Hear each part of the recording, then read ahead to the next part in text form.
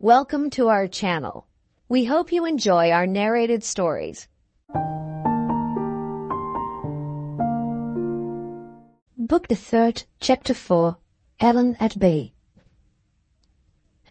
2 o'clock came, and Pedgift Jr., punctual to his time, came with it.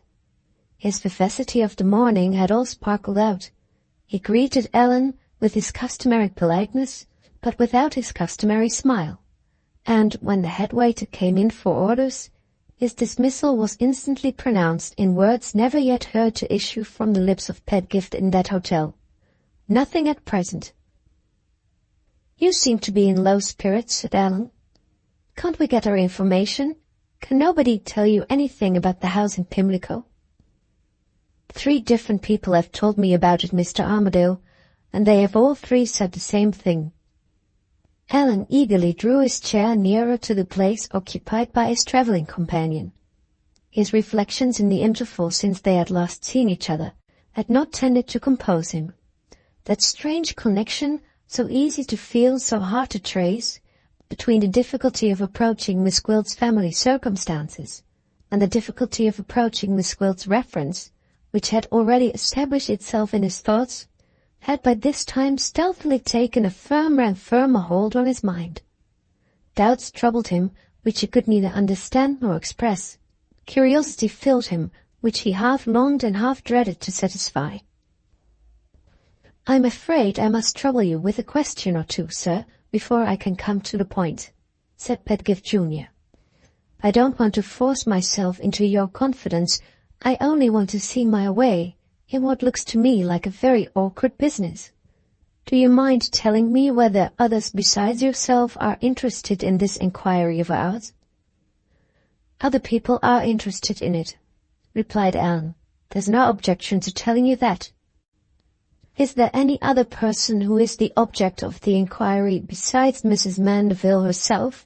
pursued Pedgift, winding his way a little deeper into the secret. "Yes, there is another person," said Allan, answering rather unwillingly. "Is the person a young woman, Mr. Armadale?" Allan started. "How do you come to guess that?" he began, then checked himself when it was too late. "Don't ask me any more questions," he resumed.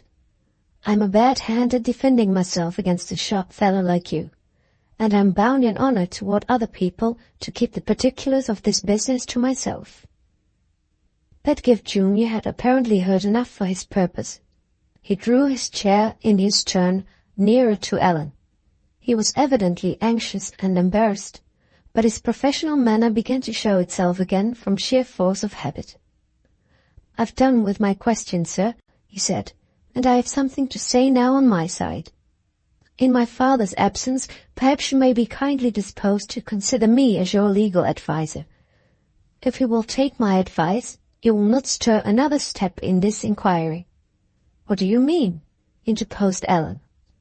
"It is just possible, Mr. Armadale, that the cabman, positive as he is, may have been mistaken. I strongly recommend you to take it for granted that he is mistaken, and to drop it there." The caution was kindly intended, but it came too late. Allan did what 99 men out of 100 in his position would have done. He declined to take his lawyer's advice. "Very well, sir," said Pedgift Jr. "If you will have it, you must have it." He leaned forward close to Allan's ear, and whispered what he had heard of the house in Pimlico, and of the people who occupied it. "Don't blame me, Mr. Armadale," he added, when the irrevocable words had been spoken. "I tried to spare you." Allan suffered the shock, as all great shocks are suffered, in silence. His first impulse would have driven him headlong for refuge to the very view of the cabman's assertion which had just been recommended to him.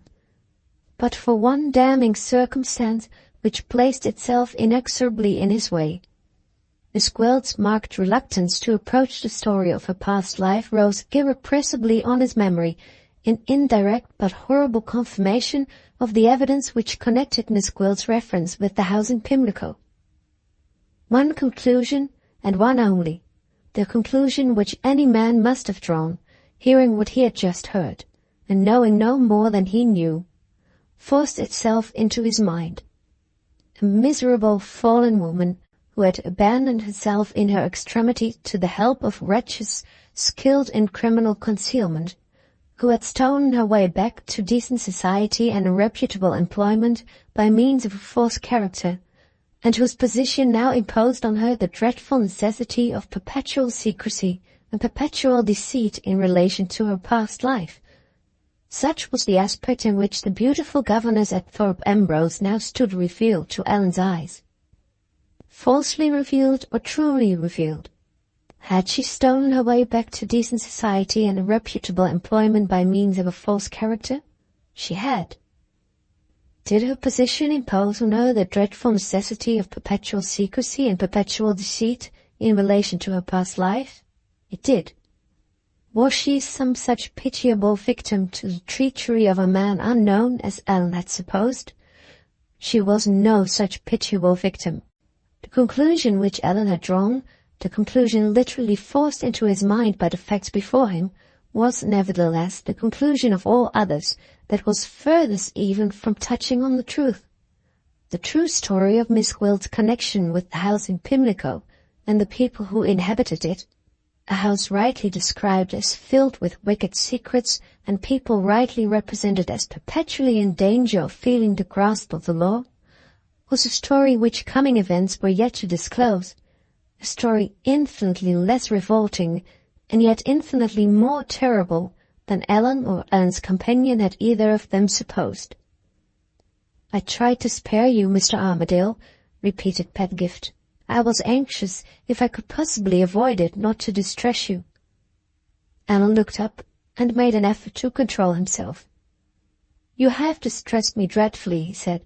"You have quite crushed me down, but it is not your fault. I ought to feel you have done me a service, and what I ought to do I will do, and I am my own man again. There is one thing," Allan added, after a moment's painful consideration, "which ought to be understood between us at once. The advice you offered me just now was very kindly meant, and it was the best advice that could be given. I will take it gratefully. We will never talk of this again, if you please, and I beg and entreat you will never speak about it to any other person. Will you promise me that?" Pedgift gave the promise with very evident sincerity, but without his professional confidence of manner. The distress in Allan's face seemed to daunt him. After a moment of very uncharacteristic hesitation, he considerately quitted the room.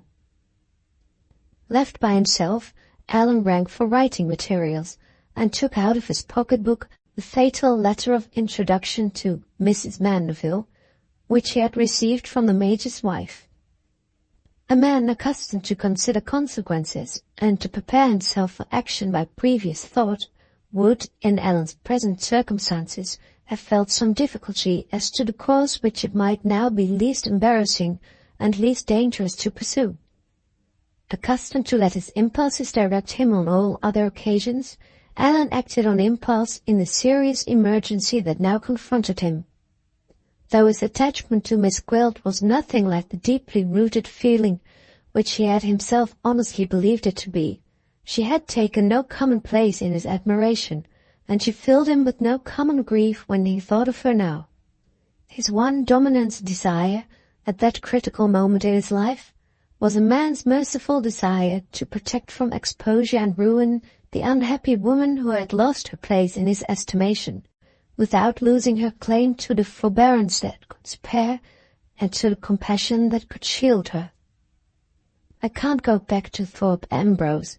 I can't trust myself to speak to her or to see her again, but I can keep her miserable secret, and I will." With that thought in his heart, Allan set himself to perform the first and foremost duty which now claimed him, the duty of communicating with Mrs. Milroy. If he had possessed a higher mental capacity and a clearer mental view, he might have found the letter no easy one to write. As it was, he calculated no consequences and felt no difficulty. His instinct warned him to withdraw at once from the position in which he now stood toward the Major's wife, and he wrote what his instinct counselled him to write under those circumstances, as rapidly as the pen could travel over the paper. Dunn's Hotel, Covent Garden, Tuesday. Dear Madam, pray excuse my not returning to Thorpe Ambrose today, as I said I would. Unforeseen circumstances obliged me to stop in London.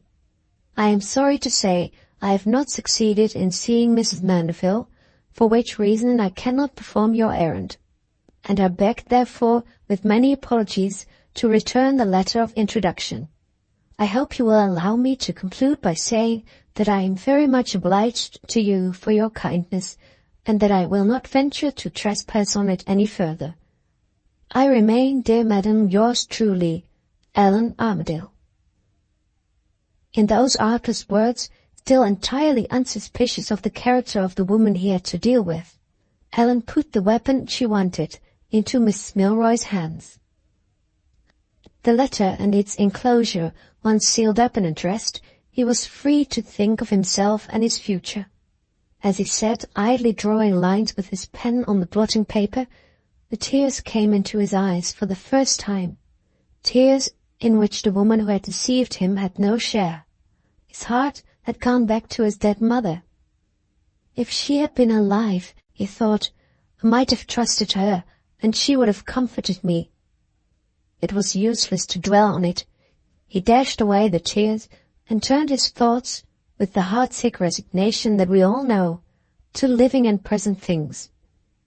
He wrote a line to Mr. Bashwood, briefly informing the deputy steward that his absence from Thorpe Ambrose was likely to be prolonged for some little time, and that any further instructions which might be necessary under those circumstances would reach him through Mr. Pedgift the elder.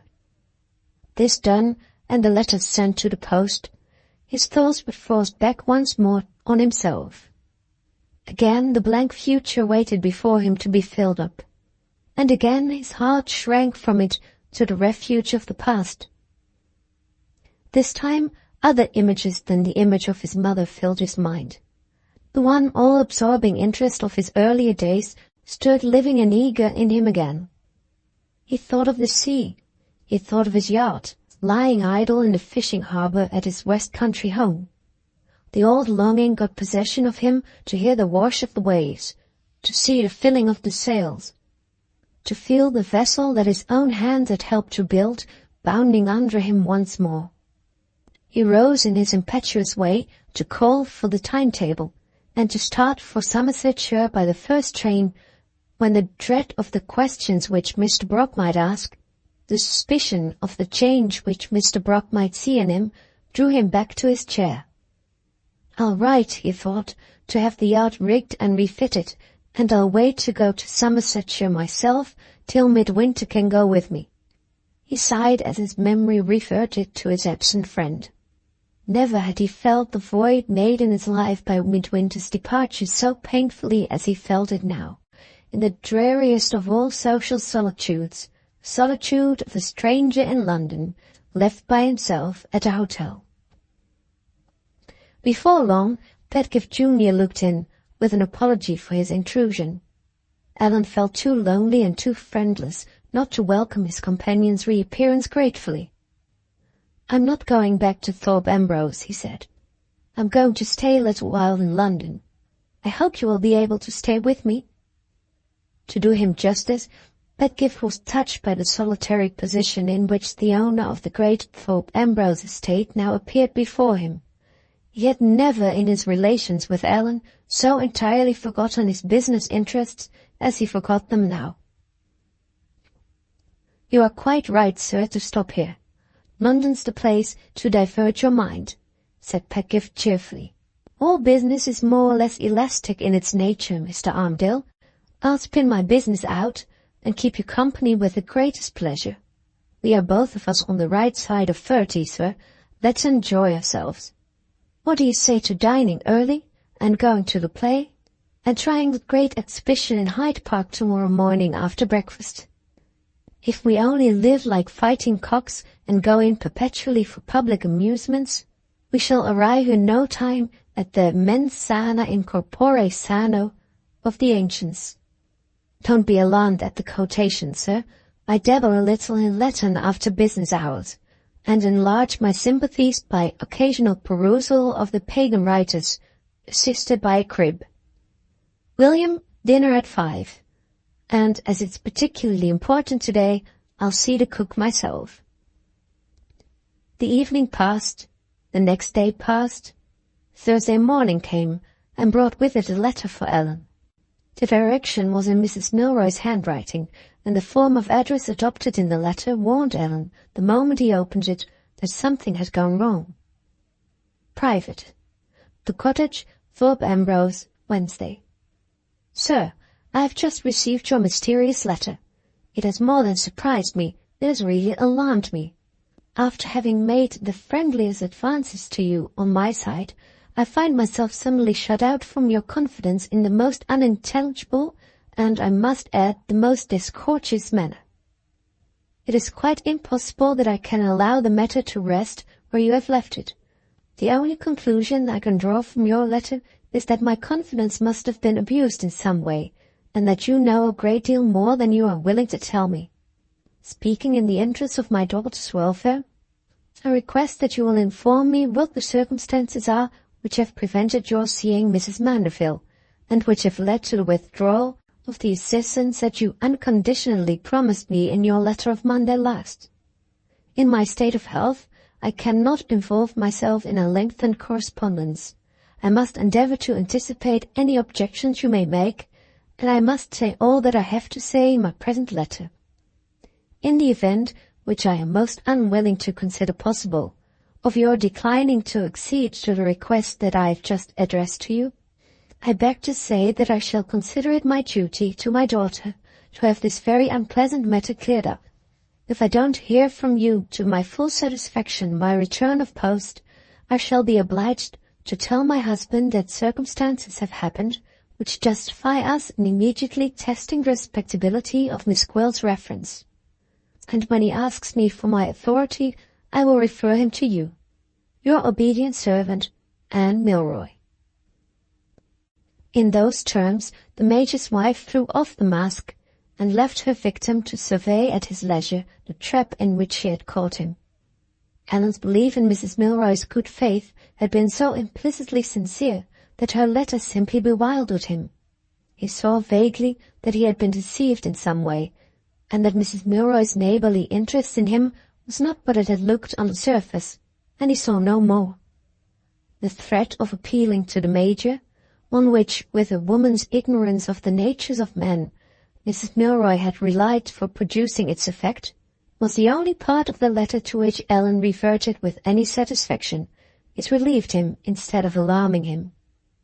If there is to be a quarrel, he thought, it will be a comfort at any rate to have it out with a man. Firm in his resolution to shield the unhappy woman whose secret he wrongly believed himself to have surprised, Allan sat down to write his apologies to the Major's wife. After setting up 3 polite declarations in close marching order, he retired from the field. He was extremely sorry to have offended Mrs. Milroy. He was innocent of all intention to offend Mrs. Milroy, and he begged to remain Mrs. Milroy's truly. Never had Allan's habitual brevity as a letter-writer done him better service than it did him now. With a little more skilfulness in the use of his pen, he might have given his enemy even a stronger hold on him than the hold she had got already. The interval day passed, and with the next morning's post, Mrs. Milroy's threat came realized in the shape of a letter from her husband. The Major wrote less formally than his wife had written, but his questions were mercilessly to the point. Private. The Cottage, Thorpe Ambrose, Friday, July 11, 1851. Dear Sir, when you did me the favour of calling here a few days since, you asked a question relating to my governess, Miss Gwilt, which I thought rather a strange one at the time, and which caused, as you may remember, a momentary embarrassment between us. This morning the subject of Miss Gwilt has been brought to my notice again, in a manner which has caused me the utmost astonishment. In plain words, Mrs. Milroy has informed me that Miss Gwilt has exposed herself to the suspicion of having deceived us by a false reference. On my expressing the surprise which such an extraordinary statement caused me, and requesting that it might be instantly substantiated, I was still further astonished by being told to apply for all particulars to no less a person than Mr. Armadale. I have vainly requested some further explanation from Mrs. Milroy. She persists in maintaining silence and in referring me to yourself. Under these extraordinary circumstances, I am compelled, in justice to all parties, to ask you certain questions, which I will endeavour to put as plainly as possible, and which I am quite ready to believe, from my previous experience of you, that you will answer frankly on your side. I beg to inquire in the first place, whether you admit or deny Mrs. Milroy's assertion that you have made yourself acquainted with particulars relating either to Miss Gwilt or to Miss Gwilt's reference, of which I am entirely ignorant. In the second place, if you admit the truth of Mrs. Milroy's statement, I request to know how you became acquainted with those particulars. Thirdly and lastly, I beg to ask you what the particulars are. If any special justification for putting these questions be needed, which, purely as a matter of courtesy toward yourself, I am willing to admit, I beg to remind you that the most precious charge in my house, the charge of my daughter, is confided to Miss Gwilt, and that Mrs. Milroy's statement places you, to all appearance, in the position of being competent to tell me whether that charge is properly bestowed or not. I have only to add that as nothing has thus far occurred to justify me in entertaining the slightest suspicion either of my governess or her reference, I shall wait before I make any appeal to Miss Gwilt until I have received your answer, which I shall expect by return of post. Believe me, dear sir, faithfully yours, David Milroy. This transparently straightforward letter at once dissipated the confusion which had thus far existed in Allan's mind. He saw the snare in which he had been caught, though he was still necessarily at a loss to understand why it had been set for him, as he had not seen it yet. Mrs. Milroy had clearly placed him between two alternatives: the alternative of putting himself in the wrong by declining to answer her husband's questions, or the alternative of meanly sheltering his responsibility behind the responsibility of a woman by acknowledging to the Major's own face that the Major's wife had deceived him. In this difficulty Allan acted as usual, without hesitation. His pledge to Mrs. Milroy to consider their correspondence private still bound him, disgracefully as she had abused it, and his resolution was as immovable as ever to let no earthly consideration tempt him into betraying Miss Gwilt. I may have behaved like a fool, he thought, but I won't break my word, and I won't be the means of turning that miserable woman adrift in the world again. He wrote to the Major as artlessly and briefly as he had written to the Major's wife. He declared his unwillingness to cause a friend and neighbour any disappointment if he could possibly help it. On this occasion he had no other choice. The questions the Major asked him were questions which he could not consent to answer. He was not very clever at explaining himself, and he hoped he might be excused for putting it in that way and saying no more. Monday's post brought with it Major Milroy's rejoinder, and closed the correspondence. The Cottage, Thorpe Ambrose, Sunday. Sir, your refusal to answer my questions, unaccompanied as it is by even the shadow of an excuse for such a proceeding, can be interpreted but in one way. Besides being an implied acknowledgment of the correctness of Mrs. Milroy's statement, it is also an implied reflection on my governess's character. As an act of justice toward a lady who lives under the protection of my roof, and who has given me no reason whatever to distrust her, I shall now show our correspondence to Miss Gwilt, and I shall repeat to her the conversation which I had with Mrs. Milroy on the subject in Mrs. Milroy's presence. One word more respecting the future relations between us, and I have done. My ideas on certain subjects are, I dare say, the ideas of an old-fashioned man. In my time, we had a code of honor by which we regulated our actions. According to that code, if a man made private inquiries into a lady's affairs, without being either her husband, her father, or her brother, he subjected himself to the responsibility of justifying his conduct in the estimation of others, and if he evaded that responsibility, he abdicated the position of a gentleman.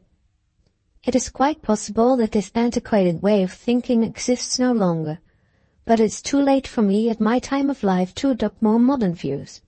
I am scrupulously anxious, seeing that we live in a country and a time in which the only court of honor is a police court, to express myself with the utmost moderation of language upon this, the last occasion that I shall have to communicate with you. Allow me, therefore, merely to remark that our ideas of the conduct which is becoming in a gentleman differ seriously, and permit me on this account to request that you will consider yourself for the future as a stranger to my family and to myself. Your obedient servant, David Milroy. The Monday morning on which his client received the Major's letter was the blackest morning that had yet been marked in Pedgift's calendar. When Allan's first angry sense of the tone of contempt in which his friend and neighbor pronounced sentence on him had subsided, it left him sunk in a state of depression from which no efforts made by his travelling companion could rouse him for the rest of the day. Reverting naturally, now that his sentence of banishment had been pronounced, to his early intercourse with the cottage, his memory went back to Amelie, more regretfully and more penitently than it had gone back to her yet. If she had shut the door on me instead of her father, was the bitter reflection with which Allan now reviewed the past, I shouldn't have had a word to say against it. I should have felt it served me right. The next day brought another letter, a welcome letter this time, from Mr. Brooke. Allan had written to Somersetshire on the subject of refitting the yacht some days since. The letter had found the rector engaged, as he innocently supposed, in protecting his old pupil against a woman whom he had watched in London, and whom he now believed to have followed him back to his own home. Acting under the directions sent to her, Mrs. Oldershaw's housemaid had completed the mystification of Mr. Brooke. She had tranquilized all further anxiety on the rector's part by giving him a written undertaking, in the character of Miss Gwilt, engaging never to approach Mr. Armadale, either personally or by letter. Firmly persuaded that he had won the victory at last, poor Mr. Brooke answered Allan's note in the highest spirits, expressing some natural surprise at his leaving Thorpe Ambrose, but readily promising that the yacht should be refitted, and offering the hospitality of the rectory in the heartiest manner. This letter did wonders in raising Allan's spirits. It gave him a new interest to look to, entirely disassociated from his past life in Norfolk. He began to count the days that were still to pass before the return of his absent friend. It was then Tuesday. If Midwinter came back from his walking trip, as he had engaged to come back in a fortnight, Saturday would find him at Thorpe Ambrose. A note sent to meet the traveller might bring him to London the same night, and if all went well, before another week was over they might be afloat together in the yacht. The next day passed, to Allan's relief, without bringing any letters. The spirits of Pedgift rose sympathetically with the spirits of his client. Toward dinner-time he reverted to the mens sana in corpore sano of the ancients, and issued his orders to the head waiter more royally than ever. Thursday came, and brought a fatal postman with more news from Norfolk. A letter-writer now stepped on the scene who had not appeared there yet, and the total overthrow of all Allan's plans for a visit to Somersetshire was accomplished on the spot. Pedgift Junior happened that morning to be the first at the breakfast table. When Allan came in, he relapsed into his professional manner, and offered a letter to his patron with a bow performed in dreary silence. "For me?" inquired Allan, shrinking instinctively from a new correspondent. "For you, sir, from my father," replied Pedgift, "enclosed in one to myself.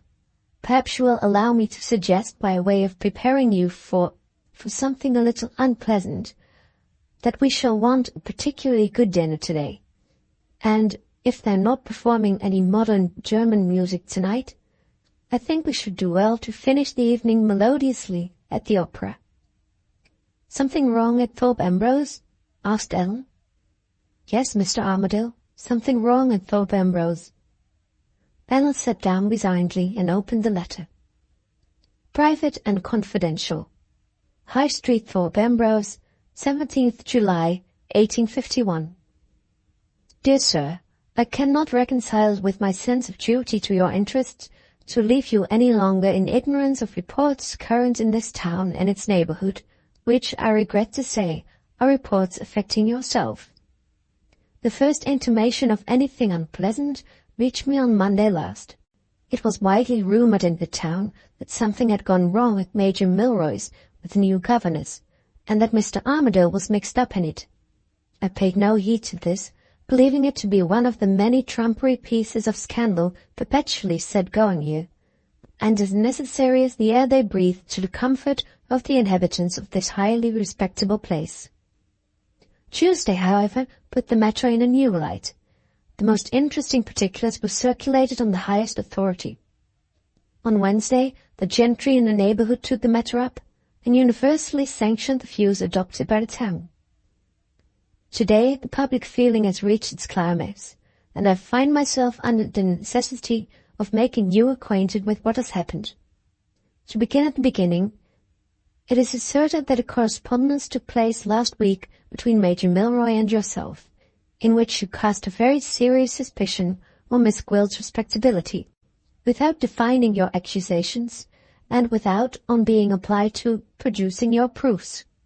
Upon this, the Major appears to have felt it his duty, while assuring his governess of his own firm belief in her respectability, to inform her of what had happened, in order that she might have no future reason to complain of his having had any concealments from her in a matter affecting her character. Very magnanimous on the Major's part, but you will see directly that Miss Gwilt was more magnanimous still. After expressing her thanks in a most becoming manner, she requested permission to withdraw herself from Major Milroy's service. Various reports are in circulation as to the governess's reason for taking this step. The authorized version, as sanctioned by the resident gentry, represents Miss Gwilt to have said that she could not condescend, in justice to herself and in justice to her highly respectable reference, to defend her reputation against undefined imputations cast on it by a comparative stranger. At the same time, it was impossible for her to pursue such a course of conduct as this, unless she possessed a freedom of action which was quite incompatible with her continuing to occupy the dependent position of a governess.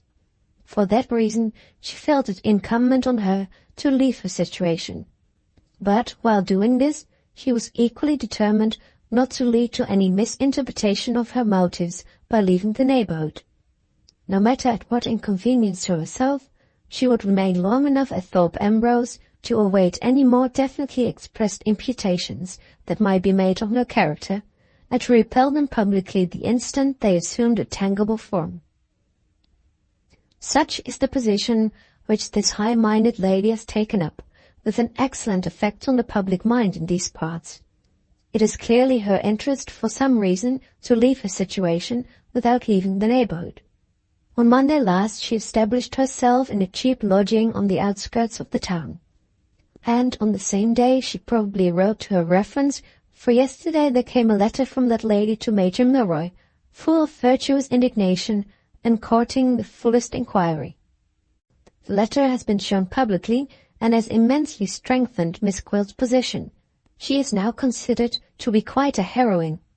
The Thorpe Ambrose Mercury has got a leading article about her, comparing her to Joan of Arc. It is considered probable that she will be referred to in the sermon next Sunday. We reckon 5 strong-minded single ladies in this neighborhood, and all 5 have called on her. A testimonial was suggested, but it has been given up at Miss Gwilt's own request, and a general movement is now on foot to get her employment as a teacher of music. Lastly, I have had the honor of a visit from the lady herself, in her capacity of martyr, to tell me in the sweetest manner that she doesn't blame Mr. Armadale, and that she considers him to be an innocent instrument in the hands of other and more designing people. I was carefully on my guard with her, for I don't altogether believe in Miss Gwilt, and I have my lawyer's suspicions of the motive that is at the bottom of her present proceedings. I have written thus far, my dear sir, with little hesitation or embarrassment. But there is unfortunately a serious side to this business, as well as a ridiculous side, and I must unwillingly come to it before I close my letter.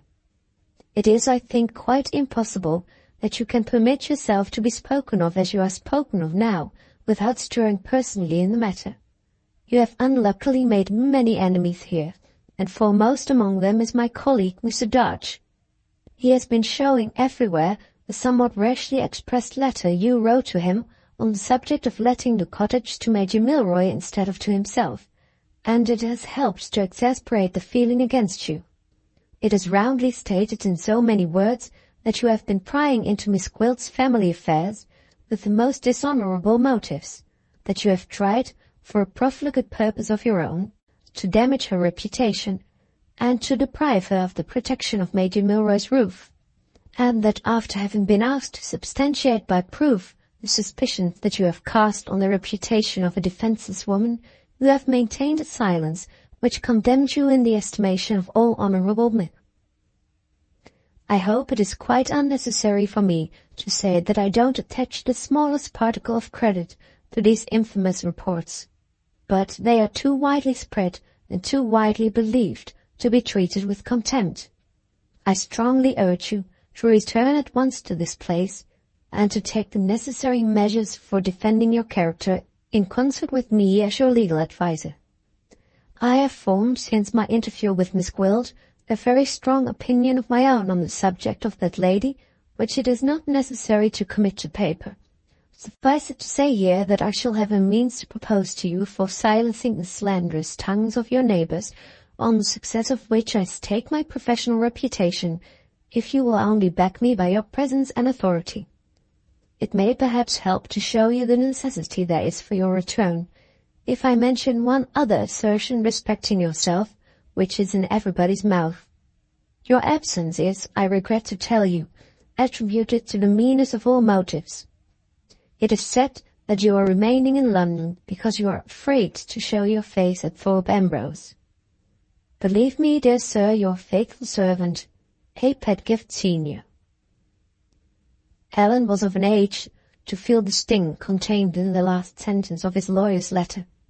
He started to his feet in a paroxysm of indignation, which revealed his character to Pedgift Junior in an entirely new light. "Where's the timetable?" cried Allan. "I must go back to Thorpe Ambrose by the next train. If it doesn't start directly, I'll have a special engine. I must and will go back instantly, and I don't care 2 straws for the expense." "Suppose we telegraph to my father, sir?" suggested the judicious Pedgift. "It's the quickest way of expressing your feelings, and the cheapest." "So it is," said Allan. "Thank you for reminding me of it. Telegraph to them. Tell your father to give every man in Thorpe Ambrose the lie direct in my name. Put it in capital letters, Pedgift. Put it in capital letters." Pedgift smiled and shook his head.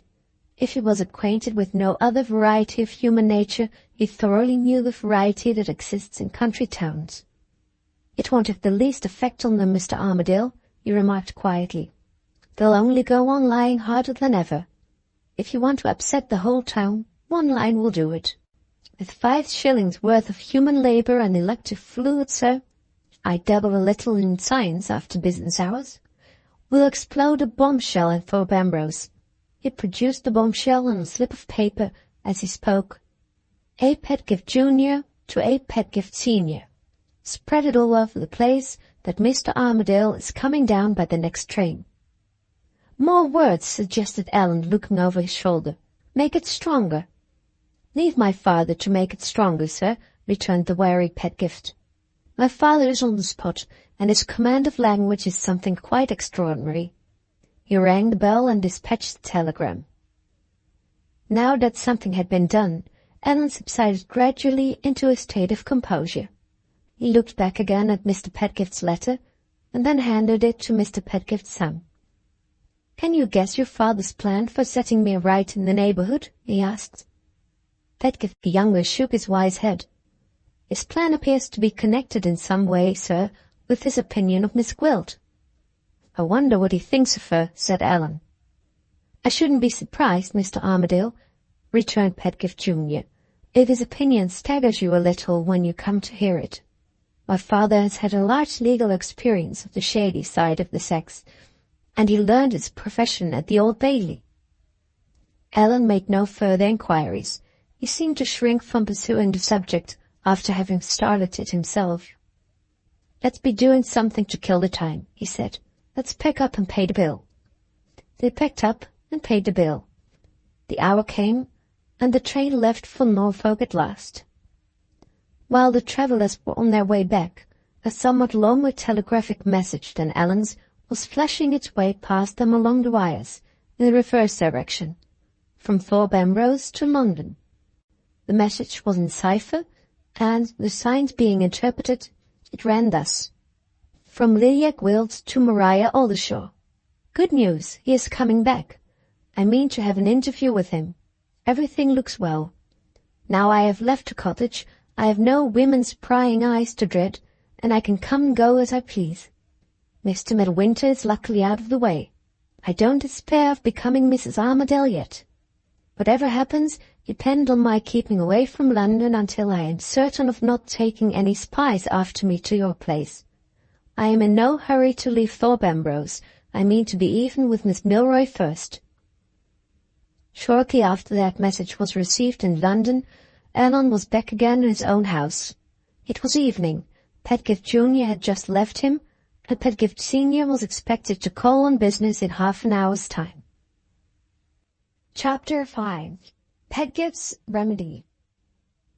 After waiting to hold a preliminary consultation with his son, Mr. Pedgift, the elder, set forth alone for his interview with Allan at the great house. Allowing for the difference in their ages, the son was, in this instance, so accurately the reflection of the father, that an acquaintance with either of the two Pedgifts was almost equivalent to an acquaintance with both. Add some little height and size to the figure of Pedgift Junior, give more breadth and boldness to his humor, and some additional solidity and composure to his confidence in himself, and the presence and character of Pedgift Senior stood, for all general purposes, revealed before you. The lawyer's conveyance to Thorpe Ambrose was his own smart gig, drawn by his famous fast-trotting mare. It was his habit to drive himself, and it was one among the trifling external peculiarities in which he and his son differed a little, to affect something of the sporting character in his dress. The drab trousers of Pedgift the elder fitted close to his legs. His boots, in dry weather and wet alike, were equally thick in the sole. His coat pockets overlapped his hips, and his favorite summer cravat was of light spotted muslin, tied in the neatest and smallest of bows. He used tobacco like his son, but in a different form. While the younger man smoked, the elder took snuff copiously, and it was noticed among his intimates that he always held his pinch in a state of suspense between his box and his nose when he was going to clinch a good bargain or to say a good thing. The art of diplomacy enters largely into the practice of all successful men in a lower branch of the law. Mr. Pedgift's form of diplomatic practice had been the same throughout his life. On every occasion when he found his art's persuasion required at an interview with another man, he invariably kept his strongest argument, or his boldest proposal, till last, and invariably remembered it at the door, after previously taking his leave, as if it was a purely accidental consideration which had that instant occurred to him. Jocular friends, acquainted by previous experience with this form of proceeding, had given it the name of Pedgift's postscript. There were few people in Thorpe Ambrose who did not know what it meant when the lawyer suddenly checked his exit at the open door, came back softly to his chair, with his pinch of snuff suspended between his box and his nose, said, "By the by, there's a point occurs to me," and settled the question offhand, after having given it up in despair not a minute before.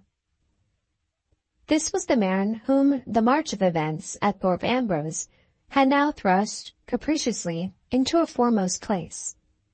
This was the one friend at hand to whom Allan, in his social isolation, could turn for counsel in the hour of need. "Good evening, Mr. Armadale. Many thanks for your prompt attention to my very disagreeable letter," said Pedgift Senior, opening the conversation cheerfully the moment he entered his client's house. "I hope you understand, sir, that I had really no choice, under the circumstances, but to write as I did." "I have very few friends, Mr. Pedgift," returned Allan simply, "and I am sure you are one of the few." "Much obliged, Mr. Armadale. I have always tried to deserve your good opinion, and I mean, if I can, to deserve it now. You found yourself comfortable, I hope, sir, at the hotel in London?" "We call it our hotel. Some rare old wine in the cellar, which I should have introduced to your notice if I had had the honor of being with you. My son, unfortunately, knows nothing about wine." Allan felt his false position in the neighborhood far too acutely to be capable of talking of anything but the main business of the evening. His lawyer's politely roundabout method of approaching the painful subject to be discussed between them rather irritated than composed him. He came at once to the point in his own bluntly straightforward way. "The hotel was very comfortable, Mr. Pedgift, and your son was very kind to me. But we are not in London now, and I want to talk to you about how I am to meet the lies that are being told of me in this place." "Only point me out any one man," cried Allan, with a rising voice and a mounting color. "Any one man who says I'm afraid to show my face in the neighborhood, and I'll horsewhip him publicly before another day is over his head." Pedgift Senior helped himself to a pinch of snuff, and held it calmly in suspense midway between his box and his nose. "You can horsewhip a man, sir, but you can't horsewhip a neighborhood," said the lawyer, in his politely epigrammatic manner. "We will fight our battle, if you please, without borrowing our weapons of the coachman yet a while, at any rate." "But how are we to begin?" asked Allan, impatiently. "How am I to contradict the infamous things they say of me?" "There are two ways of stepping out of your present awkward position, sir. A short way and a long way," replied Pedgift Senior. "The short way, which is always the best, has occurred to me since I have heard of your proceedings in London from my son. I understand that you permitted him, after you received my letter, to take me into your confidence. I have drawn various conclusions from what he has told me, which I may find it necessary to trouble you with presently. In the meantime, I should be glad to know under what circumstances you went to London to make these unfortunate inquiries about Miss Gwilt. Was it your own notion to pay that visit to Mrs. Mandeville, or were you acting under the influence of some other person?" Allan hesitated. "I can't honestly tell you it was my own notion," he replied, and said no more. "I thought as much," remarked Pedgift Senior, in high triumph. "The short way out of our present difficulty, Mr. Armadale, lies straight through that other person, under whose influence you acted. That other person must be presented forthwith to public notice, and must stand in that other person's proper place. The name, if you please, sir, to begin with. We'll come to the circumstances directly." "I am sorry to say, Mr. Pedgift, that we must try the longest way, if you have no objection," replied Allan quietly. "The short way happens to be a way I can't take on this occasion." The men who rise in the law are the men who decline to take no for an answer. Mr. Pedgift the elder had risen in the law, and Mr. Pedgift the elder now declined to take no for an answer. But all pertinacity, even professional pertinacity including, sooner or later finds its limits. And the lawyer, doubly fortified as he was by long experience and copious pinches of snuff, found his limits at the very outset of the interview. It was impossible that Allan could respect the confidence which Mrs. Milroy had treacherously affected to place in him. But he had an honest man's regard for his own pledged word, the regard which looks straight forward at the fact, and which never glances sidelong at the circumstances. And the utmost persistency of Pedgift Senior failed to move him a hairbreadth from the position which he had taken up. No is the strongest word in the English language, in the mouth of any man who has the courage to repeat it often enough, and Allan had the courage to repeat it often enough on this occasion. "Very good, sir," said the lawyer, accepting his defeat without the slightest loss of temper. "The choice rests with you, and you have chosen. We will go the long way. It starts, allow me to inform you, from my office, and it leads, as I strongly suspect, through a very miry road to Miss Gwilt." Allan looked at his legal adviser in speechless astonishment. "If you want to expose the person who is responsible in the first instance, sir, for the inquiries to which you unfortunately let yourself," proceeded Mr. Pedgift the elder, "the only other alternative in your present position is to justify the inquiries themselves." "And how was that to be done?" inquired Allan. "By proving to the whole neighborhood, Mr. Armadale, what I firmly believe to be the truth, that the pet object of the public protection is an adventuress of the worst class, an undeniably worthless and dangerous woman. In plainer English still, sir, by employing time enough and money enough to discover the truth about Miss Gwilt." Before Allan could say a word in answer, there was an interruption at the door. After the usual preliminary knock, one of the servants came in. "I told you I was not to be interrupted," said Allan, irritably. "Good heavens, am I never to have done with him? Another letter." "Yes, sir," said the man, holding it out. "And," he added, speaking words of evil omen in his master's ears, "the person waits for an answer." Allan looked at the address of the letter with a natural expectation of encountering the handwriting of the major's wife. The anticipation was not realized. His correspondent was plainly a lady, but the lady was not Mrs. Milroy. "Who can it be?" he said, looking mechanically at Pedgift Senior as he opened the envelope. Pedgift Senior gently tapped his snuff-box and said, without a moment's hesitation, "Miss Gwilt." Allan opened the letter. The first two words in it were the echo of the two words the lawyer had just pronounced. It was Miss Gwilt.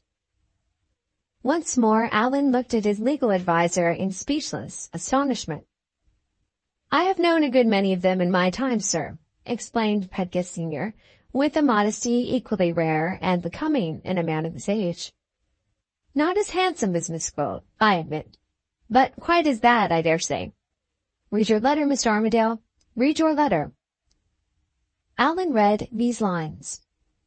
"Miss Gwilt presents her compliments to Mr. Armadale and begs to know if it will be convenient to him to favor her with an interview, either this evening or tomorrow morning. Miss Gwilt offers no apology for making her present request. She believes Mr. Armadale will grant it as an act of justice toward a friendless woman, whom he has been innocently the means of injuring, and who is earnestly desirous to set herself right in his estimation." Allan handed the letter to his lawyer in silent perplexity and distress. The face of Mr. Pedgift the elder expressed but one feeling when he had read the letter in his turn and had handed it back, a feeling of profound admiration. "What a lawyer she would have made," he exclaimed fervently, "if she had only been a man." "I can't treat this as lightly as you do, Mr. Pedgift," said Allan. "It's dreadfully distressing to me. I was so fond of her," he added, in a lower tone. "I was so fond of her once." Mr. Pedgift Senior suddenly became serious on his side.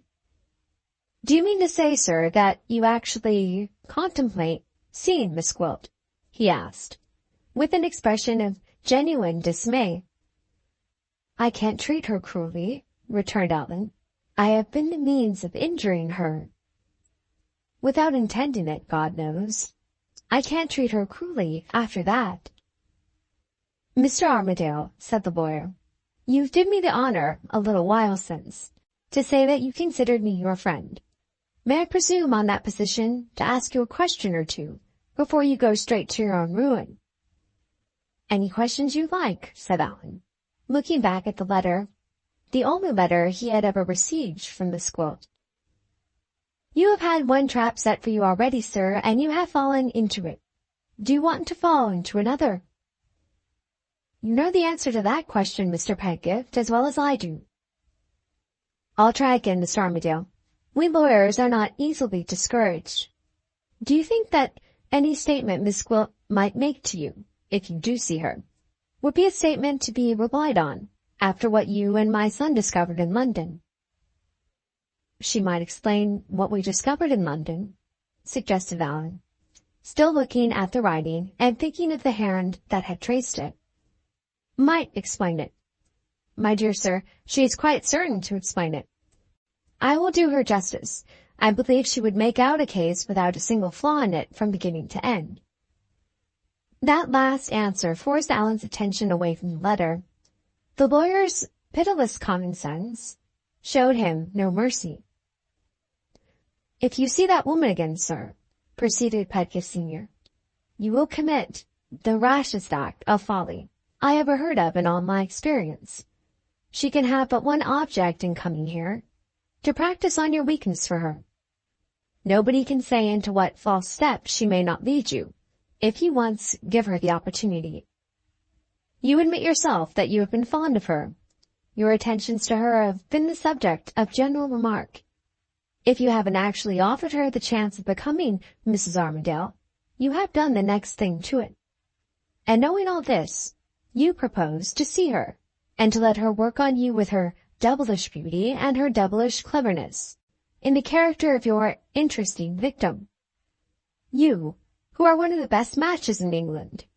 You, who are the natural prey of all the hungry single women in the community. I never heard the like of it. I never, in all my professional experience, heard the like of it. If you must positively put yourself in a dangerous position, Mr. Armadale," concluded Pedgift the elder, with the everlasting pinch of snuff held in suspense between his box and his nose, "there's a wild beast show coming to our town next week. Let in the tigers, sir. Don't let in Miss Gwilt." For the third time, Allan looked at his lawyer, and for the third time his lawyer looked back at him, quite unabashed. "You seem to have a very bad opinion of Miss Gwilt," said Allan. "The worst possible opinion, Mr. Armadale," retorted Pedgift Senior coolly. "We will return to that when we have sent the lady's messenger about his business. Will you take my advice? Will you decline to see her?" "I would willingly decline. It would be so dreadfully distressing to both of us," said Allan. "I would willingly decline if only I knew how." "Bless my soul, Mr. Armadale, it's easy enough. Don't commit yourself in writing. Send out to the messenger, and say there's no answer." The short course thus suggested was a course which Allan positively declined to take. "It's treating her brutally," he said. "I can't and won't do it." Once more the pertinacity of Pedgift the elder found its limits, and once more that wise man yielded gracefully to a compromise. On receiving his client's promise not to see Miss Gwilt, he consented to Allan's committing himself in writing under his lawyer's dictation. The letter thus produced was modeled in Allan's own style. It began and ended in one sentence. "Mr. Armadale presents his compliments to Miss Gwilt and regrets that he cannot have the pleasure of seeing her at Thorpe Ambrose." Allan had pleaded hard for a second sentence, explaining that he only declined Miss Gwilt's request from a conviction that an interview would be needlessly distressing on both sides. But his legal adviser firmly rejected the proposed addition to the letter. "When you say no to a woman, sir," remarked Pedgift Senior, "always say it in one word. If you give her your reasons, she invariably believes that you mean yes." Producing that little gem of wisdom from the rich mine of his professional experience, Mr. Pedgift the elder sent out the answer to Miss Gwilt's messenger, and recommended the servant to see the fellow, whoever he was, well clear of the house. "Now, sir," said the lawyer, We will come back, if you like, to my opinion of Miss Gwilt. It doesn't at all agree with yours, I'm afraid. You think her an object of pity. Quite natural at your age. I think her an object for the inside of a prison. Quite natural at mine. You shall hear the grounds on which I have formed my opinion directly. Let me show you that I am in earnest by putting the opinion itself, in the first place, to a practical test. Do you think Miss Gwilt is likely to persist in paying you a visit, Mr. Armadale, after the answer you have just sent to her? Quite impossible, cried Allan warmly. Miss Gwilt is a lady. After the letter I have sent to her, she will never come near me again. There we join issue, sir, cried Pedgift Senior. I say she will snap her fingers at your letter, which was one of the reasons why I objected to your writing it. I say she is in all probability waiting her messenger's return, in or near your grounds at this moment. I say she will try to force her way in here, before 24 hours more are over your head. Egad, sir, cried Mr. Pedgift, looking at his watch, it's only 7 o'clock now. She's bold enough and clever enough to catch you unawares this very evening. Permit me to ring for the servant. Permit me to request that you will give him orders immediately to say you are not at home. You needn't hesitate, Mr. Armadale.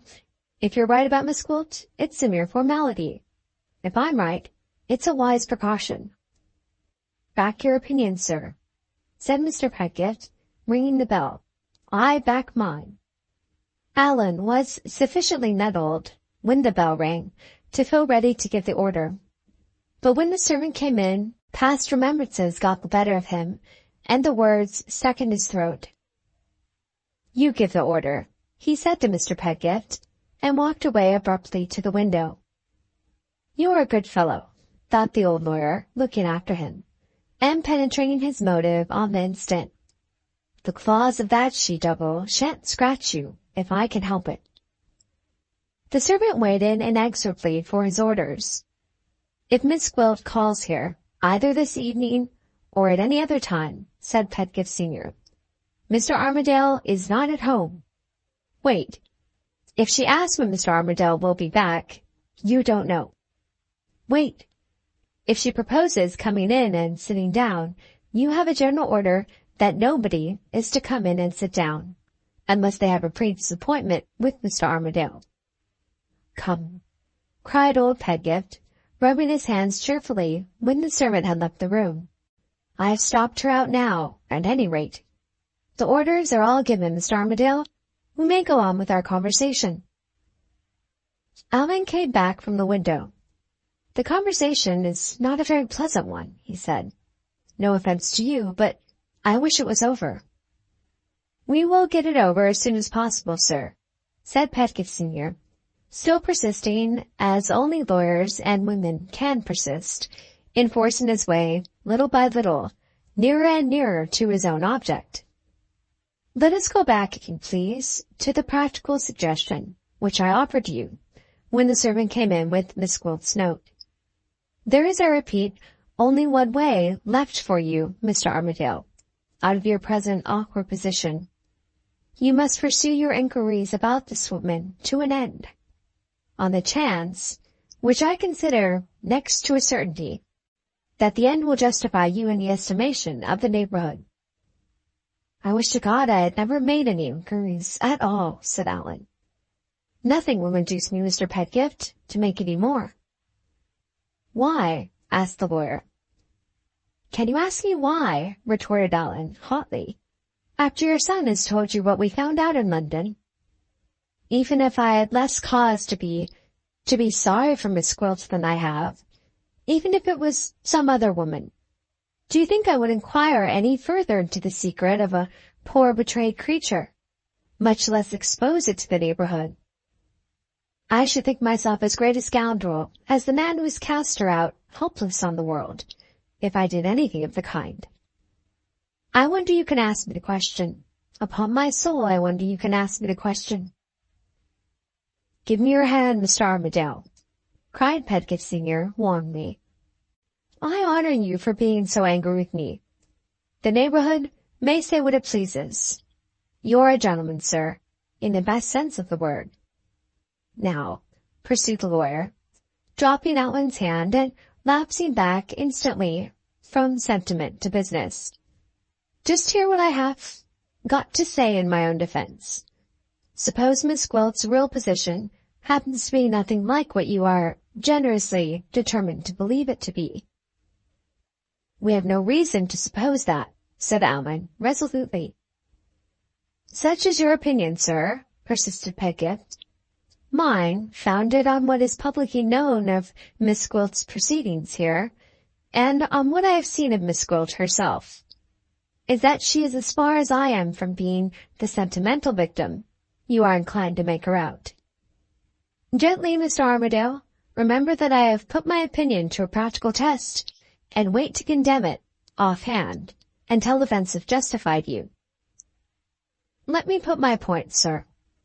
Make allowances for me as a lawyer, and let me put my points. You and my son are young men, and I don't deny that the circumstances on the surface appear to justify the interpretation which, as young men, you have placed on them. I am an old man. I know that circumstances are not always to be taken as they appear on the surface, and I possess the great advantage in the present case of having had years of professional experience among some of the wickedest women who ever walked this earth. Allan opened his lips to protest, and checked himself, in despair of producing the slightest effect. Pedgift Senior bowed in polite acknowledgment of his client's self-restraint, and took instant advantage of it to go on. On Miss Gwilt's proceedings, he resumed, since your unfortunate correspondence with the Major show me that she is an old hand at deceit. The moment she is threatened with exposure of some kind, there can be no doubt, after what you discovered in London, she turns your honorable silence to the best possible account, and leaves the Major's service in the character of a martyr. Once out of the house, what does she do next? She boldly stops in the neighborhood, and serves 3 excellent purposes by doing so. In the first place, she shows everybody that she is not afraid of facing another attack on her reputation. In the second place, she is close at hand to twist you round her little finger, and to become Mrs. Armadale in spite of circumstances, if you and I allow her the opportunity. In the third place, if you and I are wise enough to distrust her, she is equally wise on her side, and doesn't give us the first great chance of following her to London, and associating her with her accomplices. Is this the conduct of an unhappy woman, who has lost her character in a moment of weakness, and who has been driven unwillingly into a deception to get it back again? You put it cleverly, said Allan, answering with marked reluctance. I can't deny that you put it cleverly. Your own common sense, Mr. Armadale, is beginning to tell you that I put it justly, said Pedgift Senior. I don't presume to say yet what this woman's connection may be with those people at Pimlico. All I assert is that it is not the connection you suppose. Having stated the facts so far, I have only to add my own personal impression of Miss Gwilt. I won't shock you, if I can help it. I'll try if I can't put it cleverly again. She came to my office, as I told you in my letter, no doubt to make friends with your lawyer, if she could. She came to tell me in the most forgiving and Christian manner that she didn't blame you. Do you ever believe anybody, Mr. Pedgift? Interposed Allan. Sometimes, Mr. Armadale, returned Pedgift the elder, as unabashed as ever. I believe as often as a lawyer can. To proceed, sir. When I was in the criminal branch of practice, it fell to my lot to take instructions for the defense of women committed for trial from the women's own lips. Whatever other difference there might be among them, I got in time to notice among those who were particularly wicked and unquestionably guilty one point in which they all resembled each other. Tall and short, old and young, handsome and ugly, they all had a secret self-possession that nothing could shake. On the surface, they were as different as possible. Some of them were in a state of indignation. Some of them were drowned in tears. Some of them were full of pious confidence. And some of them were resolved to commit suicide before the night was out. But only put your finger suddenly on the weak point in the story told by any one of them, and there was an end of her rage, or her tears, or her piety, or her despair. And out came the genuine woman, in full possession of all her resources, with a neat little lie that exactly suited the circumstances of the case. Miss Gwilt was in tears, sir, becoming tears that didn't make her nose red, and I put my finger suddenly on the weak point in her story. Down dropped her pathetic pocket handkerchief from her beautiful blue eyes, and out came the genuine woman, with the neat little lie that exactly suited these circumstances.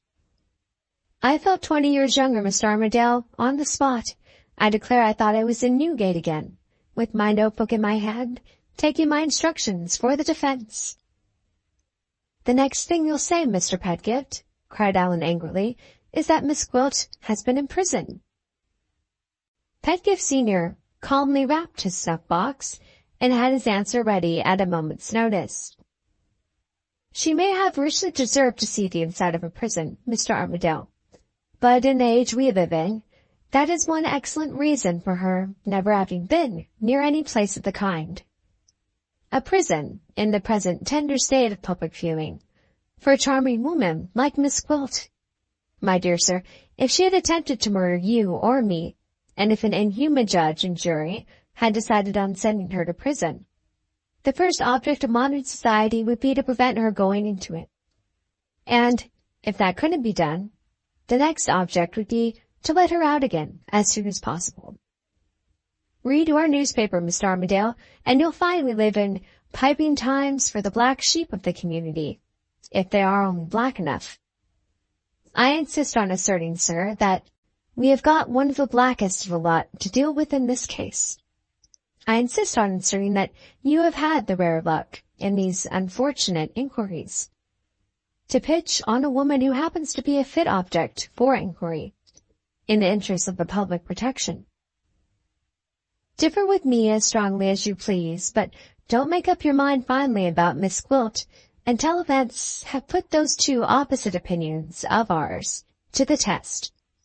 That I have proposed. A fairest test there can't be. I agree with you that no lady worthy of the name could attempt to force her way in here after receiving your letter. But I deny that Miss Gwilt is worthy of the name, and I say she will try to force her way in here, in spite of you. And I say she won't, retorted Allan firmly. Pedgift Senior leaned back in his chair and smiled. There was a momentary silence, and in that silence the doorbell rang. The lawyer and the client both looked expectantly in the direction of the hall. "No," cried Allan, more angrily than ever. "Yes," cried Pedgift Senior, contradicting him with the utmost politeness. They waited the event. The opening of the house door was audible, but the room was too far from it for the sound of voices to reach the ear as well. After a long interval of expectation, the closing of the door was heard at last. Allan rose impetuously and rang the bell. Mr. Pedgift the elder sat sublimely calm and enjoyed, with a gentle zest, the largest pinch of snuff he had taken yet. "Anybody for me?" asked Allan, when the servant came in. The man looked at Pedgift Senior with an expression of unutterable reverence, and answered, "Miss Gwilt." "I don't want to crow over you, sir," said Mr. Pedgift the elder, when the servant had withdrawn, "but what do you think of Miss Gwilt now?" Allan shook his head in silent discouragement and distress.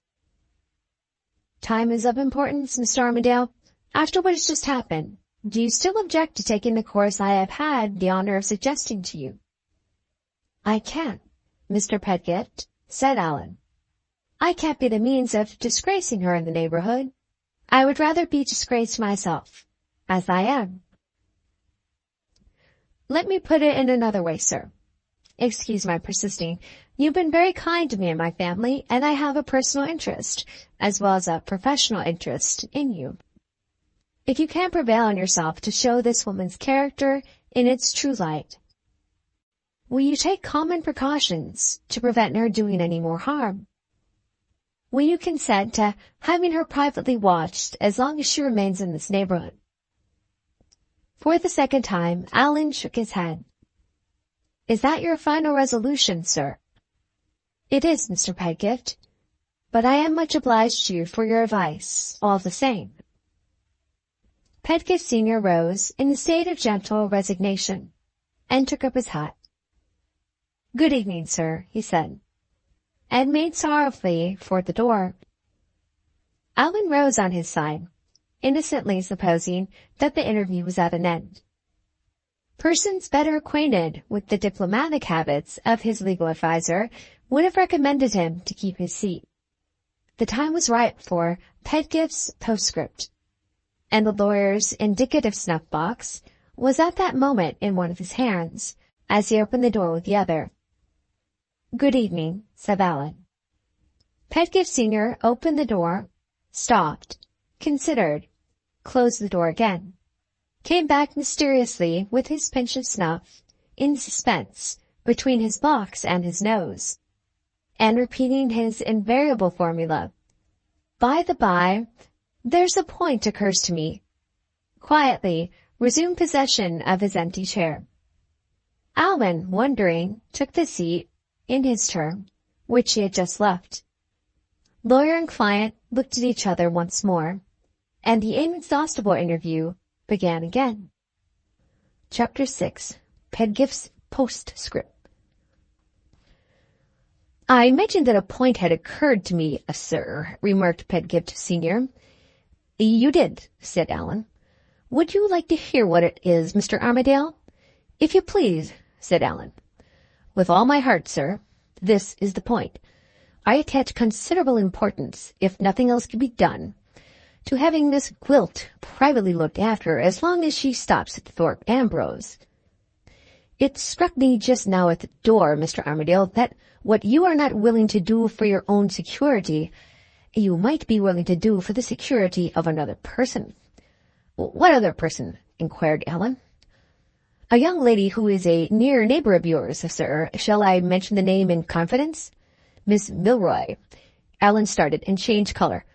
Miss Milroy, he repeated. Can she be concerned in this miserable business? I hope not, Mr. Pedgift. I sincerely hope not. I paid a visit in your interest, sir, at the cottage this morning, proceeded Pedgift Senior. You shall hear what happened there, and judge for yourself. Major Milroy has been expressing his opinion of you pretty freely. I thought it highly desirable to give him a caution. It's always the way with those quiet, addle-headed men. When they do once wake up, there's no reasoning with their obstinacy and no quieting their violence. Well, sir, this morning I went to the cottage. The Major and Miss Neely were both in the parlor. Miss not looking so pretty as usual, pale, I thought, pale, and worn, and anxious. Up jumps the addle-headed Major. I wouldn't give that, Mr. Armadale, for the brains of a man who can occupy himself for half his lifetime in making a clock. Up jumps the addle-headed Major. In the loftiest of manner, he actually tries to look me down. Ah, ha, ha! The idea of anybody looking me down at my time of life! I behaved like a Christian. I nodded kindly to old What's-o'clock. Fine morning, Major, says I. Have you any business with me, says he. Just a word, says I. Miss Neely, like the sensible girl she is, gets up to leave the room. And what does her ridiculous father do? He stops her. You needn't go, my dear. I have nothing to say to Mr. Pedgift, says this old military idiot, and turns my way and tries to look me down again. You are Mr. Armadale's lawyer, says he. If you come on any business relating to Mr. Armadale, I refer you to my solicitor. His solicitor is and Dar has had enough of me in business, I can tell you. My errand here, Major, does certainly relate to Mr. Armadale, says I, but it doesn't concern your lawyer, at any rate, just yet. I wish to caution you to suspend your opinion of my client, or, if you won't do that, to be careful how you express it in public. I warn you that our turn is to come, and that you are not at the end yet of the scandal about Miss Gwilt. It struck me as likely that he would lose his temper when he found himself cackled in that way.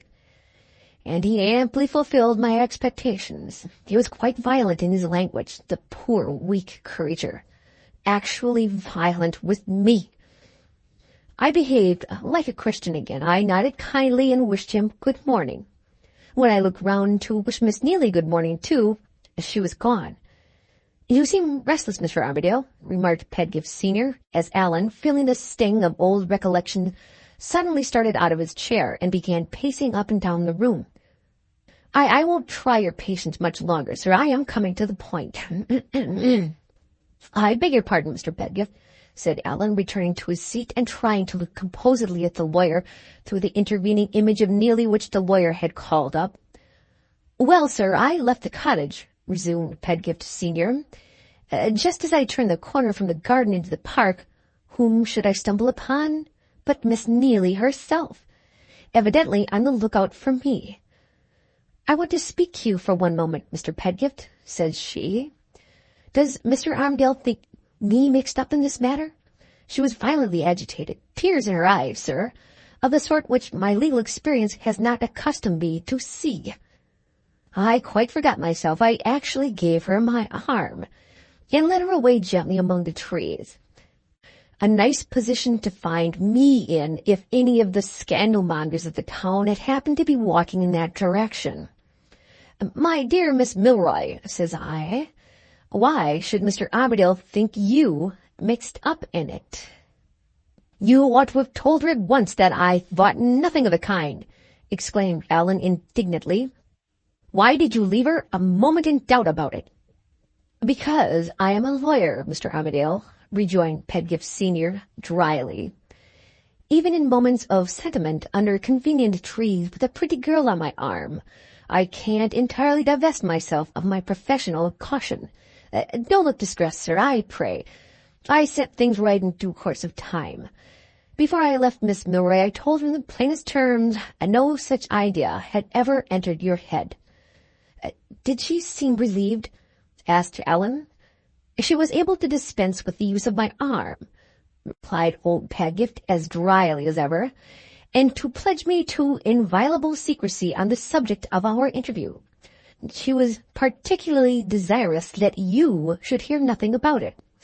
If you are at all anxious on your side to know why I am now betraying her confidence, I beg to inform you that her confidence related to no less a person than the lady who favored you with a call just now, Miss Gwilt." Allan, who had been once more restlessly pacing the room, stopped and returned to his chair. "Is this serious?" he asked. "Most serious, sir," returned Pedgift Senior. "I am betraying Miss Neely's secret in Miss Neely's own interest. Let us go back to that cautious question I put to her. She found some little difficulty in answering it, for the reply involved her in a narrative of the parting interview between her governess and herself. This is the substance of it. The two were alone when Miss Gwilt took leave of her pupil, and the words she used, as reported to me by Miss Neely, were these. She said, 'Your mother has declined to allow me to take leave of her. Do you decline to?' Miss Neely's answer was a remarkably sensible one for a girl of her age. 'We have not been good friends,' said she, 'and I believe we are equally glad to part with each other. But I have no wish to decline taking leave of you.' Saying that, she held out her hand.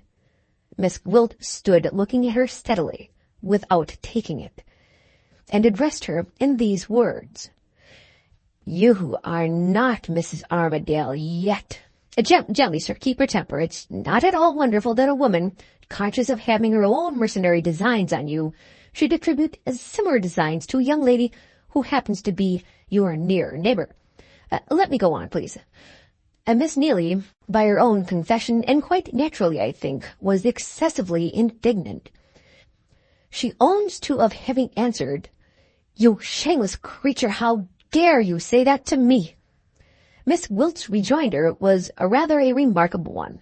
The anger on her side appears to have been of the cool, still venomous kind. "Nobody ever injured me, Miss Milroy," she said, "without sooner or later bitterly repenting it. You will bitterly repent it." She stood looking at her pupil for a moment in dead silence, and then left the room.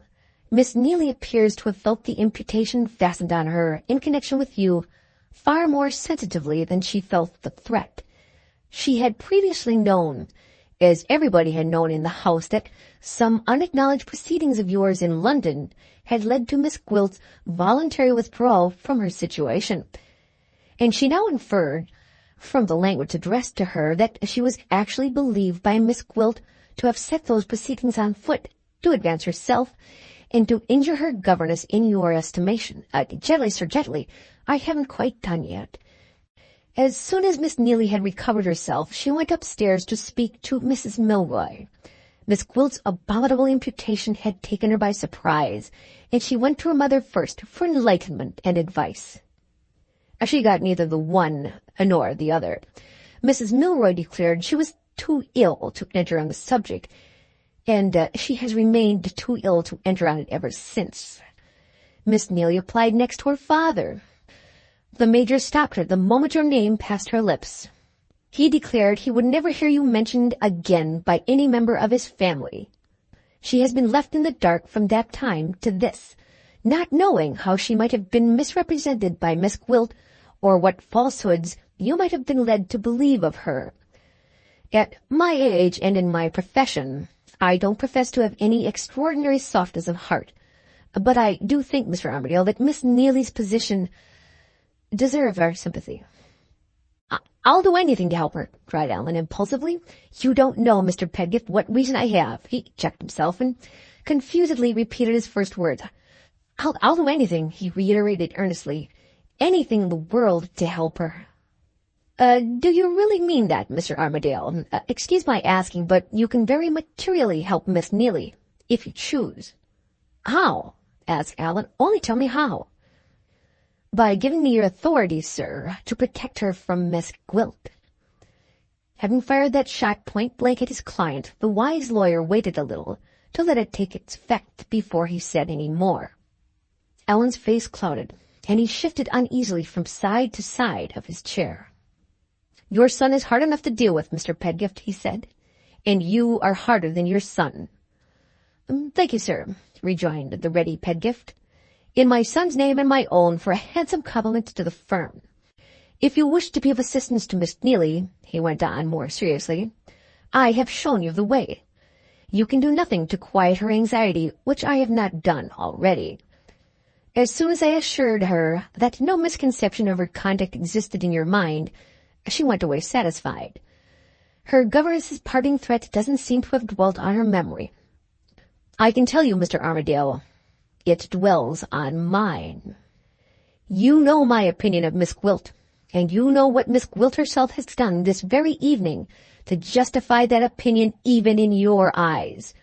May I ask, after all that has passed, whether you think she's the sort of woman who can be trusted to confine herself to empty threats?" The question was a formidable one to answer. Forced steadily back from the position which he had occupied at the outset of the interview by the irresistible pressure of plain facts, Allan began for the first time to show symptoms of yielding on the subject of Miss Gwilt. "Is there no other way of protecting Miss Milroy but the way you have mentioned?" he asked uneasily. "Do you think the Major would listen to you, sir, if you spoke to him?" asked Pedgift Senior sarcastically. "I'm rather afraid he wouldn't honor me with his attention.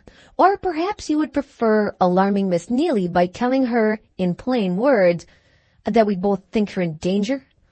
Or suppose you send me to Miss Gwilt with instructions to inform her that she has done her pupil a cruel injustice. Women are so proverbially ready to listen to reason, and they are so universally disposed to alter their opinions of each other on application, especially when one woman thinks that the other woman has destroyed her prospect of making a good marriage. Don't mind me, Mr. Armadale. I'm only a lawyer, and I can sit waterproof under another shower of Miss Gwilt's tears. Damn it, Mr. Pedgift, tell me in plain words what you want me to do, cried Allan, losing his temper at last. In plain words, Mr. Armadale, I want to keep Miss Gwilt's proceedings privately under view, as long as she stops in this neighborhood. I answer for finding a person who will look after her delicately and discreetly, and I agree to discontinue even the harmless superintendence of her actions if there isn't good reason shown for continuing it, to your entire satisfaction, in a week's time. I make that moderate proposal, sir, in what I sincerely believe to be Miss Milroy's interest, and I wait for your answer, yes or no. Can't I have time to consider? Asked Allan, driven to the last helpless expedient of taking refuge in delay. Certainly, Mr. Armadale, but don't forget, while you are considering that Miss Milroy is in the habit of walking out alone in your park, innocent of all apprehension of danger, and that Miss Gwilt is perfectly free to take any advantage of that circumstance that Miss Gwilt pleases. Do as you like, exclaimed Allan in despair, and for God's sakes, don't torment me any longer. Popular prejudice may deny it, but the profession of the law is a practically Christian profession, in one respect at least. Of all the large collection of ready answers lying in wait for mankind on the lawyer's lips, none is kept in better working order than the soft answer which turneth away wrath. Pedgift Senior rose with the alacrity of youth in his legs, and the wise moderation of age on his tongue. Many thanks, sir, he said, for the attention you have bestowed on me. I congratulate you on your decision, and I wish you good evening. This time his indicative snuff-box was not in his hand when he opened the door, and he actually disappeared without coming back for a second post-trip. Allan's head sank on his breast when he was finally left alone. If it was only the end of the week, he thought longingly. If I only had midwinter back again. As that aspiration escaped the client's lips, the lawyer got gaily into his gait. "Hi, away, old girl!" cried Pedgift Senior, patting the fast-trotting mare with the end of his whip. "I never keep a lady waiting, and I've got business tonight with one of your own sex." Chapter 7. The Martyrdom of Miss Gwilt. The outskirts of the little town of Thorpe Ambrose, on the side nearest to the great house, have earned some local celebrity as exhibiting the prettiest suburb of the kind to be found in East Norfolk. Here, the villas and the gardens are for the most part built and laid out in excellent taste. The trees are in the prime of their growth, and the healthy common beyond the houses rises and falls in picturesque and delightful variety of broken ground. The rank, fashion, and beauty of the town make this place their evening promenade, and when a stranger goes out for a drive, if he leaves it to the coachman starts by way of the common, as a matter of course. On the opposite side, that is to say, on the side furthest from the great house, the suburbs, in the year 1851, were universally regarded as a sore subject by all persons zealous for the reputation of the town. Here, nature was uninviting, man was poor, and social progress, as exhibited under the form of building, halted miserably. The streets dwindled feebly as they receded from the center of town into smaller and smaller houses, and died away on the barren open ground into an atrophy of skeleton cottages. Builders hereabout appeared to have universally abandoned their work in the first stage of its creation. Landholders set up poles on lost patches of ground, and, plaintively advertising that they were to let for building, raised sickly little crops meanwhile, in despair of finding a purchaser to deal with them. All the waste paper of the town seemed to float congenially to this neglected spot. And all the fretful children came and cried here, in charge of all the slatternly nurses who disgraced the place. If there was any intention in Thorpe Ambrose of sending a worn-out horse to the knackers, that horse was sure to be found waiting his doom in a field on this side of the town. No growth flourished in these desert regions but the arid growth of rubbish, and no creatures rejoiced but the creatures of the night, the vermin here and there in their beds, and the cats everywhere on the tiles. The sun had set, and the summer twilight was darkening. The fretful children were crying in their cradles. The horse destined for the knacker dozed forlorn in the field of his imprisonment. The cats waited stealthily in corners for the coming night. But one living figure appeared in the lonely suburb, the figure of Mr. Bashwood. But one faint sound disturbed the dreadful silence, the sound of Mr. Bashwood's softly stepping feet. Moving slowly past the heaps of bricks rising at intervals along the road, coasting carefully around the old iron and the broken tiles scattered here and there in his path, Mr. Bashwood advanced from the direction of the country toward one of the unfinished streets of the suburb. His personal appearance had been apparently made the object of some special attention. His false teeth were brilliantly white. His wig was carefully brushed. His mourning garments, renewed throughout, gleamed with the hideous and slimy gloss of cheap black cloth. He moved with a nervous jauntiness and looked about him with a vacant smile. Having reached the first of the skeleton cottages, his watery eyes settled steadily for the first time on the view of the street before him. The next instant he started. His breath quickened. He leaned, trembling and flushing, against the unfinished wall at his side. A lady, still at some distance, was advancing toward him down the length of the street. "She's coming," he whispered, with a strange mixture of rapture and fear, of alternating color and paleness, showing itself in his haggard face. "I wish I was the ground she treads on. I wish I was the glove she's got on her hand."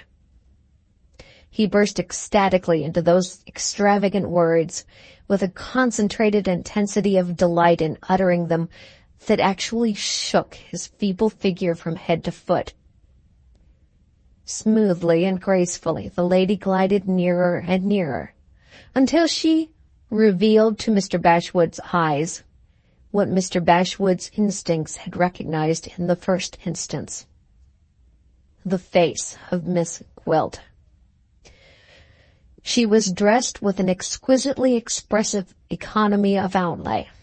The plainest straw bonnet procurable, trimmed sparingly with the cheapest white ribbon, was on her head. Modest and tasteful poverty expressed itself in the speckless cleanliness and the modestly proportioned skirts of her light print gown, and in the scanty little mantilla of cheap black silk which she wore over it, edged with a simple frilling of the same material. The luster of her terrible red hair showed itself unshrinkingly in the plaited coronet above her forehead, and escaped in one vagrant love-lock, perfectly curled, that dropped over her left shoulder. Her gloves, fitting her like a second skin, were of the sober brown hue which is slowest to show signs of use. One hand lifted her dress daintily above the impurities of the road. The other held a little nosegay of the commonest garden flowers. Noiselessly and smoothly she came on, with a gentle and regular undulation of the print gown, with the love-lock softly lifted from moment to moment in the evening breeze, with her head a little drooped and her eyes on the ground, in walk and look and manner, in every casual movement that escaped her, expressing that subtle mixture of the voluptuous and the modest, which of the many attractive extremes that meet in women is in a man's eyes the most irresistible of all. "Mr. Bashwood," she exclaimed, in loud, clear tones indicative of the utmost astonishment, "what a surprise to find you here! I thought none but the wretched inhabitants ever ventured near this side of the town." "Hush," she added quickly in a whisper. "You heard right when you heard that Mr. Armadale was going to have me followed and watched. There's a man behind one of the houses. We must talk out loud of indifferent things, and look as if we had met by accident. Ask me what I am doing, out loud, directly. You shall never see me again if you don't instantly leave off trembling and do what I tell you." She spoke with a merciless tyranny of eye and voice, with a merciless use of her power over the feeble creature whom she addressed. Mr. Bashwood obeyed her in tones that quavered with agitation, and with eyes that devoured her beauty in a strange fascination of terror and delight. "I'm trying to earn a little money by teaching music," she said, in the voice intended to reach the spy's ears. "If you are able to recommend me any students, Mr. Bashwood, your good word will oblige me. Have you been in the grounds today?" she went on, dropping her voice again in a whisper. "Has Mr. Armadale been near the cottage? Has Miss Milroy been out of the garden?" "No? Are you sure? Look out for them tomorrow, and next day and next day. They are certain to meet and make it up again, and I must, and will know of it. Hush! Ask me my terms for teaching music." "What are you frightened about? It's me the man's after, not you." "Louder than when you asked me what I was doing just now." "Louder, or I won't trust you any more. I'll go to someone else." Once more Mr. Bashwood obeyed. "Don't be angry with me," he murmured, faintly, when he had spoken the necessary words. "My heart beats so you'll kill me." "You poor old dear," she whispered back, with a sudden change in her manner, with an easy satirical tenderness. "What business have you with a heart at your age? Be here tomorrow at the same time, and tell me what you have seen in the grounds." "My terms are only 5 shillings a lesson," she went on, in her louder tone. "I'm sure that's not much, Mr. Bashwood. I give such long lessons, and I get all my pupils' music half price." She suddenly dropped her voice again, and looked him brightly into instant subjection. "Don't let Mr. Armadale out of your sight tomorrow. If that girl manages to speak to him, and if I don't hear of it, I'll frighten you to death. If I do hear of it, I'll kiss you. Hush! Wish me good night, and go on to the town, and leave me to go the other way. I don't want you. I'm not afraid of the man behind the houses. I can deal with him by myself. Say good night, and I'll let you shake hands. Say it louder, and I'll give you one of my flowers, if you'll promise not to fall in love with it." She raised her voice again. "Good night, Mr. Bashwood. Don't forget my terms. 5 shillings a lesson, and the lessons last an hour at a time. And I get all my pupils' music half price, which is an immense advantage, isn't it?" She slipped a flower into his hand, frowned him into obedience, and smiled to reward him for obeying. At the same moment, lifted her dress again above the impurities of the road, and went on her way with a dainty and indolent deliberation, as a cat goes on her way when she has exhausted the enjoyment of frightening a mouse. Left alone, Mr. Bashwood turned to the low cottage wall near which he had been standing, and resting himself on it wearily, looked at the flower in his hand. His past existence had disciplined him to bear disaster and insult, as few happier men could have borne them. But it had not prepared him to feel the master passion of humanity for the first time at the dreary end of his life, in the hopeless decay of a manhood that had withered under the double blight of conjugal disappointment and parental sorrow. "Oh, if I was only young again," murmured the poor wretch, resting his arms on the wall and touching the flower with his dry, fevered lips in a stealthy rapture of tenderness. "She might have liked me when I was 20. He suddenly started back into an erect position and stared about him in vacant bewilderment and terror. "She told me to go home," he said with a startled look. "Why am I stopping here?" He turned and hurried on to the town, in such dread of her anger, if she looked round and saw him, that he never so much as ventured a backward glance at the road by which she had retired, and never detected the spy dogging her footsteps under the cover of the empty houses and the brick heaps by the roadside. Smoothly and gracefully, carefully preserving the speckless integrity of her dress, never hastening her pace, and never looking aside to the right hand or the left, Miss Gwilt pursued her way toward the open country. The suburban road branched off at its end in two directions.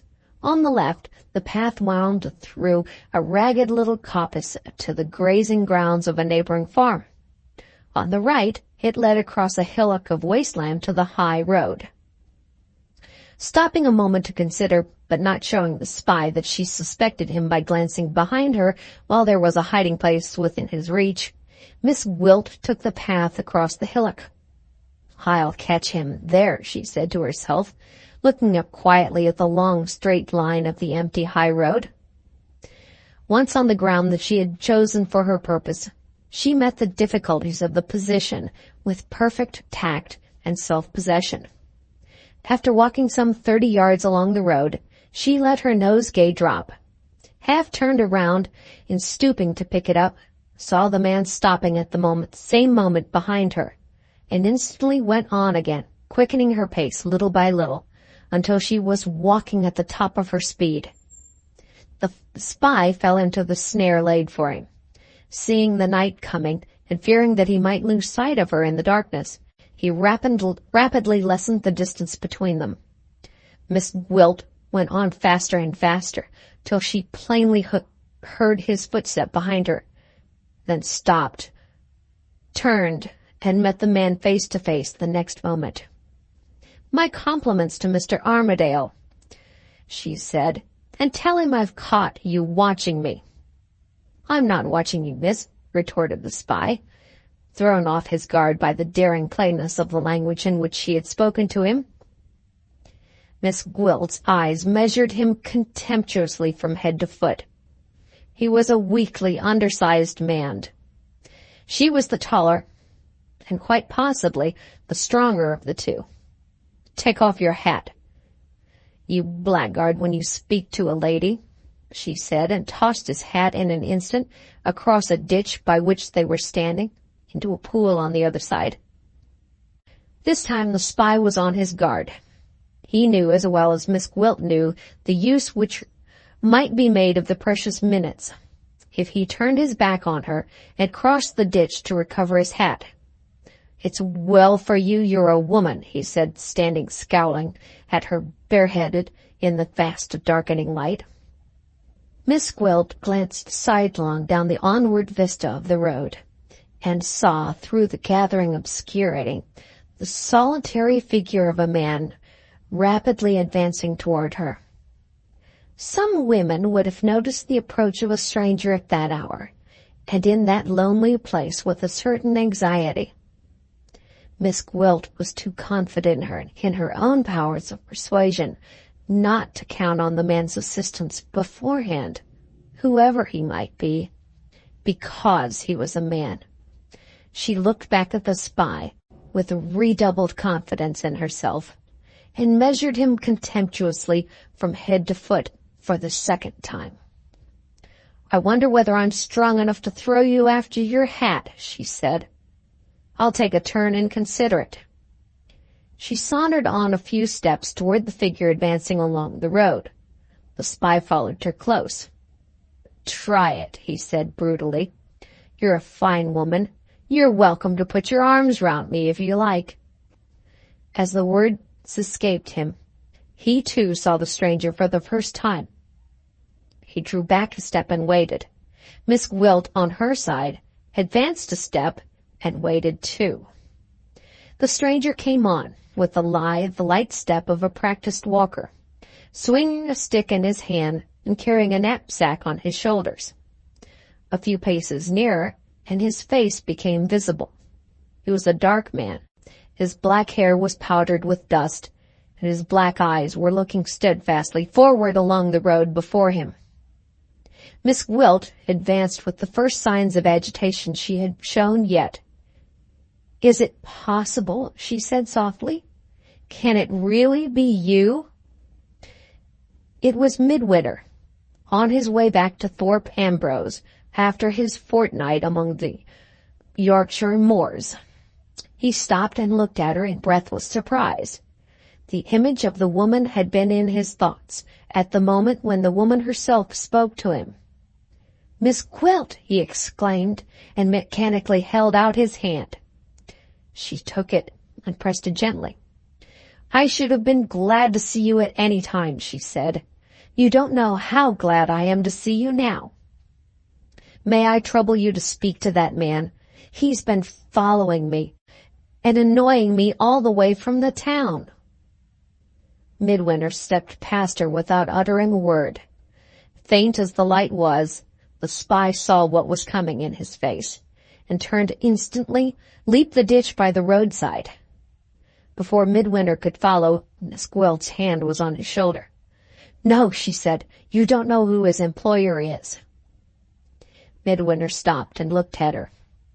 "Strange things have happened since you left us," she went on.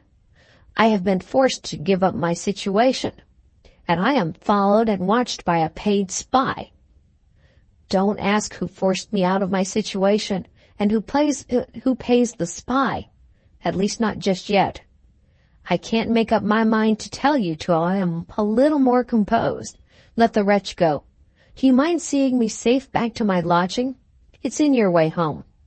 May I ask for the support of your arm? My little stock of courage is quite exhausted." She took his arm and clung close to it. The woman who had tyrannized over Mr. Bashwood was gone, and the woman who had tossed the spy's hat into the pool was gone. A timid, shrinking, interesting creature filled the fair skin and trembled on the symmetrical limbs of Miss Gwilt. She put her handkerchief to her eyes.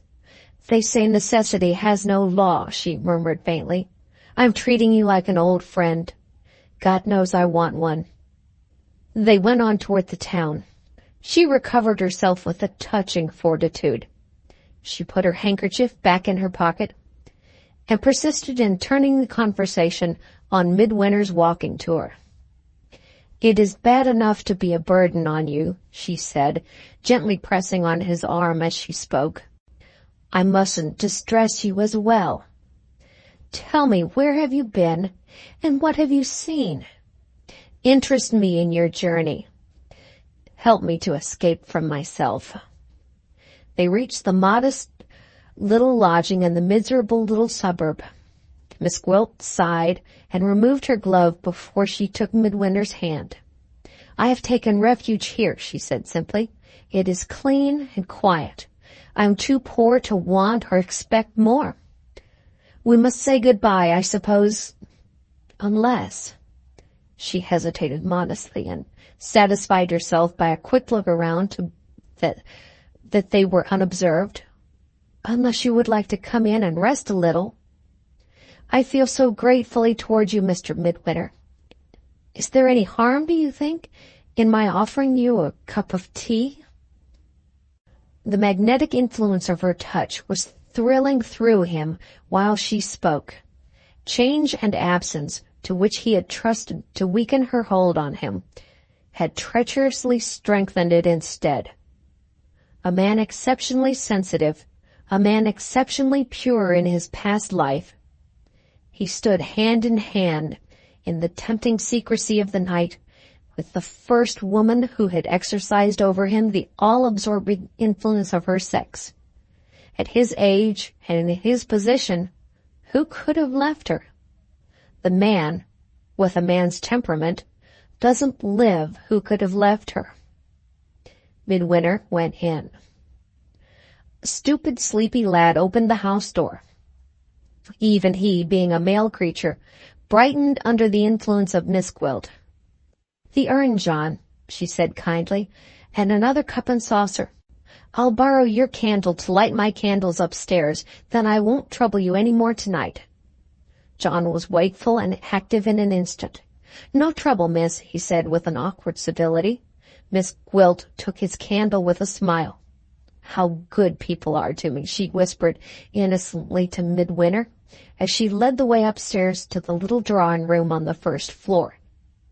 She lit the candles, and turning quickly on her guest, stopped him at the first attempt he made to remove the knapsack from his shoulders. "No," she said gently. "In the good old times there were occasions when the ladies unarmed their knights. I claim the privilege of unarming my knight."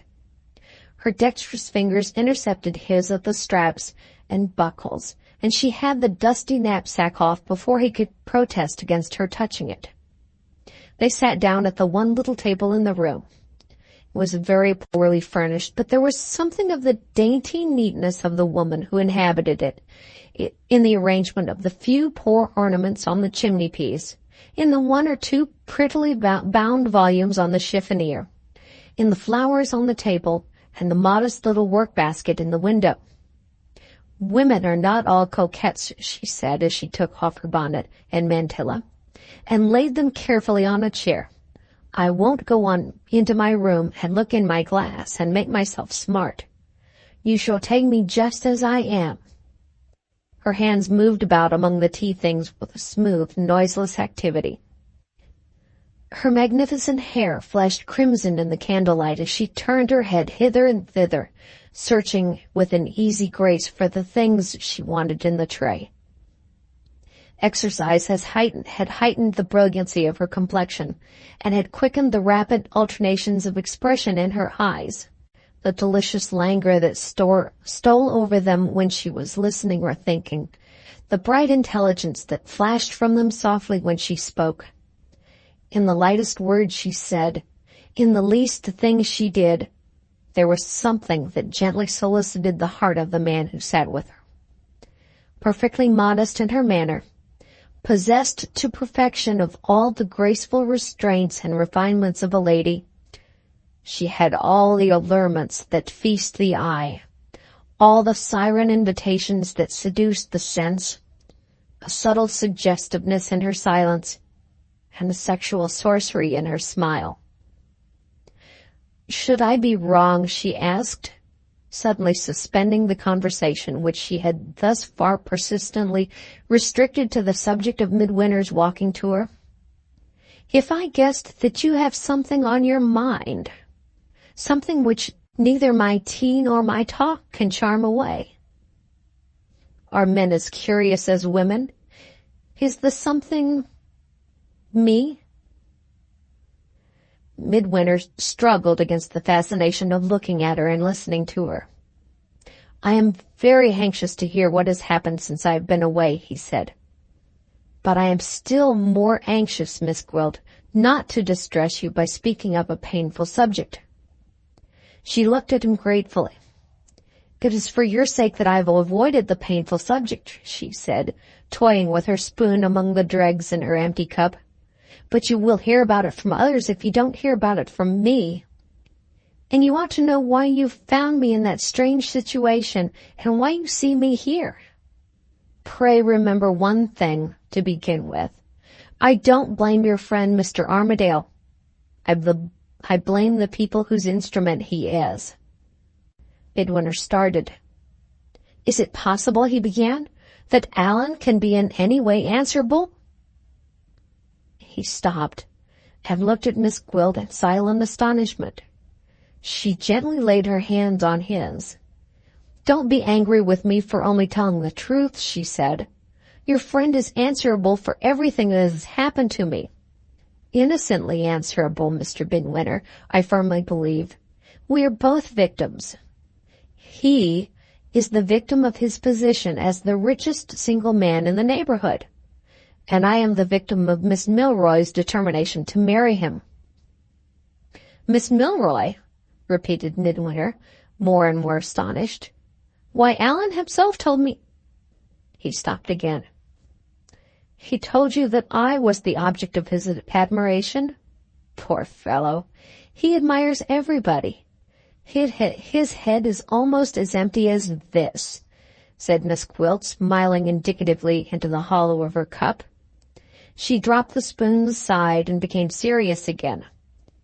"I am guilty of the vanity of having let him admire me," she went on penitently, "without the excuse of being able, on my side, to reciprocate even the passing interest that he felt in me. I don't undervalue his many admirable qualities or the excellent position he can offer to his wife. But a woman's heart is not to be commanded. No, Mr. Midwinter, not even by the fortunate master of Thorpe Ambrose, who commands everything else." She looked him full in the face as she uttered that magnanimous sentiment. His eyes dropped before hers, and his dark color deepened. He had felt his heart leap in him at the declaration of her indifference to Allan. For the first time since they had known each other, his interest now stood self-revealed before him as openly adverse to the interests of his friend. "I have been guilty of the vanity of letting Mr. Armadale admire me, and I have suffered for it," resumed Miss Gwilt. "If there had been any confidence between my pupil and me, I might have easily satisfied her that she might become Mrs. Armadale, if she could, without having any rivalry to fear on my part. But Miss Milroy disliked and distrusted me from the first. She took her own jealous view, no doubt, of Mr. Armadale's thoughtless attentions to me. It was her interest to destroy the position, such as it was, that I held in his estimation, and it is quite likely her mother assisted her. Mrs. Milroy had her motive also, which I am really ashamed to mention, for wishing to drive me out of the house. Anyhow, the conspiracy has succeeded. I have been forced, with Mr. Armadale's help, to leave the Major's service. Don't be angry, Mr. Midwinter. Don't form a hasty opinion. I dare say Miss Milroy has some good qualities, though I have not found them out. And I assure you again and again that I don't blame Mr. Armadale. I only blame the people whose instrument he is." "How is he their instrument? How can he be the instrument of any enemy of yours?" asked Mr. Midwinter. "Pray excuse my anxiety, Miss Gwilt. Allan's good name is as dear to me as my own." Miss Gwilt's eyes turned full on him again, and Miss Gwilt's heart abandoned itself innocently to an outburst of enthusiasm. "How I admire your earnestness," she said. "How I like your anxiety for your friend. Oh, if women could only form such friendships. Oh, you happy, happy men." Her voice faltered, and her convenient teacup absorbed her for the third time. "I would give all the little beauty I possess," she said, "if I could only find such a friend as Mr. Armadale has found in you." "I never shall, Mr. Midwinter. I never shall. Let us go back to what we were talking about. I can only tell you how your friend is concerned in my misfortune by telling you something first about myself. I am like many other governesses. I am the victim of sad domestic circumstances. It may be weak of me, but I have a horror of alluding to them among strangers.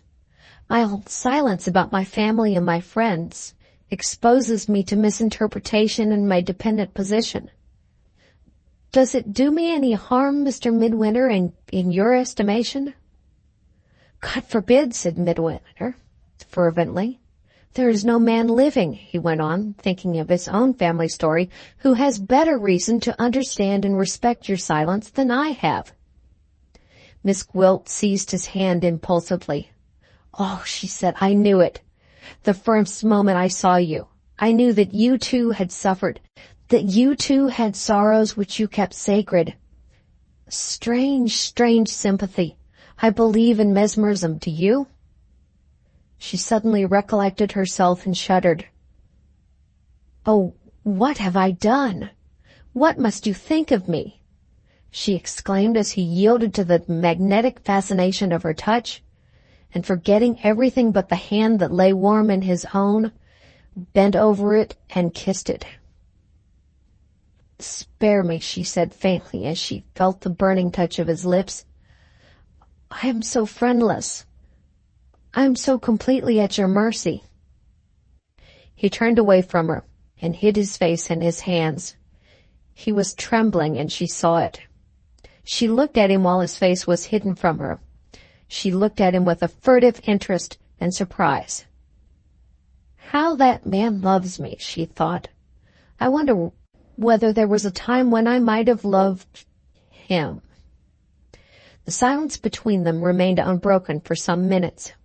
He had felt her appeal to his consideration as she had never expected or intended him to feel it. He shrank from looking at her or from speaking to her again. "Shall I go on with my story?" she asked. "Shall we forget and forgive on both sides?" A woman's inveterate indulgence for every expression of a man's admiration, which keeps within the limits of personal respect, curved her lips gently into a charming smile. She looked down meditatively at her dress and brushed a crumb off her lap with a little flattering sigh. "I was telling you," she went on, "of my reluctance to speak to strangers of my sad family story. It was in that way, as I afterward found out, that I laid myself open to Miss Milroy's malice and Miss Milroy's suspicion. Private inquiries about me were addressed to the lady who was my reference, at Miss Milroy's suggestion in the first instance, I have no doubt. I'm sorry to say this was not the worst of it. By some underhand means of which I'm quite ignorant, Mr. Armadale's simplicity was imposed on, and when application was made secretly to my reference in London, it was made, Mr. Midwinter, through your friend." Midwinter suddenly rose from his chair and looked at her. The fascination that she exercised over him, powerful as it was, became a suspended influence. Now that the plain disclosure came plainly at last from her lips, he looked at her, sat down again, like a man bewildered, without uttering a word. "Remember how weak he is," pleaded Miss Gwilt, gently, "and make allowances for him as I do. The trifling accident of his failing to find my reference at the address given him seems, I can't imagine why, to have excited Mr. Armadale's suspicion. At any rate, he remained in London. What he did there it is impossible for me to say. I was quite in the dark. I knew nothing. I distrusted nobody. I was as happy in my little round of duties as I could be with a pupil whose affections I had failed to win, when one morning, to my indescribable astonishment, Major Milroy showed me a correspondence between Mr. Armadale and himself. He spoke to me in his wife's presence. Poor creature, I make no complaint of her. Such affliction as she suffers excuses everything.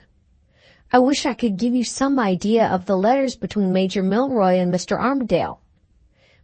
But my head is only a woman's head, and I was so confused and distressed at the time. All I can tell you is that Mr. Armadale chose to preserve silence about his proceedings in London, under circumstances which made that silence a reflection on my character. The Major was most kind. His confidence in me remained unshaken. But could his confidence protect me against his wife's prejudice and his daughter's ill will? Oh, the hardness of women to each other. Oh, the humiliation if men only knew some of us as we really are. What could I do? I couldn't defend myself against mere imputations. And I couldn't remain in my position, in my situation, after a slur had been cast on me. My pride.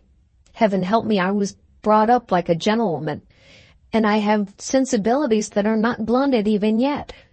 My pride got the better of me, and I left my place. Don't let it distress you, Mr. Midwinter. There's a bright side to the picture. The ladies in the neighborhood have overwhelmed me with kindness. I have the prospect of getting pupils to teach. I'm spared the mortification of going back to be a burden on my friends. The only complaint I have to make is, I think, a just one. Mr. Armadale has been back at Thorpe Ambrose for some days. I have entreated him by letter to grant me an interview, to tell me what dreadful suspicions he has of me, and to let me set myself right in his estimation. Would you believe it? He has declined to see me, under the influence of others, not of his own free will, I'm sure. Cruel, isn't it? But he has even used me more cruelly still. He persists in suspecting me. It is he who is having me watched. Oh, Mr. Midwinter, don't hate me for telling you what you must know. The man you found persecuting me and frightening me tonight was only earning his money after all, as Mr. Armadale's spy. Once more Midwinter started to his feet, and this time the thoughts that were in him found their way into words. I can't believe it. I won't believe it, he exclaimed indignantly. If the man told you that, the man lied. I beg your pardon, Miss Gwilt. I beg your pardon from the bottom of my heart. Don't. Pray don't think I doubt you. I only say there is some dreadful mistake. I'm not sure that I understand as I ought all that you have told me. But this last infamous meanness of which you think Allan guilty, I do understand. I swear to you he is incapable of it. Some scoundrel has been taking advantage of him. Some scoundrel has been using his name. I'll prove it to you, if you will only give me time. Let me go and clear it up at once. I can't rest. I can't bear to think of it. I can't even enjoy the pleasure of being here. Oh, he burst out desperately, I'm sure you feel for me after what you have said. I feel so for you. He stopped in confusion. Miss Gwilt's eyes were looking at him again, and Miss Gwilt's hand had found its way once more into his own. You are the most generous of living men, she said softly. I will believe what you tell me to believe. Go, she added in a whisper, suddenly releasing his hand and turning away from him. For both our sakes, go. His heart beat fast.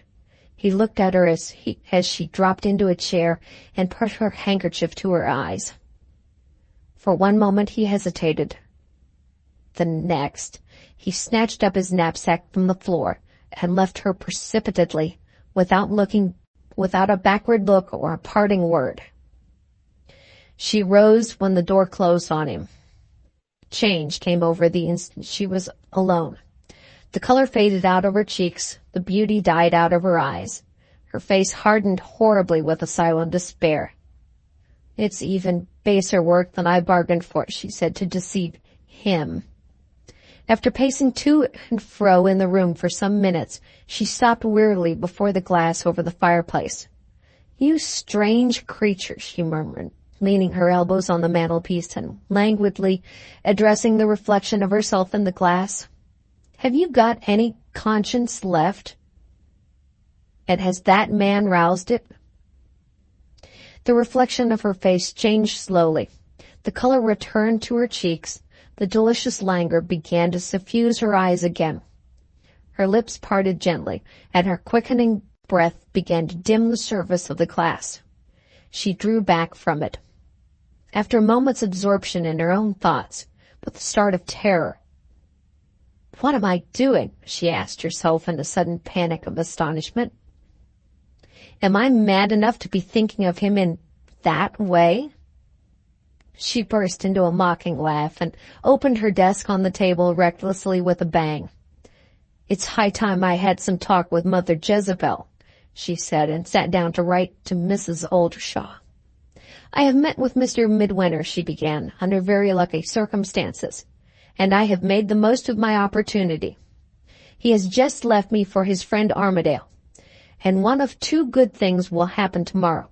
If they don't quarrel, the doors of Thorpe Ambrose will be opened to me again at Mr. Midwinter's intercession. If they do quarrel, I shall be the unhappy cause of it, and I shall find my way in for myself, on the purely Christian errand of reconciling them. She hesitated at the next sentence, wrote the first few words of it, scratched them out again, and petulantly tore the letter into fragments, and threw the pen to the other side of the room. Turning quickly on her chair, she looked at the seat which Midwinter had occupied, her foot restlessly tapping the floor, and her handkerchief thus thrust like a gag between her clenched teeth. Young as you are, she thought, with her mind reviving the image of him in the empty chair, there's been something out of the common in your life, and I must and I will know it. The house clock struck the hour and roused her. She sighed and, walking back to the glass, wearily loosened the fastenings of her dress, wearily removed the studs from the chemisette beneath it, and put them on the chimney-piece. She looked indolently at the reflected beauties of her neck and bosom as she unplaited her hair and threw it back in one great mass over her shoulders. Fancy, she thought, if he saw me now. She turned back to the table and sighed again as she extinguished one of the candles and took the other in her hand. "Midwinter?" she said as she passed it through the folding doors of the room to her bedchamber. "I don't believe in his name, to begin with." The night had advanced by more than an hour before Midwinter was back again at the great house. Twice, well as the homeward way was known to him, he had strayed out of the right road.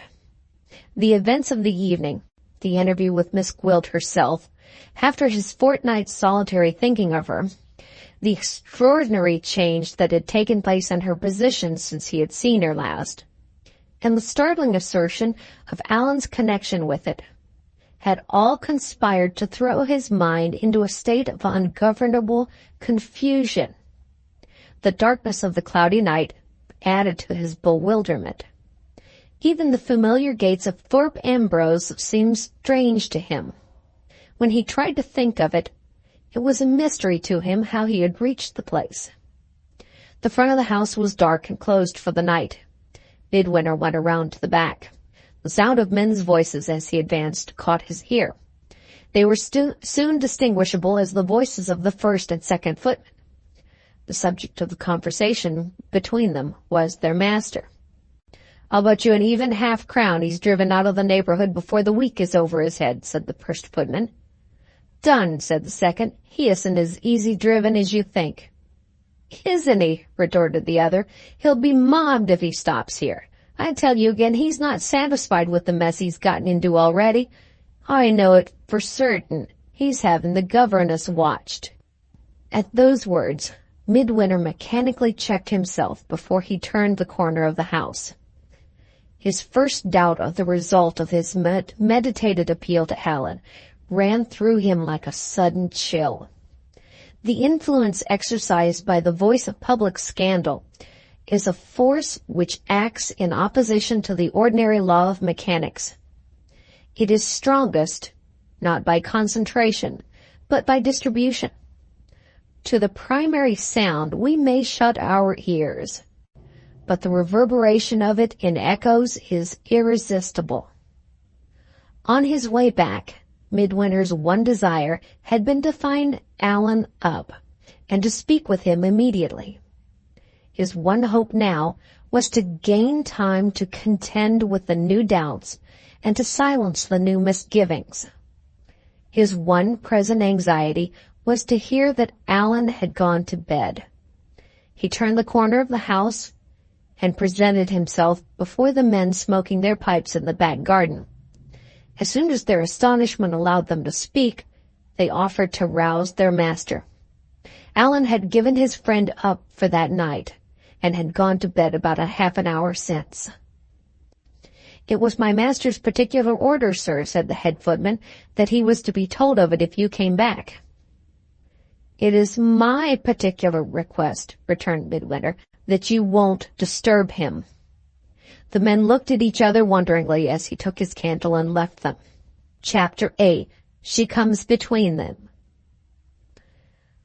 Appointed hours for the various domestic events of the day were things unknown at Thorpe Ambrose.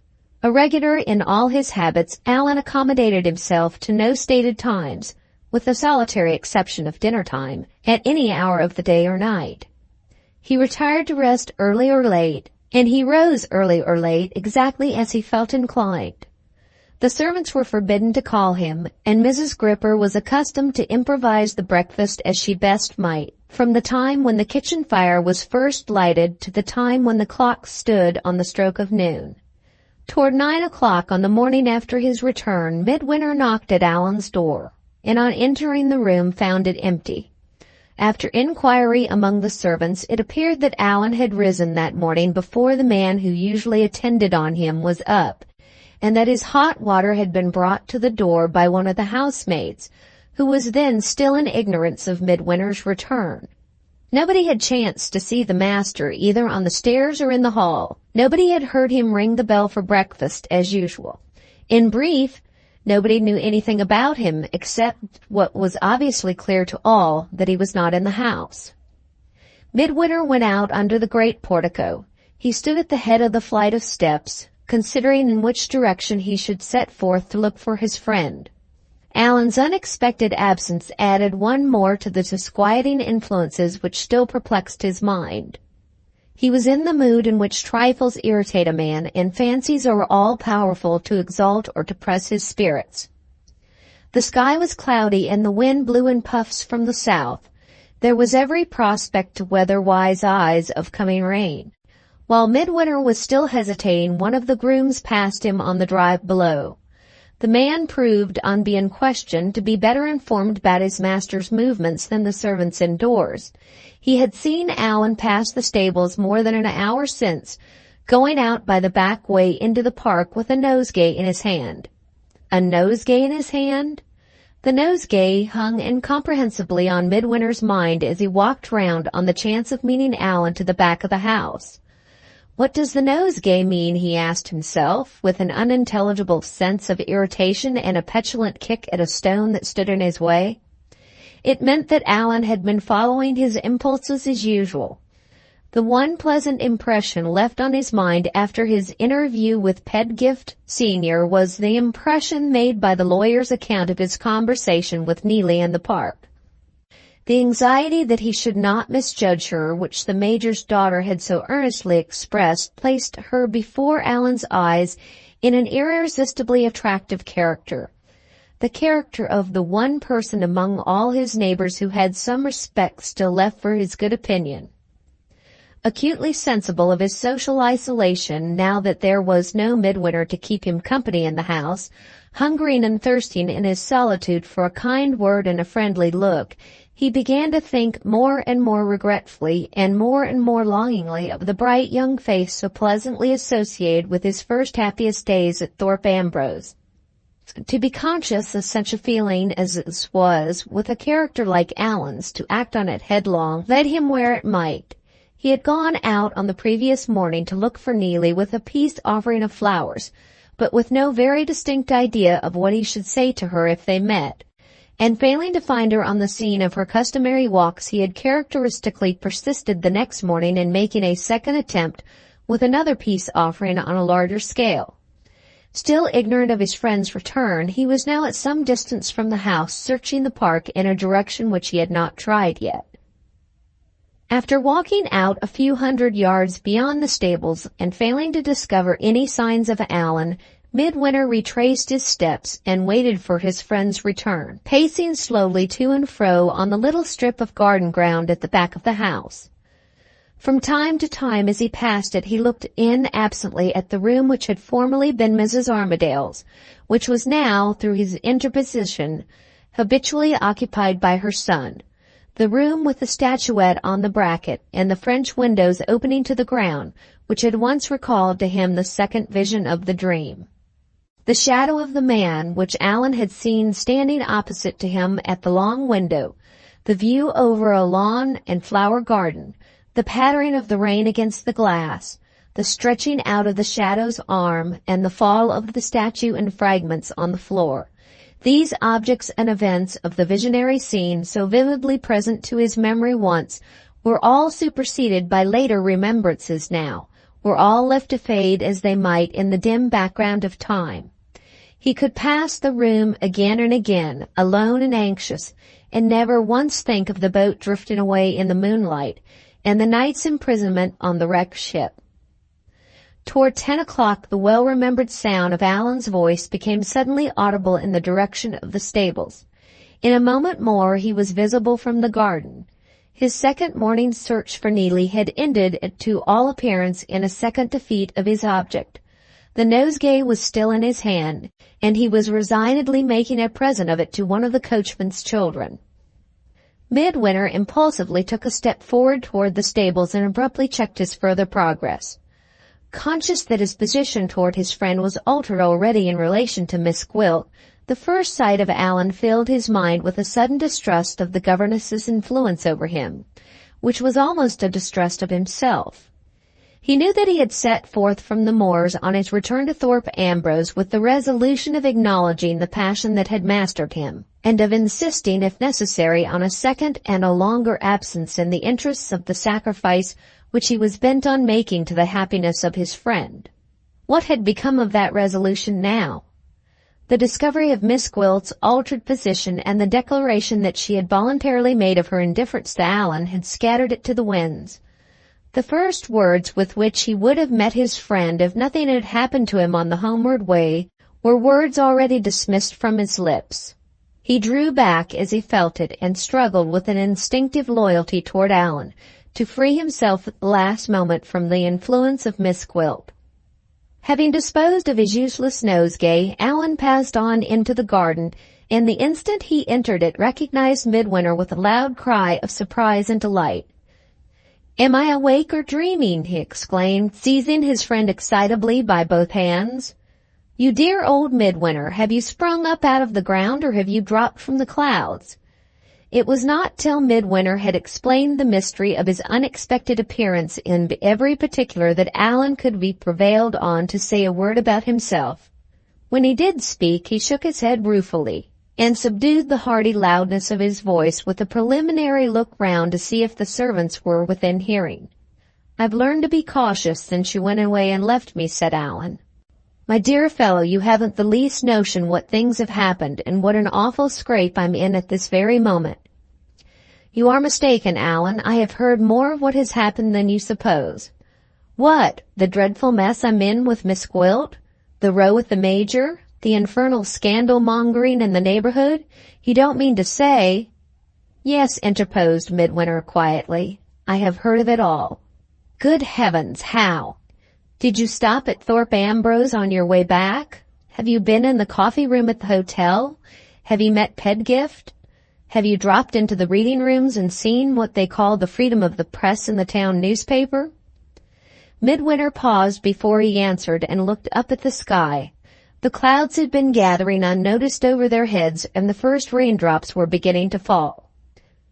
"Come in here," said Allan. "We'll go up to breakfast this way." He led Midwinter through the open French window into his own sitting-room. The wind blew toward that side of the house, and the rain followed them in. Midwinter, who was last, turned and closed the window. Allan was too eager for the answer which the weather had interrupted to wait for it till they reached the breakfast-room. He stopped close at the window and added two more to his string of questions. "How can you possibly have heard about me and Miss Gwilt?" he asked. "Who told you?" "Miss Gwilt herself," replied Midwinter gravely. Allan's manner changed the moment the governess's name passed his friend's lips. "I wish you had heard my story first," he said. "Where did you meet with Miss Gwilt?" There was a momentary pause. They both stood at the window, absorbed in the interest of the moment. They both forgot that their contemplated place of shelter from the rain had been the breakfast room upstairs. "Before I answer your question," said Midwinter, a little constrainedly, "I want to ask you something, Allan, on my side. Is it really true that you are in some way concerned in Miss Gwilt's leaving Major Milroy's service?" There was another pause. The disturbance which had begun to appear in Allan's manner palpably increased. "It's a rather long story," he began. "I have been taken in, Midwinter. I have been imposed on by a person who, I can't help saying it, who cheated me into promising what I oughtn't to have promised, and doing what I had better not have done. It isn't breaking my promise to tell you. I can trust in your discretion, can't I? You will never say a word, will you?" "Stop," said Midwinter. "Don't trust me with any secrets which are not your own. If you have given a promise, don't trifle with it, even in speaking to such an intimate friend as I am." He laid his hand gently and kindly on Allan's shoulder. "I can't help seeing that I have made you a little uncomfortable," he went on. "I can't help seeing that my question is not so easy a one to answer as I had hoped and supposed. Shall we wait a little? Shall we go upstairs and breakfast first?" Allan was far too earnestly bent on presenting his conduct to his friend in the right aspect to heed Midwinter's suggestion. He spoke eagerly on the instant without moving from the window. "My dear fellow, it's a perfectly easy question to answer, only—" He hesitated. "Only it requires what I'm a bad hand at. It requires an explanation."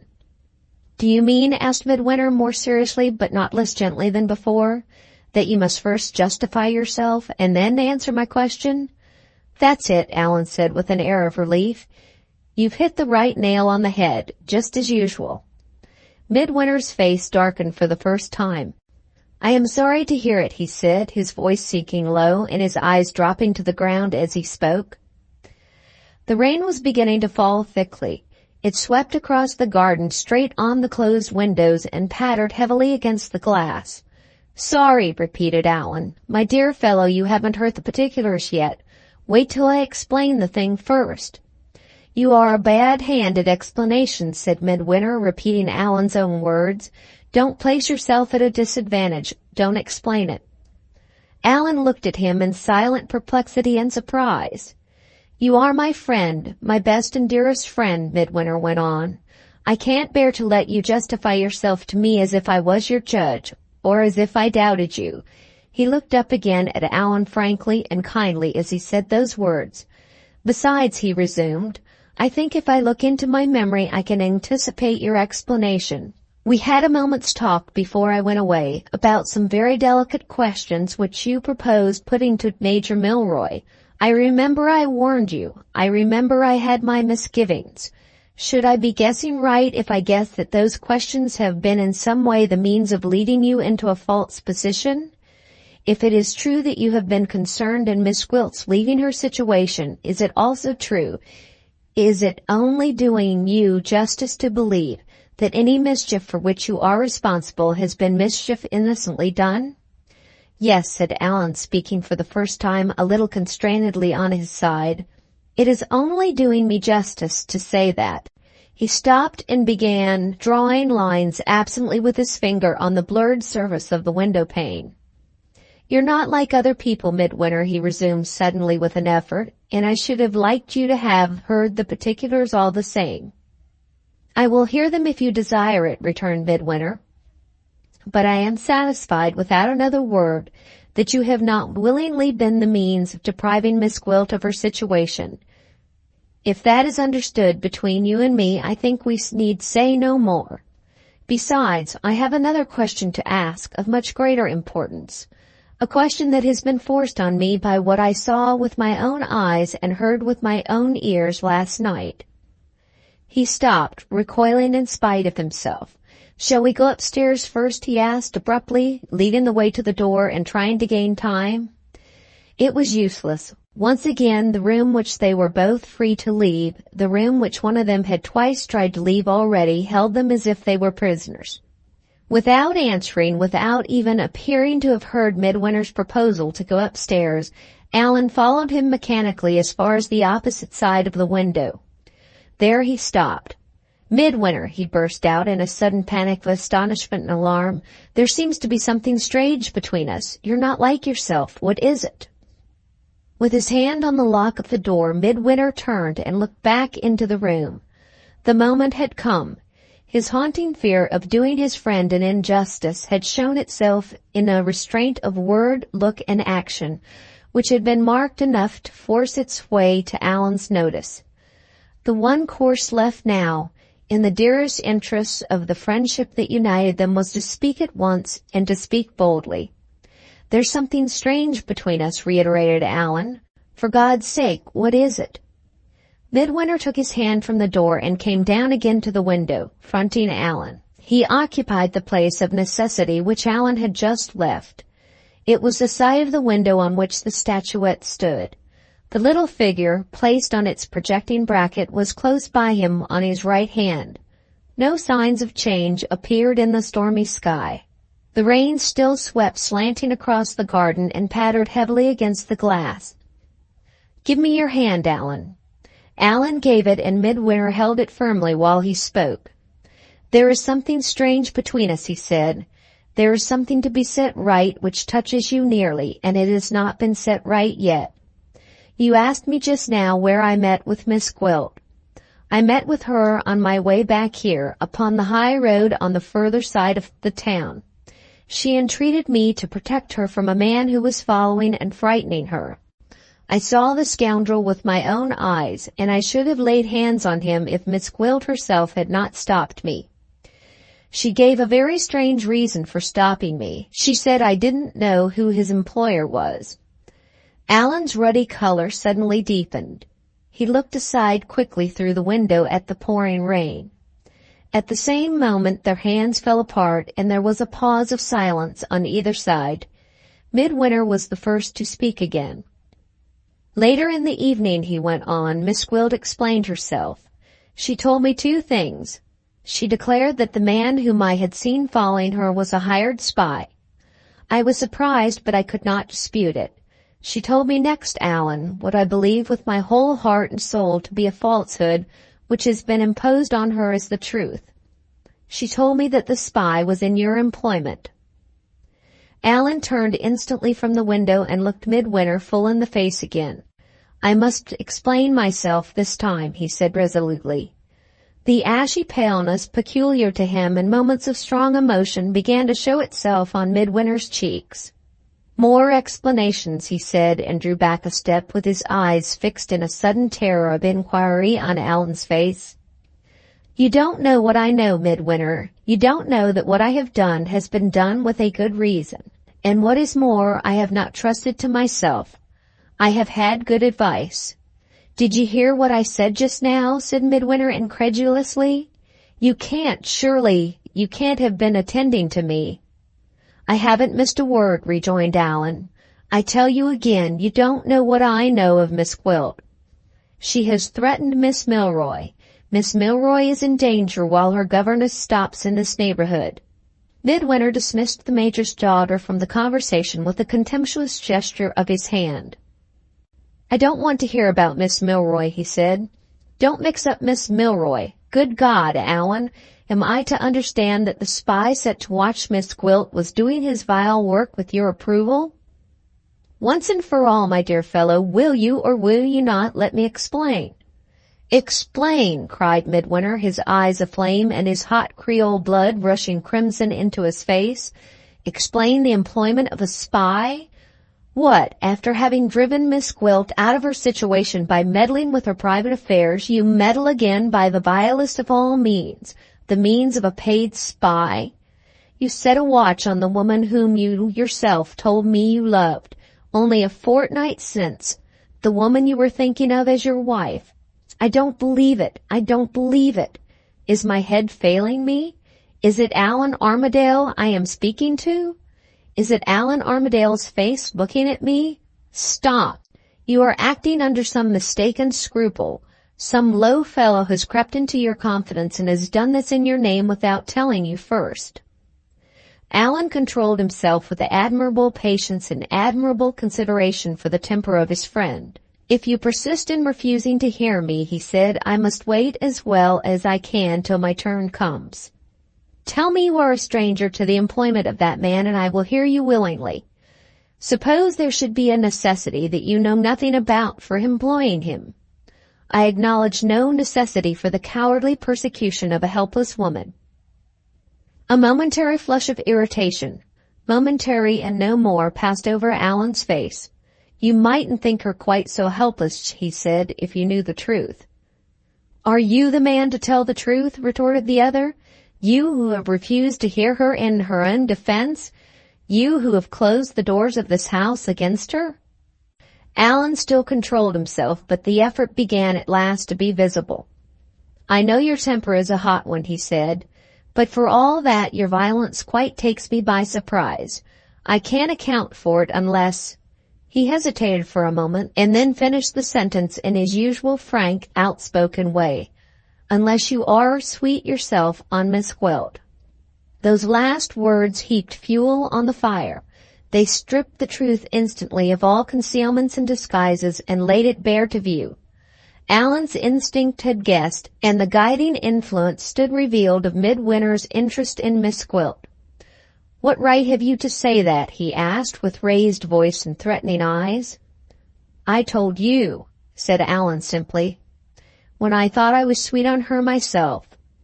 Come, it's a little hard, I think, even if you are in love with her, to believe everything she tells you, and not to let me say a word. Is that the way you decide between us?" "Yes, it is," cried the other, infuriated by Allan's second allusion to Miss Gwilt. "When I am asked to choose between the employer of a spy and the victim of a spy, I side with the victim. Don't try me too hard, Midwinter. I have a temper to lose as well as you." He stopped, struggling with himself. The torture of passion in Midwinter's face, from which a less simple and less generous nature might have recoiled in horror, touched Allan suddenly with an artless distress, which at that moment was little less than sublime. He advanced, with his eyes moistening and his hand held out. "You asked me for my hand just now," he said, "and I gave it you. Will you remember old times and give me yours before it's too late?" "No," retorted Midwinter furiously. "I may meet Miss Gwilt again, and I may want my hand free to deal with your spy." He had drawn back along the wall as Allan advanced, until the bracket which supported the statuette was before instead of behind him. In the madness of his passion he saw nothing but Allan's face confronting him. In the madness of his passion he stretched out his right hand as he answered, and shook it threateningly in the air. It struck the forgotten projection of the bracket, and the next instant the statuette lay in fragments on the floor. The rain drove slanting over flower bed and lawn, and pattered heavily against the glass, and the two Armadales stood by the window, as the two shadows had stood in the second vision of the dream, with the wreck of the image between them. Allan stooped over the fragments of the little figure and lifted them one by one from the floor. "Leave me," he said without looking up, "or we shall both repent it." Without a word, Midwinter moved back slowly. He stood for the second time with his hand on the door and looked his last at the room.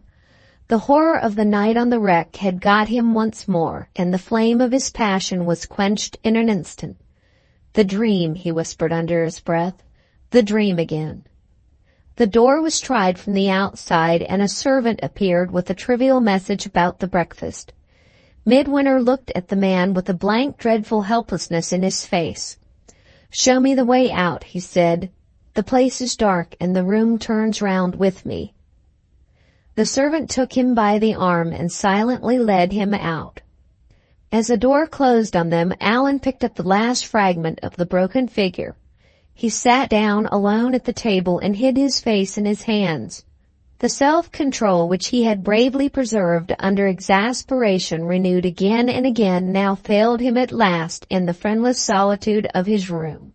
And in the first bitterness of feeling that Midwinter had turned against him like the rest, he burst into tears. The moments followed each other. The slow time wore on. Little by little the signs of a new elemental disturbance began to show themselves in the summer storm. The shadow of a swiftly deepening darkness swept over the sky. The pattering of the rain lessened with the lessening wind. There was a momentary hush of stillness. Then on a sudden the rain poured down again like a cataract, and the low roll of thunder came up solemnly on the dying air. Chapter 9. She Knows the Truth. 1. From Mr. Bashwood to Miss Gwilt. Thorpe Ambrose, July the 20th, 1851.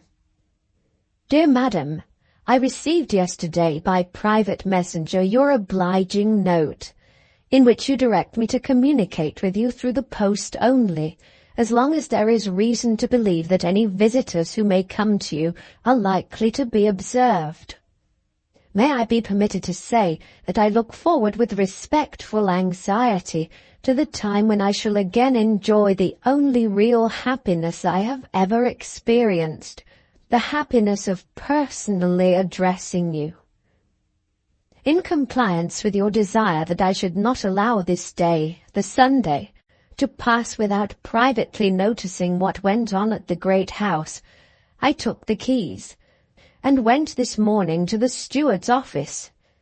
I accounted for my appearance to the servants by informing them that I had work to do which was important to complete in the shortest possible time. The same excuse would have done for Mr. Armadale if we had met, but no such meeting happened. Although I was at Thorpe Ambrose in what I thought good time, I was too late to see or hear anything myself of a serious quarrel which appeared to have taken place just before I arrived, between Mr. Armadale and Mr. Midwinter. All the little information I can give you in this matter is derived from one of the servants. The man told me that he heard the voices of the two gentlemen loud in Mr. Armadale's sitting-room. He went in to announce breakfast shortly afterward, and found Mr. Midwinter in such a dreadful state of agitation that he had to be helped out of the room. The servant tried to take him upstairs to lie down and compose himself. He declined, saying he would wait a little first in one of the lower rooms, and begging that he might be left alone. The man had hardly got downstairs again when he heard the front door opened and closed. He ran back, and found that Mr. Midwinter was gone. The rain was pouring at the time, and thunder and lightning came soon afterward. Dreadful weather certainly to go out in. The servant thinks Mr. Midwinter's mind was unsettled. I sincerely hope not. Mr. Midwinter is one of the few people I have met with in the course of my life who have treated me kindly. Hearing that Mr. Armadale still remained in the sitting-room, I went into the steward's office, which, as you may remember, is on the same side of the house, and left the door ajar and set the window open, waiting and listening for anything that might happen. Dear madam, there was a time when I might have thought such a position in the house of my employer not a very becoming one. Let me hasten to assure you that this is far from being my feeling now. I glory in any position which makes me serviceable to you. The state of the weather seemed hopelessly adverse to that renewal of intercourse between Mr. Armadale and Miss Milroy, which you so confidently anticipate, and of which you are so anxious to be made aware. Strangely enough, however, it is actually in consequence of this state of the weather that I am now in a position to give you the very information you require. Mr. Armadale and Miss Milroy met about an hour since. The circumstances were as follows. Just at the beginning of the thunderstorm, I saw one of the grooms run across from the stables, and heard him tap at his master's window. Mr. Armadale opened the window and asked what was the matter. The groom said he came with a message from the coachman's wife. She had seen from her room over the stables, which looks out onto the park, Miss Milroy quite alone, standing for shelter under one of the trees. As that part of the park was at some distance from the Major's cottage, she had thought that her master might wish to send and ask the young lady into the house, especially as she had placed herself, with a thunderstorm coming on, in what might turn out to be a very dangerous position. The moment Mr. Armadale understood the man's message, he called for the waterproof things and the umbrellas, and ran out himself, instead of leaving it to the servants. In a little time he and the groom came back with Miss Milroy between them, as well protected as could be from the rain. I ascertained from one of the women servants, who had taken the young lady into a bedroom, and had supplied her with such dry things as she wanted, that Miss Milroy had been afterwards shown into the drawing-room, and that Mr. Armadale was there with her. The only way of following your instructions and finding out what passed between them was to go round the house in the pelting rain, and get into the conservatory, which opens into the drawing-room by the outer door. I hesitate at nothing, dear madam, in your service. I would cheerfully get wet every day to please you. Besides, though I may at first sight be thought rather an elderly man, a wetting is of no very serious consequence to me. I assure you I am not so old as I look, and I am of a stronger constitution than appears. It was impossible for me to get near enough in the conservatory to see what went on in the drawing-room, without the risk of being discovered. But most of the conversation reached me, except when they dropped their voices. This is the substance of what I heard. I gathered that Miss Milroy had been prevailed on against her will to take refuge from the thunderstorm in Mr. Armadale's house. She said so, at least, and she gave 2 reasons. The first was that her father had forbidden all intercourse between the cottage and the great house. Mr. Armadale met this objection by declaring that her father had issued his orders under a total misconception of the truth, and by entreating her not to treat him as cruelly as the Major had treated him. He entered, I suspect, into some explanations at this point, but as he dropped his voice I am unable to say what they were. His language, when I did hear it, was confused and ungrammatical. It seemed, however, to be quite intelligible enough to persuade Miss Milroy that her father had been acting under a mistaken impression of the circumstances. At least I infer this, for when I next heard the conversation, the young lady was driven back to her second objection to being in the house, which was that Mr. Armadale had behaved very badly to her, and that he richly deserved that she should never speak to him again. In this latter case Mr. Armadale attempted no defence of any kind. He agreed with her that he had behaved badly. He agreed with her that he richly deserved she should never speak to him again. At the same time he implored her to remember that he had suffered his punishment already. He was disgraced in the neighbourhood, and his dearest friend, his one intimate friend in the world, had that very morning turned against him like the rest. Far or near there was not a living creature whom he was fond of to comfort him, or to say a friendly word to him. He was lonely and miserable, and his heart ached for a little kindness, and that was his only excuse for asking Miss Milroy to forget and forgive the past. I must leave you, I fear, to judge for yourself of the effect of this on the young lady, for though I tried hard, I failed to catch what she said. I am almost certain I heard her crying, and Mr. Armadale entreating her not to break his heart. They whispered a great deal, which aggravated me. I was afterward alarmed by Mr. Armadale coming out into the conservatory to pick some flowers.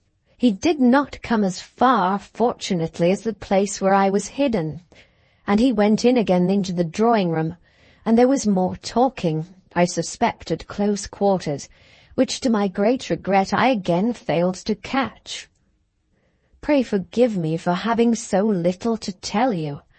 I can only add that when the storm cleared off, Miss Milroy went away with the flowers in her hand, and with Mr. Armadale escorting her from the house. My own humble opinion is that he had a powerful friend at court all through the interview, in the young lady's own liking for him. This is all I can say at present, with the exception of one other thing I heard which I blush to mention. But your word is law, and you have ordered me to have no concealments from you. Their talk turned once, dear madam, on yourself. I think I heard the word creature from Miss Milroy, and I am certain that Mr. Armadale, while acknowledging that he had once admired you, added that circumstances had since satisfied him of his folly. I quote his own expression. It made me quite tremble with indignation. If I may be permitted to say so, the man who admires Miss Gwilt lives in paradise. Respect, if nothing else, ought to have closed Mr. Armadale's lips. He is my employer, I know, but after his calling it an act of folly to admire you, though I am his deputy steward, I utterly despise him. Trusting that I may have been so happy as to give you satisfaction thus far, and earnestly desirous to deserve the honour of your continued confidence in me, I remain, dear madam, your grateful and devoted servant, Felix Bashwood. 2. From Mrs. Oldershaw to Miss Gwilt. Diana Street, Monday, July the 21st. My dear Lydia, I trouble you with a few lines. They are written under a sense of the duty which I owe to myself in our present position toward each other. I am not at all satisfied with the tone of your last 2 letters, and I am still less pleased at your leaving me this morning without any letter at all, and this when we had arranged, in the doubtful state of our prospects, that I was to hear from you every day. I can only interpret your conduct in one way. I can only infer that matters at Thorpe Ambrose, having been all mismanaged, are all going wrong. It is not my present object to reproach you, for why should I waste time, language, and paper? I merely wish to recall to your memory certain considerations which you appear to be disposed to overlook. Shall I put them in the plainest English? Yes, for with all my faults, I am frankness personified. In the first place, then, I have an interest in your becoming Mrs. Armadale of Thorpe Ambrose as well as you. Secondly, I have provided you, to say nothing of good advice, with all the money needed to accomplish our object. Thirdly, I hold your notes of hand at short dates for every farthing so advanced. Fourthly and lastly, though I'm indulgent to a fault in the capacity of a friend, in the capacity of a woman of business, my dear, I am not to be trifled with. That is all, Lydia, at least for the present. Pray don't suppose I write in anger. I am only sorry and disheartened. My state of mind resembles David's. If I had the wings of a dove, I would flee away and be at rest. Affectionately yours, Maria Oldershaw. 3. From Mr. Bashwood to Miss Gwilt. Thorpe Ambrose, July the 21st. Dear Madam, you will probably receive these lines a few hours after my yesterday's communication reaches you. I posted my first letter last night, and I shall post this before noon today. My present object in writing is to give you some more news from this house. I have the inexpressible happiness of announcing that Mr. Armadale's disgraceful intrusion on your privacy is at an end. The watch set on your actions is to be withdrawn this day. I write, dear madam, with the tears in my eyes, tears of joy caused by feelings which I ventured to express in my previous letter. See first paragraph toward the end. Pardon me this personal reference. I can speak to you, I don't know why, so much more readily with my pen than with my tongue. Let me try to compose myself and proceed with my narrative. I had just arrived at the steward's office this morning when Mr. Pedgift the elder followed me to the great house to see Mr. Armadale by special appointment. It is needless to say that I at once suspended any little business there was to do, feeling that your interest might possibly be concerned. It is also most gratifying to add that this time circumstances favoured me. I was able to stand under the open window and to hear the whole interview. Mr. Armadale explained himself at once in the plainest terms. He gave orders that the person who had been hired to watch you should be instantly dismissed. On being asked to explain this sudden change of purpose, he did not conceal that it was owing to the effect produced on his mind by what had passed between Mr. Midwinter and himself on the previous day. Mr. Midwinter's language, cruelly unjust as it was, had nevertheless convinced him that no necessity whatever could excuse any proceeding so essentially base in itself as the employment of a spy, and on that conviction he was now determined to act. But for your own positive directions to me to conceal nothing that passes here in which your name is concerned, I should really be ashamed to report what Mr. Pedgift said on his side. He has behaved kindly to me, I know, but if he was my own brother I could never forgive him the tone in which he spoke of you, and the obstinacy with which he tried to make Mr. Armadale change his mind. He began by attacking Mr. Midwinter. He declared that Mr. Midwinter's opinion was the very worst opinion that could be taken, for it was quite plain that you, dear madam, had twisted him round your finger. Producing no effect by this coarse suggestion, which nobody who knows you could for a moment believe, Mr. Pedgift next referred to Miss Milroy, and asked Mr. Armadale if he had given up all idea of protecting her. What this meant I cannot imagine. I can only report it for your private consideration. Mr. Armadale briefly answered that he had his own plan for protecting Miss Milroy, and that the circumstances were altered in that quarter, or words to a similar effect. Still Mr. Pedgift persisted. He went on, I blush to mention, from bad to worse. He tried to persuade Mr. Armadale next to bring an action at law against one or other of the persons who had been most strongly condemning his conduct in the neighbourhood, for the purpose, I really hardly know how to write it, of getting you into the witness box. And worse yet, when Mr. Armadale still said no, Mr. Pedgift, after having, as I suspected by the sound of his voice, been on the point of leaving the room, artfully came back and proposed sending for a detective officer from London, simply to look at you. The whole of this mystery about Miss Gwilt's true character, he said, may turn on a question of identity. It won't cost much to have a man down from London, and it's worth trying whether her face is or is not known at headquarters to the police. I again and again assure you, dearest lady, that I only repeat those abominable words from a sense of duty toward yourself. I declare I shook from head to foot when I heard them. To resume, for there is more to tell you.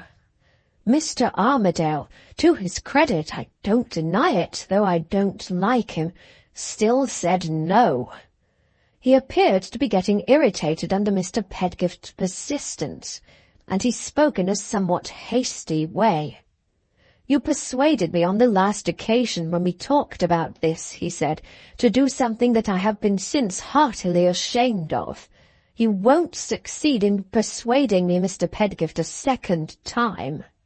Those were his words. Mr. Pedgift took him up short. Mr. Pedgift seemed to be nettled on his side. "If that is the light in which you see my advice, sir," he said, "the less you have of it for the future, the better. Your character and position are publicly involved in this matter between yourself and Miss Gwilt, and you persist at a most critical moment in taking a course of your own, which I believe will end badly.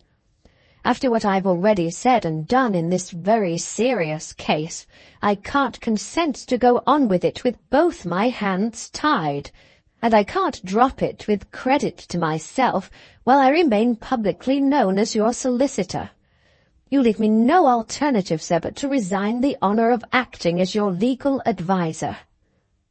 "I am sorry to hear it," says Mr. Armadale, "but I have suffered enough already through interfering with Miss Gwilt. I can't and won't stir any further in the matter."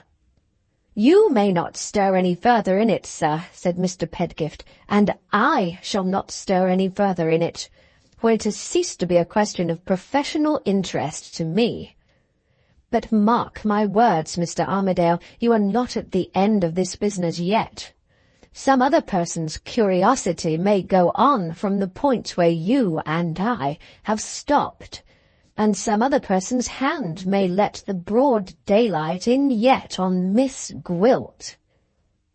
I report their language, dear madam, almost word for word, I believe, as I heard it.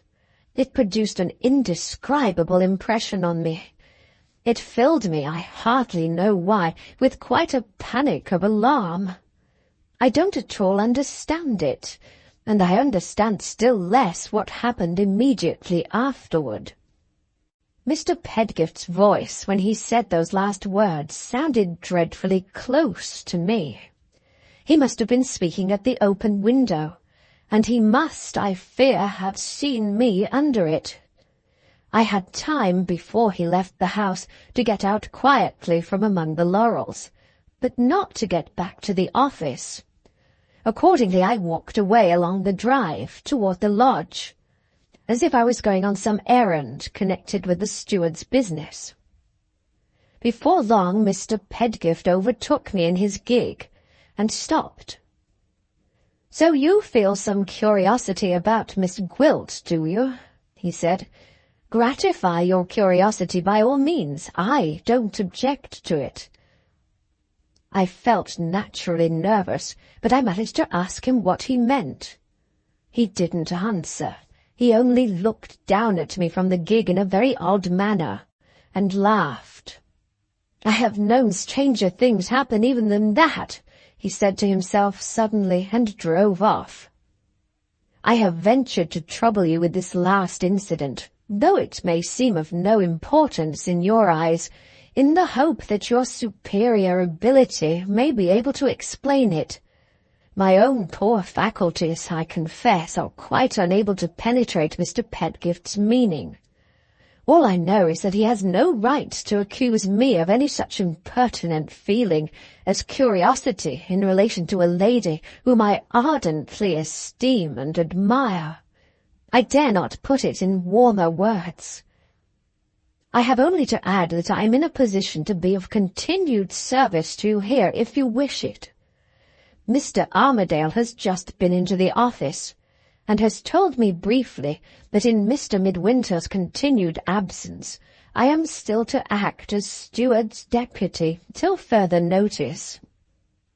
Believe me, dear madam, anxiously and devotedly yours, Felix Bashwood. 4. From Allan Armadale to the Reverend Decimus Brock. Thorpe Ambrose, Tuesday. My dear Mr. Brock, I am in sad trouble. Midwinter has quarrelled with me and left me, and my lawyer has quarrelled with me and left me, and except dear little Miss Milroy, who has forgiven me, all the neighbours have turned their backs on me. There is a good deal about me in this, but I can't help it. I am very miserable alone in my own house. Do pray come and see me. You are the only old friend I have left, and I do long so to tell you about it. N.B. On my word of honour as a gentleman, I am not to blame. Yours affectionately, Allan Armadale. P.S. I would come to you, for this place is grown quite hateful to me, but I have a reason for not going too far away from Miss Milroy just at present. 5. From Robert Stapleton to Allan Armadale, Esquire. Bascombe Rectory, Thursday morning. Respected Sir, I see a letter in your writing on the table along with the others, which I am sorry to say my master is not well enough to open. He is down with a sort of low fever. The doctor says it has been brought on by worry and anxiety, which the master was not strong enough to bear. This seems likely, for I was with him when he went to London last month, and what with his own business and the business of looking after that person who afterward gave us the slip, he was worried and anxious all the time, and for the matter of that, so was I. My master was talking of you a day or two since. He seemed unwilling that you should know of his illness unless he got worse. But I think you ought to know of it. At the same time he is not worse, perhaps a trifle better. The doctor says he must be kept very quiet and not agitated on any account. So be pleased to take no notice of this, I mean in the way of coming to the rectory. I have the doctor's orders to say it is not needful, and it would only upset my master in the state he is in now. I will write again if you wish it. Please accept of my duty, and believe me to remain, sir, your humble servant, Robert Stapleton. P.S. The yacht has been rigged and repainted, waiting your orders. She looks beautiful. 6. From Mrs. Oldershaw to Miss Gwilt. Diana Street, July the 24th. Miss Gwilt. The post hour has passed for 3 mornings following, and has brought me no answer to my letter. Are you purposely bent on insulting me, or have you left Thorpe Ambrose? In either case I won't put up with your conduct any longer. The law shall bring you to book if I can't. Your first note of hand for £30 falls due on Tuesday next, the 29th. If you had behaved with common consideration towards me, I would have let you renew it with pleasure. As things are, I shall have the note presented, and if it is not paid, I shall instruct my man of business to take the usual course. Yours, Maria Oldershaw. 7. From Miss Gwilt to Mrs. Oldershaw. 5 Paradise Place, Thorpe Ambrose, July the 25th. Mrs. Oldershaw. The time of your man of business being, no doubt, of some value, I write a line to assist him when he takes the usual course. He will find me waiting to be arrested in the first-floor apartments at the above address. In my present situation, and with my present thoughts, the best service you can possibly render me is to lock me up. L.G. 8. From Mrs. Oldershaw to Miss Gwilt. Diana Street, July the 26th. My darling Lydia, the longer I live in this wicked world, the more plainly I see that women's own tempers are the worst enemies women have to contend with. What a truly regretful style of correspondence we have fallen into. What a sad want of self-restraint, my dear, on your side and on mine. Let me, as the oldest in years, be the first to make the needful excuses, the first to blush for my own want of self-control.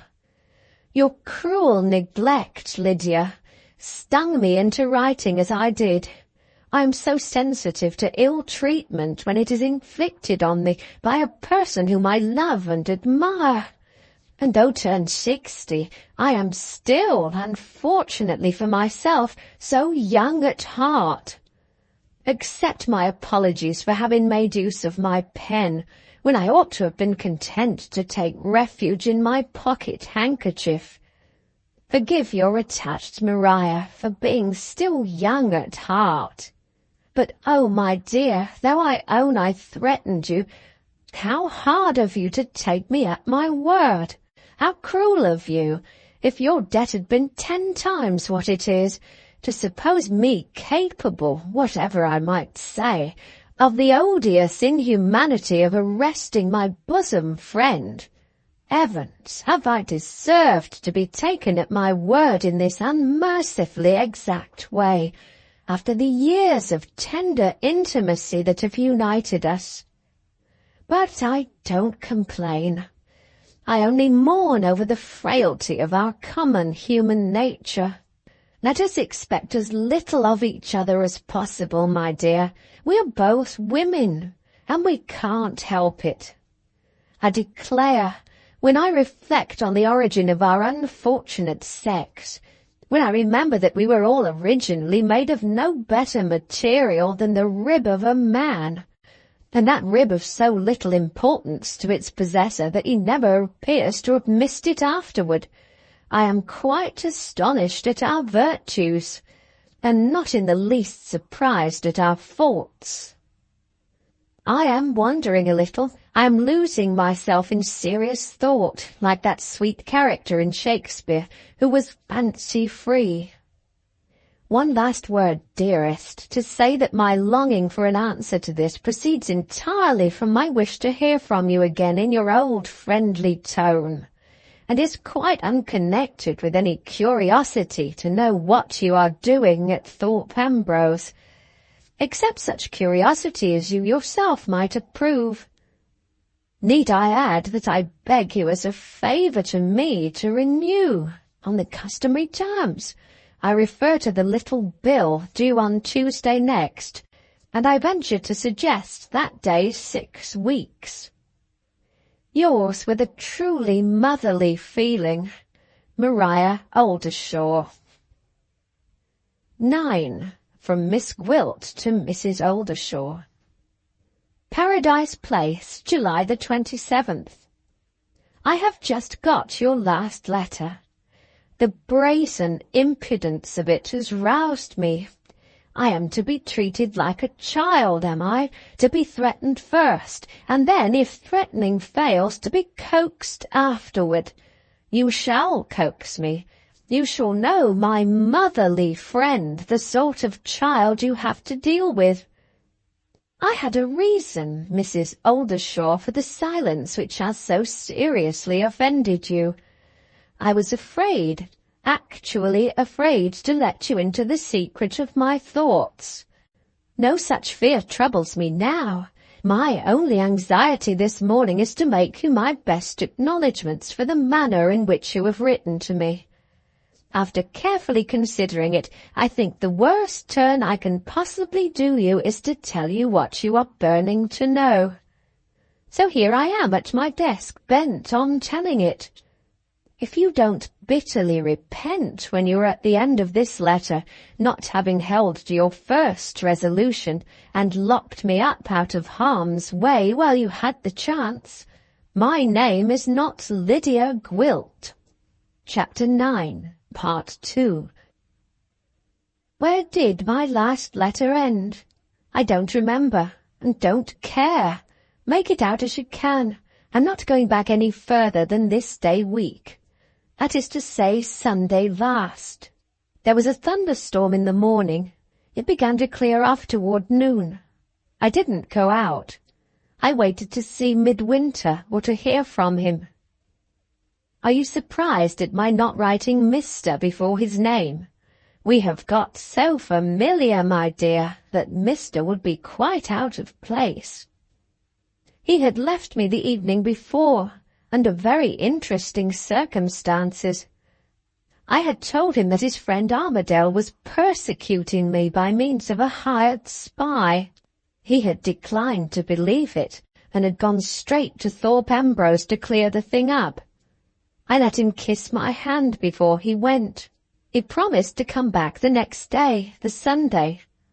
I felt I had secured my influence over him, and I believed he would keep his word. Well, the thunder passed away as I told you. The weather cleared up, the people walked out in their best clothes, the dinners came in from the baker's.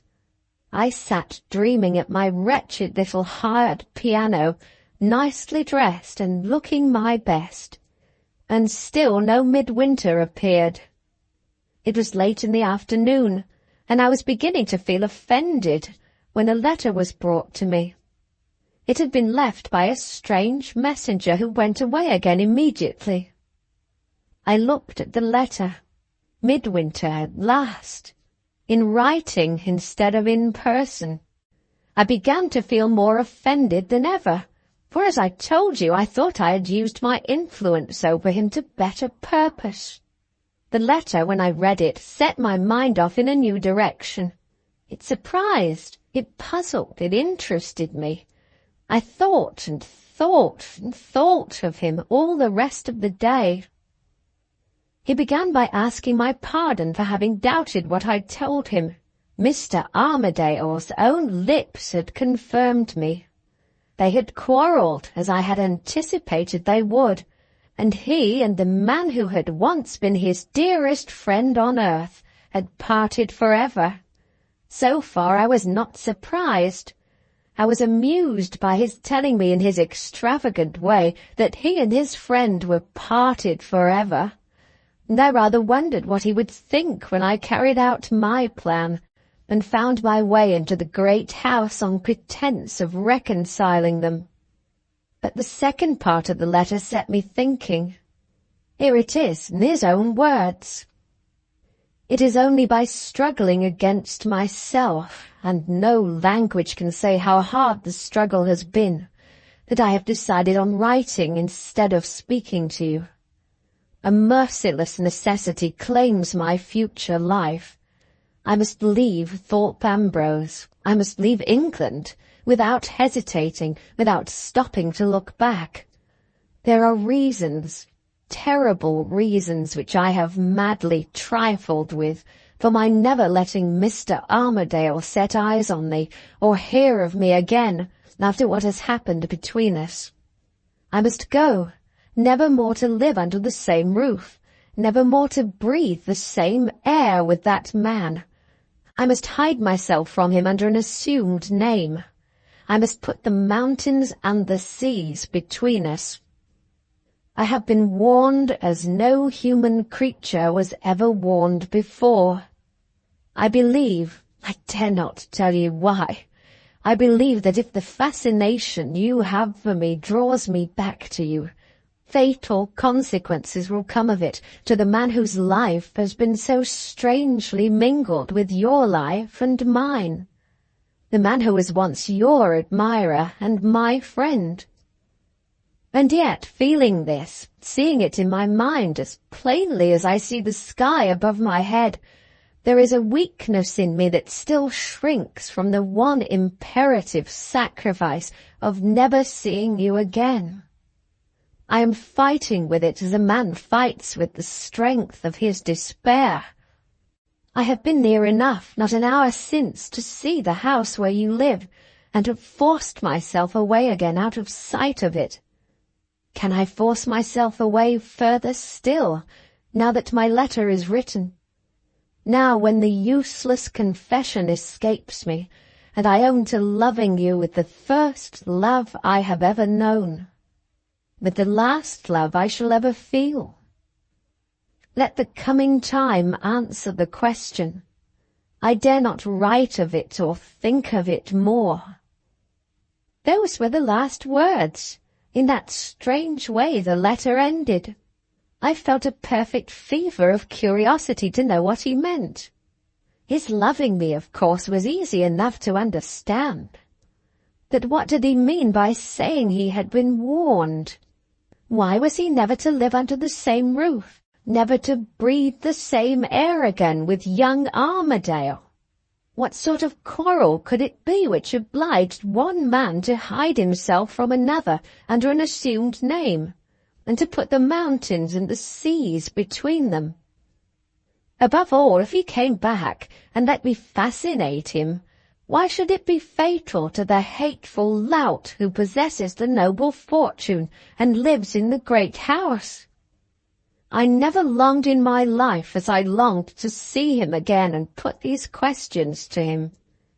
I got quite superstitious about it as the day drew on. They gave me a sweetbread and a cherry pudding for dinner. I actually tried if he would come back by the stones in the plate. He will, he won't. He will, he won't, and so on. It ended in he won't. I rang the bell and had the things taken away. I contradicted destiny quite fiercely. I said, he will, and I waited at home for him. You don't know what a pleasure it is to me to give you all these little particulars. Count up, my bosom friend, my second mother. Count up the money you have advanced on the chance of my becoming Mrs. Armadale, and then think of my feeling this breathless interest in another man. Oh, Mrs. Oldershaw, how intensely I enjoy the luxury of irritating you. The day got on toward evening. I rang again and sent down to borrow a railway timetable. What trains were there to take him away on Sunday? The national respect for the Sabbath stood my friend. There was only one train, which had started hours before he wrote to me. I went and consulted my glass. It paid me the compliment of contradicting the divination by cherry stones. My glass said, "Get behind the window curtain. He won't pass the long, lonely evening without coming back again to look at the house." I got behind the window curtain and waited with his letter in my hand. The dismal Sunday light faded, and the dismal Sunday quietness in the street grew quieter still. The dusk came, and I heard a step coming with it in the silence. My heart gave a little jump. Only think of my having any heart left. I said to myself, midwinter, and midwinter it was. When he came in sight, he was walking slowly, stopping and hesitating at every 2 or 3 steps. My ugly little drawing-room window seemed to be beckoning him on, in spite of himself. After waiting till I saw him come to a standstill, a little aside from the house, but still within view of my irresistible window, I put on my things and slipped out by the back way into the garden. The landlord and his family were at supper, and nobody saw me. I opened the door in the wall, and got round by the lane into the street. At that awkward moment I suddenly remembered what I had forgotten before. The spy set to watch me, who was no doubt waiting somewhere in sight of the house. It was necessary to get time to think, and it was, in my state of mind, impossible to let Midwinter go without speaking to him. In great difficulties you generally decide at once, if you decide at all. I decided to make an appointment with him for the next evening, and to consider in the interval how to manage the interview so that it might escape observation. This, as I felt at the time, was leaving my own curiosity free to torment me for 24 mortal hours. But what other choice had I? It was as good as giving up being the mistress of Thorpe Ambrose altogether, to come to a private understanding with Midwinter in the sight and possibly in the hearing of Armadale's spy. Finding an old letter of yours in my pocket, I drew back into the lane, and wrote on the blank leaf with a little pencil that hangs at my watch-chain. I must and will speak to you. It is impossible tonight, but be in the street tomorrow at this time, and leave me afterward forever if you like. When you have read this, overtake me, and say as you pass without stopping or looking round, 'Yes, I promise.'" I folded up the paper and came on him suddenly from behind. As he started and turned round, I put the note into his hand, pressed his hand, and passed on. Before I had taken 10 steps, I heard him behind me. I can't say he didn't look round. I saw his big black eyes, bright and glittering in the dusk, devour me from head to foot in a moment. But otherwise he did what I told him. "I can deny you nothing," he whispered. "I promise." I couldn't help thinking at the time how that brute and booby, Armadale, would have spoiled everything in the same situation. I tried hard all night to think of a way of making our interview of the next evening safe from discovery, and tried in vain. Even as early as this I began to feel as if Midwinter's letter had in some unaccountable manner stupefied me. Monday morning made matters worse.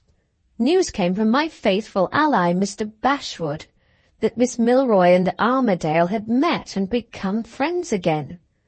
You may fancy the state I was in. An hour or two later there came more news from Mr. Bashwood.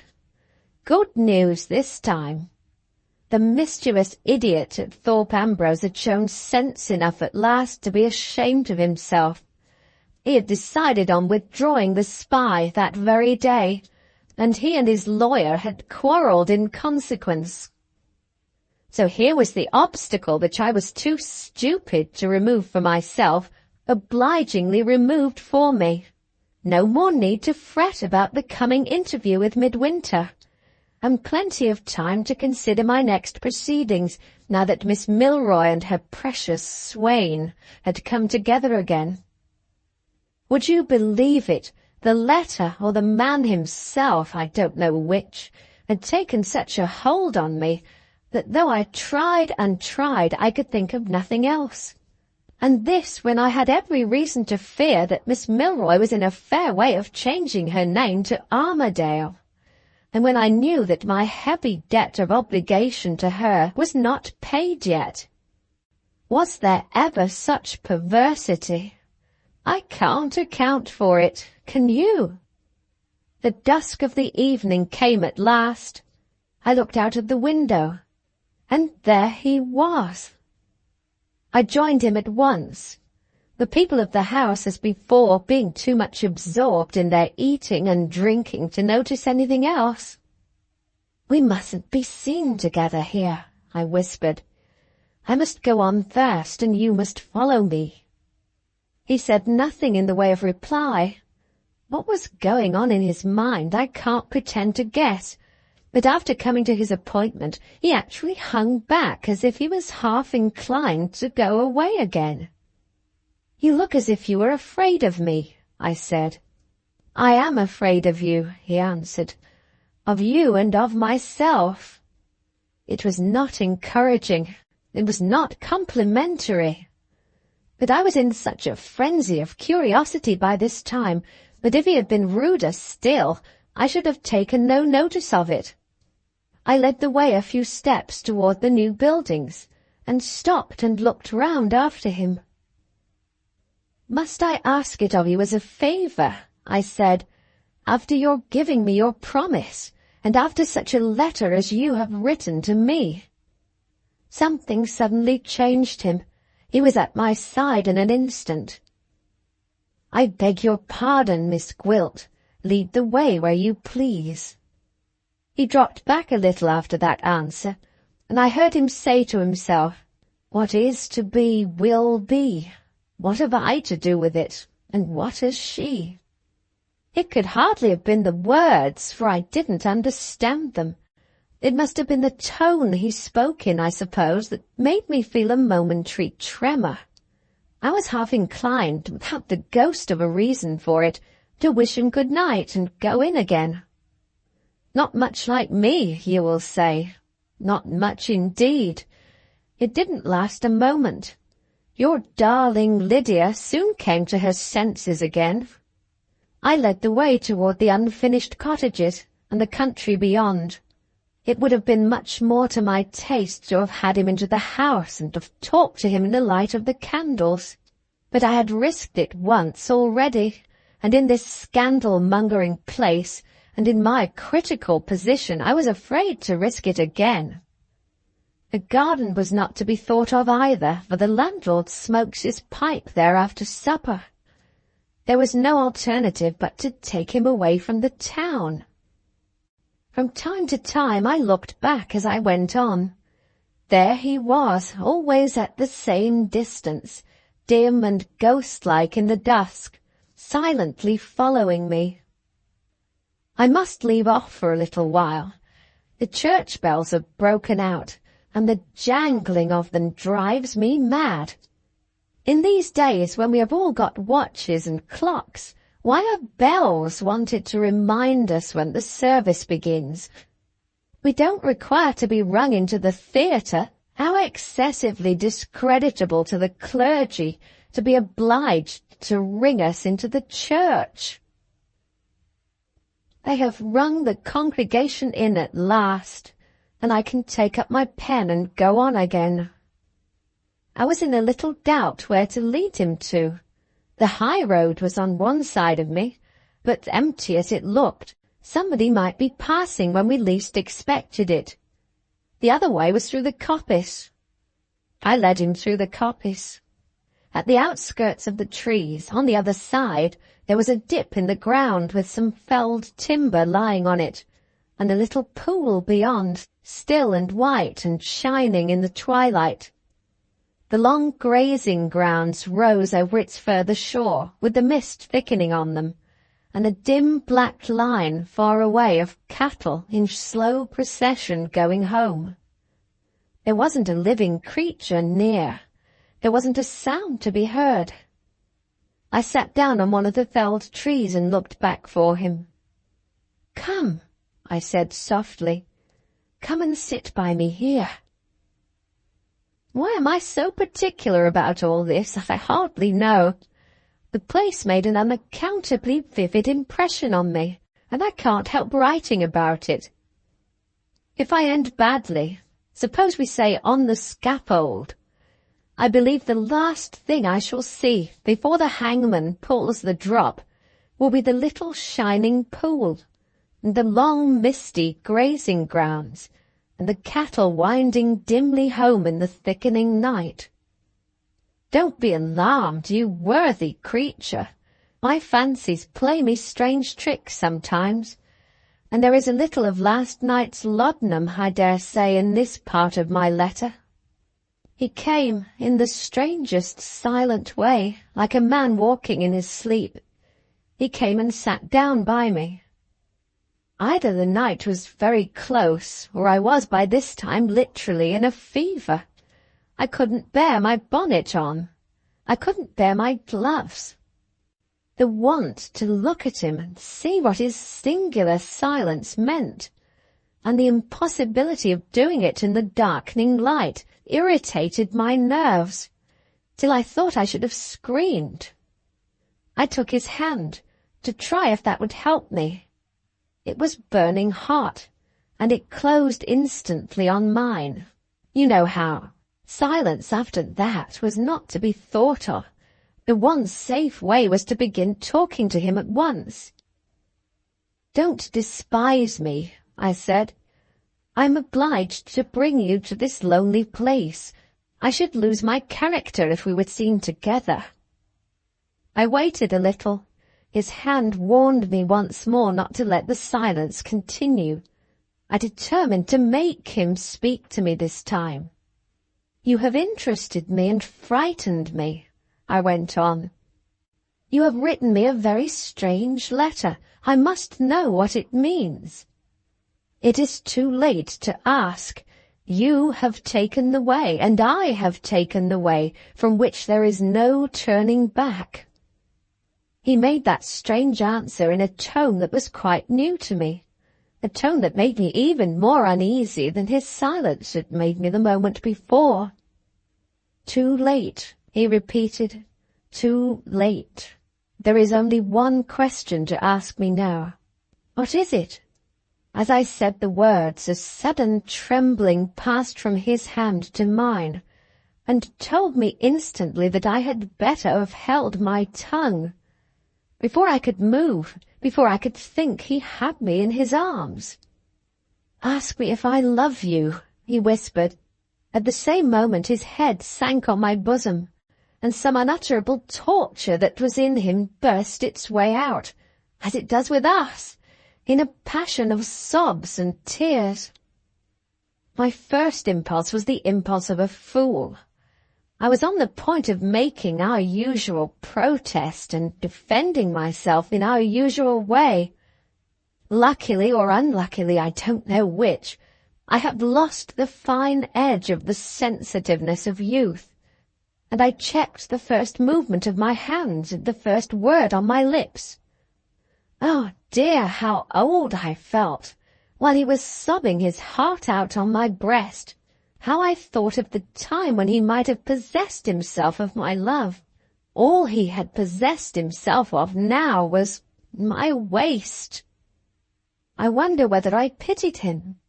It doesn't matter if I did. At any rate, my hand lifted itself somehow, and my fingers twined themselves softly in his hair. Horrible recollections came back to me of other times, and made me shudder as I touched him. And yet I did it. What fools women are! I won't reproach you, I said gently. I won't say this is a cruel advantage to take of me in such a position as mine. You are dreadfully agitated. I will let you wait a little and compose yourself. Having got as far as that, I stopped to consider how I should put the questions to him that I was burning to ask. But I was too confused, I suppose, or perhaps too impatient to consider. I let out what was uppermost in my mind, in the words that came first. I don't believe you love me, I said. You write strange things to me. You frighten me with mysteries. What did you mean by saying in your letter that it would be fatal to Mr. Armadale if you came back to me? What danger can there be to Mr. Armadale? Before I could finish the question, he suddenly lifted his head and unclasped his arms. I had apparently touched some painful subject which recalled him to himself. Instead of my shrinking from him, it was he who shrank from me. I felt offended with him. Why, I don't know, but offended I was, and I thanked him with my bitterest emphasis for remembering what was due to me at last. Do you believe in dreams? He burst out in the most strangely abrupt manner, without taking the slightest notice of what I'd said to him. Tell me, he went on without allowing me time to answer, were you or was any relation of yours ever connected with Allan Armadale's father or mother? Were you or was anybody belonging to you ever in the island of Madeira? Conceive my astonishment, if you can. I turned cold. In an instant I turned cold all over. He was plainly in the secret of what had happened when I was in Mrs. Armadale's service in Madeira. In all probability before he was born.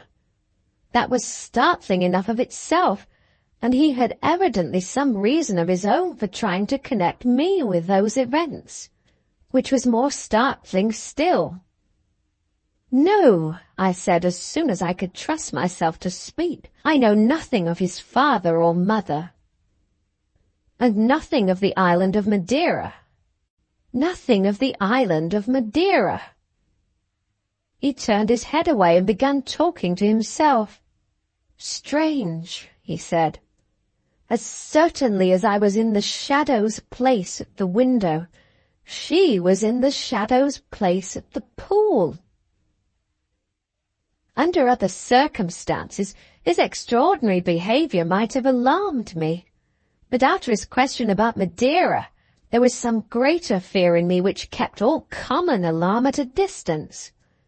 I don't think I ever determined on anything in my life as I determined on finding out how he had got his information, and who he really was.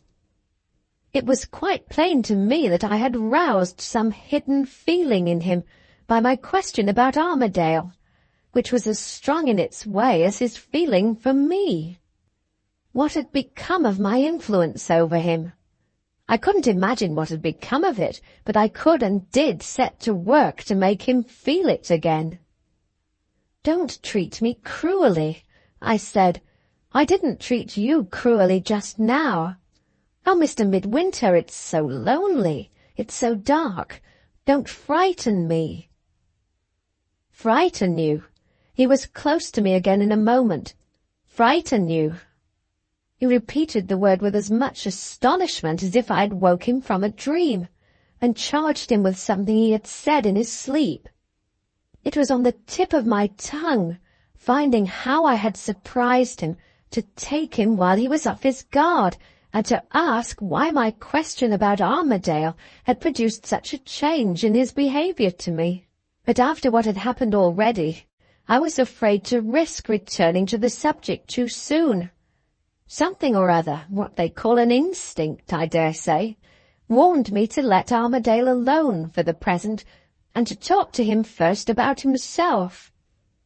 As I told you in one of my early letters, I had noticed signs and tokens in his manner and appearance which convinced me, young as he was, that he had done something or suffered something out of the common in his past life.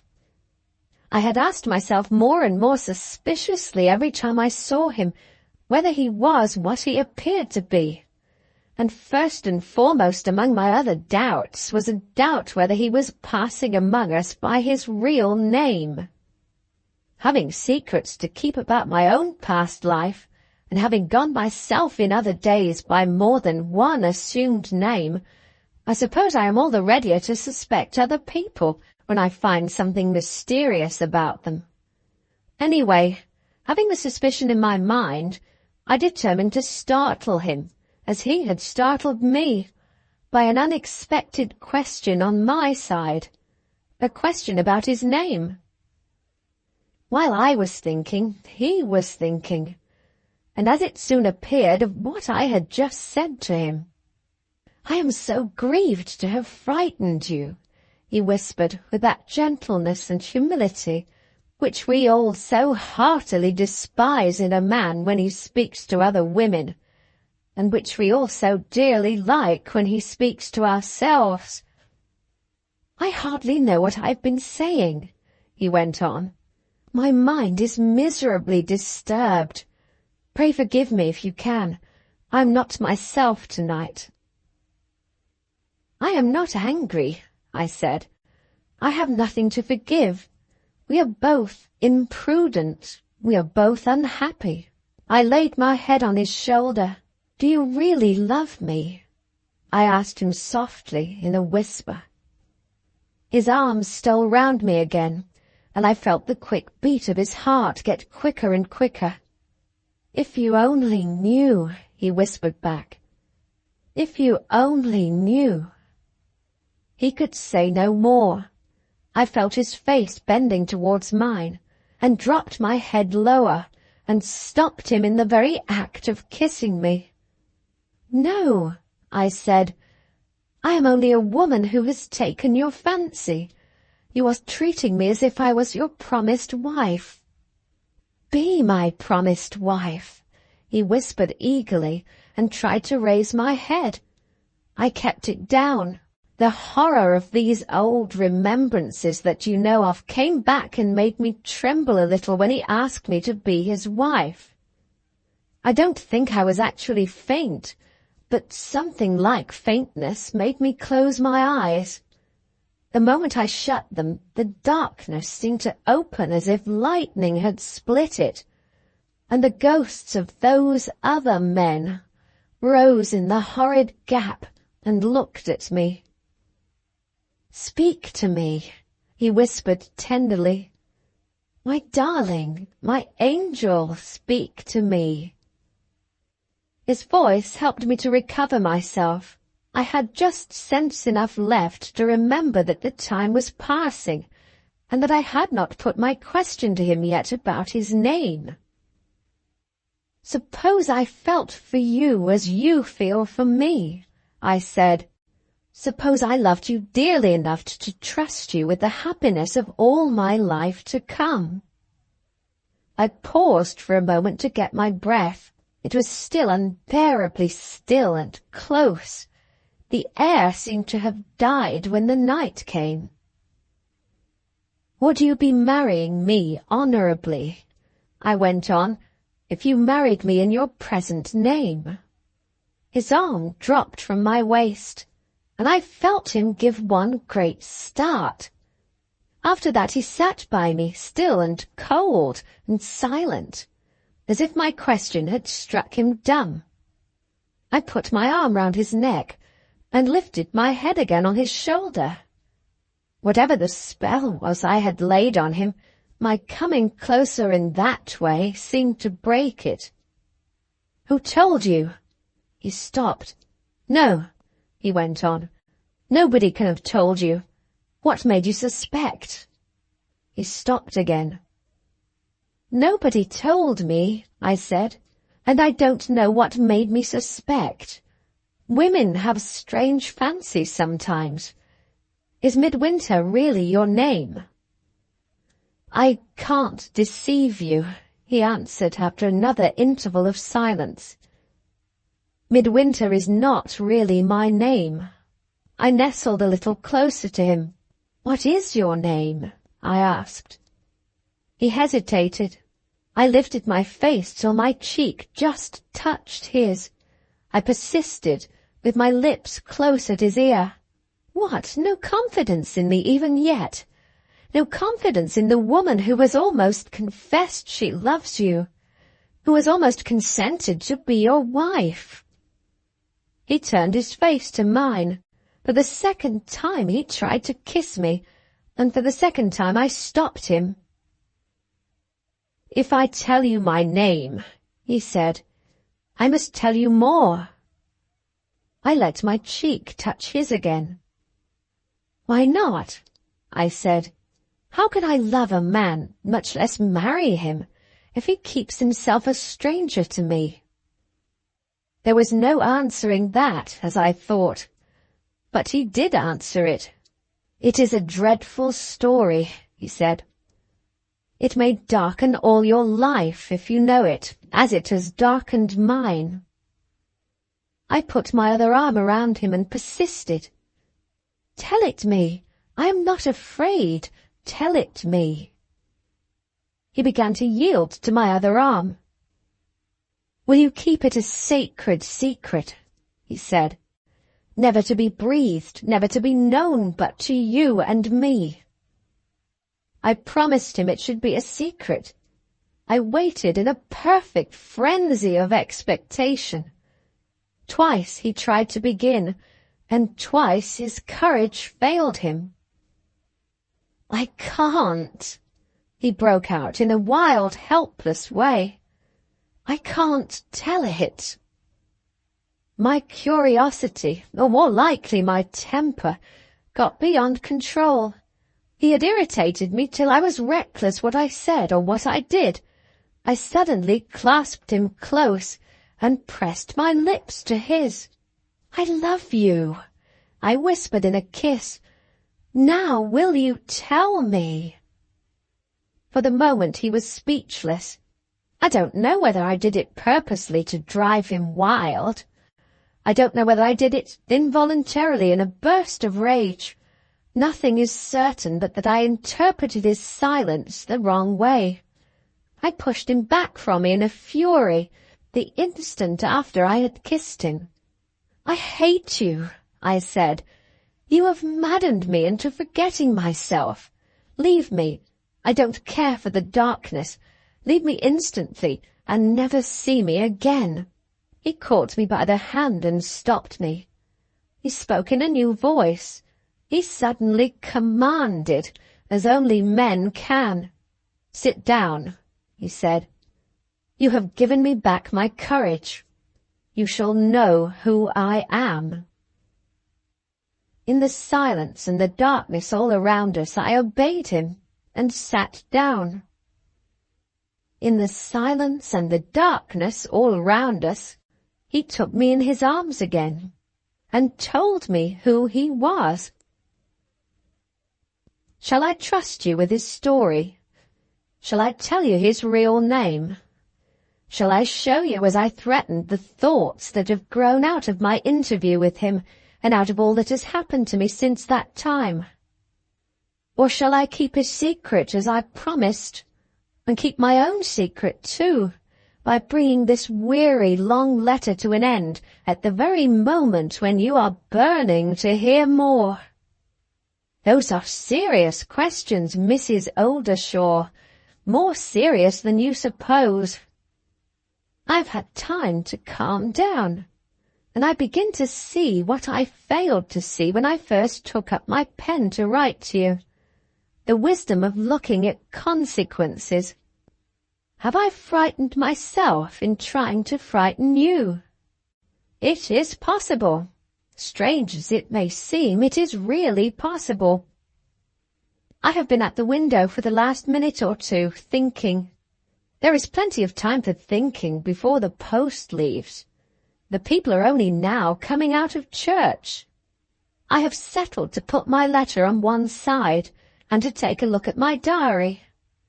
In plainer words, I must see what I risk if I decide on trusting you. And my diary will show me what my head is too weary to calculate without help. I have written the story of my days, sometimes the story of my nights, much more regularly than usual for the last week, having reasons of my own for being particularly careful in this respect under present circumstances. If I end in doing what is now in my mind to do, it would be madness to trust to my memory. The smallest forgetfulness of the slightest event that has happened from the night of my interview with Midwinter to the present time might be utter ruin to me. Utter ruin to her, you will say. What kind of ruin does she mean? Wait a little, till I have asked my diary whether I can safely tell you. Chapter 10, Part 1. Miss Gwilt's Diary. July 21st, Monday night, 11 o'clock.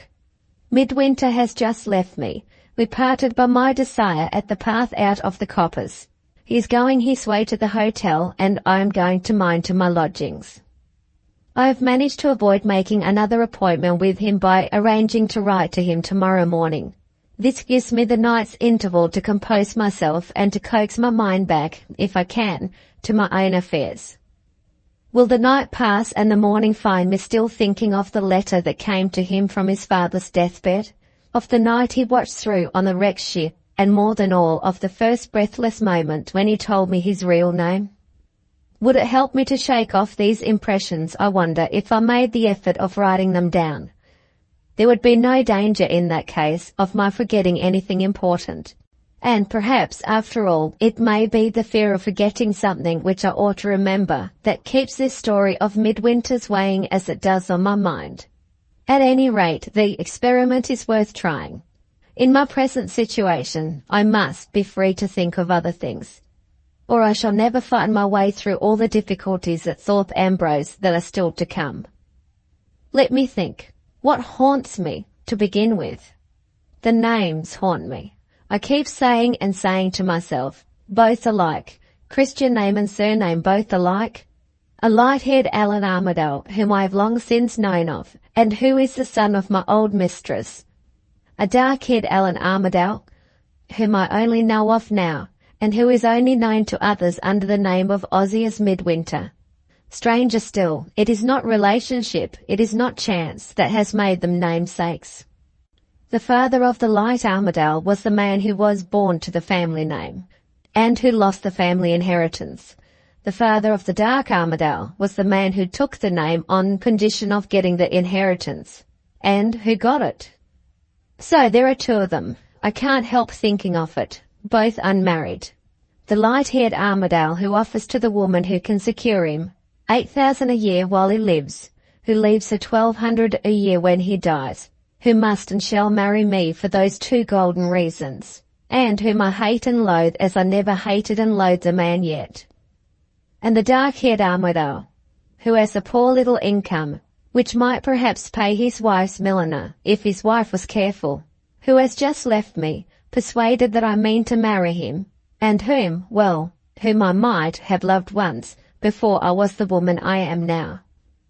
And Allan the Fair doesn't know he has a namesake, and Allan the Dark has kept the secret from everybody but the Somersetshire clergyman, whose discretion he can depend on, and myself. And there are two Allan Armadales. Two Allan Armadales. Two Allan Armadales. There, 3 is a lucky number. Haunt me again after that if you can. What next? The murder in the timber ship. No, the murder is a good reason why the dark Armadale, whose father committed it, should keep his secret from the fair Armadale, whose father was killed. But it doesn't concern me. I remember there was a suspicion in Madeira at the time of something wrong. Was it wrong? Was the man who had been tricked out of his wife to blame for shutting the cabin door and leaving the man who had tricked him to drown in the wreck? Yes, the woman wasn't worth it. What am I sure of that really concerns myself? I am sure of one very important thing. I am sure that Midwinter, I must call him by his ugly false name, or I may confuse the two Armadales before I have done. I am sure that Midwinter is perfectly ignorant that I and the little imp of 12 years old, who waited on Mrs. Armadale in Madeira and copied the letters that were supposed to arrive from the West Indies, are one and the same. There are not many girls of 12 who could have imitated a man's handwriting and held their tongues about it afterward, as I did. But that doesn't matter now. What does matter is that Midwinter's belief in the dream is Midwinter's only reason for trying to connect with me and Allan Armadale, by associating me with Allan Armadale's father and mother. I asked him if he actually thought me old enough to have known either of them, and he said no, poor fellow, in the most innocent, bewildered way. Would he say no if he saw me now? Shall I turn to the glass and see if I look my 35 years, or shall I go on writing? I will go on writing. There is one thing more that haunts me almost as obstinately as the names. I wonder whether I am right in relying on Midwinter's superstition, as I do, to help me in keeping him at arm's length. After having let the excitement of the moment hurry me into saying more than I need have said, he is certain to press me. He is certain to come back, with a man's hateful selfishness and impatience in such things, to question of marrying me. Will the dream help me check him? After alternately believing and disbelieving in it, he has got, by his own confession, to believing in it again. Can I say I believe in it too? I have better reasons for doing so than he knows of. I am not the only person who helped Mrs. Armadale's marriage by helping her to impose on her own father. I am the woman who tried to drown herself, the woman who started the series of accidents which put young Armadale in possession of his fortune, the woman who has come Thorpe Ambrose to marry him for his fortune. Now he has got it. And more extraordinary still, the woman who stood in the shadow's place at the pool. These may be coincidences, but they are strange coincidences. I declare I begin to fancy that I believe in the dream too. Suppose I say to him, I think as you think.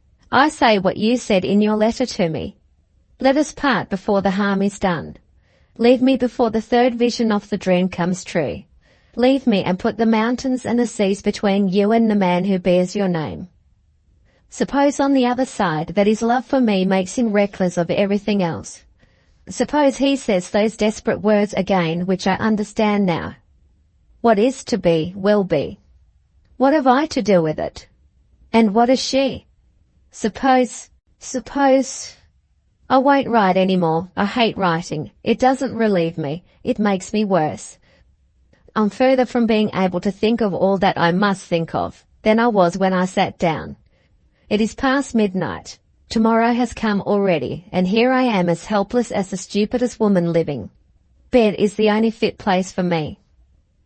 Bed.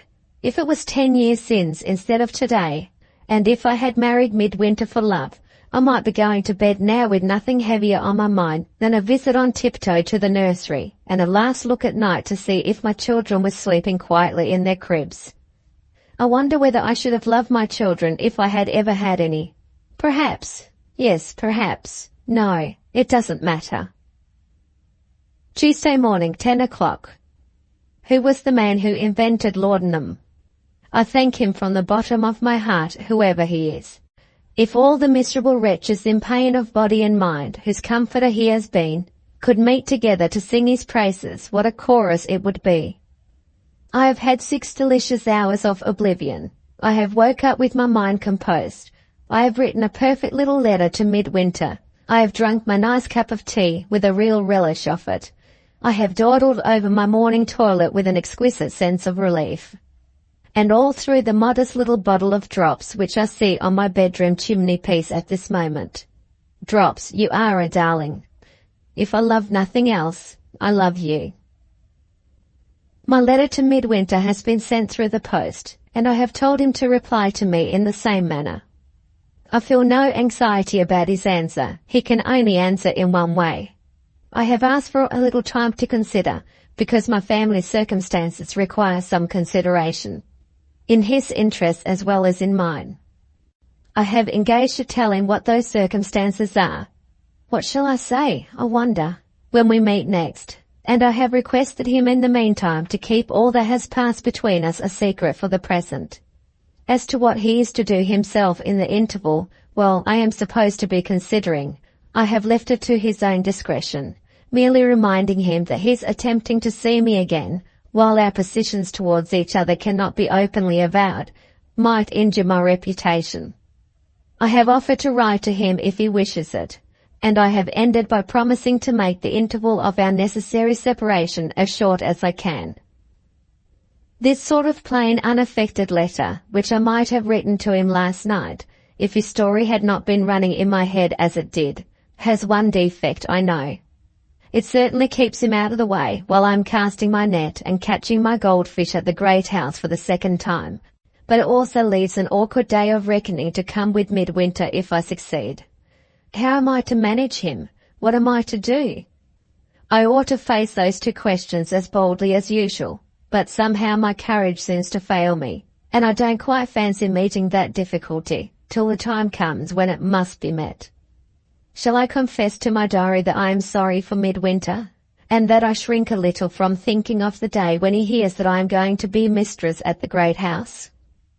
But I am not mistress yet, and I can't take a step in that direction of the great house till I have got the answer to my letter, and till I know that Midwinter is out of the way. Patience, patience. I must go and forget myself at my piano. There is the Moonlight Sonata open and tempting me on the music stand. Have I nerve enough to play it, I wonder? Or will it set me shuddering with the mystery and terror of it as it did the other day? 5 o'clock. I have got his answer. The slightest request I can make is a command to him. He has gone, and he sends me his address in London. There are 2 considerations, he says, which help to reconcile me to leaving you. The first is that you wish it, and that is only to be for a little while. The second is that I think I can make some arrangements in London for adding to my income by my own labour. I have never cared for money for myself, but you don't know how I am beginning already to prize the luxuries and refinements that money can provide, for my wife's sake. Poor fellow. I almost wish I had not written to him as I did. I almost wish I had not sent him away from me. Fancy if Mother Oldershaw saw this page in my diary. I have had a letter from her this morning, a letter to remind me of my obligations, and to tell me she suspects things are all going wrong. Let her suspect. I shan't trouble myself to answer. I can't be worried with that old wretch in the state I am in now. It is a lovely afternoon. I want a walk. I mustn't think of Midwinter. Suppose I put on my bonnet and try my experiment at once at the great house. Everything is in my favour. There is no spy to follow me, and no lawyer to keep me out this time. Am I handsome enough today? Well, yes, handsome enough to be a match for a little dowdy, awkward, freckled creature, or to be perched on a form at school and strapped to a backboard to straighten her crooked shoulders. The nursery lisps out in all they utter, besides they always smell of bread and butter. How admirably Byron has described girls in their teens. 8 o'clock. I have just got back from Armadale's house. I have seen him and spoken to him, and the end of it may be set down in 3 plain words. I have failed.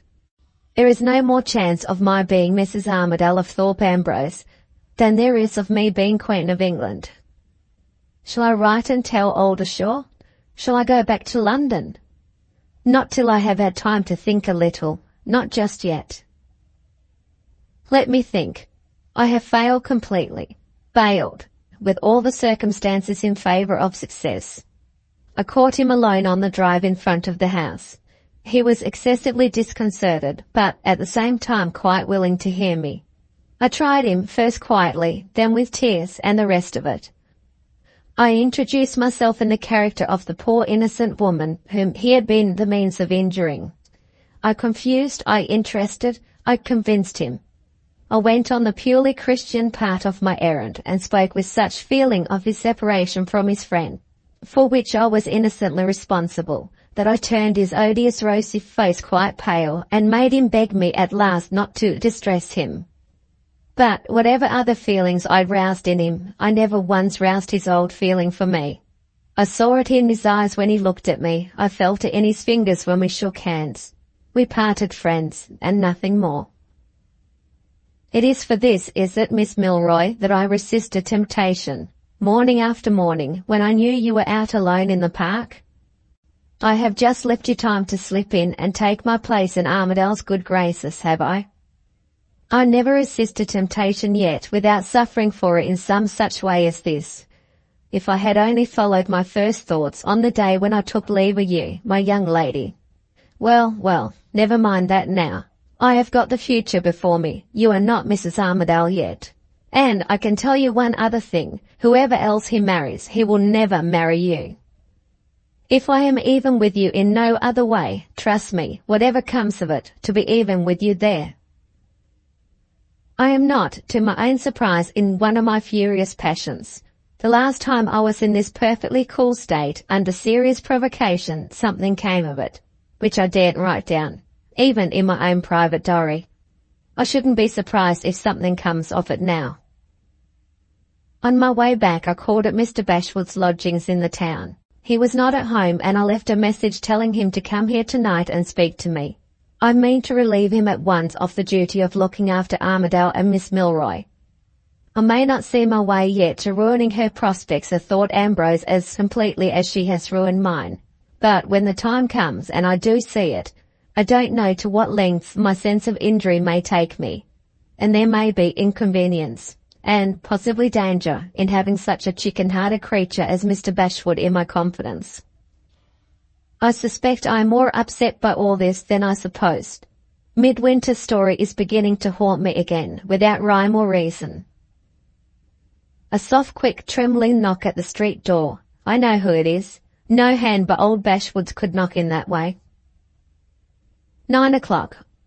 I have just got rid of him. He has surprised me by coming out in a new character.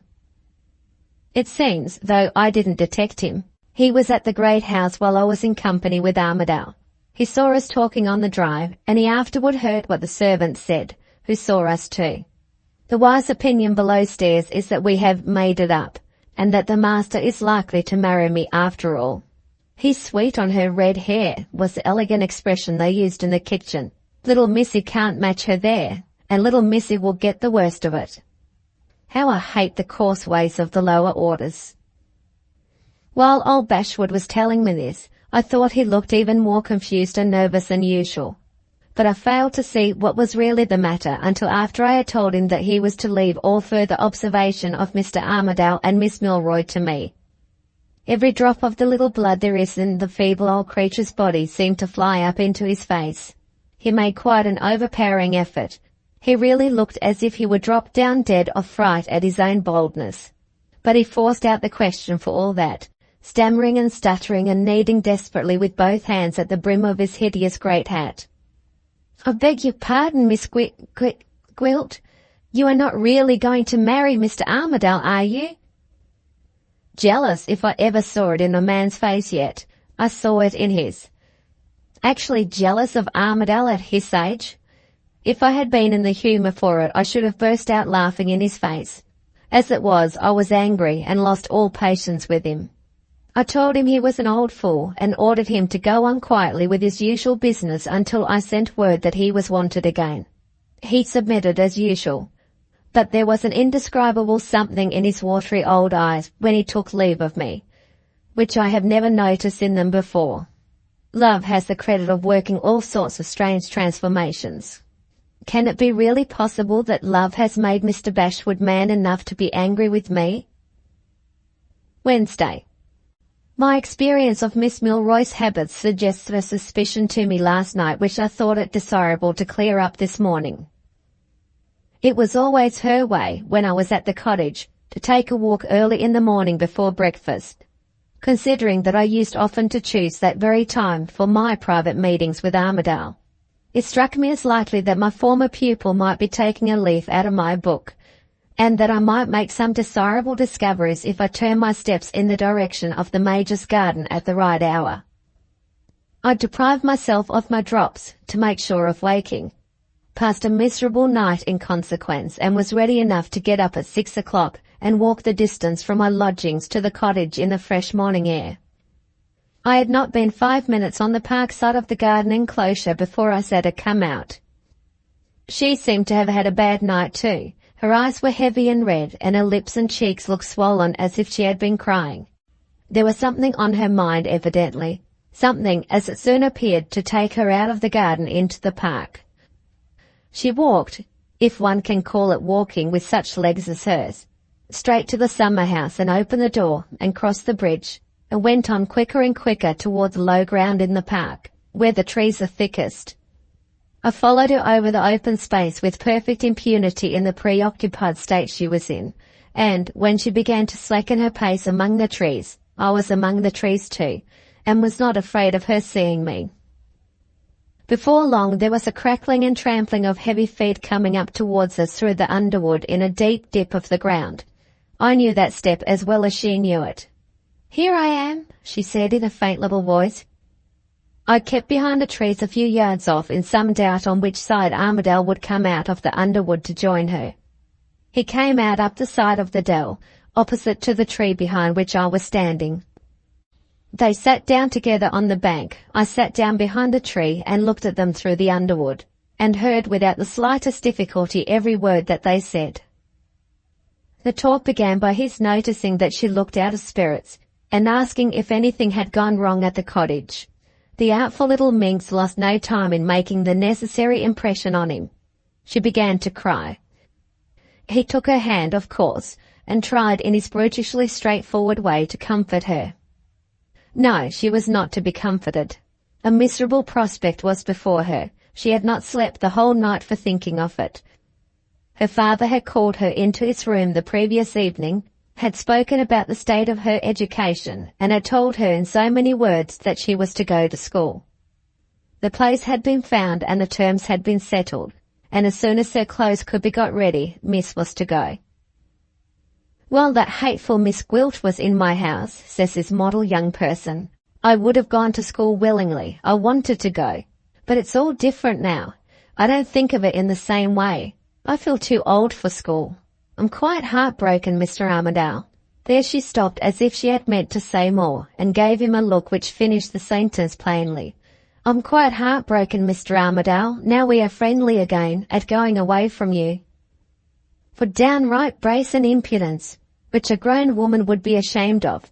Give me the young girls whose modesty is so pertinaciously insisted on by the nauseous domestic sentimentalist of the present day." Even Armadale, booby as he is, understood her. After bewildering himself in a labyrinth of words that led nowhere, he took her, one can hardly say round the waist, for she hasn't got one. He took her around the last hook and eye of her dress, and by way of offering her a refuge from the indignity of being sent to school at her age, made her a proposal of marriage in so many words. If I could have killed them both at that moment by lifting up my little finger, I have not the least doubt that I should have lifted it. As things were, I only waited to see what Miss Milroy would do. She appeared to think it necessary, feeling, I suppose, that she had met him without her father's knowledge, and not forgetting that I had had the start of her as the favourite object of Mr. Armadale's good opinion, to assert herself by an explosion of virtuous indignation. She wondered how he could think of such a thing after his conduct with Miss Gwilt, and after her father had forbidden him the house. Did he want to make her feel how inexcusably she had forgotten what was due to herself? Was it worthy of a gentleman to propose what he knew as well as she did was impossible? And so on and so on. Any man with brains in his head would have known what all this rhodomontade really meant. Armadale took it so seriously that he actually attempted to justify himself. He declared in his headlong, blundering way that he was quite in earnest. He and her father might make it up and be friends again, and if the Major persisted in treating him as a stranger. Young ladies and gentlemen in their situation had made runaway marriages before now, and fathers and mothers who wouldn't forgive them before had forgiven them afterward. Such outrageously straightforward love-making as this left Miss Milroy, of course, but two alternatives: to confess that she had been saying no when she meant yes, or to take refuge in another explosion. She was hypocrite enough to prefer another explosion. "How dare you, Mr. Armadale? Go away directly. It's inconsiderate, it's heartless, it's perfectly disgraceful to say such things to me," and so on and so on. It seems incredible, but it is not the less true, that he was positively fool enough to take her at her word. He begged her pardon and went away like a child that is put in the corner, the most contemptible object in the form of a man that eyes ever looked on. She waited after he had gone to compose herself, and I waited behind the trees to see how she would succeed. Her eyes wandered round slyly to the path by which he had left her. She smiled, grinned would be the truer way of putting it with such a mouth as hers, took a few steps on tiptoe to look after him, turned back again, and suddenly burst into a violent fit of crying. I am not quite so easily taken in as Armadale, and I saw what it all meant plainly enough. "Tomorrow," I thought to myself, "you will be in the park again, miss, by pure accident. The next day you will lead him on into proposing to you for the second time. The day after he will venture back to the subject of runaway marriages, and you will only be becomingly confused. And the day after that, if he has got a plan to propose, and if your clothes are ready to be packed for school, you will listen to him. Yes, yes, time is always on the man's side, where a woman is concerned, if the man is only patient enough to let time help him." I let her leave the place and go back to the cottage, quite unconscious that I had been looking at her. I waited among the trees thinking. The truth is, I was impressed by what I had heard and seen, in a manner that is not very easy to describe. I put the whole thing before me in a new light. It showed me what I had never even suspected till this morning, that she is really fond of him. Heavy as my debt of obligation is to her, there is no fear now of my failing to pay it to the last farthing. It would have been no small triumph for me to stand between Miss Milroy and her ambition to be one of the leading ladies of the county. But it is infinitely more where her first love is concerned, to stand between Miss Milroy and her heart's desire. Shall I remember my own youth and spare her? No. She has deprived me of the one chance I had of breaking the chain that binds me to a past life too horrible to be thought of. I am thrown back into a position, compared to which the position of an outcast who walks the streets is endurable and enviable. No, Miss Milroy, no, Mr. Armadale, I will spare neither of you. Chapter 10, Part 2. I have been back some hours. I have been thinking, and nothing has come of it. Ever since I got that strange letter of Midwinter's last Sunday, my usual readiness in emergencies has deserted me. When I am not thinking of him or his story, my mind feels quite stupefied. I, who have always known what to do on other occasions, don't know what to do now. It would be easy enough, of course, to warn Major Milroy of his daughter's proceedings. But the Major is fond of his daughter. Armadale is anxious to be reconciled with him. Armadale is rich and prosperous and ready to submit to the elder man, and sooner or later they will be friends again, and the marriage will follow. Warning Major Milroy is only the way to embarrass them for the present. It is not the way to part them for good and all. What is the way? I can't see it. I could tear my own hair off my head.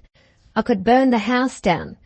If there was a train of gunpowder under the whole world, I could light it and blow the whole world to destruction. I am in such a rage, such a frenzy with myself for not seeing it. Poor dear Midwinter. Yes, dear. I don't care. I'm lonely and helpless. I want somebody who is gentle and loving to make much of me.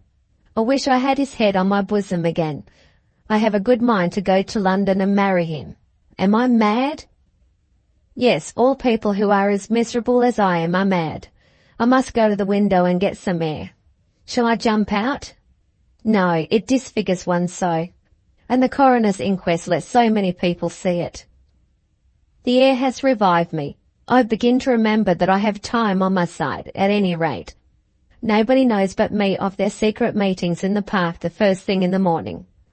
If jealous old Bashwood, who is slinking and sly enough for anything, tries to look privately after Armadale in his own interest, he will try at the usual time when he goes to the steward's office. He knows nothing of Miss Milroy's early habits, and he won't be on the spot till Armadale has got back to the house.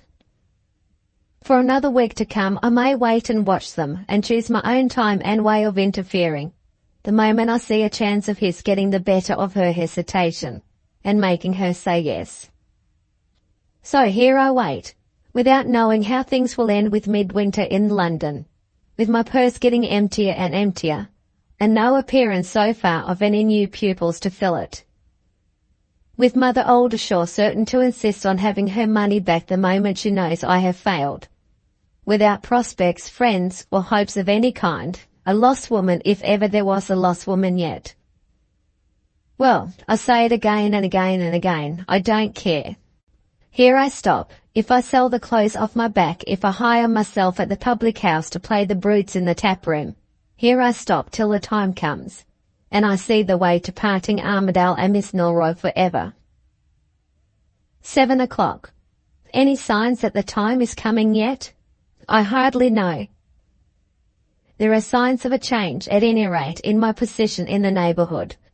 Two of the oldest and ugliest of the many old and ugly ladies who took up my case when I left Major Milroy's service have just called, announcing themselves with the insufferable impudence of charitable Englishwomen as a deputation from my patroness. It seems that the news of my reconciliation with Armadale has spread from the servants' offices at the great house, and has reached the town with this result.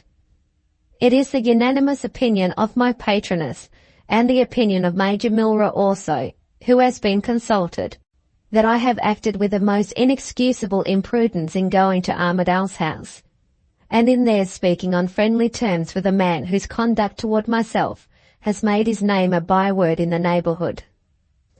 My total want of self-respect in this matter has given rise to a report that I am trading as clever as ever on my good looks, and that I am as likely as not to end in making Armadale marry me after all. My patronesses are of course too charitable to believe this. They merely feel it necessary to remonstrate with me in a Christian spirit, and to warn me that any second and similar imprudence on my part would force all my best friends in the plate to withdraw the countenance and protection which I now enjoy. Having addressed me turn and turn about in these terms, evidently all rehearsed beforehand, my two Gorgon visitors straightened themselves in their chairs and looked at me as much as to say, "You may often have heard of virtue, Miss Gwilt, but we don't believe you ever really saw it in full bloom till we came and called on you." Seeing they were bent on provoking me, I kept my temper and answered them in my smoothest, sweetest, and most ladylike manner. I have noticed that the Christianity of a certain class of respectable people begins when they open their prayer books at 11 o'clock on Sunday morning, and ends when they shut them up again at 1 o'clock on Sunday afternoon. Nothing so astonishes and insults Christians of this sort as reminding them of their Christianity on a weekday. On this hint, as the man says in the play, I spoke. "What have I done that is wrong?" I asked innocently. "Mr. Armadale has injured me, and I have been to his house and forgiving him the injury.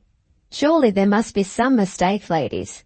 You can't have really come here to remonstrate with me in a Christian spirit for performing an act of Christianity." The two Gorgons got up. I firmly believe some women have cats' tails as well as cats' faces. I firmly believe the tails of those two particular cats wagged slowly under their petticoats and swelled to 4 times their proper size. "Temper we were prepared for, Miss Gwilt," they said, "but not profanity. We wish you good evening." So they left me, and so Miss Gwilt sinks out of the patronising notice of the neighbourhood. I wonder what will come of this trumpery little quarrel. One thing will come of it which I can see already. The report will reach Miss Milroy's ears. She will insist on Armadale's justifying himself, and Armadale will end in satisfying her of his innocence by making another proposal. This will be quite likely to hasten matters between them. At least it would with me. If I was in her place, I should say to myself, I will make sure of him while I can. Supposing it doesn't rain tomorrow morning, I think I will take another early walk in the direction of the park. Midnight. As I can't take my drops with a morning walk before me, I may as well give up all hope of sleeping and go on with my diary. Even with my drops, I doubt if my head would be very quiet on my pillow tonight. Since the little excitement of the scene with my lady patronesses has worn off, I have been troubled with misgivings which would leave me but a poor chance under any circumstances of getting much rest. I can't imagine why, but the parting words spoken to Armadale by the old brute of a lawyer have come back to my mind. Here they are, as reported in Mr. Bashwood's letter. Some other person's curiosity may go on from the point where you and I have stopped, and some other person's hand may let the broad daylight in yet on Miss Gwilt. What does he mean by that? What did he mean afterward when he overtook old Bashwood in the drive? By telling him to gratify his curiosity? Does this hateful Pedgift actually suppose there is any chance? Ridiculous. Why, I have only to look at the feeble old creature, and he daren't lift his little finger unless I tell him. He try to pry into my past life, indeed. Why, people with 10 times his brains and 100 times his courage have tried, and have left off as wise as they began. I don't know, though. It might have been better if I'd kept my temper when Bashwood was here the other night.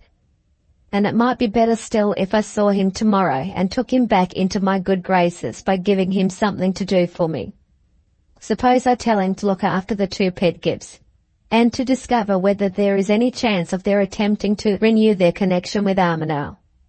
No such thing is at all likely, but if I gave old Bashwood this commission, it would flatter his senses of his own importance to me, and would at the same time serve the excellent purpose of keeping him out of my way. Thursday morning, 9 o'clock. I have just got back from the park. For once I have proved a true prophet. There they were together, at the same early hour, in the same secluded situation among the trees, and there was Miss in full possession of the report of my visit to the great house, and taking her tone accordingly. After saying 1 or 2 things about me, which I promise him not to forget, Armadale took the way to convince her of his constancy, which I felt beforehand he would be driven to take. He repeated his proposal of marriage with excellent effect this time. Tears and kisses and protestations followed, and my late pupil opened her heart at last in the most innocent manner. Home, she confessed, was getting so miserable to her now that it was only less miserable than going to school. Her mother's temper was becoming more violent and unmanageable every day. The nurse, who was the only person with any influence over her, had gone away in disgust. Her father was becoming more and more immersed in this clock, and was made more and more resolute to send her away from home by the distressing scenes which now took place with her mother almost day by day. I waited through these domestic disclosures, on the chance of hearing any plans they might have for the future discussed between them. and my patience, after no small exercise of it, was rewarded at last. The first suggestion, as was only natural where such a fool as Armadale was concerned, came from the girl. She started an idea which I own I had not anticipated. She proposed that Armadale should write to her father, and cleverer still, she prevented all fear of his blundering by telling him what he was to say. He was to express himself as deeply distressed at his estrangement from the Major, and to request permission to call at the cottage, and say a few words in his own justification. That was all. The letter was not to be sent that day, for the applicants for the vacant place of Mrs. Milroy's nurse was coming, and seeing them and questioning them would put her father, with his dislike of such things, in no humour to receive Armadale's application indulgently. The Friday would be the day to send the letter, and on the Saturday morning, if the answer was unfortunately not favourable, they might meet again. I don't like deceiving my father. He has always been so kind to me, and there will be no need to deceive him, Allan, if we can only make you friends again. Those were the last words the little hypocrite said when I left them. What will Major do? Saturday morning will show. I won't think of it till Saturday morning has come and gone. They are not man and wife yet. And again I say it, though my brains are still as helpless as ever. Man and wife they shall never be. On my way home again, I caught Bashwood at his breakfast, with his poor old black teapot and his little penny loaf, and his one cheap morsel of oily butter, and his darn dirty tablecloth. It sickens me to think of it. I coaxed and comforted the miserable old creature till the tears stood in his eyes, and he quite blushed with pleasure. He undertakes to look after the Pedgifts with the utmost alacrity. Pedgift the elder he described, when once roused, as the most obstinate man living. Nothing will induce him to give way, unless Armadale gives way also on his side. Pedgift the younger is much more the likely of the two to make attempts at a reconciliation. Such, at least, is Bashwood's opinion. It is of very little consequence now what happens either way. The only important thing is to tie my elder admirer safely again to my apron string, and this is done. The post is late this morning. It has only just come in, and has brought me a letter from Midwinter. It is a charming letter. It flatters me and flutters me as if I was a young girl again. No reproaches for my never having written to him. No hateful hurrying of me, in plain words, to marry him. He only writes to tell me a piece of news. He has obtained, through his lawyer, a prospect of being employed as occasional correspondent to a newspaper, which is about to be started in London. The employment will require him to leave England for the Continent, which would exactly meet his own wishes for the future. But he cannot consider the proposal seriously until he has first ascertained whether it would meet my wishes too. He knows no will but mine, and he leaves me to decide, after first mentioning the time allowed him before his answer must be sent in. It is the time, of course, if I agree to his going abroad, in which I must marry him. But there is not a word about this in his letter. He asks for nothing but a sight of my handwriting to help him through the interval while we are separated from each other. That is the letter, not very long, but so prettily expressed. I think I can penetrate the secret of his fancy for going abroad. That wild idea of putting the mountains and the seas between Armadale and himself is still in his mind, as if either he or I could escape doing what we are fated to do, supposing we really are fated, by putting a few hundred or a few thousand miles between Armadale and ourselves. What strange absurdity and inconsistency! And yet, how I like him for being absurd and inconsistent. For don't I see plainly that I am at the bottom of it all? Who leads this clever man astray in spite of himself? Who makes him too blind to see the contradiction in his own conduct, which he would see plainly in the conduct of another person? How interested I do feel in him! How dangerously near I am to shutting my eyes on the past and letting myself love him. Was Eve fonder of Adam than ever? I wonder, after she had coaxed him into eating the apple? I should have quite doted on him if I had been in her place.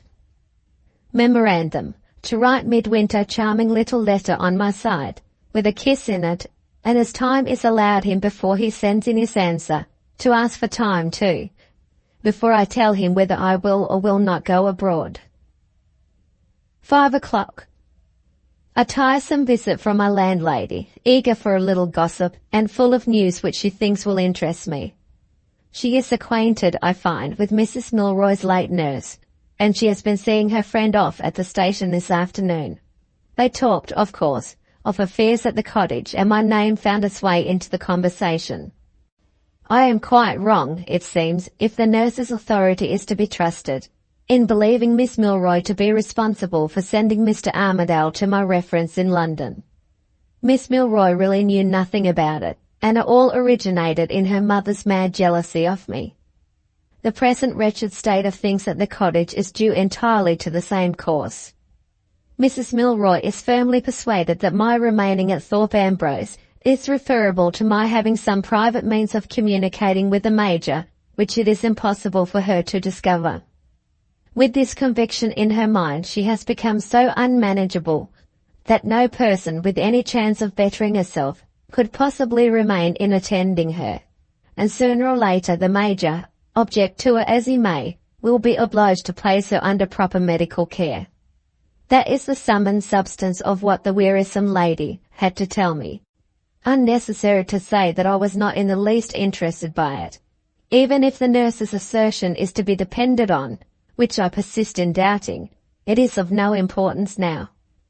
I know that Miss Milroy, and nobody but Miss Milroy, has utterly ruined my prospect of becoming Mrs. Armadale of Thorpe Ambrose. I care to know nothing more. If her mother was really alone in the attempt to expose my false reference, her mother seems to be suffering for it at any rate.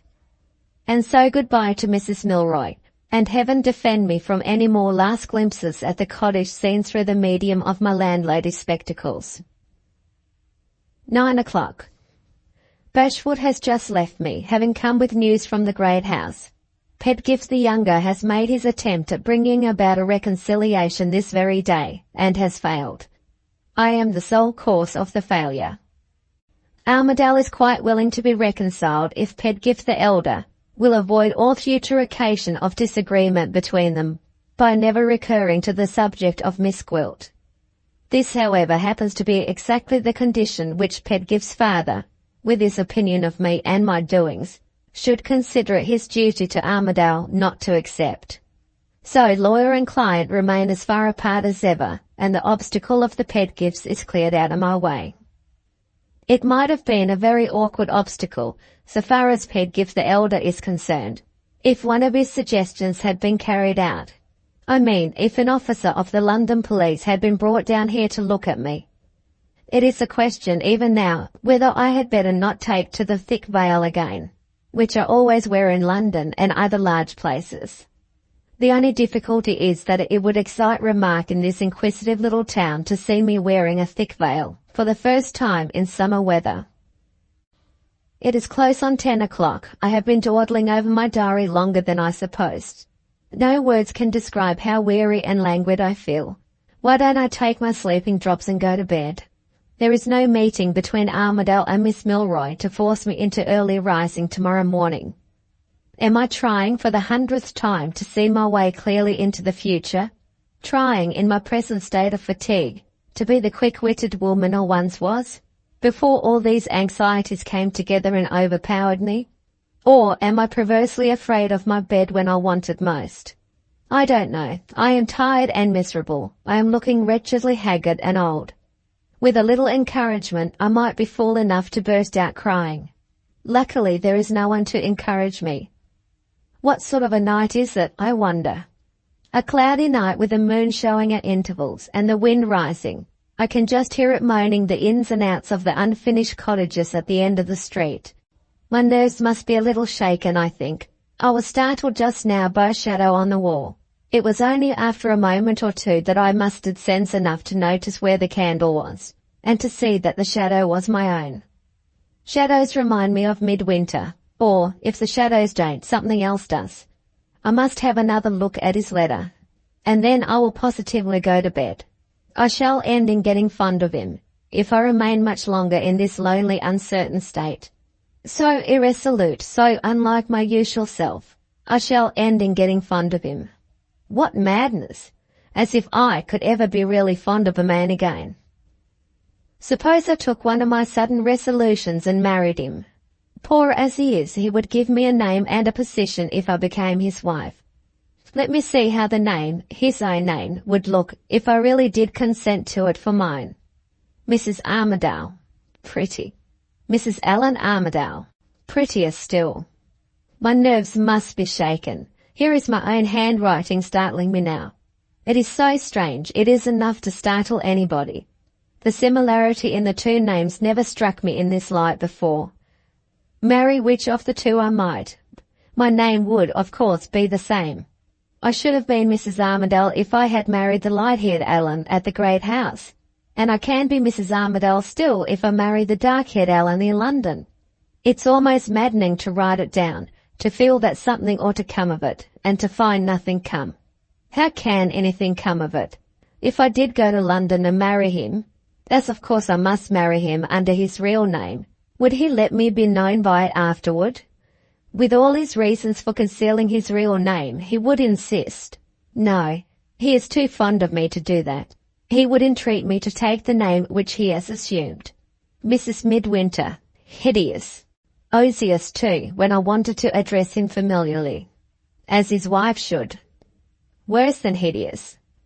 And yet there would be some reason for humouring him in this if he asked me.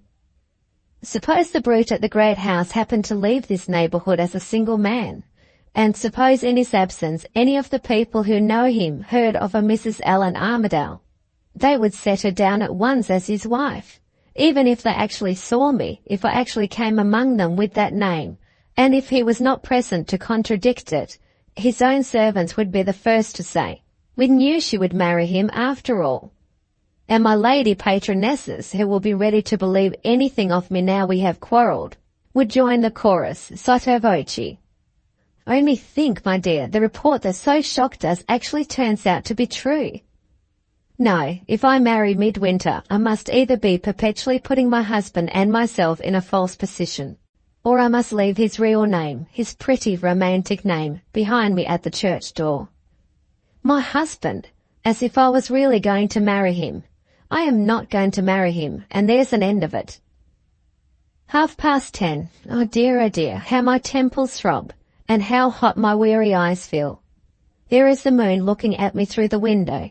How fast the little scattered clouds are flying before the wind. Now they let the moon in, and now they shut the moon out. What strange shapes the patches of yellow light take and lose again, all in a moment. No peace and quiet for me, look where I may. The candles keep flickering, and the very sky itself is restless tonight. To bed, as Lady Macbeth says.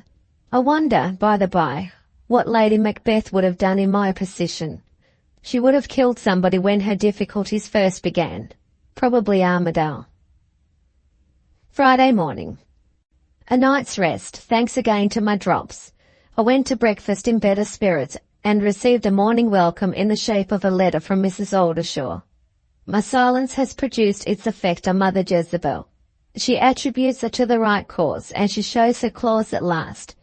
If I am not in a position to pay my note of hand for £30, which is due on Tuesday next, her lawyer is instructed to take the usual course.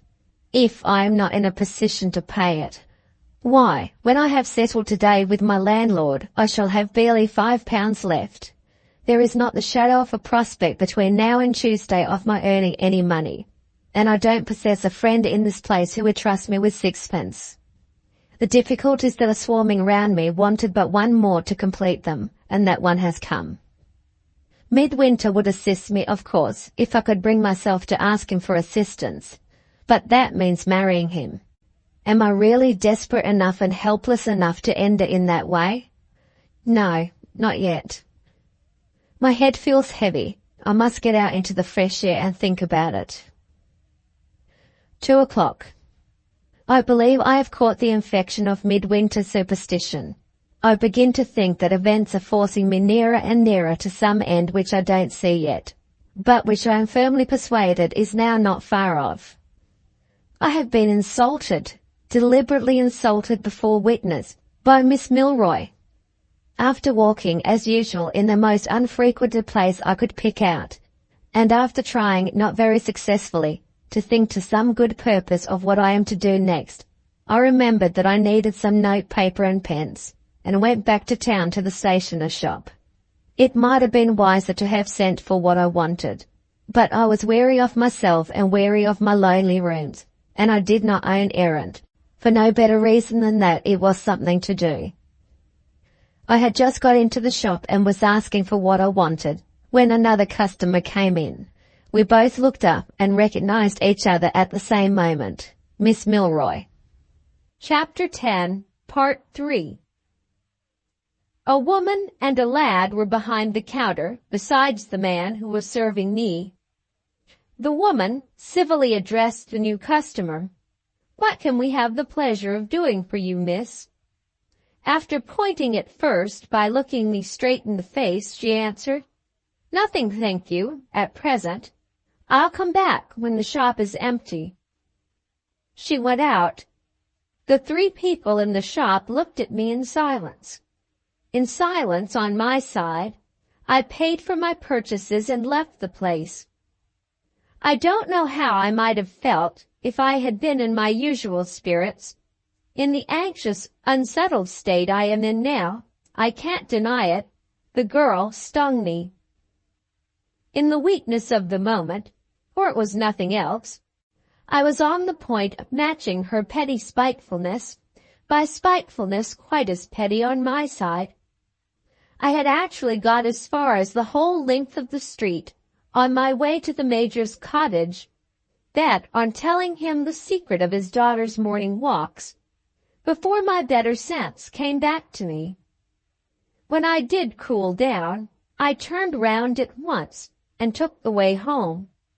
No, no, Miss Milroy, mere temporary mischief-making at the cottage, which would only end in your father forgiving you, and in Armadale profiting by his indulgence, will nothing like pay the debt I owe you.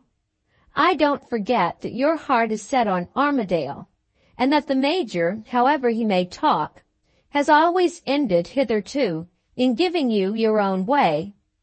My head may be getting duller and duller, but it has not quite failed me yet.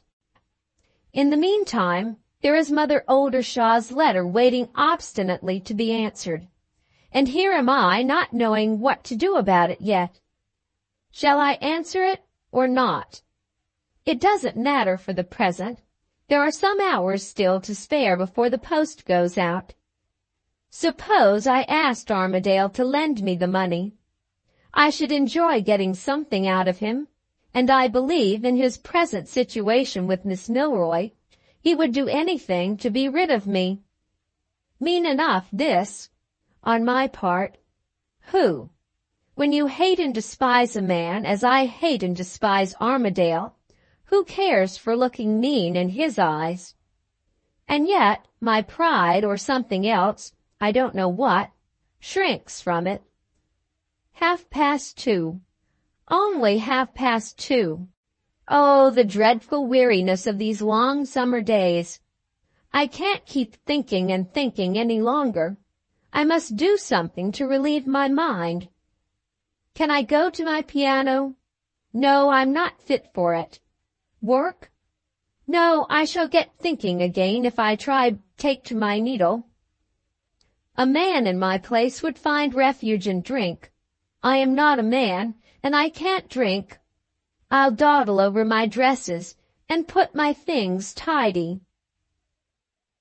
Has an hour passed? More than an hour. It seems like a minute. I can't look back through these leaves, but I know I wrote somewhere that I felt myself getting nearer and nearer to some end that was still hidden from me. The end is hidden no longer. The cloud is off my mind. The blindness has gone from my eyes. I see it. I see it. It came to me. I never sought it.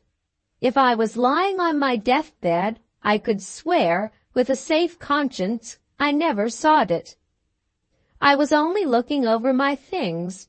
I was as idly and as frivolously employed as the most idle and most frivolous woman living. I went through my dresses and my linen. What could be more innocent?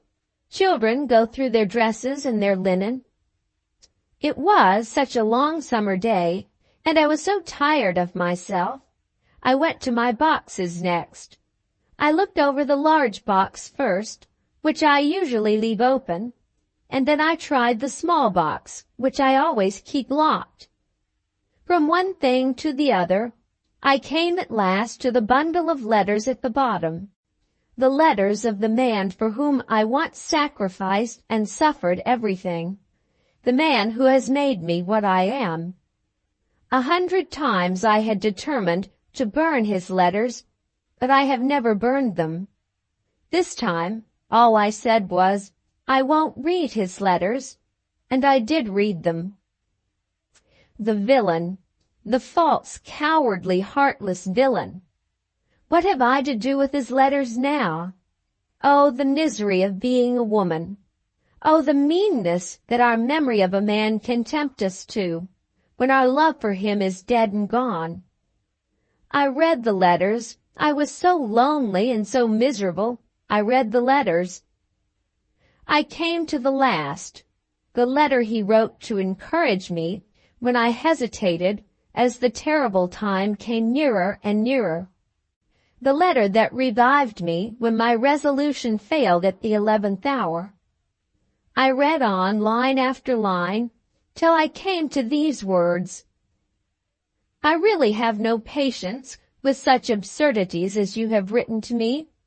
You say I am driving you on to do what is beyond a woman's courage. Am I? I might refer you to any collection of trials, English or foreign, to show you that you are utterly wrong. But such collections may be beyond your reach, and I will only refer you to a case in yesterday's newspaper. The circumstances are totally different from our circumstances, but the example of resolution in a woman is an example worth your notice. You will find among the law reports a married woman charged with fraudulently representing herself to be the missing widow of an officer in the merchant service, who was supposed to have been drowned. The name of the prisoner's husband, living, and the name of the officer, a very common one, both as to Christian and surname, happened to be identically the same. There was money to be got by it, sorely wanted by the prisoner's husband, to whom she was devotedly attached, if the fraud had succeeded. The woman took it all on herself. Her husband was hapless and ill, and the bailiffs were after him. The circumstances, as you may read for yourself, were all in her favor, and were so well managed by her that the lawyers themselves acknowledged she might have succeeded if the supposed drowned man had not turned up alive and well in the nick of time to confront her. The scene took place at the lawyer's office and came out in the evidence at the police court. The woman was handsome, and the sailor was a good-natured man. He wanted at first, if the lawyers would have allowed him, to let her off.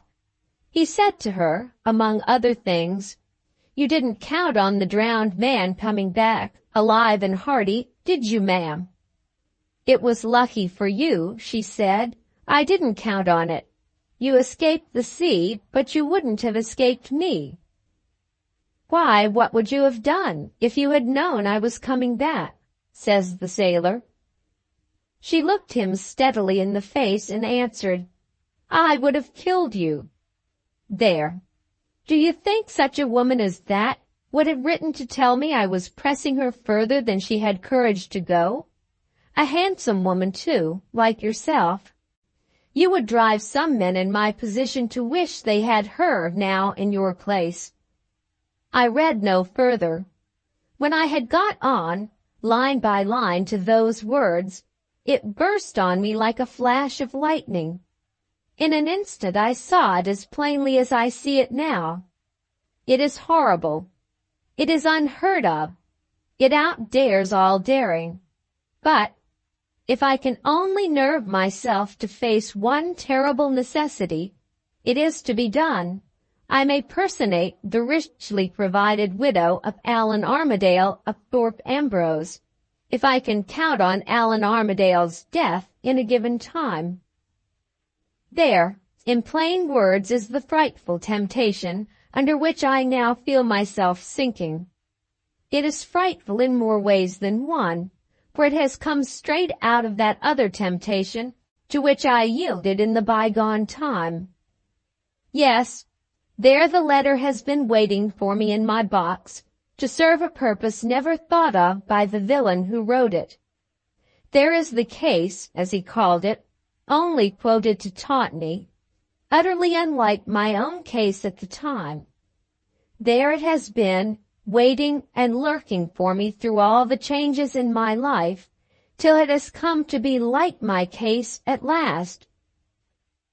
It might startle any woman to see this, and even this is not the worst.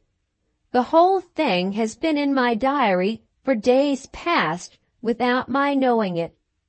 Every idle fancy that escaped me has been tending secretly that one way, and I never saw, never suspected it, till the reading of the letter put my own thoughts before me in a new light, till I saw the shadow of my own circumstances suddenly reflected in one special circumstance of that other woman's case.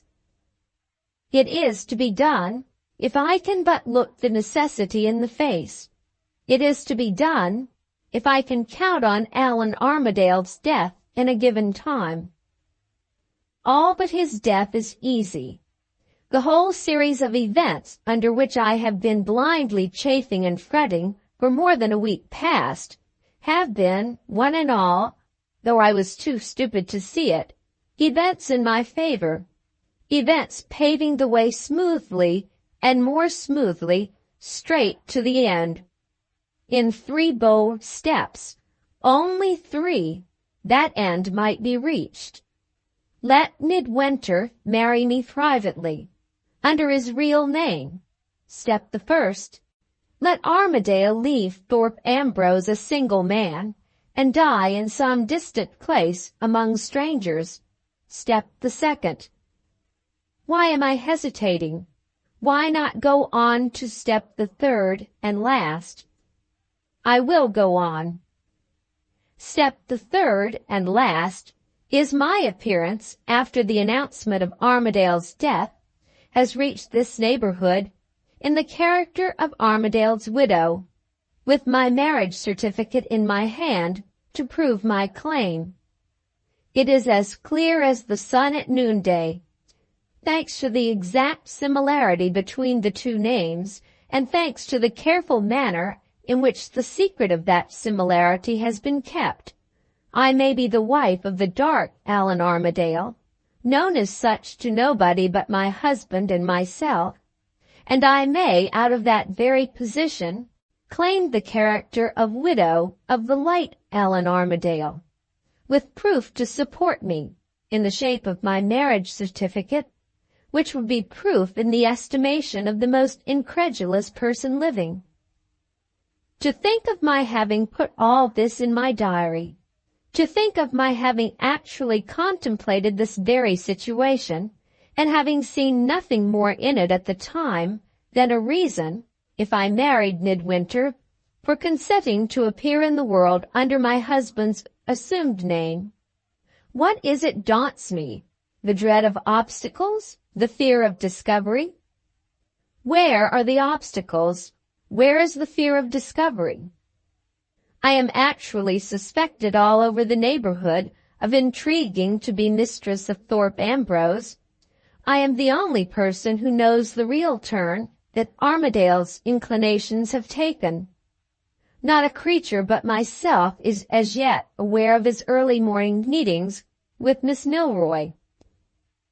If it is necessary to part them, I can do it at any moment by an anonymous line to the Major.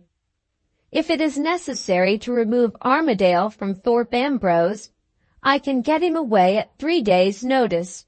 His own lips informed me, when I last spoke to him, that he would go to the ends of the earth to be friends again with Midwinter, if Midwinter would let him.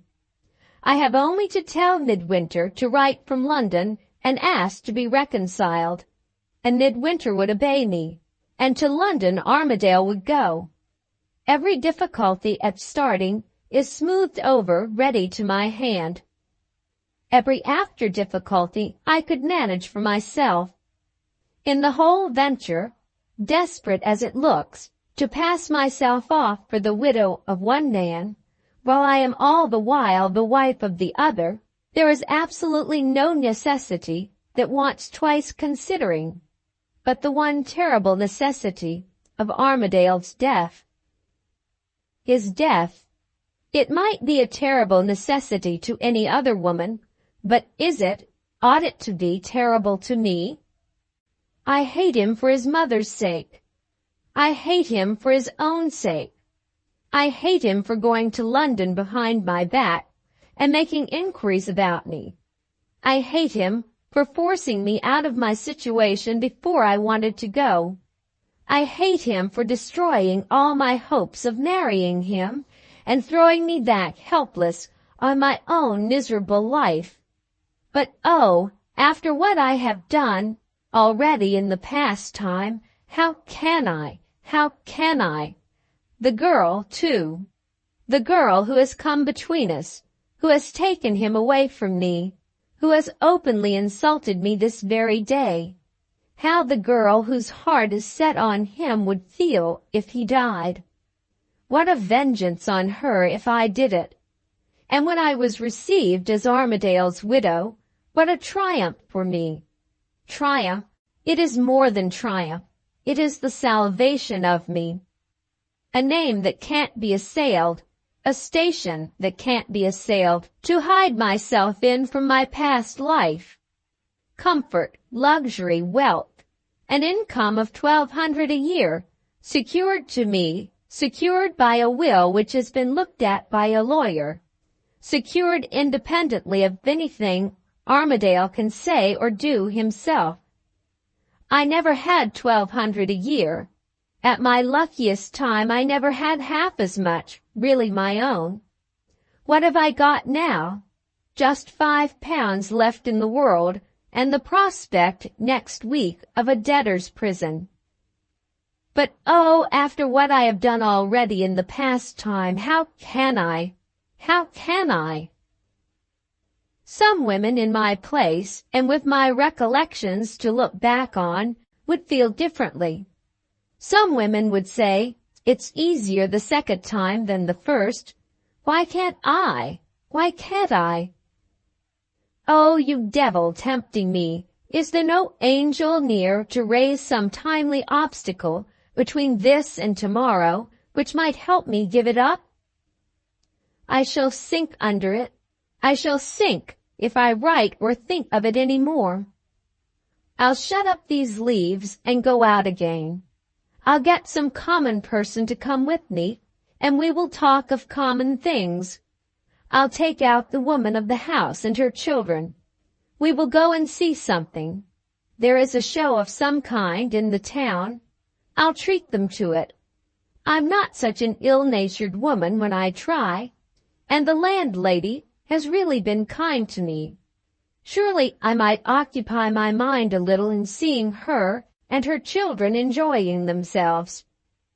A minute since, I shut up these leaves as I said I would, and now I have opened them again. I don't know why. I think my brain is turned. I feel as if something was lost out of my mind. I feel as if I ought to find it here. I have found it. Midwinter.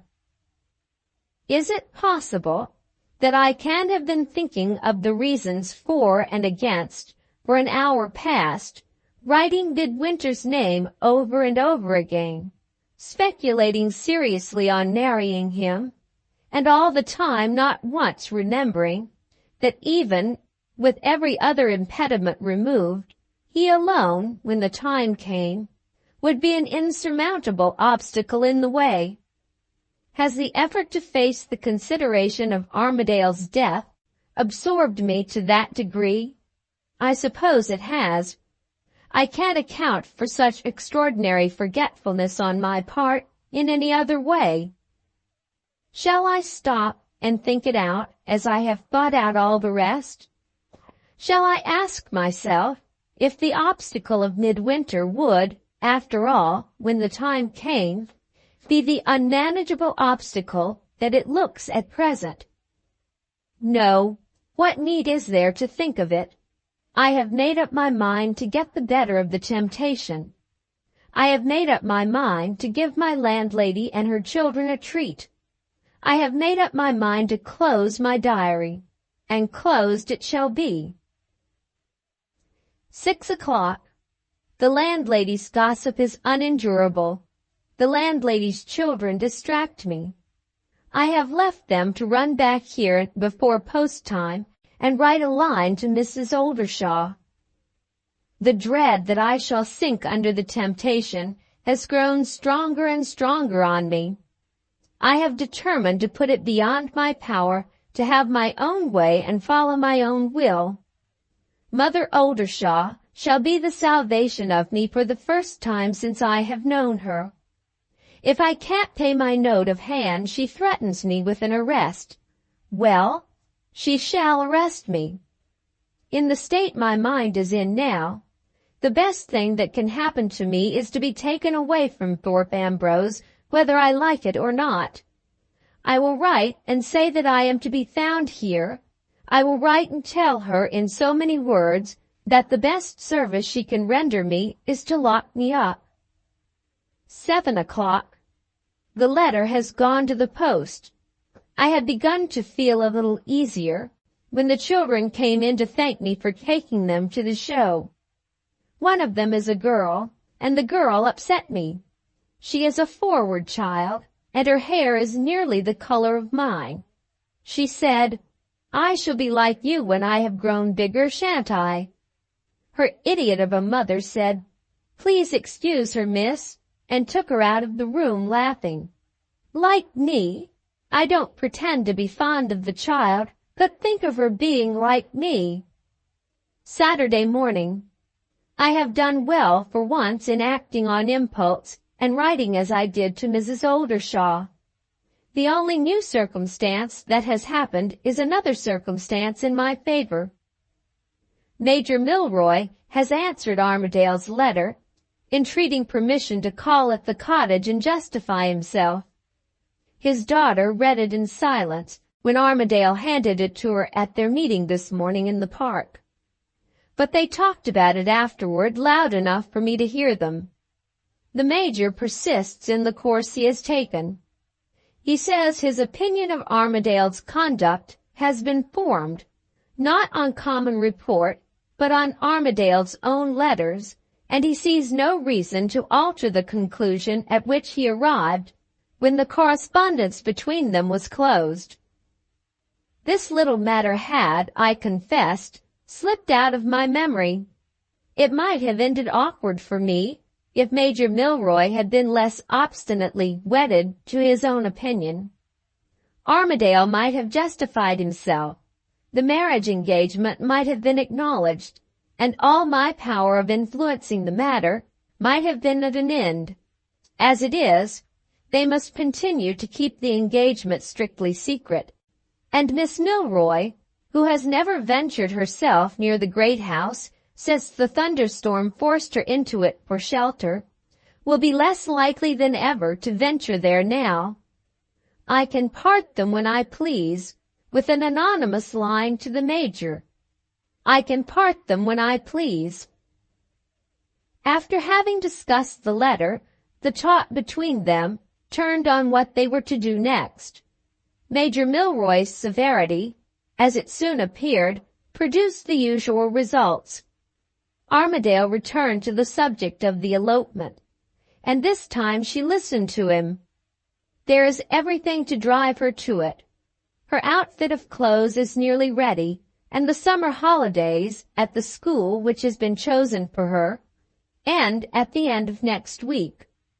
When I left them, they had decided to meet again and settle something on Monday. The last words I heard him address to her before I went away shook me a little. He said, "There is one difficulty, Neelie, that needn't trouble us, at any rate.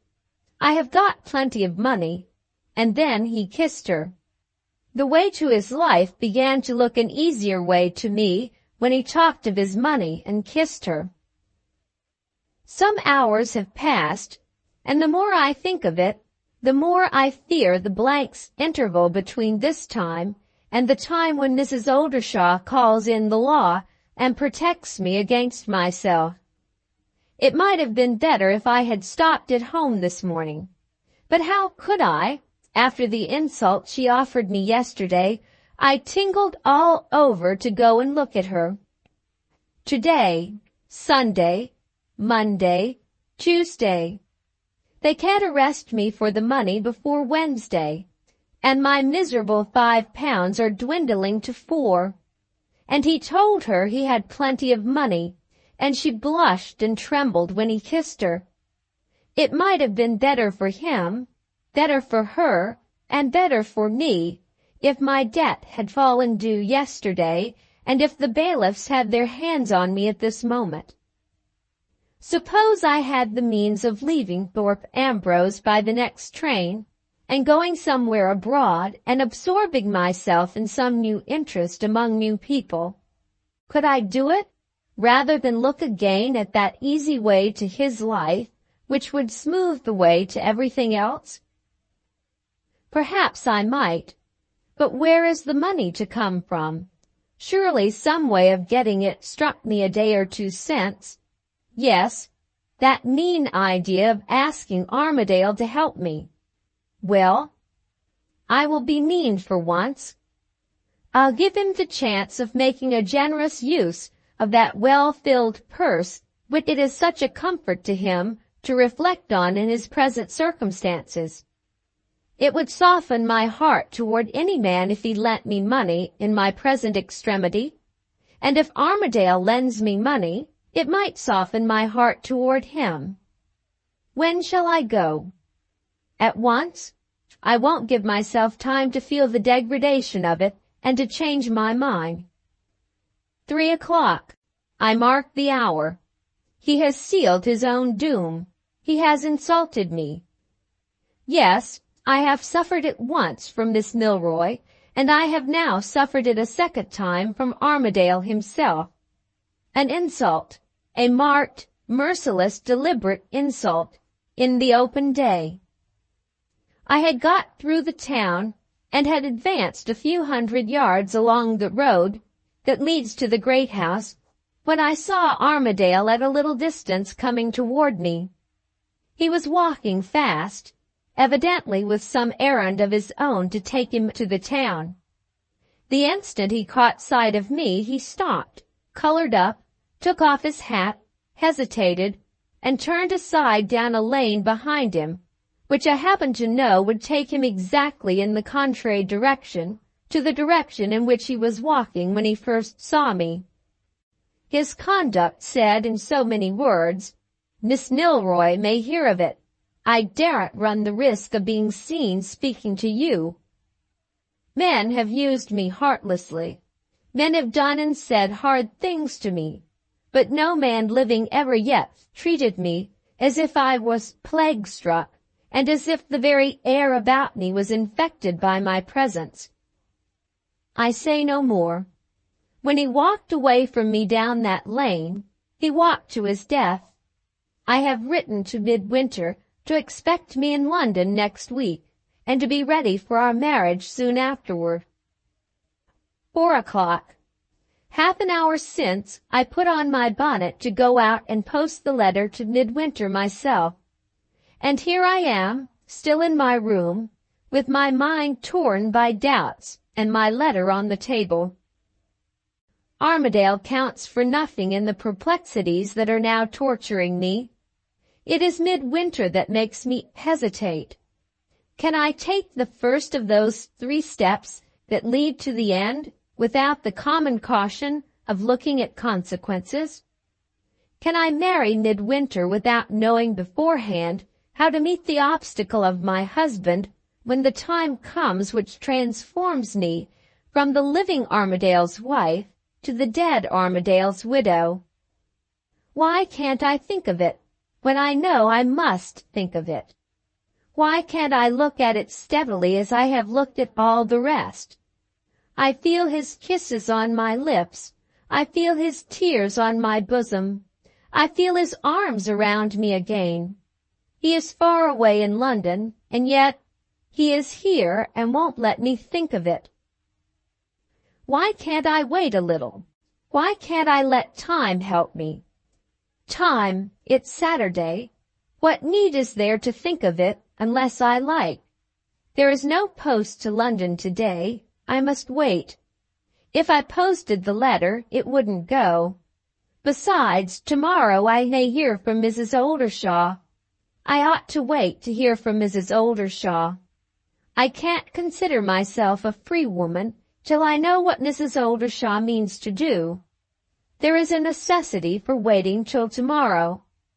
I shall take my bonnet off and lock the letter up in my desk. Sunday morning. There is no resisting it. One after another the circumstances crowd on me. They come thicker and thicker, and they all force me one way.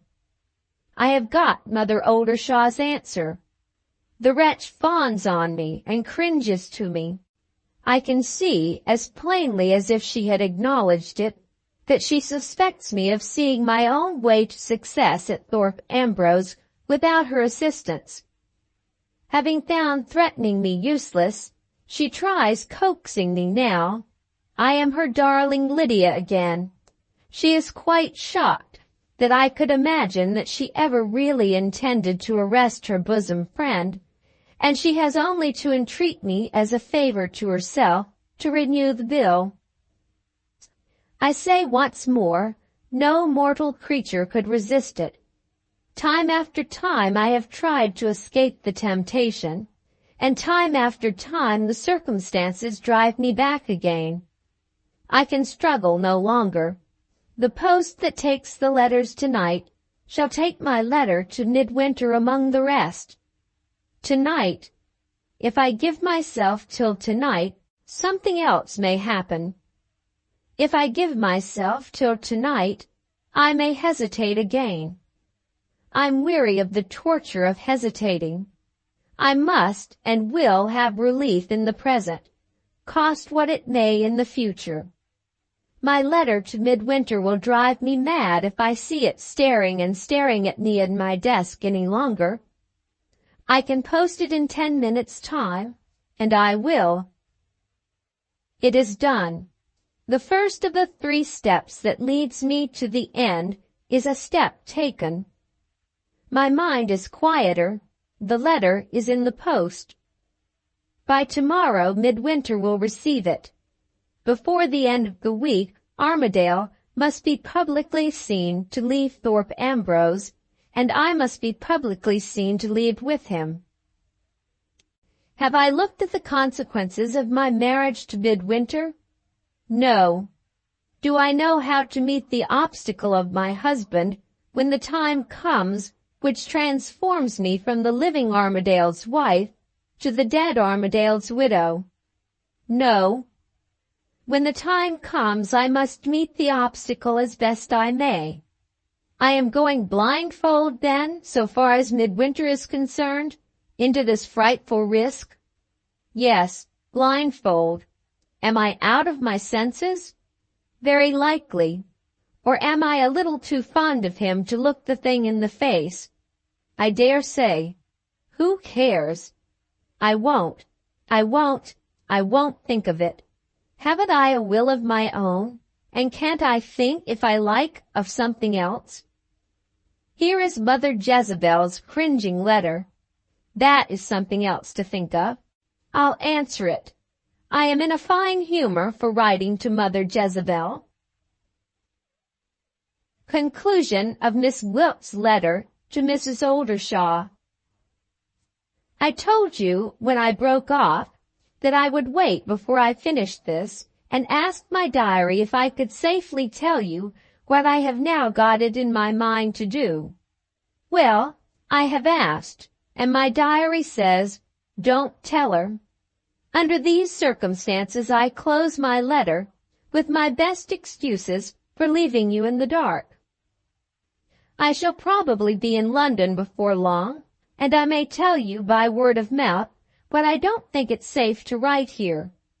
Mind, I make no promise. It all depends on how I feel towards you at the time. I don't doubt your discretion, but under certain circumstances I am not so sure of your courage.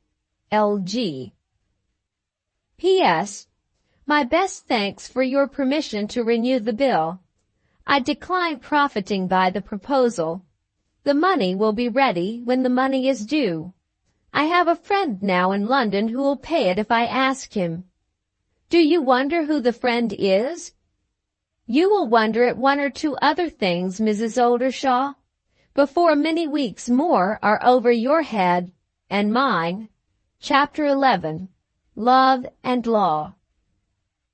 On the morning of Monday, the 28th of July, Miss Gwilt, once more on the watch for Allan and Neelie, reached her customary post of observation in the park by the usual roundabout way.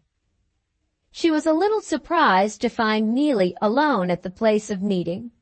She was more seriously astonished when the tardy Allan made his appearance 10 minutes later, to see him mounting the side of the dell with a large volume under his arm, and to hear him say, as an apology for being late, that he had muddled away his time in hunting for the books, and that he had only found one after all, which seemed in the least likely to repay either Neelie or himself for the trouble of looking into it. If Miss Gwilt had waited long enough in the park on the previous Saturday to hear the lovers' parting words on that occasion, she would have been at no loss to explain the mystery of the volume under Allan's arm, and she would have understood the apology which he now offered for being late as readily as Neelie herself. There is a certain exceptional occasion in life, the occasion of marriage, on which even girls in their teens sometimes become capable, more or less hysterically, of looking at consequences. At the farewell moment of the interview on Saturday, Neelie's mind had suddenly precipitated itself into the future, and she had utterly confounded Allan by inquiring whether the contemplated elopement was an offense punishable by the law. Her memory satisfied her that she had certainly read somewhere, at some former period, in some book or other, possibly a novel, of an elopement with a dreadful end, of the bride dragged home in hysterics, and of a bridegroom sentenced to languish in prison with all his beautiful hair cut off by Act of Parliament close to his head. Supposing she could bring herself to consent to the elopement at all, which she positively declined to promise, she must first insist on discovering whether there was any fear of the police being concerned in her marriage, as well as the parson and the clerk. Allan, being a man, ought to know, and to Allan she looked for information. With this preliminary assurance to assist him in laying down the law, that she would die of a broken heart 1,000 times over, rather than be the innocent means of sending him to languish in prison, and of cutting his hair off by Act of Parliament close to his head. "It's no laughing matter," said Neelie, resolutely, in conclusion. "I decline even to think of our marriage till my mind is made easy first on the subject of the law." "But I don't know anything about the law, not even as much as you do," said Allan. "Hang the law. I don't mind my head being cropped. Let's risk it." "Risk it?" repeated Neelie indignantly. "Have you no consideration for me? I won't risk it. Where there's a will, there's a way. We must find out the law for ourselves." "With all my heart," said Allan. "How?" "Out of books, to be sure. There must be quantities of information in that enormous library of yours at the great house. If you really love me, you won't mind going over the backs of a few thousand books for my sake." "I'll go over the backs of 10,000, cried Allan warmly. "Would you mind telling me what I'm looking for?" "For law, to be sure. When it says law on the back, open it, and look inside for marriage. Read every word of it, and then come here and explain it to me." "What? You don't think your head is to be trusted to do such a simple thing as that?" "I'm certain it isn't," said Allan. "Can't you help me?" "Of course I can, if you can't manage without me. Law may be hard, but it can't be harder than music. And I must and will satisfy my mind. Bring me all the books you can find on Monday morning, in a wheelbarrow, if there are a good many of them, and if you can't manage it any other way." The result of this conversation was Allan's appearance in the park, with a volume of Blackstone's Commentaries under his arm, on the fatal Monday morning, when Miss Gwilt's written engagement of marriage was placed in Midwinter's hands. Here again, in this, as in all other human instances, the widely discordant elements of the grotesque and the terrible were forced together by that subtle law of contrast which is one of the laws of mortal life. Amid all the thickening complications now impending over their heads, with the shadow of meditated murder stealing toward one of them already from the lurking place that hid Miss Gwilt, the two sat down unconscious of the future, with the book between them, and applied themselves to the study of the law of marriage, with a grave resolution to understand it, which, in two such students, was nothing less than a burlesque in itself. "Find the place," said Neelie, as soon as they were comfortably established. "We must manage this by what they call division of labor. You shall read, I'll take notes." She produced forthwith a smart little pocket-book in pencil, and opened the book in the middle, where there was a blank page on the right hand and the left. At the top of the right-hand page she wrote the word good. At the top of the left-hand page she wrote the word bad. "Good means where the law is on our side," she explained, "and bad means where the law is against us. We will have good and bad opposite each other, all down the 2 pages, and when we get to the bottom we'll add them up and act accordingly. They say girls have no heads for business. Haven't they? Don't look at me, look at Blackstone and begin." "Would you mind giving me a kiss first?" asked Allan. "I should mind it very much. In our serious situation, when we have both got to exert our intellects, I wonder you can ask for such a thing." "That's why I asked for it," said the unblushing Allan. "I feel as if it would clear my head." "Oh, if it would clear your head, that's quite another thing. I must clear your head, of course, at any sacrifice. Only one, mind," she whispered coquettishly, "and pray be careful of Blackstone, or you'll lose the place." There was a pause in the conversation. Blackstone and the pocket-book both rolled on the ground together. "If this happens again," said Neelie, picking up the pocket-book with her eyes and her complexion at their brightest and best, "I shall sit with my back to you for the rest of the morning. Will you go on?" Allan found his place for the second time and fell headlong into the bottomless abyss of English law. "Page 280, he began. "Law of husband and wife. Here's a bit I don't understand to begin with. It may be observed generally that the law considers marriage in the light of a contract. What does that mean? I thought a contract was the sort of thing a builder signs when he promises to have the workmen out of the house in a given time, and when the time comes, as my poor mother used to say, the workmen never go." "Is there nothing about love?" asked Neelie. Look a little lower down. Not a word. He sticks to his confounded contract all the way through. Then he's a brute. Go on to something else that's more in our way. Here's a bit that's more in our way. Incapacities. If any persons under legal incapacities come together, it is a meretricious and not a matrimonial union. Blackstone's a good one for long words, isn't he? I wonder what he means by meretricious. The first of these legal disabilities is a prior marriage, and having another husband or wife living. Stop, said Neelie. I must make a note of that. She gravely made her first entry on the page headed Good as follows. I have no husband, and Allan has no wife.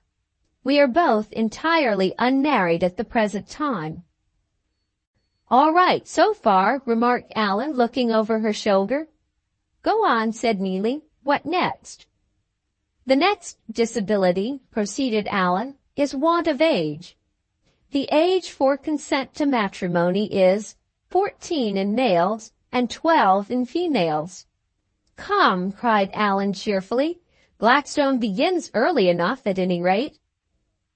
Nellie was too businesslike to make any other remark, on her side, than the necessary remark in the pocketbook. She made another entry under the head of Good. I am old enough to consent, and so is Allan too. Go on, resumed Neelie, looking over the reader's shoulder. Never mind all that prosing of Blackstone's about the husband being of years of discretion and the wife under 12. Abominable wretch, the wife under 12. Skip to the third incapacity if there is one.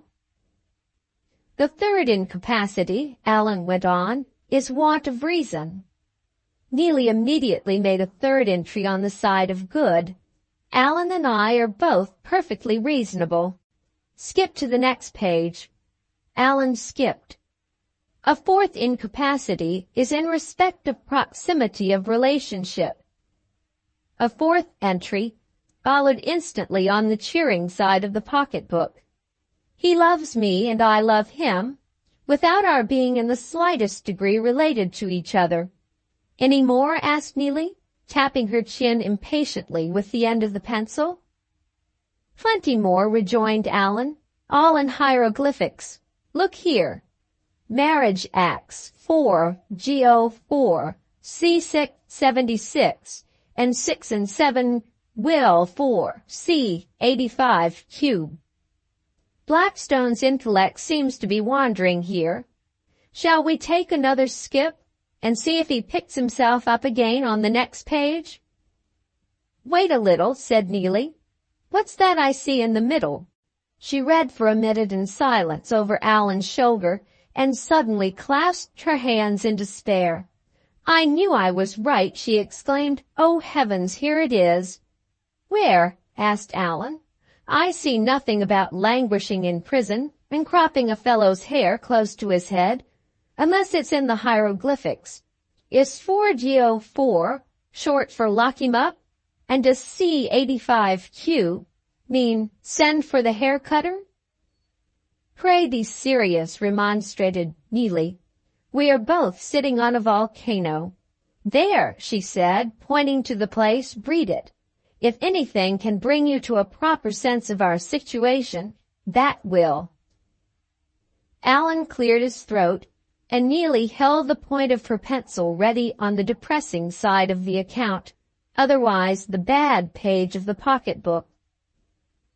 And as it is the policy of our law, Allan began, to prevent the marriage of persons under the age of 21 without the consent of parents and guardians, Neelie made her first entry on the side of bad. I'm only 17 next birthday, and circumstances forbid me to confide my attachment to Papa. It is provided that in the case of the publication of bans of a person under 21, not being a widower or a widow, who are deemed emancipated. Neelie made another entry on the depressing side. Allan is not a widower, and I am not a widow. Consequently, we are neither of us emancipated. If the parent or guardian openly signifies his dissent at the time the bans are published, which Papa would be certain to do, such publication would be void. I'll take a breath here if you'll allow me, said Allan. Blackstone might put it in shorter sentences, I think, if he can't put it in fewer words. Cheer up, Neelie. There must be ways of marrying, besides this roundabout way that ends in the publication and a void. Infernal gibberish. I could write better English myself. We are not at the end of it yet, said Neelie. The void is nothing to what is to come. Whatever it is, rejoined Allan, we'll treat it like a dose of physic. We'll take it at once and be done with it. He went on reading.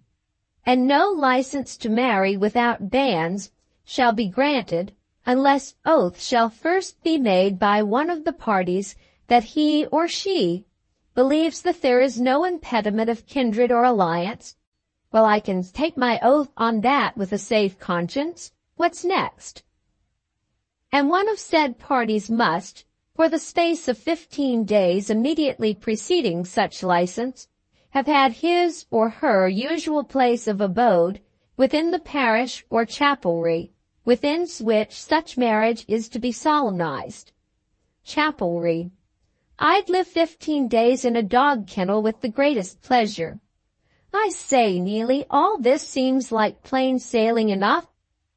What are you shaking your head about? Go on and I shall see. Oh, all right, I'll go on. Here we are.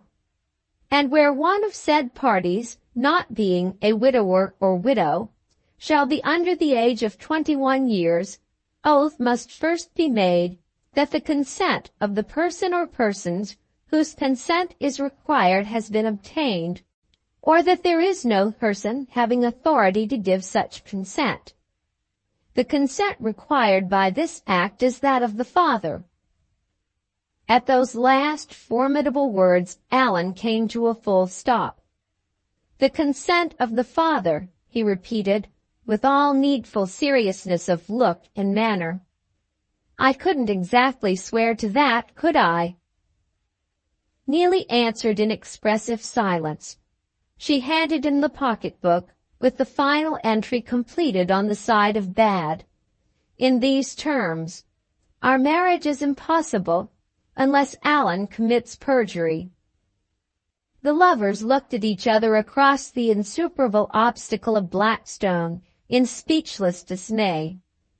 Shut up the book, said Neelie resignedly. I have no doubt we should find the police and the prison and the hair-cutting, all punishments for perjury, exactly as I told you, if we looked at the next page. But we needn't trouble ourselves to look. We have found out quite enough already.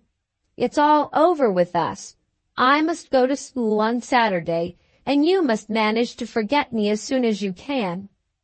Perhaps we may meet in afterlife, and you may be a widower, and I may be a widow, and this cruel law may consider us emancipated, when it's too late to be of the slightest use.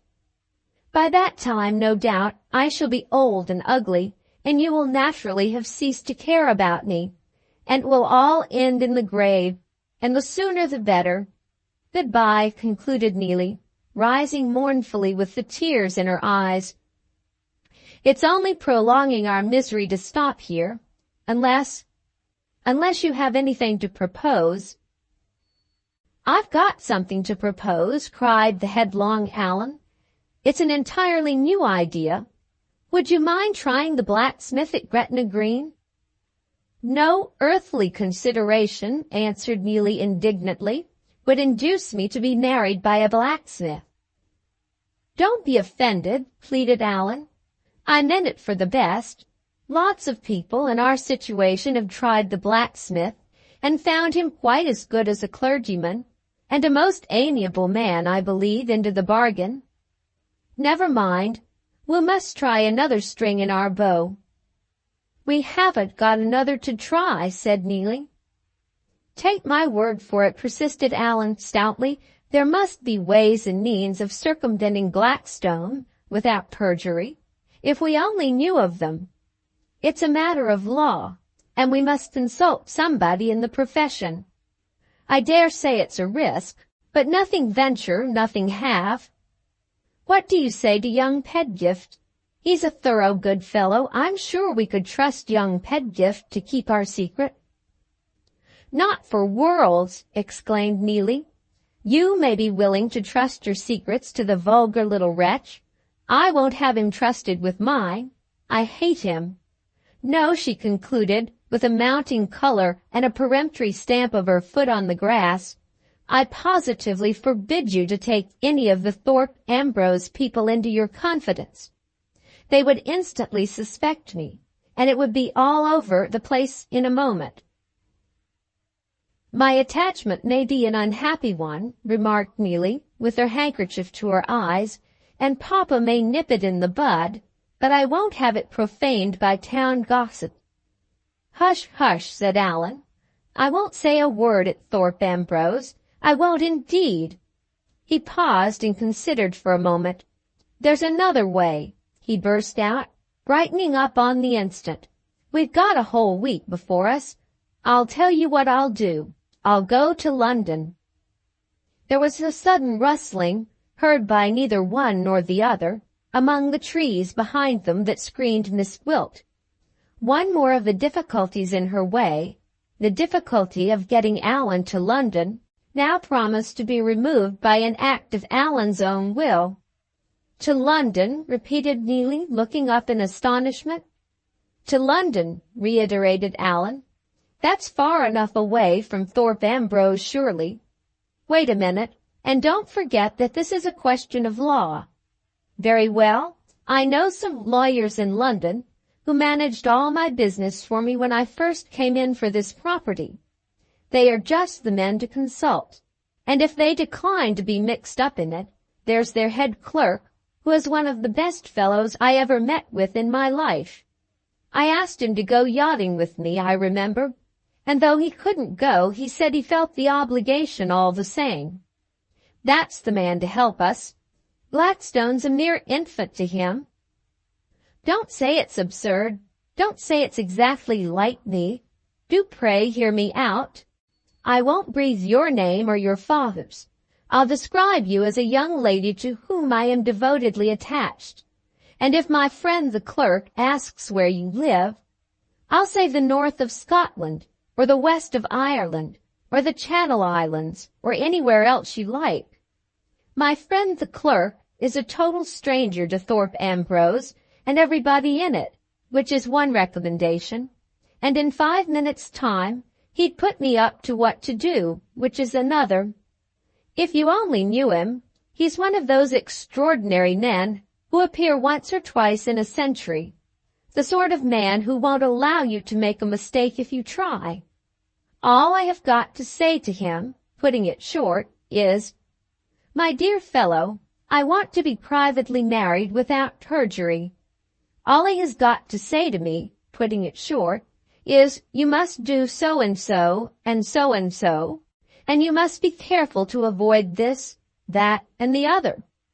I have nothing in this world to do but to follow his directions, and you have nothing in the world to do but what the bride always does when the bridegroom is ready and willing. His arm stole around Neelie's waist, and his lips pointed the moral of the last sentence with that inarticulate eloquence which is so uniformly successful in persuading a woman against her will. All Neelie's meditated objections dwindled, in spite of her, to one feeble little question. "Suppose I allow you to go, Allan," she whispered, toying nervously with the stud in the bosom of his shirt. "Shall you be very long away?"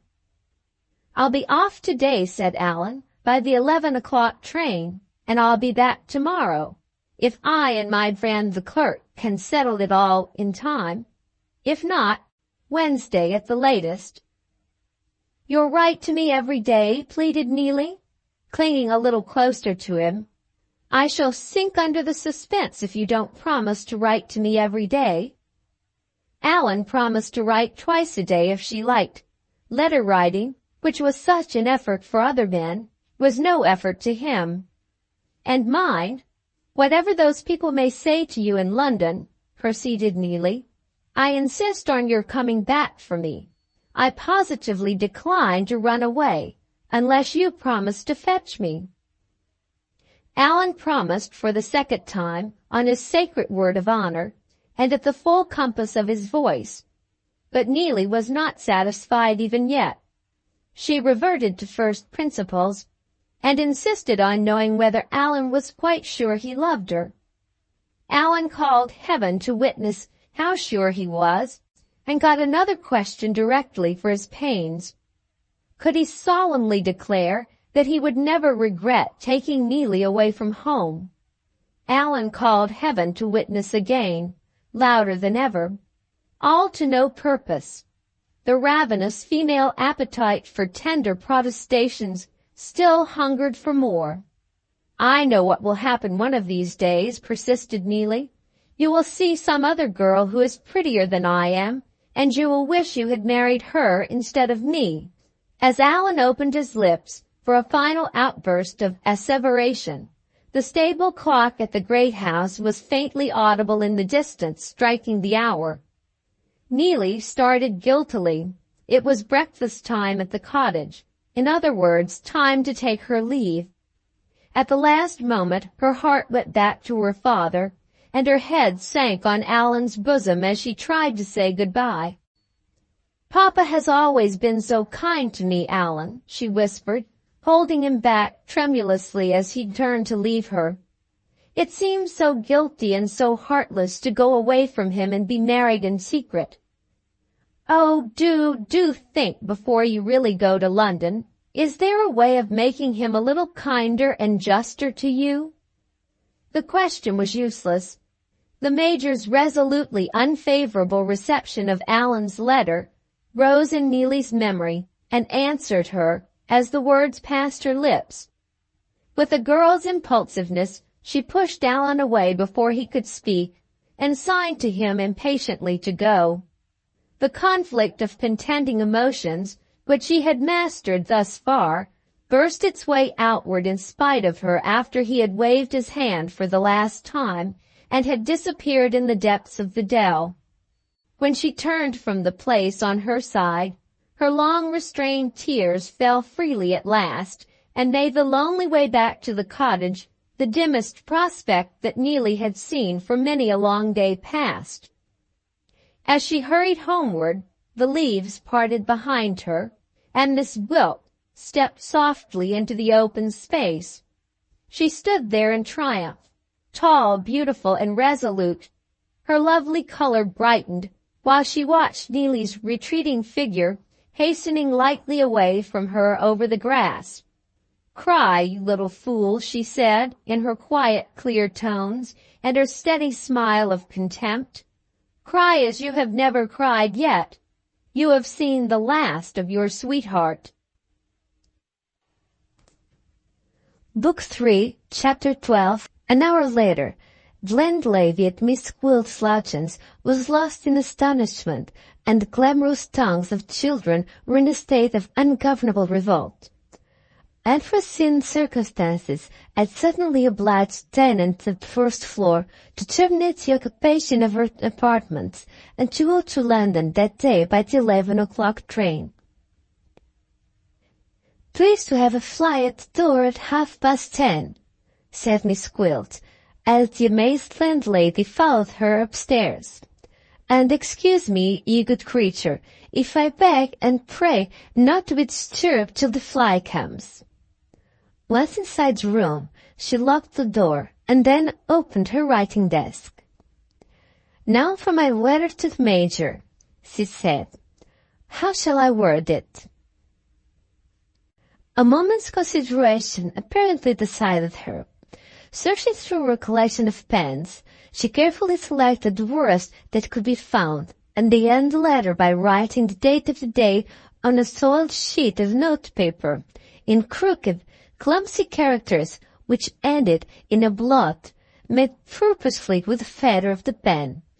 Pausing sometimes to think a little, sometimes to make another blot, she completed the letter in these words. Honored Sir, it is on my conscience to tell you something which I think you ought to know. You ought to know of the goings-on of Miss, your daughter, with young Mr. Armadale. I wish you to make sure, and, what is more, I advise you to be quick about it, if she is going the way you want her to go, when she takes her morning walk before breakfast. I scorn to make mischief, where there is true love on both sides, but I don't think the young man means truly by Miss. What I mean is, I think Miss only has his fancy. Another person, who shall be nameless betwixt us, has his true heart. Please pardon my not putting my name. I am only a humble person, and I might get me into trouble. This is all at present, dear sir, from yours, a well-wisher. There, said Miss Gwilt, as she followed the letter up. If I had been the professed novelist, I could hardly have written more naturally in the character of a servant than that. She wrote the necessary address to Major Milroy, looked admiringly for the last time at the coarse and clumsy writing which her own delicate hand had produced, and rose to post the letter herself, before she entered next on serious business of backing up. Curious, she thought, when the letter had been posted, and she was back again making her travelling preparations in her own room. Here I am, running headlong into a frightful risk, and I never was in better spirits in my life. The boxes were ready when the fly was at the door, and Miss Gwilt was equipped, as becomingly as usual, in her neat travelling costume. The thick veil, which she was accustomed to wear in London, appeared on her country straw bonnet for the first time. One meets such rude men occasionally in the railway, she said to the landlady, and though I dress quietly, my hair is so very remarkable. She was a little paler than usual, but she had never been so sweet-tempered and engaging, so gracefully cordial and friendly as now, when the moment of departure had come. The simple people of the house were quite moved at taking leave of her. She insisted on shaking hands with the landlord, on speaking to him in their prettiest way, and sunning him in their brightest smiles. "Come," she said to the landlady, "you have been so kind, you have been so like a mother to me, you must give me a kiss at parting." She embraced the children all together in the lamp, with a mixture of humour and tenderness delightful to see, and left a shilling among them to buy a cake. "If I was only rich enough to make it a sovereign," she whispered to the mother, "how glad I should be." The awkward lad who ran on errands stood waiting at the fly door. He was clumsy, he was frowsy, he had a gaping mouth and a turned-up nose. But the ineradicable female delight in being charming accepted him, for all that, in the character of a last chance. "You dear dingy John," she said kindly at the carriage door. "I am so poor I have only sixpence to give you. With my very best wishes. Take my advice, John. Grow to be a fine man and find yourself a nice sweetheart. Thank you for 1,000 times." She gave him a friendly little pat on the cheek with two of her gloved fingers, and smiled and nodded and got into the fly. "Armadale next," she said to herself as the carriage drove off. Allan's anxiety not to miss the train had brought him to the station in better time than usual. After taking his ticket and putting his portmanteau under the porter's charge, he was pacing the platform and thinking of Neelie, when he heard the rustling of a lady's dress behind him, and, turning around to look, found himself face to face with Miss Gwilt. There was no escaping her this time. The station wall was on his right hand, and Lyne was on his left. A tunnel was behind him, and Miss Gwilt was in front, inquiring in her sweetest tones whether Mr. Armadale was going to London. Allan colored scarlet with vexation and surprise. There he was obviously waiting for the train, and there was his portmanteau close by, with his name on it, already labelled for London. What answer but a true one could he make after that? Could he let the train go without him, and lose the precious hour so vitally important to Neelie and himself? Impossible. Allan helplessly confirmed the printed statement on his portmanteau, and heartily wished himself at the other end of the world as he said the words. "How very fortunate!" rejoiced Miss Gwilt. "I am going to London too. Might I ask you, Mr. Armadale, as you seem to be quite alone, to be my escort on the journey?"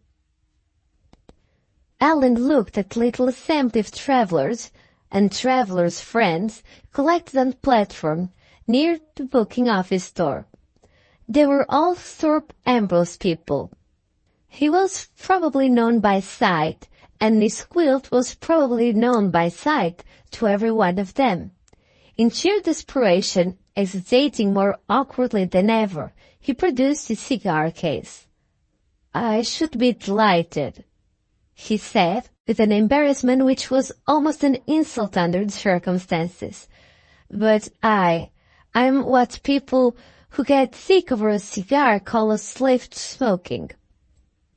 "I delight in smoking," said Miss Gwilt, with undiminished vivacity and good humour. "It's one of the privileges of the man which I have always envied. I'm afraid, Mr. Armadale, you must think I am forcing myself on you." "It certainly looks like it.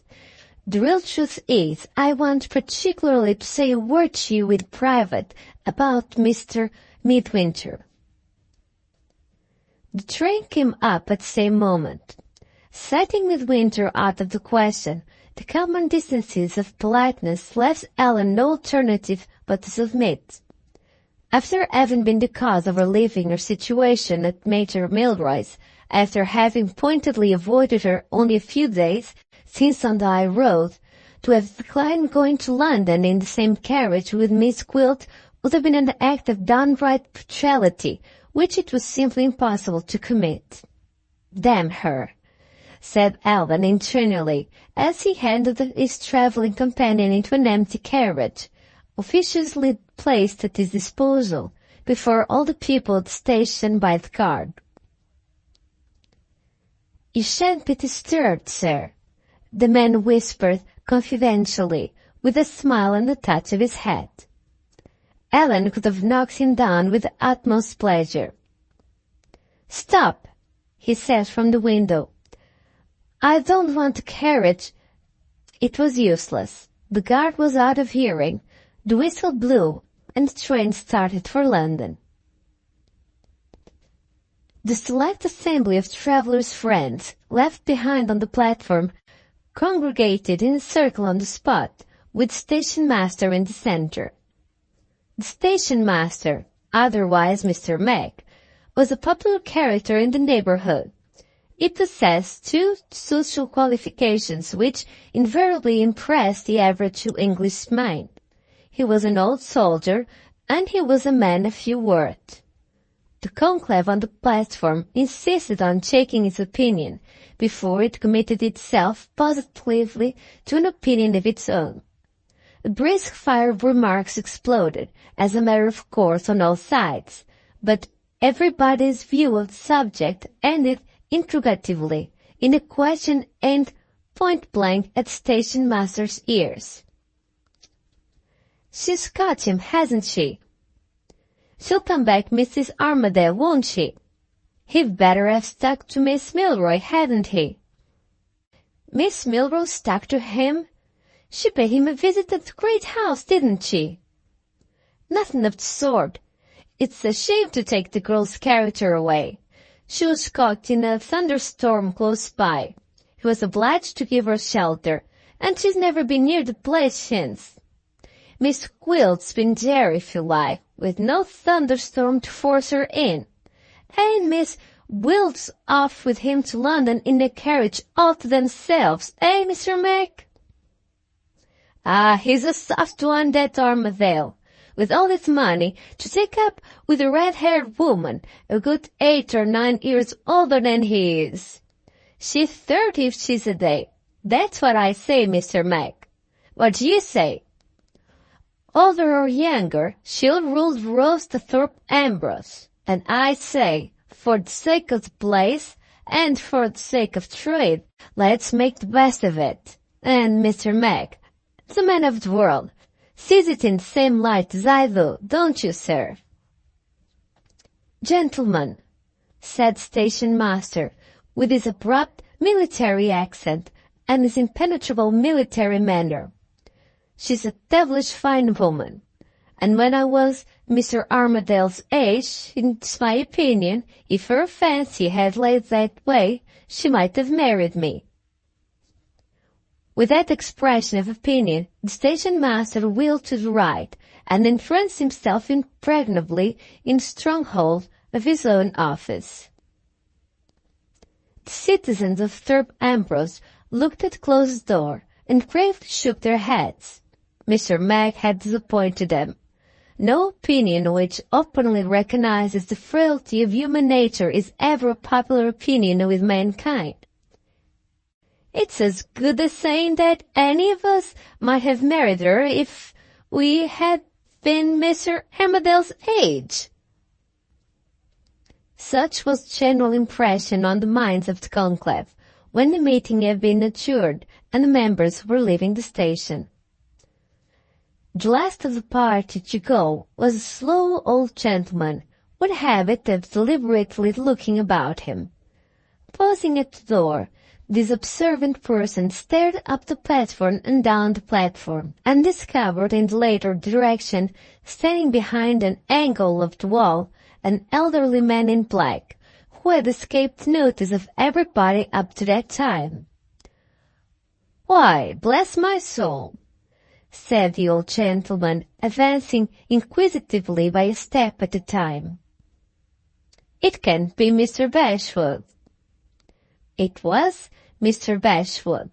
Mr. Bashwood, whose constitutional curiosity had taken him privately to the station, bent on solving the mystery of Allan's sudden journey to London. Mr. Bashwood, who had seen and heard behind this angle in the wall what everybody else had seen and heard, and who appeared to have been impressed by it in no ordinary way. He stood stiffly against the wall, like a man petrified, with one hand pressed on his bare head, and the other holding his head. He stood, with a dull flush on his face, and a dull stare in his eyes, looking straight into the black depths of the tunnel outside the station, as if the train to London had disappeared in it but a moment before. "Is your head bad?" asked the old gentleman. "Take my advice. Go home and lie down." Mr. Bashwood listened mechanically, with his usual attention, and answered mechanically, with his usual politeness. "Yes, sir," he said in a low, lost tone, like a man between dreaming and waking. "I'll go home and lie down." "That's right," rejoiced the old gentleman, making for the door. "And take a pill, Mr. Bashwood, take a pill." 5 minutes later, the porter charged with the business of locking up the station found Mr. Bashwood, still standing bareheaded against the wall, and still looking straight into the black depths of the tunnel, as if the train to London had disappeared in it but a moment since. "Come, sir," said the porter, "I must lock up. Are you out of sorts? Anything wrong with your inside? Try a drop of gin and bitters."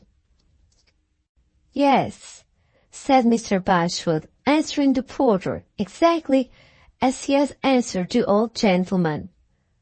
"I'll try a drop of gin and bitters." The porter took him by the arm and led him out. "You'll get it there," said the man, pointing confidentially to a public house, "and you'll get it good."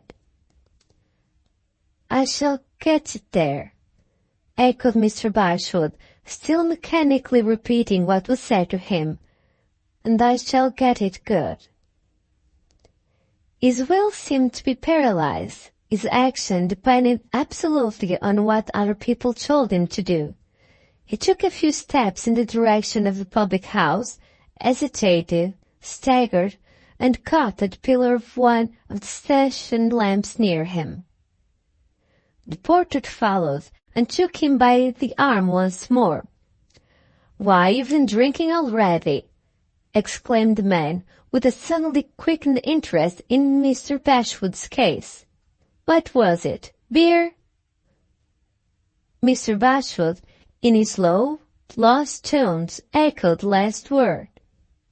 It was close on the porter's dinner time, but when the lower orders of the English people believe they have discovered an intoxicated man, their sympathy with him is boundless.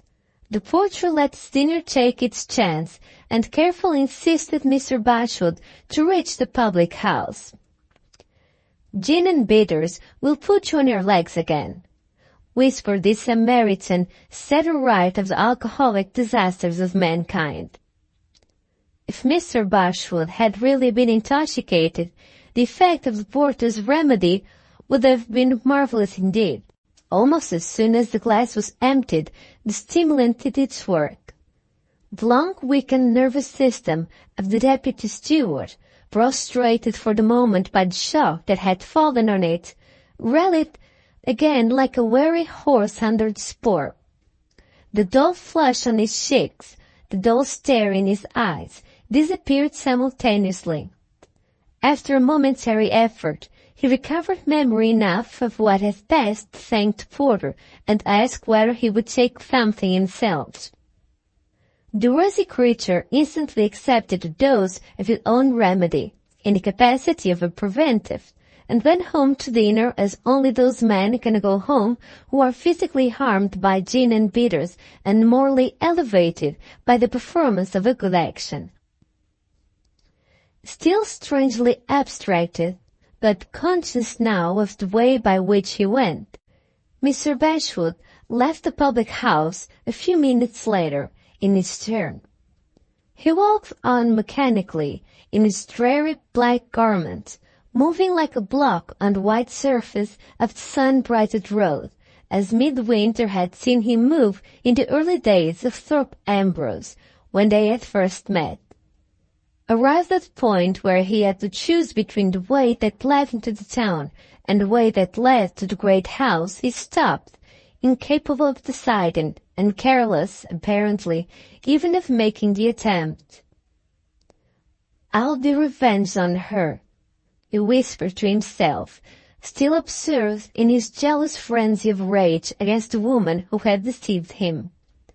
"I'll be revenged on her," he repeated in louder tone, "if I spend every halfpenny I've got." Some women of the desultory sort passed him on their way to the town, heard him. "Hey, you old brute!"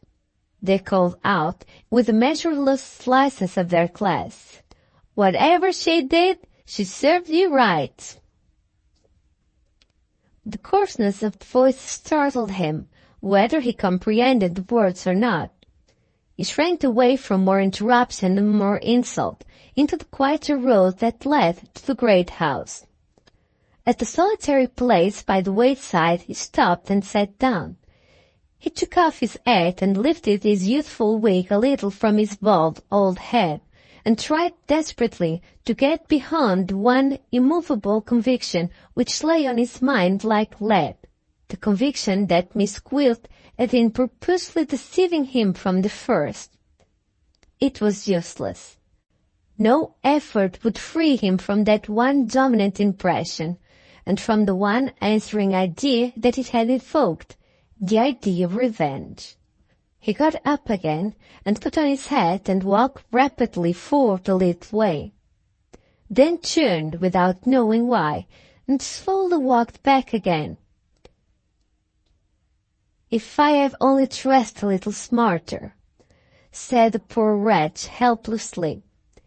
"If I had only been a little bolder with her, she might have overlooked my being an old man." The angry fit returned on him. He clenched his clammy, trembling hands and shook them fiercely in the empty air. "I'll be revenged on her," he reiterated.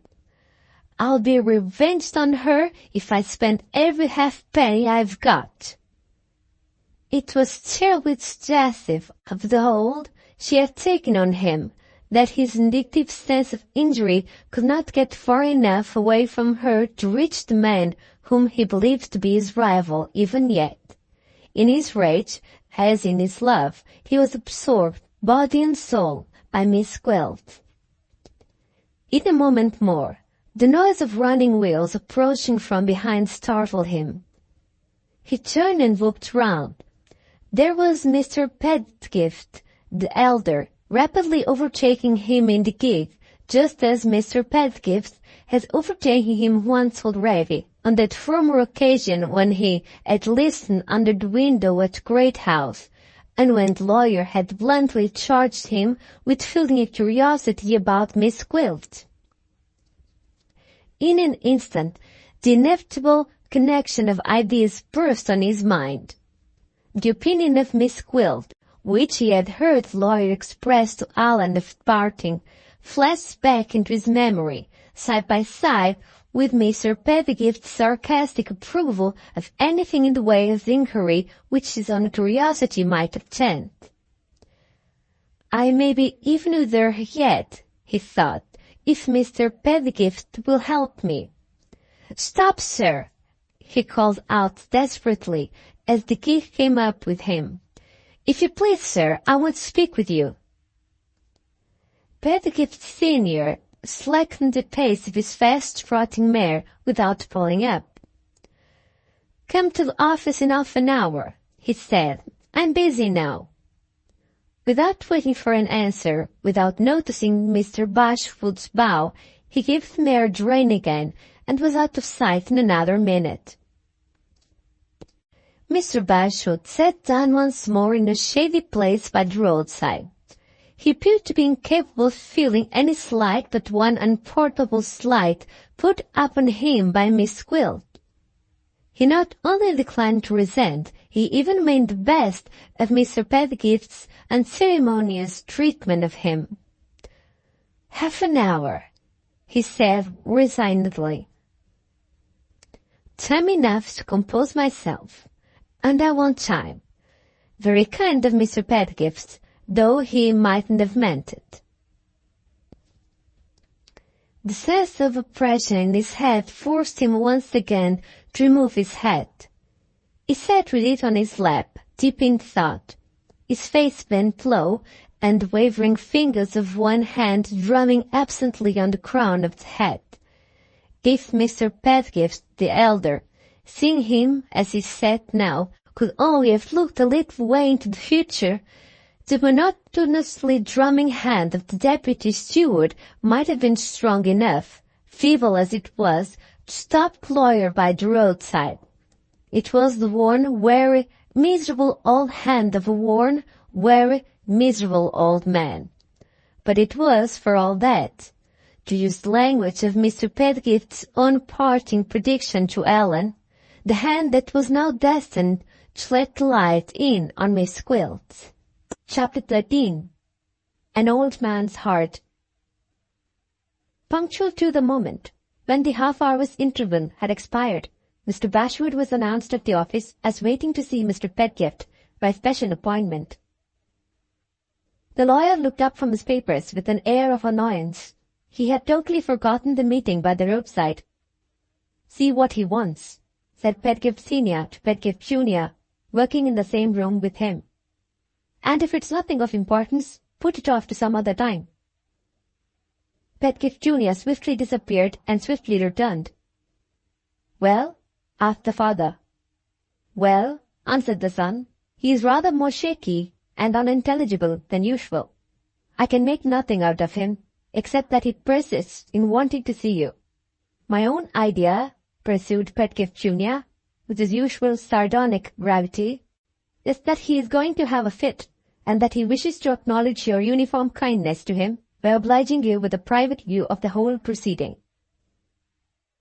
Pedgift Senior habitually matched everybody, his son included, with their own weapons. "Be good enough to remember, Augustus," he rejoined, "that my room is not a court of law. A bad joke is not invariably followed by roars of laughter here. Let Mr. Bashwood come in." Mr. Bashwood was introduced, and Pedgift Jr. withdrew. "You mustn't bleed him, sir," whispered the incorrigible joker, as he passed the back of his father's chair. "Hot water bottles to the soles of his feet, and a mustard plaster on the pit of his stomach, as the modern treatment." "Sit down, Bashwood," said Pedgift Senior when they were alone. "And don't forget that time's money. Out with it, whatever it is, at the quickest possible rate and in the fewest possible words." These preliminary directions, bluntly but not at all unkindly spoken, rather increased than diminished the painful agitation under which Mr. Bashwood was suffering. He stammered more helplessly, he trembled more continuously than usual, as he made his little speech of thanks, and added his apologies at the end for intruding on his patron in business hours. "Everybody in the place, Mr. Pedgift, sir, knows your time is valuable." "Oh dear, yes. Oh dear, yes. Most valuable, most valuable." "Excuse me, sir. I'm coming out with it. Your goodness, or rather your business, no, your goodness gave me half an hour to wait, and I have thought of what I had to say, and prepared it, and put it short." Having got as far as that, he stopped with a pained, bewildered look. He had put it away in his memory, and now, when the time came, he was too confused to find it. And there was Mr. Pedgift, mutely waiting, his face and manner expressive alike of that silent sense of the value of his own time, which every patient who had visited a great doctor, every client who has consulted a lawyer in large practice, knows so well. "Have you heard the news, sir?" stammered Mr. Bashwood, shifting his ground in despair, and letting the uppermost idea in his mind escape him, simply because it was the one idea in him that was ready to come out. "Does it concern me?" asked Pedgift Senior, mercilessly brief, and mercilessly straight in coming to the point. "It concerns a lady, sir. No, not a lady, a young man, I ought to say, in whom you used to feel some interest. Oh, Mr. Pedgift, sir, what do you think? Mr. Armadale and Miss Gwilt have gone up to London together today. Alone, sir, alone in a carriage reserved for their two selves. Do you think he's going to marry her? Do you really think, like the rest of them, he's going to marry her?" He put the question with a sudden flush in his face and a sudden energy in his manner. His sense of the value of the lawyer's time, his conviction of the greatness of the lawyer's condescension, his constitutional shyness and timidity, all yielded together to his one overwhelming interest in hearing Mr. Pedgift's answer. He was loud for the first time in his life in putting the question. "After my experience of Mr. Armadale," said the lawyer, instantly hardening in look and manner, "I believe him to be infatuated enough to marry Miss Gwilt a dozen times over, if Miss Gwilt chose to ask him. Your news doesn't surprise me in the least, Bashwood. I'm sorry for him. I can honestly say that, though he has set my advice at defiance. And I'm more sorry still," he continued, softening again as his mind reverted to his interview with Neelie under the trees of the park. "I'm more sorry still for another person who shall be nameless. But what I have to do with all this, and what on earth is the matter with you?" he resumed, noticing for the first time the abject misery in Mr. Bashwood's manner, the blank despair in Mr. Bashwood's face, which his answer had produced. "Are you ill? Is there something behind the curtain that you are afraid to bring out? I don't understand it. Have you come here in my private room, in business hours, with nothing to tell me but that young Armadale has been fool enough to ruin his prospects for life? Why, I foresaw it all weeks since, and what is more, I as good as told him so at the last conversation I had with him in the great house." At those last words, Mr. Bashwood suddenly rallied. The lawyer's passing reference to the great house had led him back in a moment to the purpose that he had in view. That's it, sir, he said eagerly. That's what I wanted to speak to you about. That's what I've been preparing in my mind. Mr. Pedgift, sir, the last time you were at the great house, when you came away in your gig, you overtook me on the drive. I dare say I did, remarked Pedgift resignedly. My mare happens to be a trifle quicker on her legs than you are on yours, Bashwood. Go on, go on. We shall come in time, I suppose, to what you are driving at. You stopped and spoke to me, sir, proceeded Mr. Bashwood, advancing more and more eagerly to his end. You said you suspected me of feeling some curiosity about Miss Gwilt, and you told me, I remember the exact words, sir, you told me to gratify my curiosity by all means, for you didn't object to it. Pedgift Senior began for the first time to look interested in hearing more.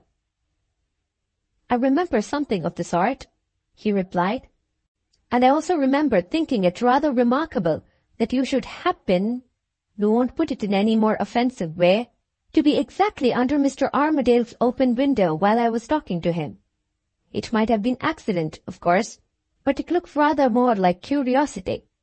I could only judge by appearances, concluded Pedgift, pointing at Sir Gaussen with a pinch of snuff. And appearances, Bashwood, were decidedly against you. I don't deny it, sir. I only mentioned the circumstance because I wish to acknowledge that I was curious and am curious about Miss Gwilt. Why?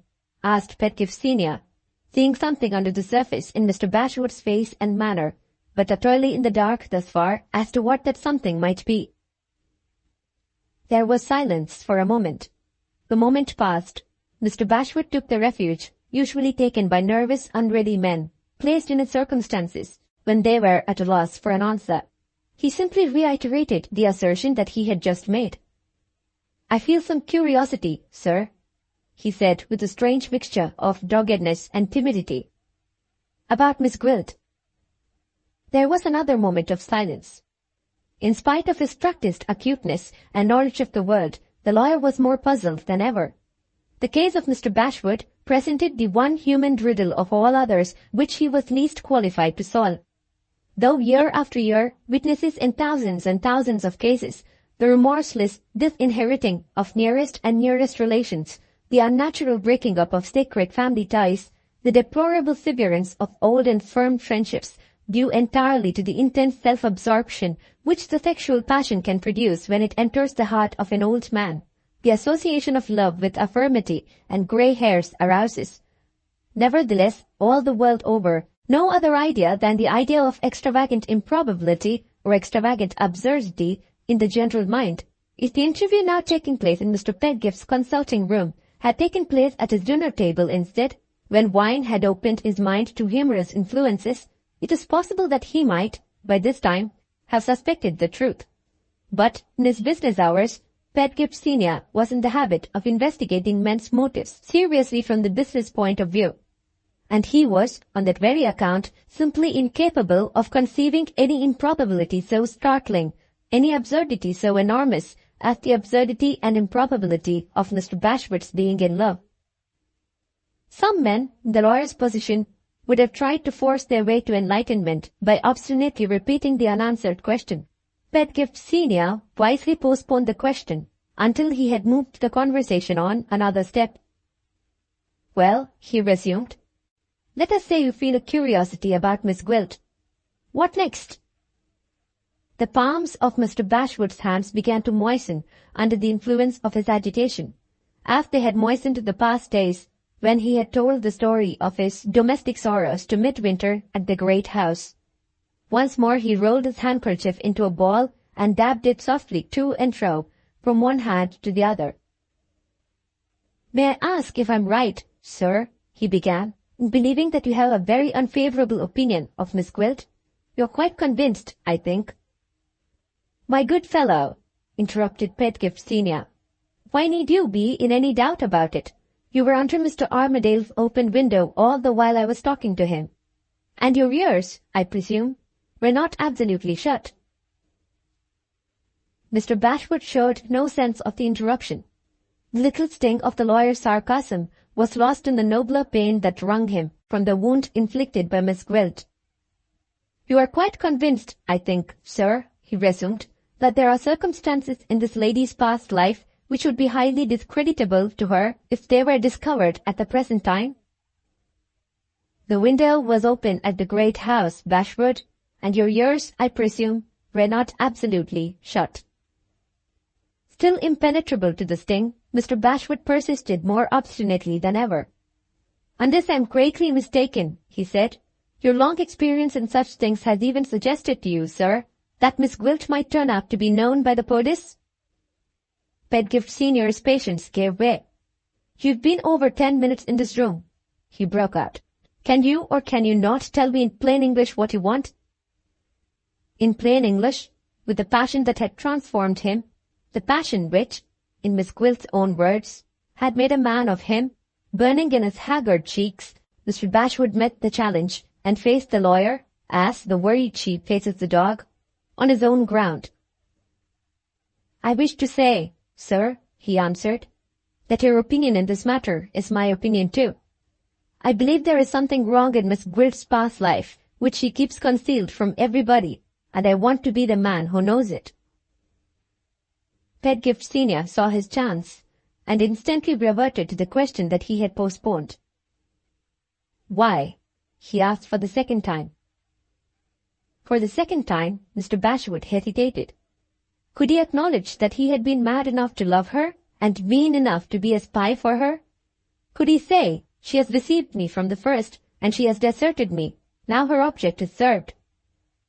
After robbing me of my happiness, robbing me of my honor, robbing me of my last hope left in life, she has gone from me forever, and left me nothing but my old man's longing, slow and sly, and strong and changeless, for revenge. Revenge that I may have, if I can poison her success by dragging her frailties into the public view. Revenge that I'll buy, for what is gold or what is life to me? With the last farthing of my hoarded memory, and the last drop of my stagnant blood." Could he say that to the man who sat waiting for his answer? No, he could only crush it down and be silent. The lawyer's expression began to harden once more. "One of us must speak out," he said, "and as you evidently won't, I will. I can only account for this extraordinary anxiety of yours to make yourself acquainted with Miss Gwilt's secrets in one of two ways. Your motive is either an excessively mean one, no offense, Bashwood, I'm only putting the case, or an excessively generous one. After my experience of your honest character and your creditable conduct, it is only your due that I should absolve you at once of the mean motive. I believe you are as incapable as I am, I can say no more, of turning to mercenary account any discoveries you might make to Miss Gwilt's prejudice in Miss Gwilt's past life. Shall I go on any further? Or would you prefer, on second thoughts, opening your mind frankly to me of your own accord?" "I should prefer not interrupting you, sir," said Mr. Bashwood. "As you please," pursued Pedgift Senior. "Having absolved you of the mean motive, I come to the generous motive next. It is possible that you are an unusually grateful man, and it is certain that Mr. Armadale has been remarkably kind to you. After employing you under Mr. Midwinter in the steward's office, he has had confidence enough in your honesty and your capacity, now his friend has left him, to put his business entirely and unreservedly in your hands. It's not in my experience of human nature, but it may be possible, nevertheless, that you are so gratefully sensible of that confidence, and so gratefully interested in your employer's welfare, that you can't see him, in a friendless position, going straight to his own disgrace and ruin, without making an effort to save him. To put it in 2 words, is it your idea that Mr. Armadale might be prevented from marrying Miss Gwilt, if he could be informed in time of her real character? And do you wish to be the man who opens his eyes to the truth? If that is the case—" He stopped in astonishment. Acting under some uncontrollable impulse, Mr. Bashwood had started to his feet. He stood with his withered face lit up by a sudden irradiation from within, which made him look younger than his age by a good 20 years. He stood, gasping for breath enough to speak, and gesticulated entreatingly at the lawyer with both hands. "Say it again, sir," he burst out, eagerly, recovering his breath before Pedgift Senior had recovered his surprise. The question about Mr. Armadale, sir. Only once more. Only once more, Mr. Pedgift, please.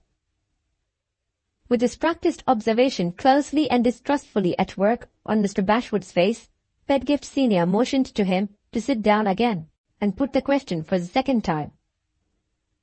"Do I think," said Mr. Bashwood, repeating the sense, but not the words of the question, "that Mr. Armadale might be parted from Miss Gwilt if she could be shown to him as she really is?" "Yes, sir. And do I wish to be the man who does it?" "Yes, sir. Yes, sir. Yes, sir." "It is rather strange," remarked the lawyer, looking at him more and more distrustfully, "that you should be so violently agitated simply because my question happens to have hit the mark." The question happened to have hit a mark which Pedgift little dreamed of. It had released Mr. Bashwood's mind in an instant from the dead pressure of his one dominant idea of revenge, and had shown him a purpose to be achieved by the discovery of Miss Gwilt's secrets, which had never occurred to him till that moment. The marriage which he had blindly regarded as inevitable was a marriage that might be stopped, not in Allan's interests, but in his own, and the woman whom he believed that he had lost might yet, in spite of circumstances, be a woman won. His brain whirled as he thought of it. His own aroused resolution almost daunted him by its terrible incongruity with all the familiar habits of his mind and all the customary proceedings of his life. Finding his last remark unanswered, Pedgift Senior considered a little before he said anything more. "One thing is clear," reasoned the lawyer with himself. "His true motive in this matter is a motive which he is afraid to avow. My question evidently offered him a chance of misleading me, and he has accepted it on the spot. That's enough for me. If I was Mr. Armadale's lawyer, the mystery might be worth investigating. As things are, it's no interest of mine to hunt Mr. Bashwood from one lie to another till I run him to earth at last. I have nothing whatever to do with it, and I shall leave him free to follow his own roundabout courses, in his own roundabout way." Having arrived at that conclusion, Pedgift Senior pushed back his chair and rose briskly to terminate the interview. "Don't be alarmed, Bashwood," he began. "The subject of our conversation is a subject exhausted, so far as I am concerned. I have only a few last words to say, and it's a habit of mine, as you know, to say my last words on my legs. Whatever else I may be in the dark about, I have made one discovery, at any rate. I have found out what you really want with me, at last.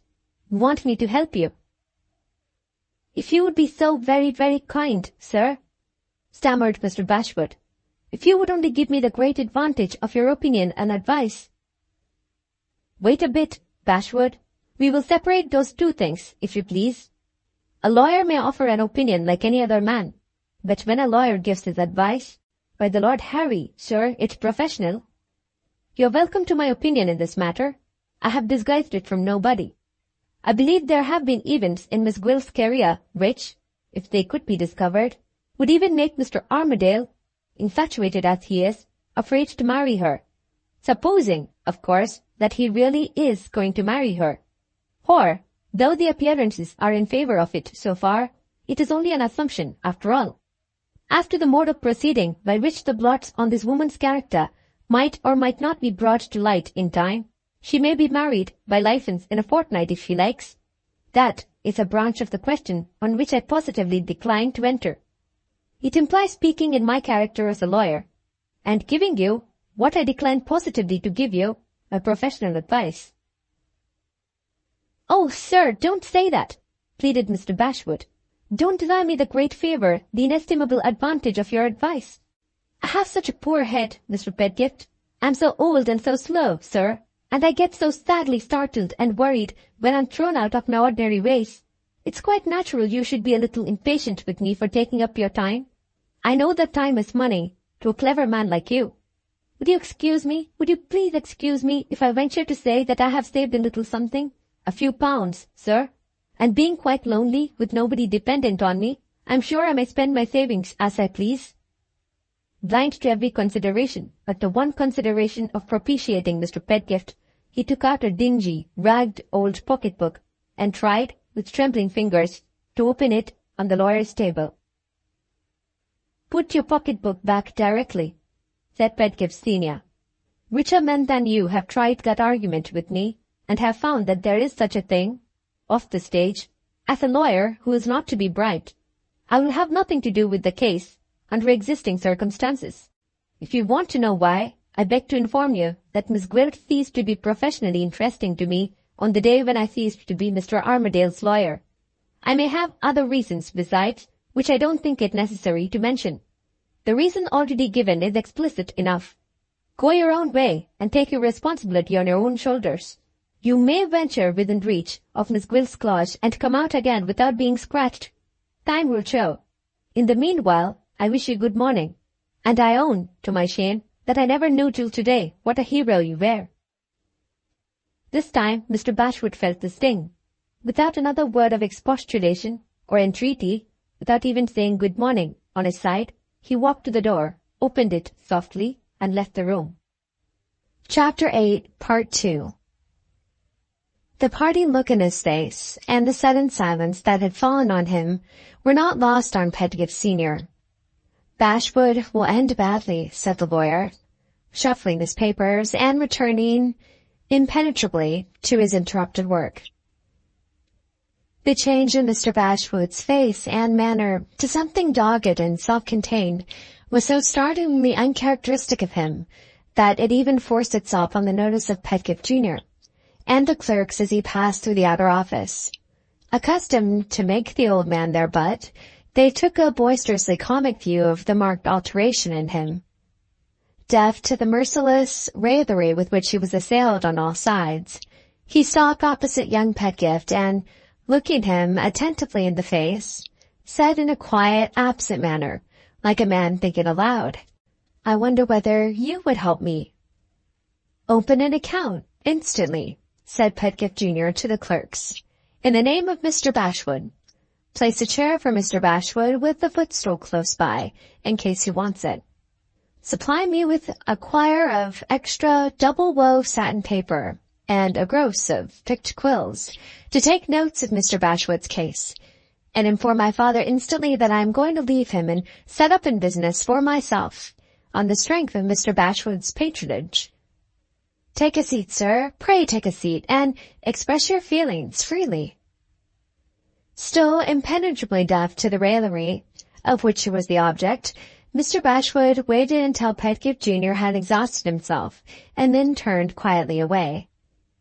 "I ought to have known better," he said, in the same absent manner as before. "He is his father's son all over. He would make game of me on my deathbed." He paused a moment at the door, mechanically brushing his hat with his hand, and went out into the street. The bright sunshine dazzled his eyes. The passing vehicles and foot-passengers startled and bewildered him. He shrank into a by-street and put his hands over his eyes. "I'd better go home," he thought, "and shut myself up, and think about it in my own room." His lodging was in a small house, in the poor quarter of the town. He let himself in with his key and stole softly upstairs. The one little room he possessed met him cruelly. Look round it where he might, with silent memorials of Miss Gwilt. On the chimney-piece were the flowers she had given him at various times, all withered long since, and all preserved on a little china pedestal, protected by a glass shade. On the wall hung a wretched colored print of a woman, which he had caused to be nicely framed and glazed, because there was a look in it that reminded him of her face. In his clumsy old mahogany writing desk were the few letters, brief and peremptory, which she had written to him at the time when he was watching and listening meanly at Thorpe Ambrose to please her. And when, turning his back on these, he sat down wearily on his sofa bedstead, there, hanging over one end of it, was the gaudy cravat of blue satin, which he had bought because she had told him she liked bright colors, and which he had never yet had the courage to wear, though he had taken it out morning after morning with the resolution to put it on. Habitually quiet in his actions, habitually restrained in his language, he now seized the cravat as if it was a living thing that could feel, and flung it to the other end of the room with an oath. The time passed, and still, though his resolution to stand between Miss Gwilt and her marriage remained unbroken, he was as far as ever from discovering the means which might lead him to this end. The more he thought and thought of it, the darker his course in the future looked to him. He rose again as wearily as he had sat down, and went to his cupboard. "I'm feverish and thirsty," he said. "A cup of tea may help me." He opened his canister and measured out his small allowance of tea less carefully than usual.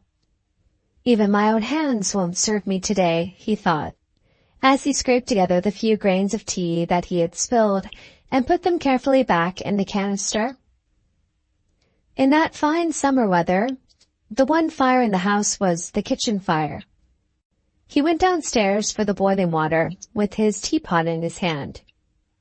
Nobody but the landlady was in the kitchen. She was one of the many English matrons whose path through this world is a path of thorns, and who take a dismal pleasure whenever the opportunity is afforded them in inspecting the scratched and bleeding feet of other people in a like condition with themselves. Her one vice was of the lighter sort, the vice of curiosity, and among the many counterbalancing virtues she possessed was the virtue of greatly respecting Mr. Bashwood, as a lodger whose rent was regularly paid, and whose ways were always quiet and civil from one year's end to another. "What did you please to want, sir?" asked the landlady. "Boiling water, is it? Did you ever know the water boil, Mr. Bashwood, when you wanted it? Did you ever see a sulkier fire than that? I'll put a stick or two in if you'll wait a little and give me the chance." "Dear, dear me, you'll excuse my mentioning it, sir, but how poorly you do look today." The strain on Mr. Bashwood's mind was beginning to tell.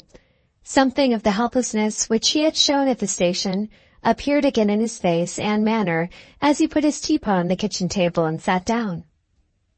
"I'm in trouble, ma'am," he said quietly, "and I find trouble gets harder to bear than it used to be." "Ah, you may well say that," groaned the landlady. "I'm ready for the undertaker, Mr. Bashwood, when my time comes, whatever you may be. You're too lonely, sir. When you're in trouble, it's somehow, though not much, to shift a share of it off on another person's shoulders. If your good lady had only been alive now, sir, what a comfort you would have found her, wouldn't you?" A momentary spasm of pain passed across Mr. Bashwood's face. The landlady had ignorantly recalled him to the misfortunes of his married life. He had been long since forced to quiet her curiosity about his family affairs by telling her that he was a widower, and that his domestic circumstances had not been happy ones. But he had taken her no further into his confidence than this. The sad story which he had related to Midwinter of his drunken wife who had ended her miserable life in a lunatic asylum was a story which he had shrunk from confiding to the talkative woman, who would have confided it, in her turn, to everyone else in the house. "What I always say to my husband when he's low, sir," pursued the landlady, intent on the kettle, "is, what would you do now, Sam, without me? When his temper don't get the better of him. It will boil directly, Mr. Bashwood. He says, 'Elizabeth, I could do nothing.' When his temper does get the better of him, he says, 'I should try the public house, missus, and I'll try it now.' Ah, I've got my troubles. A man with grown-up sons and daughters tippling in a public house. I don't call to mind, Mr. Bashwood, whether you ever had any sons and daughters. And yet, now I think of it, I seem to fancy you said yes, you had. Daughters, sir, weren't they? And, dear, dear, to be sure, all dead." "I had one daughter, ma'am," said Mr. Bashwood patiently, "only one, who died before she was a year old." "Only one," repeated the sympathizing landlady. "It's as near boiling as it ever will be, sir. Give me the teapot. Only one. Ah, it comes heavier, don't it, when it's an only child?" You said it was an only child, I think, didn't you, sir? For a moment, Mr. Bashwood looked at the woman with vacant eyes, and without attempting to answer her. After ignorantly recalling the memory of the wife who had disgraced him, she was now, as ignorantly, forcing him back on the miserable remembrance of a son who had ruined and deserted him. For the first time since he had told his story to Midwinter at their introductory interview in the great house, his mind reverted once more to the bitter disappointment and disaster of the past. Again he thought of the bygone days, when he had become security for his son, and when that son's dishonesty had forced him to sell everything he possessed to pay the forfeit that was exacted when the forfeit was due. "I have a son, ma'am," he said, becoming conscious that the landlady was looking at him in mute and melancholy surprise. "I did my best to help him forward in the world, and he has behaved very badly to me." "Did he now?" rejoined the landlady, with an appearance of the greatest interest. "Behaved badly to you? Almost broke your heart, didn't he? Ah, it will come home to him, sooner or later, don't you fear. Honor your father and mother wasn't put on Moses' tables of stone for nothing, Mr. Bashwood. Where may he be, and what is he doing now, sir?" The question was in effect almost the same as the question which Midwinter had put when the circumstances had been described to him. As Mr. Bashwood had answered it on the former occasion, so in nearly the same words he answered it now. "My son is in London, ma'am, for all I know to the contrary. He was employed, when I last heard of him, in no very creditable way, at the private inquiry office." At those words he suddenly checked himself. His face flushed, his eyes brightened. He pushed away the cup which had just been filled for him, and rose from his seat. The landlady started back a step. There was something in her lodger's face that she had never seen in it before. "I hope I've not offended you, sir," said the woman, recovering her self-possession, and looking a little too ready to take offense on her side at a moment's notice. "Far from it, ma'am, far from it," he rejoined, in a strangely eager, hurried way. "I've just remembered something very important. I must go upstairs. It's a letter. I'll come back to my tea, ma'am. I beg your pardon. I'm much obliged to you. You've been very kind. I'll say good-bye, if you'll allow me, for the present." To the landlady's amazement, he cordially shook hands with her and made for the door, leaving tea and teapot to take care of themselves. The moment he reached his own room, he locked himself in. For a little while he stood holding by the chimney-piece, waiting to recover his breath. The moment he could move again, he opened his writing desk on the table. "That for you, Mr. Pedgift and Son," he said, with a snap of his fingers as he sat down. "I've got a son, too." There was a knock at the door, a knock, soft, considerate, and confidential. The anxious landlady wished to know whether Mr. Bashwood was ill, and begged to intimate for the second time that she earnestly trusted she had given him no offense. No, he called through the door. "I'm quite well. I'm writing, ma'am, I'm writing. Please to excuse me." "She's a good woman. She's an excellent woman," he thought, when the landlady had retired. "I'll make her a little present. My mind's so unsettled I might never have thought of it but for her. Oh, if my boy is at the office still. Oh, if I can only write a letter that will make him pity me." He took up his pen and sat thinking anxiously, thinking long, before he touched the paper. Slowly, with many patient pauses to think and think again, and with more than ordinary care to make his writing legible, he traced these lines. "My dear James, you will be surprised, I am afraid, to see my handwriting. Pray don't suppose I am going to ask you for money, or to reproach you for having sold me out of house and home when you forfeited your security, and I had to pay. I am willing and anxious to let bygones be bygones, and to forget the past. It is in your power, if you are still at the private inquiry office, to do me a great service. I am in sore anxiety and trouble on the subject of a person in whom I am interested. The person is Lady. Please, don't make game of me for confessing this, if you can help it. If you knew what I am now suffering, I think you would be more inclined to pity than to make game of me. I would enter into particulars, only I know your quick temper, and I fear exhausting your patience. Perhaps it may be enough to say that I have reason to believe the lady's past life has not been a very creditable one, and that I am interested, more interested than words can tell, in finding out what her life has really been, and in making the discovery within a fortnight from the present time. Though I know very little about the ways of business in an office like yours, I can understand that without first having the lady's present address, nothing can be done to help me. Unfortunately, I am not yet acquainted with her present address. I only know that she went to town today, accompanied by a gentleman in whose employment I now am, and who, as I believe, will be likely to write to me for money before many days more are over his head. Is this circumstance of a nature to help us? I venture to say us because I count already, my dear boy, on your kind assistance and advice. Don't let money stand between us. I have saved a little something, and it is all freely at your disposal. Pray write to me by return of post. If you will only try your best to end the dreadful suspense under which I am now suffering, you will atone for all the grief and disappointment you caused me in times that are past, and you will confer an obligation that he will never forget on your affectionate father, Felix Bashwood.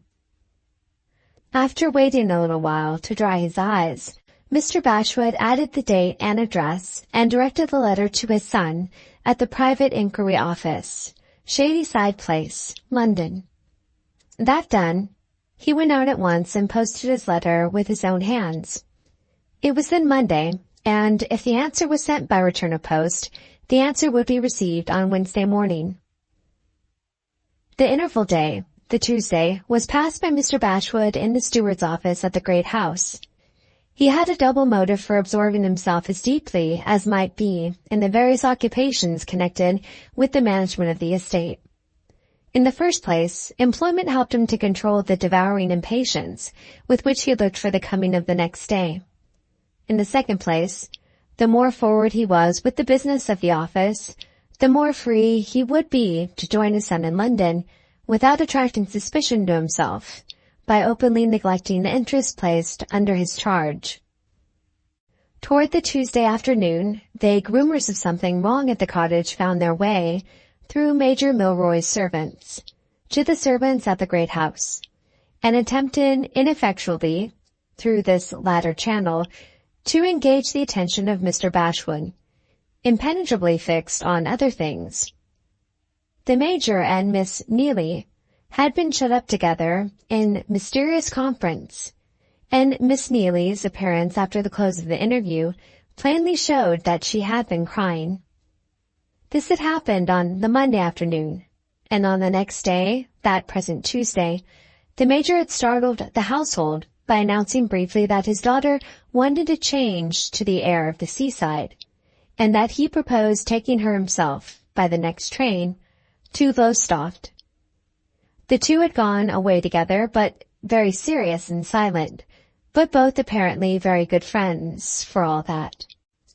Opinions at the great house attributed this domestic revolution to the reports current on the subject of Allan and Miss Gwilt. Opinions at the cottage rejected that solution of the difficulty on practical grounds. Miss Neelie had remained inaccessibly shut up in her own room from the Monday afternoon to the Tuesday morning, when her father took her away.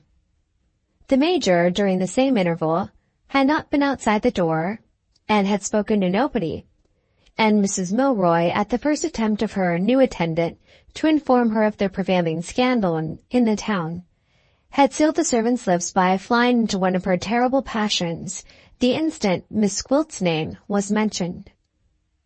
Something must have happened, of course, to make Major Milroy and his daughter so suddenly from home. But that something was certainly not Mr. Armadale's scandalous elopement in broad daylight with Miss Gwilt. The afternoon passed and the evening passed, and no other event happened but the purely private and personal event which had taken place at the cottage. Nothing occurred, for nothing in the nature of things could occur to dissipate the delusion on which Miss Gwilt had counted, the delusion which all Thorpe Ambrose now shared with Mr. Bashwood, that she had gone privately to London with Allan in the character of Allan's future wife. On the Wednesday morning, the postman, entering the street in which Mr. Bashwood lived, was encountered by Mr. Bashwood himself, so eager to know if there was a letter for him that he had come out without his hat. There was a letter for him, the letter that he longed for from his vagabond son. These were the terms with which Bashwood the younger answered his father's supplication for help, after having previously ruined his father's prospects for life. Shadyside Place, Tuesday, July 29th. My dear Dad, we have some little practice in dealing with mysteries at this office, but the mystery of your letter beats me altogether. Are you speculating on the interesting hidden frailties of some charming woman? Or, after your experience of matrimony, are you actually going to give me a stepmother at this time of day? Whichever it is, upon my life, your letter interests me. I'm not joking, mind, though the temptation is not an easy one to resist. On the contrary, I have given you a quarter of an hour of my valuable time already. The place you date from sounded somehow familiar to me. I referred back to the memorandum book and found that I was sent down to Thorpe Ambrose to make private inquiries not very long since. My employer was a lively old lady who was too sly to give us her right name and address. As a matter of course, we set to work at once and found out who she was. Her name is Mrs. Oldershaw, and if you think of her for my stepmother, I strongly recommend you to think again before you make her Mrs. Bashwood. If it is not Mrs. Oldershaw, then all I can do so far is tell you how you may find out the unknown lady's address. Come to town yourself as soon as you get the letter you expect from the gentleman who has gone away with her.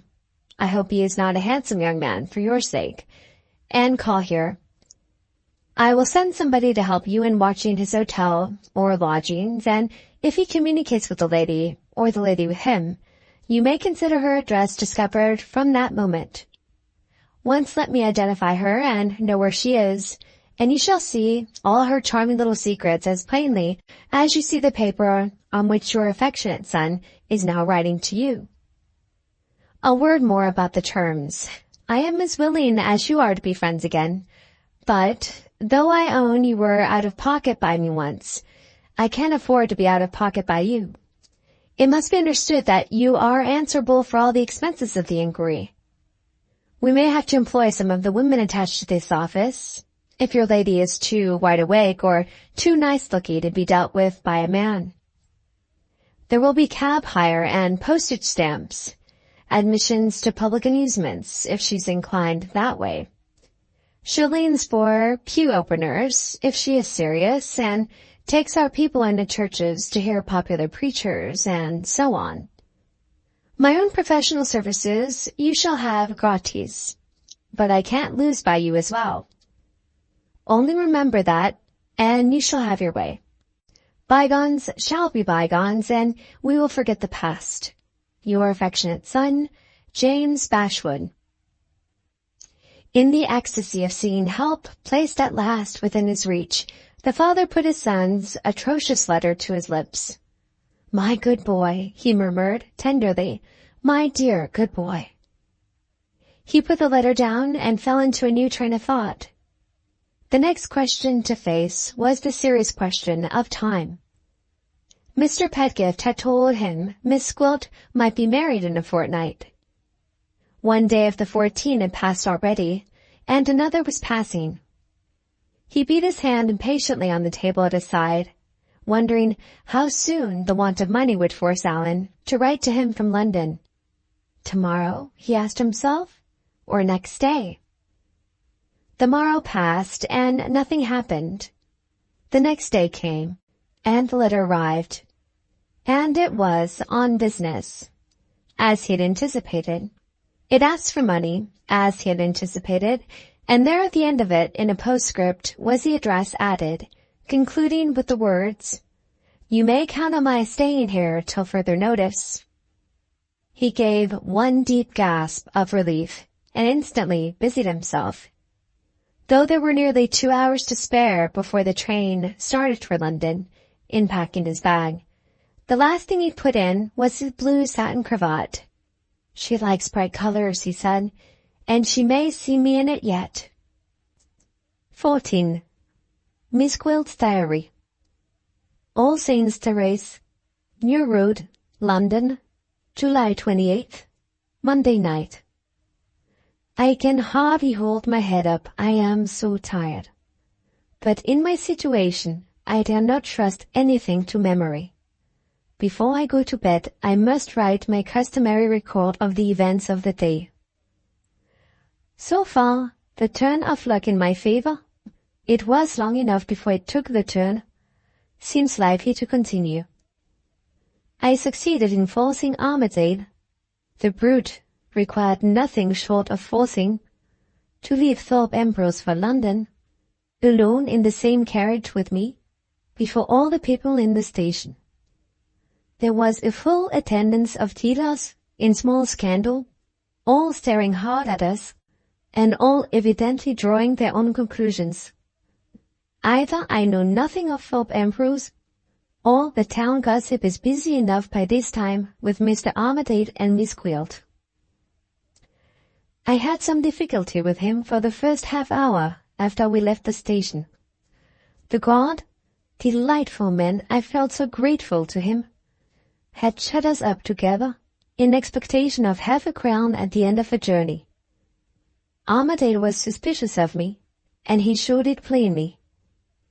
Little by little, I tamed my wild beast, partly by taking care to display no curiosity about his journey to town, and partly by interesting him on the subject of his friend Midwinter, dwelling especially on the opportunity that now offered itself for reconciliation between them.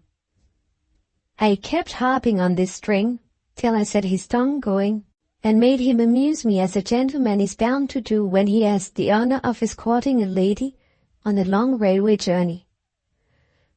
What little mind he has was full, of course, of his own affairs and Miss Milroy's. No words can express the clumsiness he showed in trying to talk about himself without taking me into his confidence or mentioning Miss Milroy's name.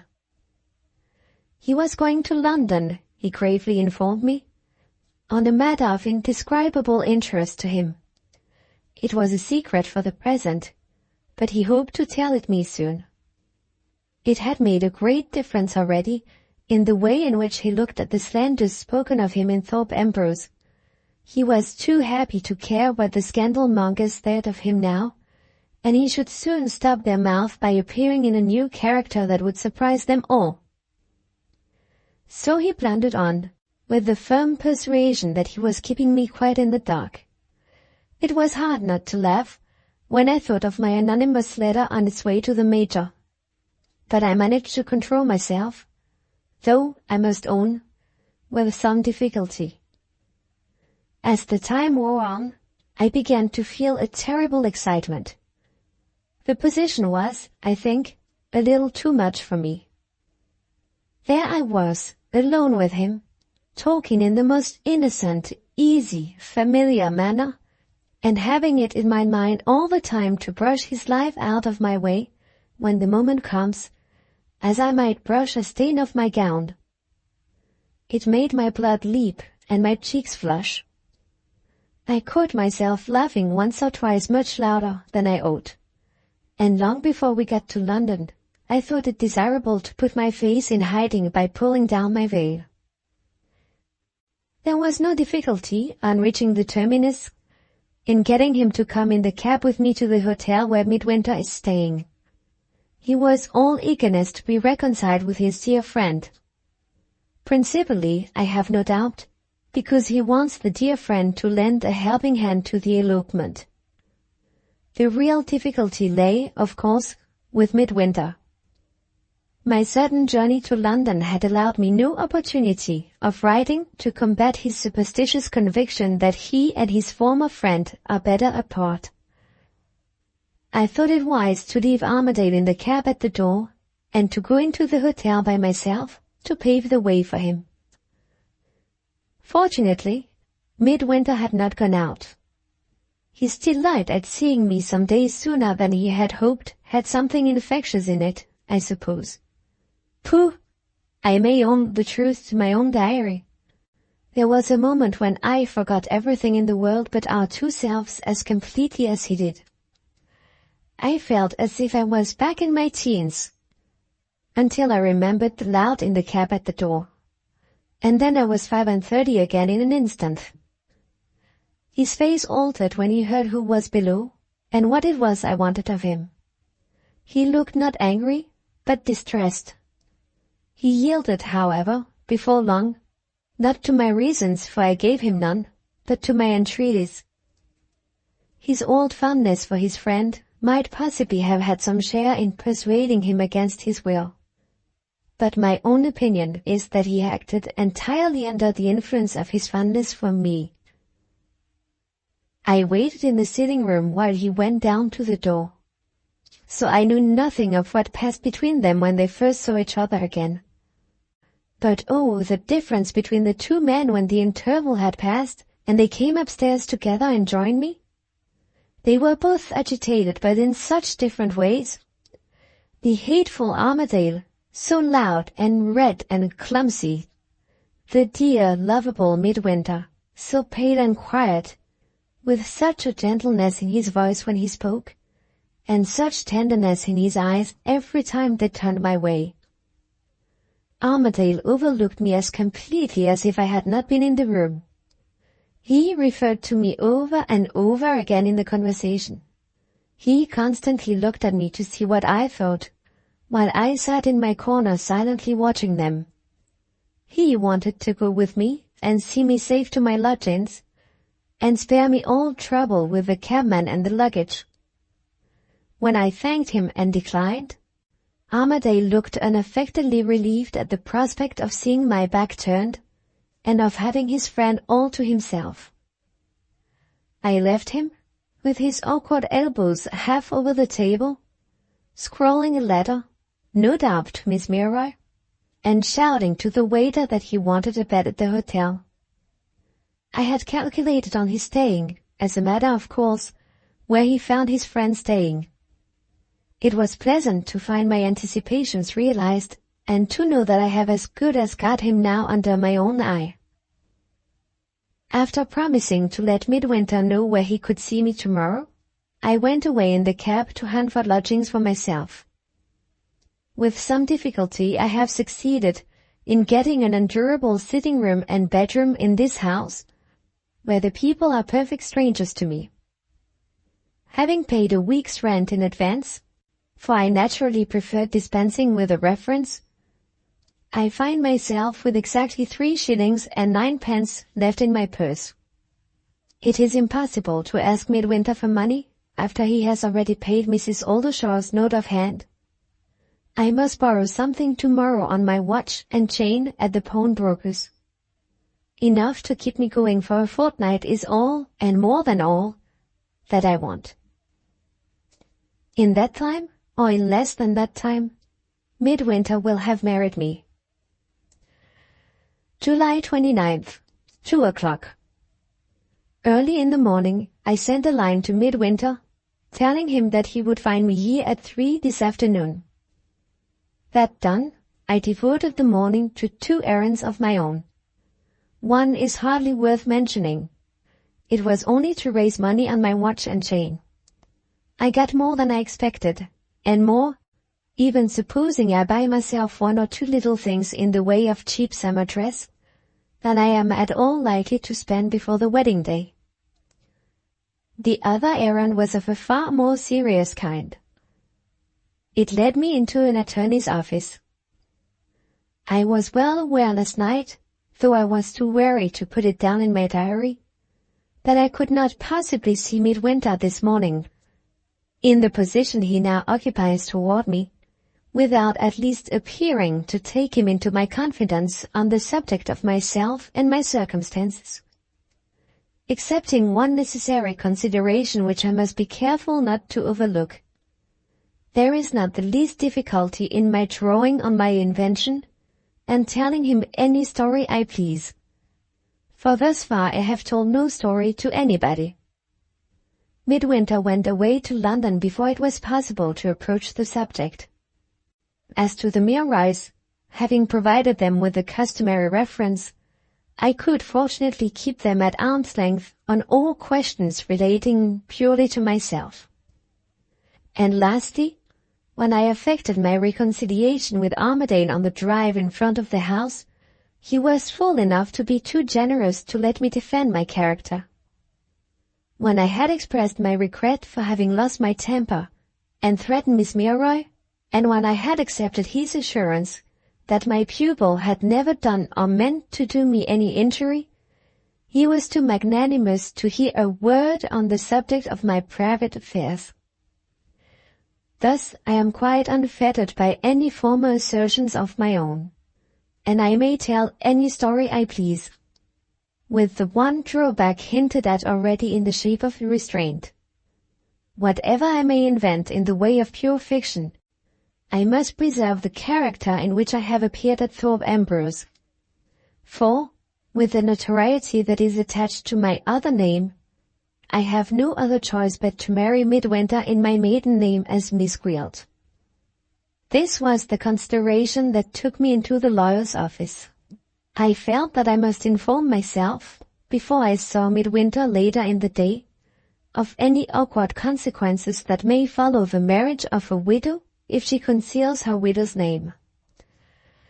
Knowing of no other professional person whom I could trust, I went boldly to the lawyer who had my interests in his charge at that terrible pastime in my life, which I have more reason than ever to shrink from thinking of now. He was astonished and, as I could plainly detect, by no means pleased to see me. I had hardly opened my lips before he said he hoped I was not consulting him again, with a strong emphasis on the word, on my own account. I took the hint and put the question I had come to ask, in the interests of that accommodating personage on such occasions, an absent friend. The lawyer evidently saw through it at once, but he was sharp enough to turn my friend to good account on his side. He said he would answer the question as a matter of courtesy toward a lady represented by myself, but he must make it a condition that this consultation of him by deputy should go no further. I accepted his terms, for I really respected the clever manner in which he contrived to keep me at arm's length without violating the laws of good breeding. In 2 minutes I heard what he had to say, mastered it in my own mind, and went out. Short as it was, the consultation told me everything I wanted to know. I risked nothing by marrying Midwinter in my maiden instead of my widow's name. The marriage is a good marriage in this way, that it can only be set aside if my husband finds out the imposture and takes proceedings to invalidate our marriage in my lifetime. That is the lawyer's answer in the lawyer's own words. It relieves me at once, in this direction at any rate, of all apprehension about the future. The only imposture my husband will ever discover, and then only if he happens to be on the spot, is the imposture that puts me in the place and gives me the income of Armadale's widow, and by that time I shall have invalidated my own marriage forever. 2:30. Midwinter will be here in half an hour. I must go and ask my glass how I look. I must rouse my invention and make up my little domestic romance. Am I feeling nervous about it? Something flutters in the place where my heart used to be. At 35 too, and after such a life as mine. 6 o'clock. He has just gone. The day for our marriage is a day determined on already.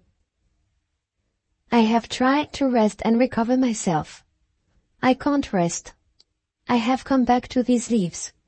There is much to be written in them, since midwinter has been here, that concerns me nearly.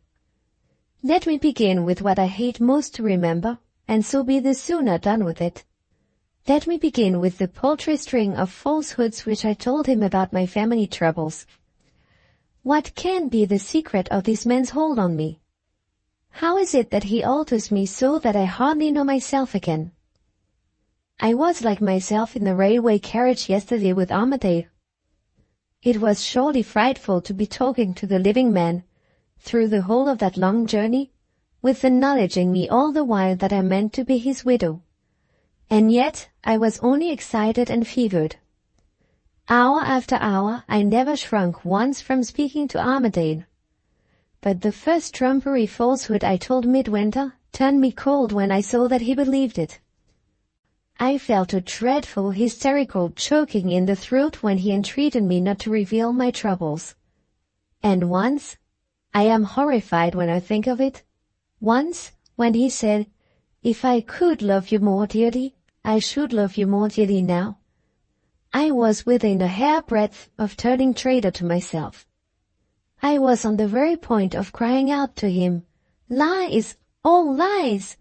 I'm a fiend in human shape. Marry the wretchedest creature that prowls the streets, and you will marry a better woman than me." Yes, the seeing his eyes moisten, the hearing his voice tremble while I was deceiving him, shook me in that way. I have seen handsomer men by hundreds, cleverer men by dozens. What can this man have roused in me? Is it love? I thought I had loved, never to love again. Does a woman not love when the man's hardness to her drives her to drown herself? A man drove me to that last despair in days gone by. Did all my misery at that time come from something which was not love? Have I lived to be 35, and am I only feeling now what love really is? Now when it is too late? Ridiculous. Besides, what is the use of asking? What do I know about it? What does any woman ever know? The more we think of it, the more we deceive ourselves. I wish I had been born an animal. My beauty might have been of some use to me then. It might have got me a good master. Here is the whole page of my diary field, and nothing written yet that is of the slightest use to me.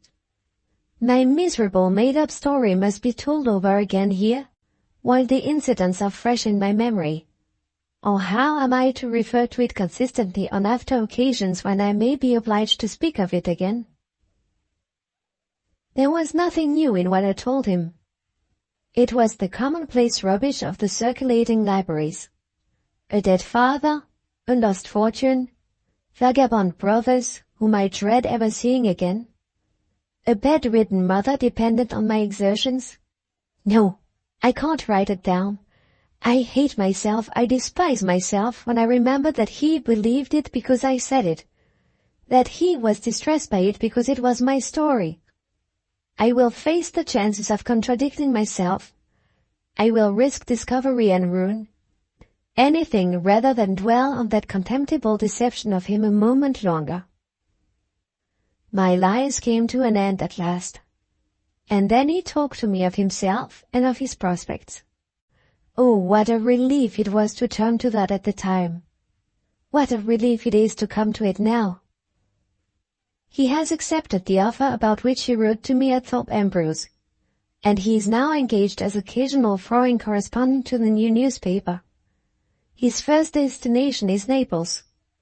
I wish it had been some other place, for I have certain past associations with Naples which I am not at all anxious to renew. It has been arranged that he is to leave England not later than the 11th of next month. By that time, therefore, I, who am to go with him, must go with him as his wife. There is not the slightest difficulty about the marriage. All this part of it is so easy that I begin to dread an accident. The proposal to keep the thing strictly private, which it might have embarrassed me to make, comes from Midwinter. Marrying me in his own name, the name that he has kept concealed from every living creature but myself and Mr. Brooke, it is his interest that not a soul who knows him should be present at the ceremony, his friend Armadale least of all. He has been a week in London already. When another week has passed, he proposes to get the license and to be married in the church belonging to the parish in which the hotel is situated. These are the only necessary formalities. I had but to say yes, he told me, and to feel no further anxiety about the future. I said yes with such a devouring anxiety about the future that I was afraid he would see it. What minutes the next few minutes were, when he whispered delicious words to me, while I hid my face on his breast. I recovered myself first, and led him back to the subject of Armadale, having my own reasons for wanting to know what they said to each other after I had left them yesterday. The manner in which Midwinter replied showed me that he was speaking under the restraint of respecting a confidence placed in him by his friend. Long before he had done, I detected what the confidence was. Armadale had been consulting him, exactly as I anticipated, on the subject of the elopement. Although he appears to have remonstrated against taking the girl secretly away from her home, Midwinter seems to have felt some delicacy about speaking strongly, remembering, widely different as the circumstances are, that he was contemplating a private marriage himself. I gathered, at any rate, that he had produced very little effect by what he had said, and that Armadale had already carried out his absurd intention of consulting the head clerk in the office of his London lawyers. Having got as far as this, Midwinter put the question which I felt must come sooner or later. He asked if I objected to our engagement being mentioned, in the strictest secrecy, to his friend. I will answer, he said, for Allan's respecting any confidence that I place in him, and I will undertake, when the time comes, so to use my influence over him as to prevent his being present at the marriage and discovering, what he must never know, that my name is the same as his own. It would help me, he went on, to speak more strongly about the object that has brought him to London, if I can requite the frankness with which he has spoken of his private affairs to me, by the same frankness on my side. I had no choice but to give the necessary permission, and I gave it. It is of the utmost importance to me to know what course Major Milroy takes with his daughter and Armadale after receiving my anonymous letter. And, unless I invite Armadale's confidence in some way, I am nearly certain to be kept in the dark. Let him once be trusted with the knowledge that I am to be Midwinter's wife, and what he tells his friend about his love affair, he will tell me. When it had been understood between us that Armadale was to be taken into our confidence, we began to talk about ourselves again. How the time flew!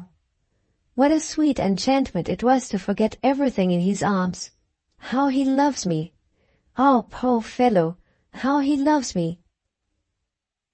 I have promised to meet him tomorrow morning in the Regent's Park. The less he is seen here, the better. The people in this house are strangers to me, certainly, but it may be wise to consult appearances as if I was still at Thorpe Ambrose, and not to produce the impression, even on their minds, that Midwinter is engaged to me. If any after inquiries are made, when I have run my grand risk, the testimony of my London landlady might be testimony worth having. That wretched old Bashwood, writing of Thorpe Ambrose, reminds me of him.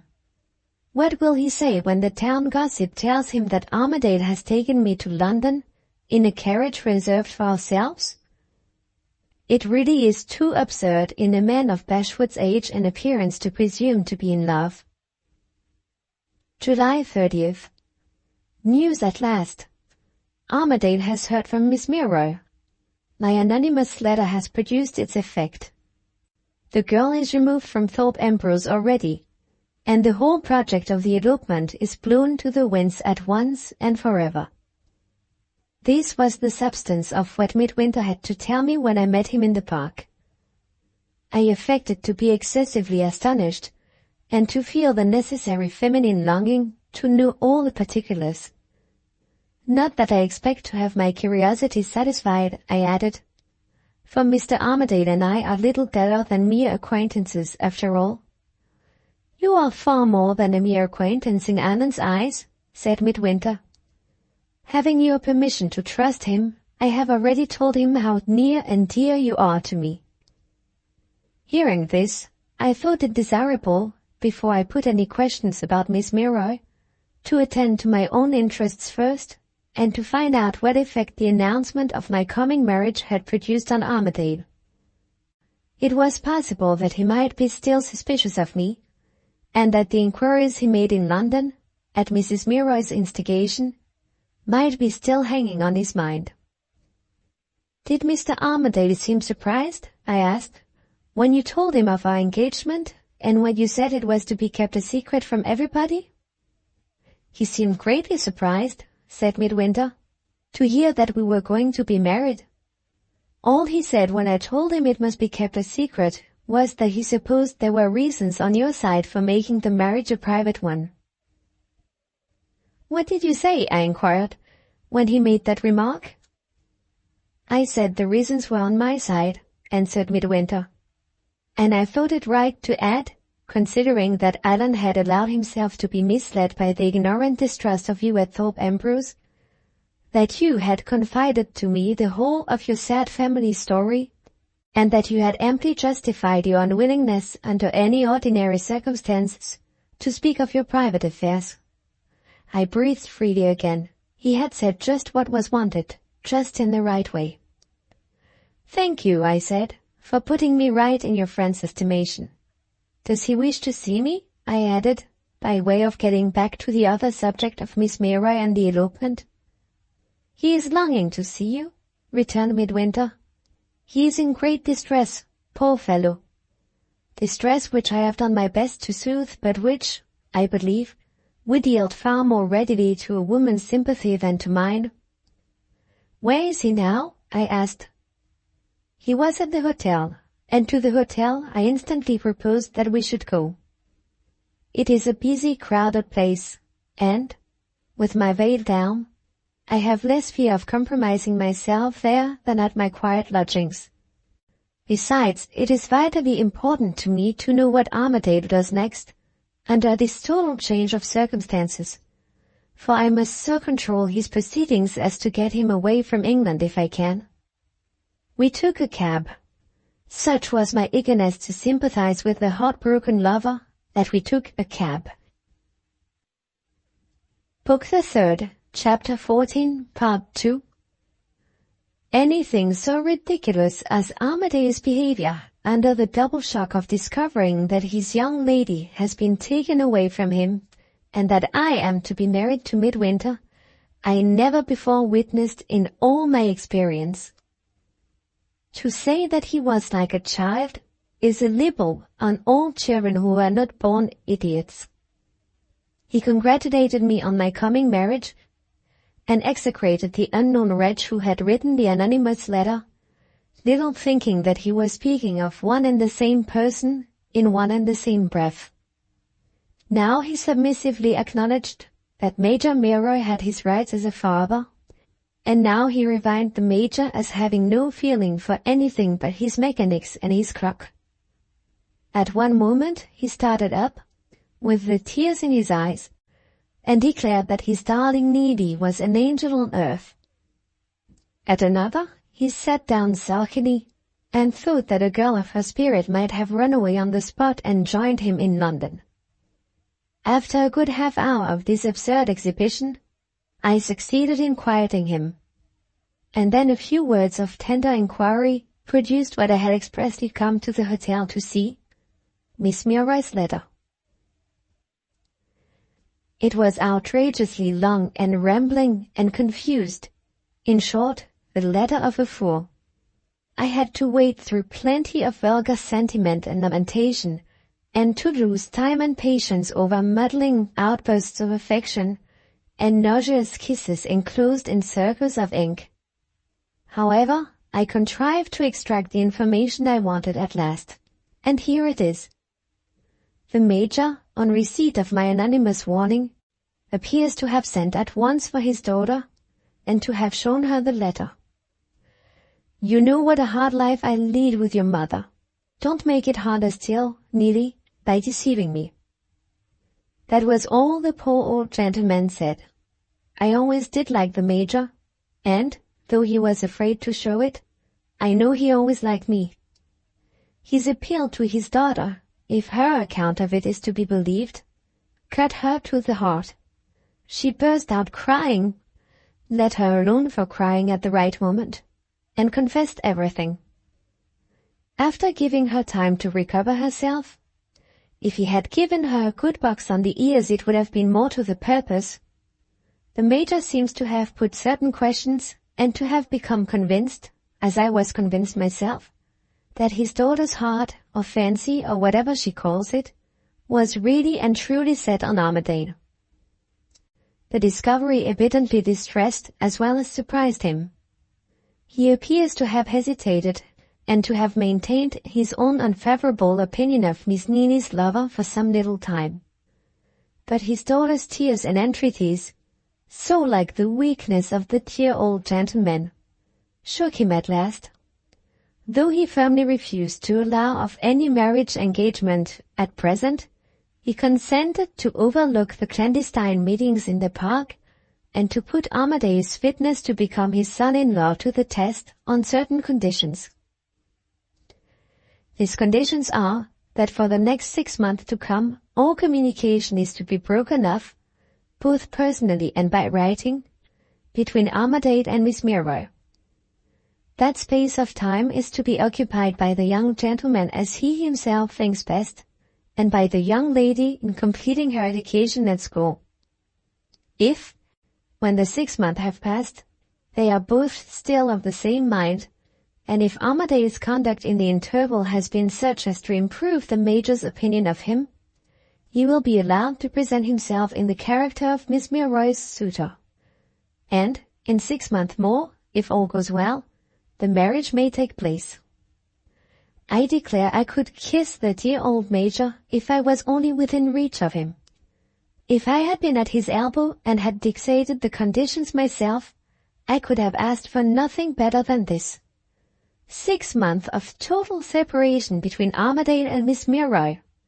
In half that time, with all communication cut off between the two, it must go hard with me indeed, if I don't find myself dressed in the necessary mourning and publicly recognized as Armadale's widow.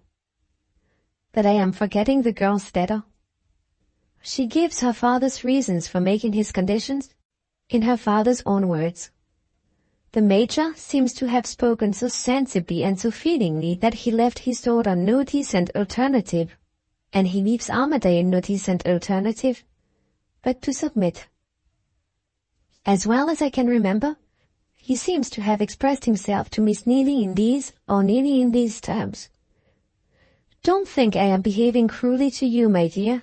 I am merely asking you to put Mr. Armadale to the proof. It is not only right, it is absolutely necessary that you should hold no communication with him for some time to come, and I will show you why. In the first place, if you go to school, the necessary rules in such places, necessary for the sake of the other girls, would not permit you to see Mr. Armadale or to receive letters from him. And, if you are to become mistress of Thorpe Ambrose, to school you must go, for you would be ashamed, and I should be ashamed, if you occupied the position of a lady of station, without having the accomplishments which all ladies of station are expected to possess. In the second place, I want to see whether Mr. Armadale will continue to think of you as he thinks now, without being encouraged in his attachment by seeing you, or reminded of it by hearing from you. If I am wrong in thinking him flighty and unreliable, and if your opinion of him is the right one, this is not putting the young man to an unfair test. True love survives much longer separations than a separation of 6 months. And when that time is over, and well over, and when I have had him under my own eye for another 6 months, and have learned to think as highly of him as you do, even then, my dear, after all that terrible delay, you will still be a married woman before you are 18. Think of this, Neely, and show that you love me and trust me by accepting my proposal. I will hold no communication with Mr. Armadale myself. I will leave it to you to write and tell him what has been decided on. He may write back one letter, and one only, to acquaint you with his decision. After that, for the sake of your reputation, nothing more is to be said and nothing more is to be done, and the matter is to be kept strictly private until the 6-month interval is at an end. To this effect the Major spoke. His behavior to that little slut of a girl has produced a stronger impression on me than anything else in the letter. It has set me thinking, me of all the people in the world, of what they call a moral difficulty. We are perpetually told that there can be no possible connection between virtue and vice. Can there not? Here is Major Milroy doing exactly what an excellent father, at once kind and prudent, affectionate and firm, would do under the circumstances. And by that very course of conduct he has now smoothed the way for me, as completely as if he had been the chosen accomplice of that abominable creature, Miss Gwilt. Only think of my reasoning in this way. But I am in such good spirits I can do anything today. I have not looked so bright and so young as I look now for months past. To return to the letter for the last time, it is so excessively dull and stupid that I really can't help wandering away from it into reflections of my own as a mere relief. After solemnly announcing that she meant to sacrifice herself to her beloved father's wishes, the brazen assurance of her setting up for a martyr after what has happened exceeds anything I ever heard or read of. Miss Neely next mentioned that the Major proposed taking her to the seaside for change of air during the few days that were still to elapse before she went to school. Armadale was to send his answer by return of post, and to address her under cover to her father at Lowestoft. With this, and with a last outburst of tender protestation, crammed crookedly into a corner of the page, the letter ended. N.B. The Major's object in taking her to the seaside is plain enough. He still privately distrusts Armadale, and he is wisely determined to prevent any more clandestine meetings in the park before the girl is safely disposed of at school. When I had done with the letter, I had requested permission to read parts of it which I particularly admired. For the second and third time, we all consulted together in a friendly way about what Armadale was to do.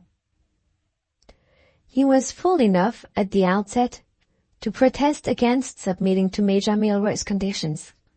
He declared, with his odious red face looking the picture of brute health, that he should never survive a 6-month separation from his beloved Neely. Midwinter, as may easily be imagined, seemed a little ashamed of him, and joined me in bringing him to his senses. We showed him what would have been plain enough to anybody but a booby, that there was no honorable or even decent alternative left but to follow the example of submission set by the young lady. "Wait, and you will have her for your wife," was what I said. "Wait, and you will force the Major to alter his unjust opinion of you," was what Midwinter added. With 2 clever people hammering common sense into his head at that rate, it is needless to say that his head gave way, and he submitted. Having decided him to accept the Major's conditions, I was careful to warn him before he wrote to Miss Milroy that my engagement to Midwinter was to be kept as strictly secret from her as from everybody else. The next question we had to settle related to his future proceedings. I was ready with the necessary arguments to stop him if he had proposed returning to Thorpe Ambrose. But he proposed nothing of the sort. On the contrary, he declared, of his own accord, that nothing would induce him to go back. The place and the people were associated with everything that was hateful to him. There would be no Miss Milroy now to meet him in the park, and no Midwinter to keep him company in the solitary house. I'd rather break stones on the road, was the sensible and cheerful way in which he put it, than go back to Thorpe Ambrose. The first suggestion after this came from Midwinter. The sly old clergyman who gave Mrs. Aldershaw and me so much trouble has, it seems, been ill, but has been latterly reported better. Why not go to Somersetshire, said Midwinter, and see your good friend, and my good friend, Mr. Brooke? Armadale caught at the proposal readily enough. He longed, in the first place, to see dear old Brooke, and he longed, in the second place, to see his yacht. After staying a few days more in London with Midwinter, he would gladly go to Somersetshire. But what after that? Seeing my opportunity, I came to the rescue this time. You have got a yacht, Mr. Armadale, I said, and you know that Midwinter is going to Italy. When you are tired of Somersetshire, why not make a voyage to the Mediterranean and meet your friend and your friend's wife at Naples? I made the allusion to his friend's wife with the most becoming modesty and confusion. Armadale was enchanted. I had hit on the best of all ways of occupying the weary time. He started up and wrung my hand in quite an ecstasy of gratitude. How I do hate people who can only express their feelings by hurting other people's hands. Midwinter was as pleased with my proposal as Armadale, but he saw difficulties in the way of carrying it out. He considered the yacht too small for a cruise to the Mediterranean, and he thought it desirable to hire a larger vessel. His friend thought otherwise. I left them arguing the question. It was quite enough for me to have made sure, in the first place, that Armadale will not return to Thorpe Ambrose, and to have decided him, in the second place, on going abroad. He may go how he likes. I should prefer the small yacht myself, for there seems to be a chance that the small yacht might do me the inestimable service of drowning him. 5 o'clock. The excitement of feeling that I had got Armadale's future movements completely under my own control made me so restless when I returned to my lodgings that I was obliged to go out again and do something. A new interest to occupy me being what I wanted, I went to Pimlico to have it out with Mother Aldershaw. I walked, and made up my mind, on the way, that I would begin by quarrelling with her. One of my notes of hand being paid already, and Midwinter being willing to pay the other 2 when they fall due, my present position with the old wretch is as independent a one as I could desire. I always get the better of her when it comes to a downright battle between us, and find her wonderfully civil and obliging the moment I have made her feel that mine is the strongest will of the 2. In my present situation, she might be of use to me in various ways, if I could secure her assistance without trusting her with secrets which I am now more than ever determined to keep to myself. That was my idea as I walked to Pimlico. Upsetting Mother Aldershaw's nerves in the first place, and then twisting her round my little finger in the second, promised me, as I thought, an interesting occupation for the rest of the afternoon. When I got to Pimlico, a surprise was in store for me. The house was shut up, not only on Mrs. Aldershaw's side, but on Dr. Downward's as well. A padlock was on the shop door, and a man was hanging about on the watch, who might have been an ordinary idler certainly, but who looked, to my mind, like a policeman in disguise. Knowing the risks the doctor runs in his particular form of practice, I suspected at once that something serious had happened, and that even cunning Mrs. Oldershaw was compromised this time. Without stopping or making any inquiry, therefore, I called the first cab that passed me and drove to the post office to which I had desired my letters to be forwarded, if any came for me, after I left my Thorpe Ambrose lodging. On inquiry, a letter was produced for Miss Gwilt. It was Mother Oldershaw's handwriting, and it told me, as I had supposed, that the doctor had got into a serious difficulty, that she was herself most unfortunately mixed up in the matter, and that they were both in hiding for the present. The letter ended with some sufficiently venomous sentences about my conduct at Thorpe Ambrose, and with a warning that I have not heard the last of Mrs. Oldershaw yet. It relieved me to find her writing in this way, for she would have been civil and cringing if she had had any suspicion of what I have really got in view. I burnt the letter as soon as the candles came up, and there, for the present, is an end of the connection between Mother Jezebel and me.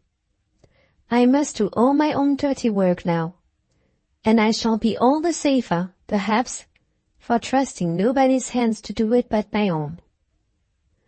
July 31st. More useful information for me. I met Midwinter again in the park, on the pretext that my reputation might suffer if he called too often at my lodgings, and heard the last news of Armadale since I left the hotel yesterday.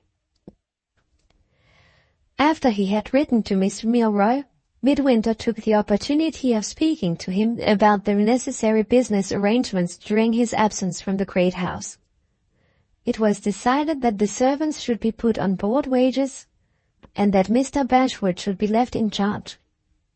Somehow I don't like this reappearance of Mr. Bashwood in connection with my present interests, but there is no help for it. The next question, the question of money, was settled at once by Mr. Armadale himself. All his available ready money, a large sum, is to be lodged by Mr. Bashwood in Coutts Bank, and to be there deposited in Armadale's name. This, he said, would save him the worry of any further letter writing to his steward, and would enable him to get what he wanted, when he went abroad, at a moment's notice. The plan thus proposed, being certainly the simplest and the safest, was adopted with Midwinter's full concurrence. And here the business discussion would have ended, if the everlasting Mr. Bashwood had not turned up again in the conversation, and prolonged it in an entirely new direction. On reflection, it seems to have struck Midwinter that the whole responsibility at Thorpe Ambrose ought not to rest on Mr. Bashwood's shoulders. Without in the least distrusting him, Midwinter felt, nevertheless, that he ought to have somebody set over him to apply to in case of emergency. Armadale made no objection to this. He only asked, in his helpless way, who the person was to be. The answer was not an easy one to arrive at. Either of the two solicitors at Thorpe Ambrose might have been employed, but Armadale was on bad terms with both of them. Any reconciliation with such a bitter enemy as the elder lawyer, Mr. Dodge, was out of the question, and reinstating Mr. Pedgift in his former position implied a tacit sanction on Armadale's part of the lawyer's abominable conduct toward me, which was scarcely consistent with the respect and regard that he felt for a lady who was soon to be his friend's wife. After some further discussion, Midwinter hit on a new suggestion which appeared to meet the difficulty. He proposed that Armadale should write to a respectable solicitor at Norwich, stating his position in general terms, and requesting that gentleman to act as Mr. Bashwood's adviser and superintendent when occasion required. Norwich being within an easy railway ride of Thorpe Ambrose, Armadale saw no objection to the proposal, and promised to write to the Norwich lawyer. Fearing that he might make some mistake if he wrote without assistance, Midwinter had drawn him out a draft of the necessary letter, and Armadale was now engaged in copying the draft, and also in writing to Mr. Bashwood to lodge the money immediately in Carl's bank. These details are so dry and uninteresting in themselves that I hesitated at first about putting them down in my diary. But a little reflection has convinced me that they are too important to be passed over. Looked at from my point of view, they mean this: that Armadale's own act is now cutting him off from all communication with Thorpe Ambrose, even by letter. He is as good as dead already to everybody he leaves behind him. The causes which have led to such a result as that are causes which certainly claim the best place I can give them in these pages. August 1st. Nothing to record, but that I have had a long, quiet, happy day with Midwinter. He hired a carriage and we drove to Richmond and dined there. After today's experience, it is impossible to deceive myself any longer. Come what may of it, I love him. I have fallen into low spirits since he left me. A persuasion has taken possession of my mind that the smooth and prosperous course of my affairs since I have been in London is too smooth and prosperous to last. There is something oppressing me tonight, which is more than the oppression of the heavy London air. August 2nd, 3 o'clock. My presentiments, like other people's, have deceived me often enough. But I am almost afraid that my presentiment of last night was really prophetic, for once in a way. I went after breakfast to a milliner's in this neighborhood to order a few cheap summer things, and thence to Midwinter's hotel to arrange with him for another day in the country. I drove to the milliner's and to the hotel, and part of the way back. Then, feeling disgusted with the horrid close smell of the cab, somebody had been smoking in it, I suppose, I got out to walk the rest of the way. Before I had been 2 minutes on my feet, I discovered that I was being followed by a strange man. This may mean nothing but that an idle fellow has been struck by my figure, and my appearance generally. My face could have made no impression on him, for it was hidden as usual by my veil. Whether he followed me, in a cab of course, from the milliner's or from the hotel, I cannot say. Nor am I quite certain whether he did or did not track me to this door. I only know that I lost sight of him before I got back. There is no help for it but to wait till events enlighten me. If there is anything serious in what has happened, I shall soon discover it. 5 o'clock. It is serious. 10 minutes since, I was in my bedroom, which communicates with the sitting room. I was just coming out when I heard a strange voice on the landing outside. A woman's voice. The next instant the sitting room door was suddenly opened. The woman's voice said, "Are these the apartments you have got to let?" And though the landlady behind her answered, "No, higher up, ma'am," the woman came on straight to my bedroom, as if she had not heard. I had just time to slam the door in her face before she saw me. The necessary explanations and apologies followed between the landlady and the stranger in the sitting room, and then I was left alone again. I have no time to write more. It is plain that somebody has an interest in trying to identify me, and that, but for my own quickness, the strange woman would have accomplished this object by taking me by surprise. She and the man who followed me in the street are, I suspect, in league together, and there is probably somebody in the background whose interests they are serving. Is Mother Aldershaw attacking me in the dark? Or who else can it be? No matter who it is, my present situation is too critical to be trifled with. I must get away from this house tonight and leave no trace behind me by which I can be followed to another place. August 3rd. Carey Street, Tottenham Court Road. I got away last night, after writing an excuse to Midwinter in which my invalid mother figured as the all-sufficient cause of my disappearance, and I have found refuge here. It has cost me some money, but my object is attained. Nobody can possibly have traced me from All Saints Terrace to this address. After paying my landlady the necessary forfeit for leaving her without notice, I arranged with her son that he should take my boxes in a cab to the cloakroom at the nearest railway station and send me the ticket in a letter to wait my application for it at the post office. While he went his way in one cab, I went mine in another, with a few things for the night in my little handbag. I drove straight to the milliner's shop, which I had observed when I was there yesterday, had a back entrance into a mews, for the apprentices to go in and out by. I went in at once, leaving the cab waiting for me at the door. "A man is following me," I said, "and I want to get rid of him. Here is my cab fare. Wait 10 minutes before you give it to the driver, and let me out at once by the back way." In a moment I was out in the mews. In another, I was in the next street. In a third, I hailed a passing omnibus, and was a free woman again.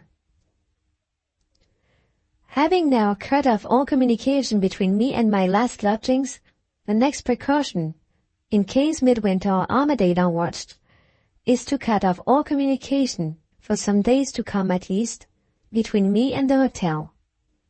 I have written to Midwinter, making my supposititious mother once more the excuse, to say that I am tied to my nursing duties, and that we must communicate by writing only for the present.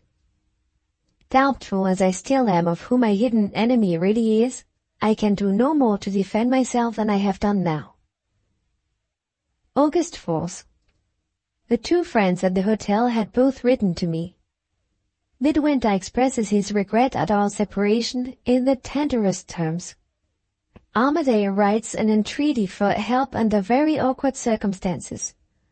A letter from Major Milroy has been forwarded to him from the great house, and he encloses it in his letter to me. Having left the seaside and placed his daughter safely at the school originally chosen for her, in the neighborhood of Ely, the Major appears to have returned to Thorpe Ambrose at the close of last week. To have heard then, for the first time, the reports about Armadale and me, and to have written instantly to Armadale to tell him so. The letter is stern and short. Major Milroy dismisses the report as unworthy of credit, because it is impossible for him to believe in such an act of cold-blooded treachery as the scandal would imply if the scandal were true. He simply writes to warn Armadale that, if he is not more careful in his actions for the future, he must resign all pretensions to Miss Milroy's hand. I neither expect nor wish for an answer to this, the letter ends, for I desire to receive no more protestations in words. By your conduct, and by your conduct alone, I shall judge you as time goes on. Let me also add that I positively forbid you to consider this letter as an excuse for violating the terms agreed on between us by writing again to my daughter. You have no need to justify yourself in her eyes, for I fortunately removed her from Thorpe Ambrose before this abominable report had time to reach her, and I shall take good care, for her sake, that she is not agitated and unsettled by hearing it where she is now. Armadale's petition to me, under these circumstances, entreats, as I am the innocent cause of the new attack on his character, that I will write to the Major to absolve him of all indiscretion in the matter, and to say that he could not, in common politeness, do otherwise than accompany me to London. I forgive the impudence of his request in consideration of the news that he sends me. It is certainly another circumstance in my favor that the scandal at Thorpe Ambrose is not to be allowed to reach Miss Milroy's ears. With her temper, if she did hear it, she might do something desperate in the way of claiming her lover, and might compromise me seriously. As for my own course with Armadale, it is easy enough. I shall quiet him by promising to write to Major Milroy, and I shall take the liberty, in my own private interests, of not keeping my word. Nothing in the least suspicious has happened today. Whoever my enemies are, they have lost me, and between this and the time when I leave England, they shall not find me again. I have been to the post office, and have got the ticket for my luggage, enclosed to me in the letter from All Saints Terrace, as I directed. The luggage itself I shall still leave at the cloakroom, until I see the way before me more clearly than I see it now. Part 3. August 5th. 2 letters again from the hotel. Midwinter writes to remind me, in the prettiest possible manner, that he will have lived long enough in the parish by tomorrow to be able to get our marriage license, and that he proposes applying for it in the usual way, at Doctor's Commons. Now, if I am ever to say it, is the time to say no. I can't say no. There is the plain truth, and there is an end of it. Armadale's letter is a letter of farewell. He thanks me for my kindness in consenting to write to the Major, and bids me goodbye till we meet again at Naples. He has learned from his friend that there are private reasons which will oblige him to forbid himself the pleasure of being present at our marriage.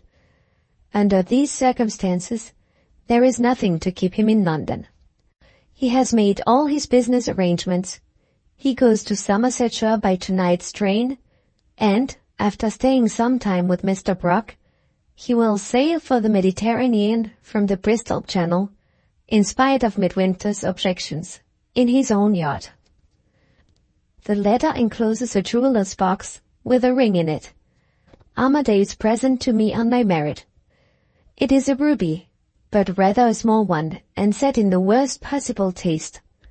He would have given Miss Mira a ring worth 10 times the money if it had been her marriage present. There is no more hateful creature, in my opinion, than a miserly young man.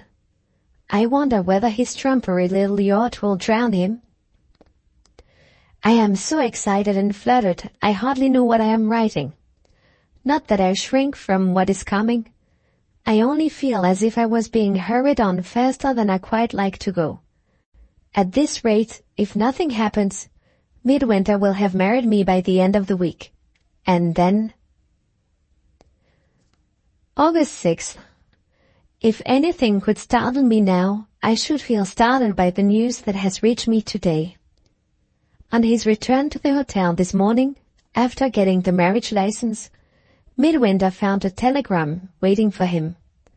It contained an urgent message from Armadale, announcing that Mr. Brock had had a relapse and that all hope of his recovery was pronounced by the doctors to be at an end. By the dying man's own desire, Midwinter was summoned to take leave of him, and was entreated by Armadale not to lose a moment in starting for the rectory by the first train. The hurried letter which tells me this tells me also that, by the time I receive it, Midwinter will be on his way to the west. He promises to write at greater length, after he has seen Mr. Brock, by tonight's post. This news has an interest for me, which Midwinter little suspects. There is but one human creature, besides myself, who knows the secret of his birth and his name, and that one is the old man who now lies waiting for him at the point of death. What will they say to each other at the last moment? Will some chance word take them back to the time when I was in Mrs. Armadale's service at Madeira? Will they speak of me? August 7th. The promised letter has just reached me. No parting words have been exchanged between them. It was all over before Midwinter reached Somersetshire. Armadale met him at the rectory gate with the news that Mr. Brock was dead. I tried to struggle against it, but, coming after the strange complication of circumstances that has been closing round me for weeks past, there is something in this latest event of all that shakes my nerves. But one last chance of detection stood in my way when I opened my diary yesterday. When I open it today, that chance is removed by Mr. Brock's death. It means something. I wish I knew what. The funeral is to be on Saturday morning. Midwinter will attend it as well as Armadale, but he proposes returning to London first, and he writes word that he will call tonight in the hope of seeing me on his way from the station to the hotel. Even if there was any risk in it, I should see him, as things are now. But there is no risk if he comes here from the station instead of coming from the hotel. 5 o'clock. I was not mistaken in believing that my nerves were all unstrung. Trifles that would not have cost me a second thought at other times weigh heavily on my mind now. 2 hours since, in despair of knowing how to get through the day, I bethought myself of the milliner who is making my summer dress. I had intended to go and try it on yesterday, but it slipped out of my memory in the excitement of hearing about Mr. Brooke. So I went this afternoon, eager to do anything that might help me to get rid of myself. I have returned, feeling more uneasy and more depressed than I felt when I went out. For I have come back fearing that I may yet have reason to repent not having left my unfinished dress on the milliner's hands. Nothing happened to me, this time, in the street. It was only in the trying-on room that my suspicions were roused, and there it certainly did cross my mind that the attempt to discover me, which I defeated at All Saints' Terrace, was not given up yet, and that some of the shopwomen had been tampered with, if not the mistress herself. Can I give myself anything in the shape of a reason for this impression? Let me think a little. I certainly noticed 2 things which were out of the ordinary routine under the circumstances. In the first place, there were twice as many women as were needed in the trying-on room. This looked suspicious, and yet I might have accounted for it in more ways than one. Is it not the slack time now? And don't I know by experience that I am the sort of woman about whom other women are always spitefully curious? I thought again, in the second place, that one of the assistants persisted rather oddly in keeping me turned in a particular direction, with my face toward the glazed and curtained door that led into the workroom. But, after all, she gave a reason when I asked for it. She said the light fell better on me that way, and, when I looked round, there was the window to prove her right. Still, these trifles produced such an effect on me, at the time, that I purposely found fault with the dress, so as to have an excuse for trying it on again, before I told them where I lived, and had it sent home. Pure fancy, I dare say. Pure fancy, perhaps, at the present moment. I don't care. I shall act on instinct, as they say, and give up the dress. In plainer words still, I won't go back. Midnight. Midwinter came to see me as he promised. An hour has passed since we said good night, and here I still sit, with my pen in my hand, thinking of him. No words of mine can describe what has passed between us. The end of it is all I can write in these pages, and the end of it is that he has shaken my resolution.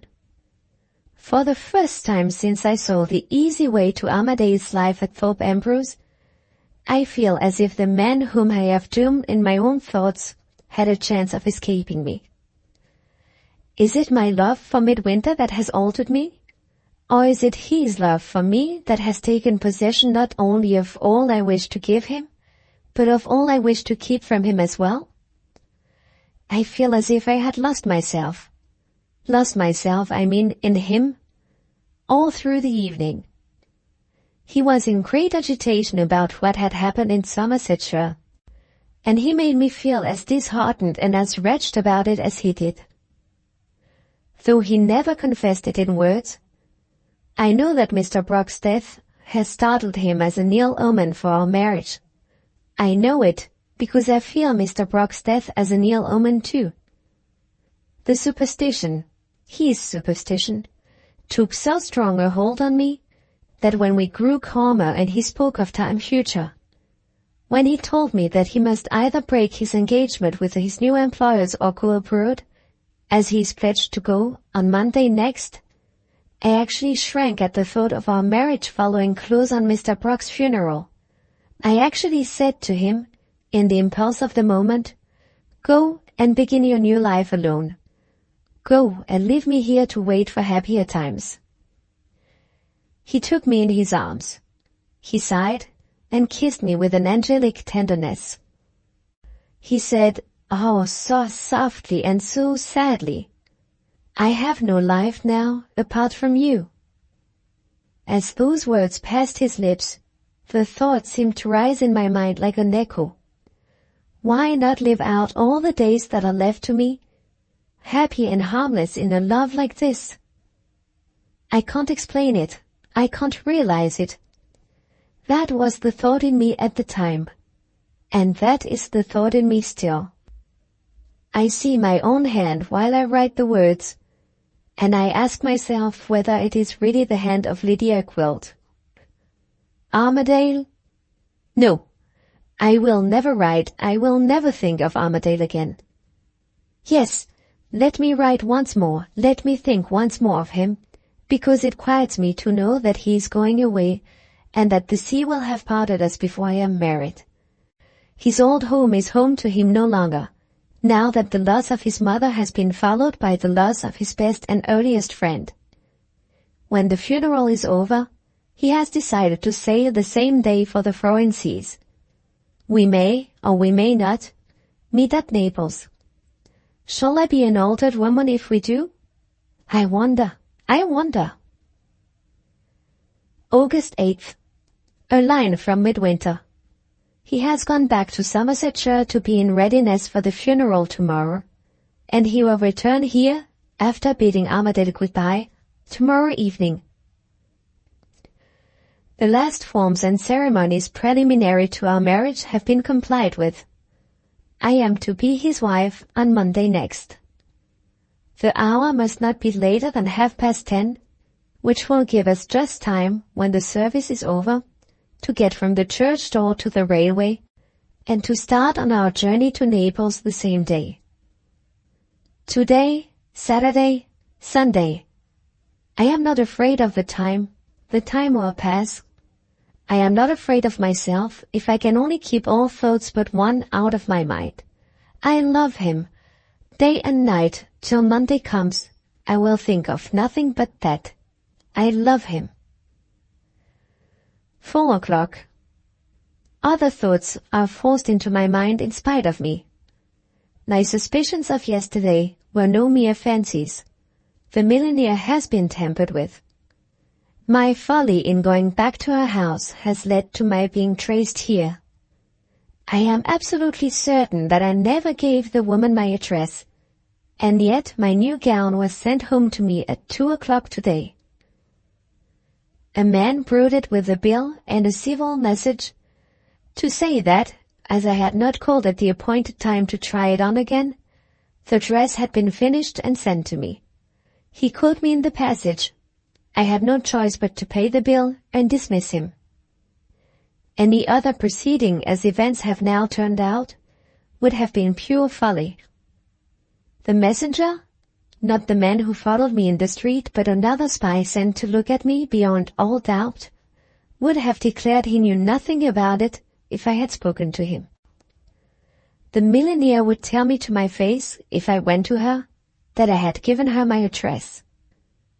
The one useful thing to do now is to set my wits to work in the interests of my own security, and to step out of the false position in which my own rashness has placed me, if I can. 7 o'clock. My spirits have risen again. I believe I am in a fair way of extricating myself already. I have just come back from a long round in a cab.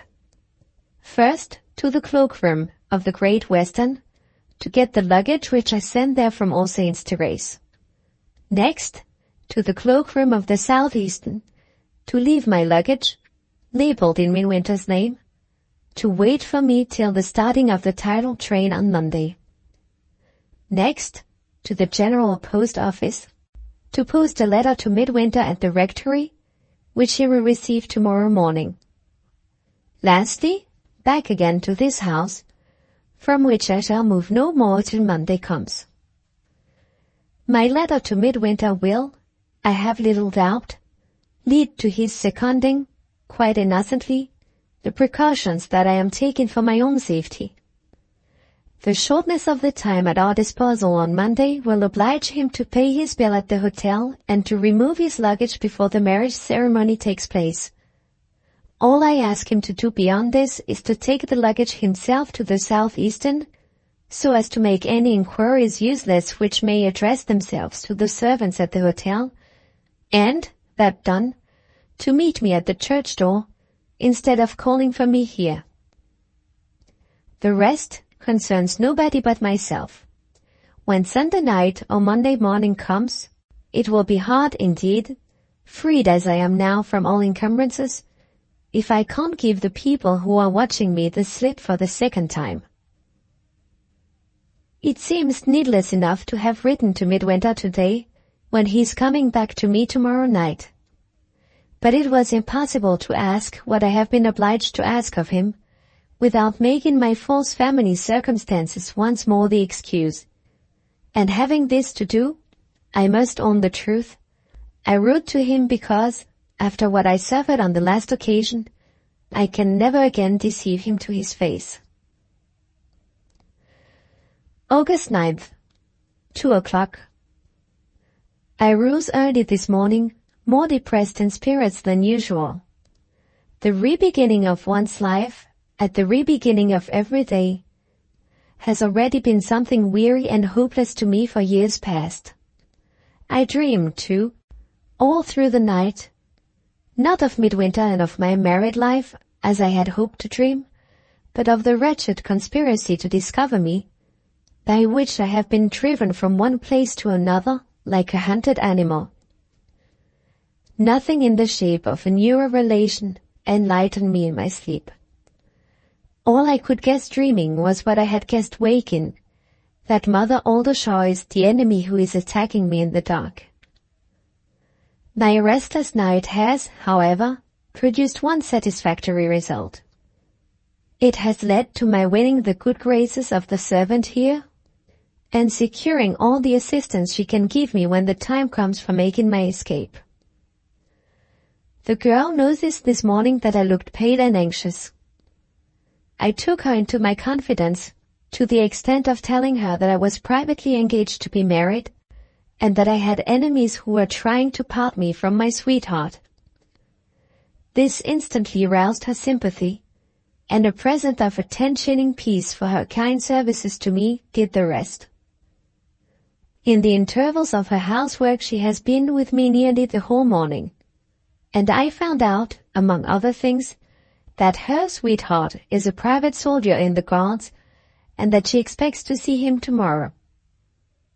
I have got money enough left, little as it is, to turn the head of any private in the British Army, and, if the person appointed to watch me tomorrow is a man, I think it just possible that he may find his attention disagreeably diverted from Miss Gwilt in the course of the evening. When Midwinter came here last from the railway, he came at 8:30.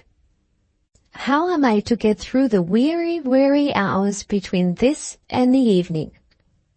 I think I shall talk in my bedroom and drink the blessing of oblivion from my bottle of drops. 11 o'clock. We have parted for the last time before the day comes that makes us man and wife. He has left me, as he left me before, with an absorbing subject of interest to think of in his absence. I noticed a change in him the moment he entered the room. When he told me of the funeral and of his parting with Armadale on board the yacht, though he spoke with feelings deeply moved, he spoke with a mastery over himself which is new to me in my experience of him. It was the same when our talk turned next on our own hopes and prospects. He was plainly disappointed when he found that my family embarrassments would prevent our meeting tomorrow, and plainly uneasy at the prospect of leaving me to find my way by myself on Monday to the church. But there was a certain hopefulness and composure of manner underlying it all, which produced so strong an impression on me that I was obliged to notice it. You know what odd fancies take possession of me sometimes, I said. Shall I tell you the fancy that has taken possession of me now? I can't help thinking that something has happened since we last saw each other, which you have not told me yet. Something has happened, he answered, and it is something which you ought to know. With those words he took out his pocketbook and produced 2 written papers from it. One he looked at and put back. The other he placed on the table. Before I tell you what this is and how it came into my possession, he said, I must own something that I have concealed from you. It is no more serious confession than the confession of my own weakness. He then acknowledged to me that the renewal of his friendship with Armadale had been clouded, through the whole period of their intercourse in London, by his own superstitious misgivings. He had obeyed the summons, which called him to the rector's bedside, with the firm intention of confiding his previsions of coming trouble to Mr. Brock. And he had been doubly confirmed in his superstition when he found that death had entered the house before him, and had parted them, in this world, forever. More than this, he had travelled back to be present at the funeral, with a secret sense of relief at the prospect of being parted from Armadale, and with a secret resolution to make the after-meeting agreed on between us 3 at Naples, a meeting that should never take place. With that purpose in his heart, he had gone up alone to the room prepared for him on his arrival at the rectory, and had opened a letter which he found waiting for him on the table. The letter had only that day been discovered, dropped and lost, under the bed on which Mr. Brock had died. It was in the rector's handwriting throughout, and the person to whom it was addressed was Midwinter himself. Having told me this, nearly in the words in which I have written it, he gave me the written paper that lay on the table between us. Read it, he said, and you will not need to be told that my mind is at peace again, and that I took Allan's hand at parting with a heart that was worthier of Allan's love. I read the letter. There was no superstition to be conquered in my mind. There were no old feelings of gratitude toward Armadale to be roused in my heart, and yet the effect which the letter had had on Midwinter was, I firmly believe, more than matched by the effect that the letter now produced on me. It was vain to ask him to leave it, and to let me read it again, as I wished, when I was left by myself. He is determined to keep it side by side with that other paper which I had seen him take out of his pocketbook, and which contains the written narrative of Armadale's dream. All I could do was to ask his leave to copy it, and this he granted readily. I wrote the copy in his presence, and I now place it here in my diary, to mark a day which is one of the memorable days in my life. Boscombe Rectory, August 2nd. My dear Midwinter, for the first time since the beginning of my illness, I found strength enough yesterday to look over my letters. One among them is a letter from Allan, which has been lying unopened on my table for 10 days past. He writes to me in great distress to say that there has been dissension between you, and that you have left him. If you still remember what passed between us when you first opened your heart to me in the Isle of Man, you will be at no loss to understand how I have fought over this miserable news through the night that has now passed, and you will not be surprised to hear that I have roused myself this morning to make the effort of writing to you. I want no explanation of the circumstances which have parted you from your friend. If my estimate of your character is not founded on an entire delusion, the one influence which can have led to your estrangement from Allan is the influence of that evil spirit of superstition, which I have once already cast out of your heart, which I will once again conquer, please God, if I have strength enough to make my pen speak my mind to you in this letter. It is no part of my design to combat the belief which I know you to hold, that mortal creatures may be the objects of supernatural intervention in their pilgrimage through this world. Speaking as a reasonable man, I own that I cannot prove you to be wrong. Speaking as a believer in the Bible, I am bound to go further, and to admit that you possess a higher than any human warrant for the faith that is in you. The one object which I have it at heart to attain is to induce you to free yourself from the paralyzing fatalism of the heathen and the savage, and to look at the mysteries that perplex and the portents that daunt you from the Christian's point of view. If I can succeed in this, I shall clear your mind of the ghastly doubts that now oppress it, and I shall reunite you to your friend, never to be parted from him again. I have no means of seeing and questioning you. I can only send this letter to Allan to be forwarded, if he knows or can discover your present address. Placed in this position toward you, I am bound to assume all that can be assumed in your favor. I will take it for granted that something has happened to you or to Allan, which to your mind has not only confirmed the fatalist conviction in which your father died, but has added a new and terrible meaning to the warning which he sent you in his deathbed letter. On this common ground I meet you. On this common ground I appeal to your higher nature and your better sense.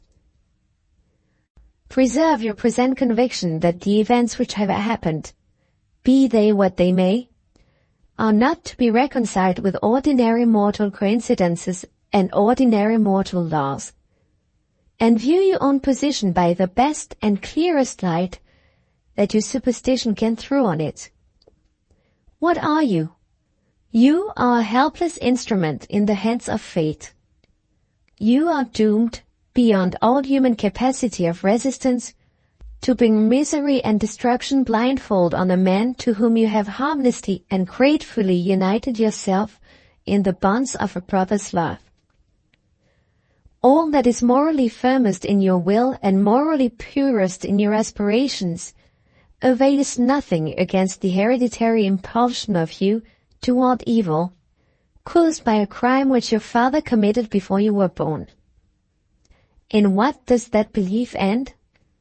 It ends in the darkness in which you are now lost, in the self-contradictions in which you are now bewildered, in the stubborn despair by which a man profanes his own soul and lowers himself to the level of the brutes that perish. Look up, my poor suffering brother. Look up, my hardly tried, my well-loved friend, higher than this. Meet the doubts that now assail you from the blessed vantage ground of Christian courage and Christian hope, and your heart will turn again to Allan, and your mind will be at peace. Happen what may, God is all-merciful. God is all-wise. Natural or supernatural, it happens through him.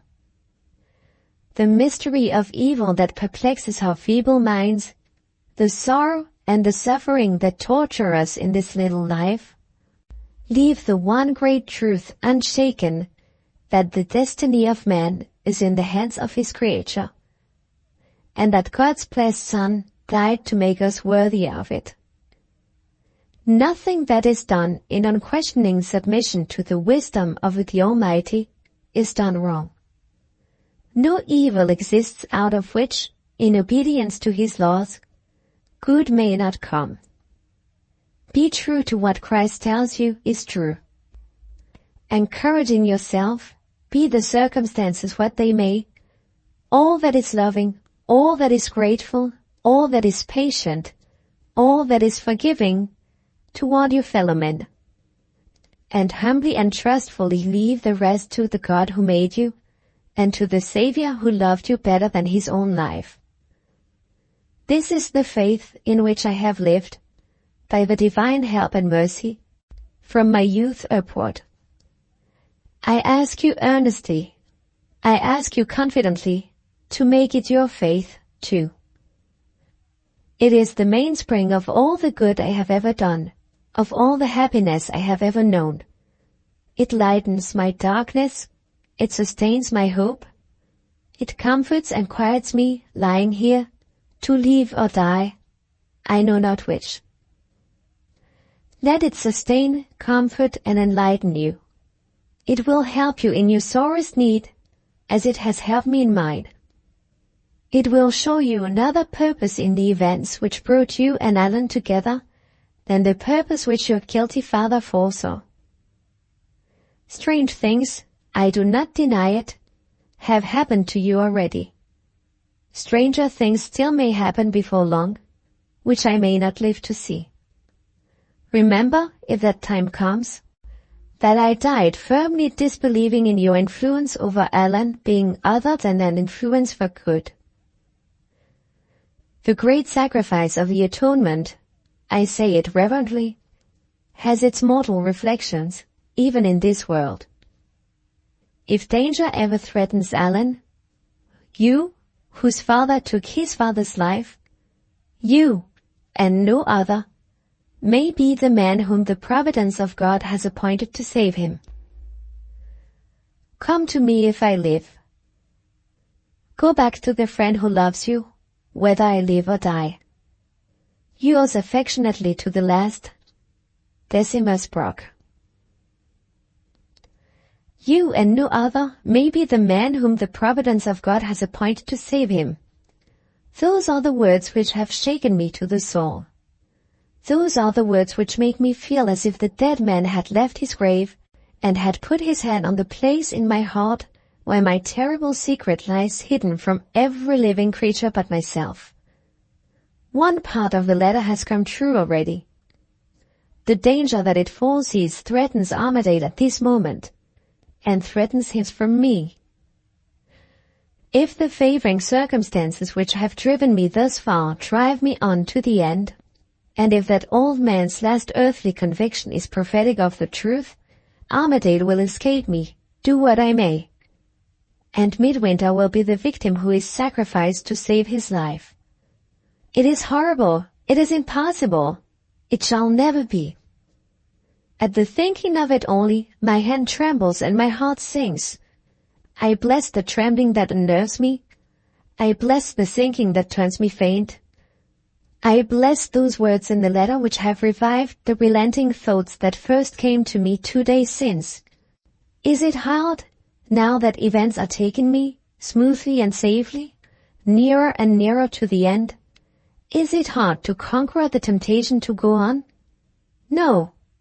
If there is only a chance of harm coming to Midwinter, the dread of that chance is enough to decide me, enough to strengthen me to conquer the temptation for his sake.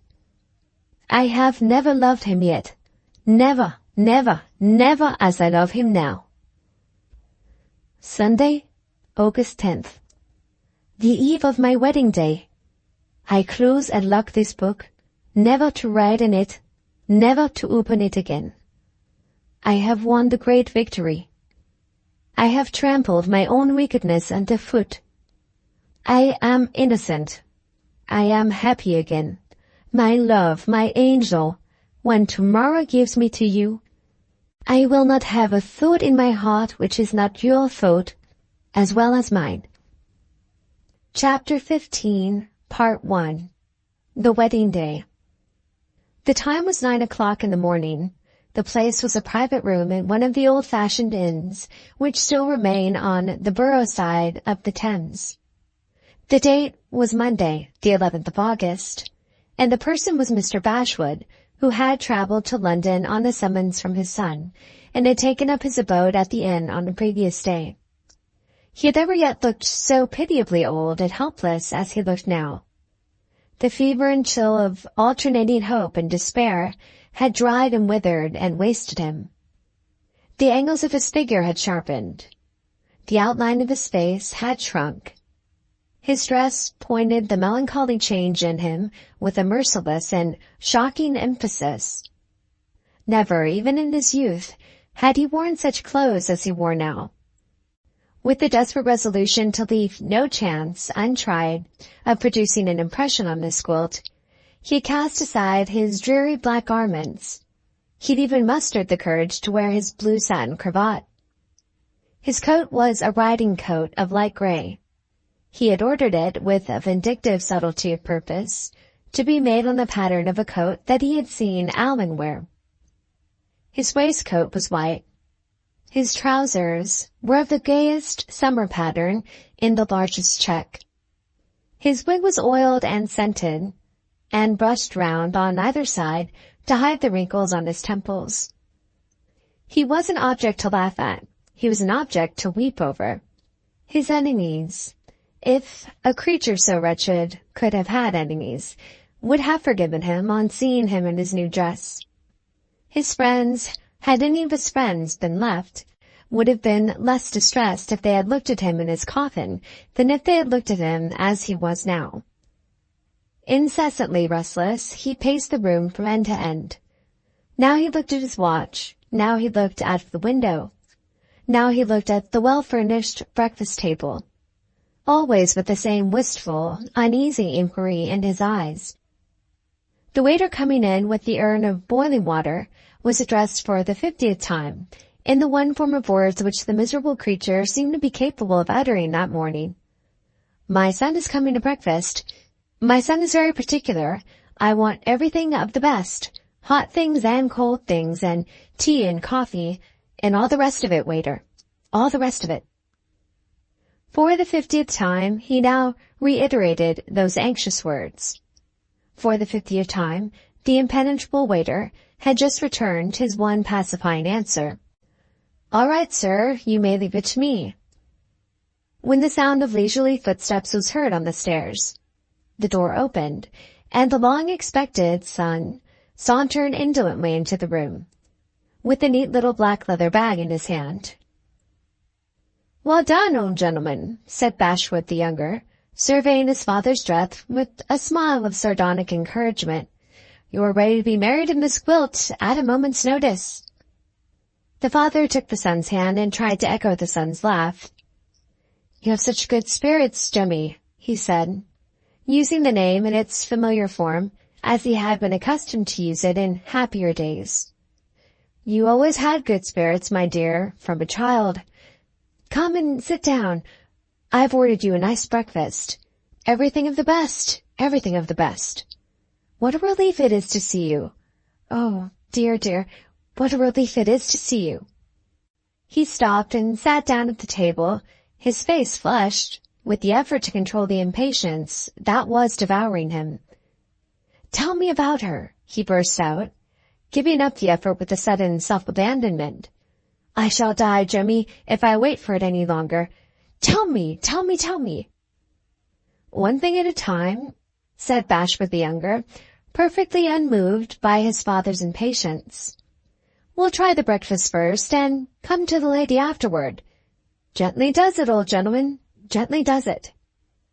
He put his leather bag on a chair and sat down opposite to his father, composed and smiling, and humming a little tune. No ordinary observation, applying the ordinary rules of analysis, would have detected the character of Bashwood the younger in his face. His youthful look, aided by his light hair and his plump, beardless cheeks, his easy manner and his ever-ready smile, his eyes, which met unshrinkingly the eyes of everyone whom he addressed, all combined to make the impression of him a favorable impression in the general mind. No eye for reading character, but such an eye as belongs to one person, perhaps, in 10,000, could have penetrated the smoothly deceptive surface of this man, and have seen him for what he really was, the vile creature whom the viler need of society has fashioned for its use. There he sat, the confidential spy of modern times, whose business is steadily enlarging, whose private inquiry offices are steadily on the increase. There he sat, the necessary detective attendant on the progress of our national civilization. A man who was, in this instance at least, the legitimate and intelligible product of the vocation that employed him. A man professionally ready, on the mere suspicion, if the mere suspicion paid him, to get under our beds and look through gimlet holes in our doors, a man who would have been useless to his employers if he could have felt a touch of human sympathy in his father's presence, and who would have deservedly forfeited his situation if, under any circumstances whatever, he had been personally accessible to a sense of pity or a sense of shame. "Gently does it, old gentleman," he repeated, lifting the covers from the dishes and looking under them one after the other, all round the table. "Gently does it." "Don't be angry with me, Jemmy," pleaded his father. "Try, if you can, to think how anxious I must be. I got your letter so long ago as yesterday morning. I've had to travel all the way from Thorpe Ambrose. I've had to get through the dreadful long evening and the dreadful long night, with your letter telling me that you have found out who she is, and telling me nothing more. Suspense is very hard to bear, Jemmy, when you come to my age. What was it preventing you, my dear, from coming to me when I got here yesterday evening?" "A little dinner at Richmond," said Bashwood the younger. "Give me some tea." Mr. Bashwood tried to comply with the request, but the hand with which he lifted the teapot trembled so unmanageably that the tea missed the cup and streamed down on the cloth.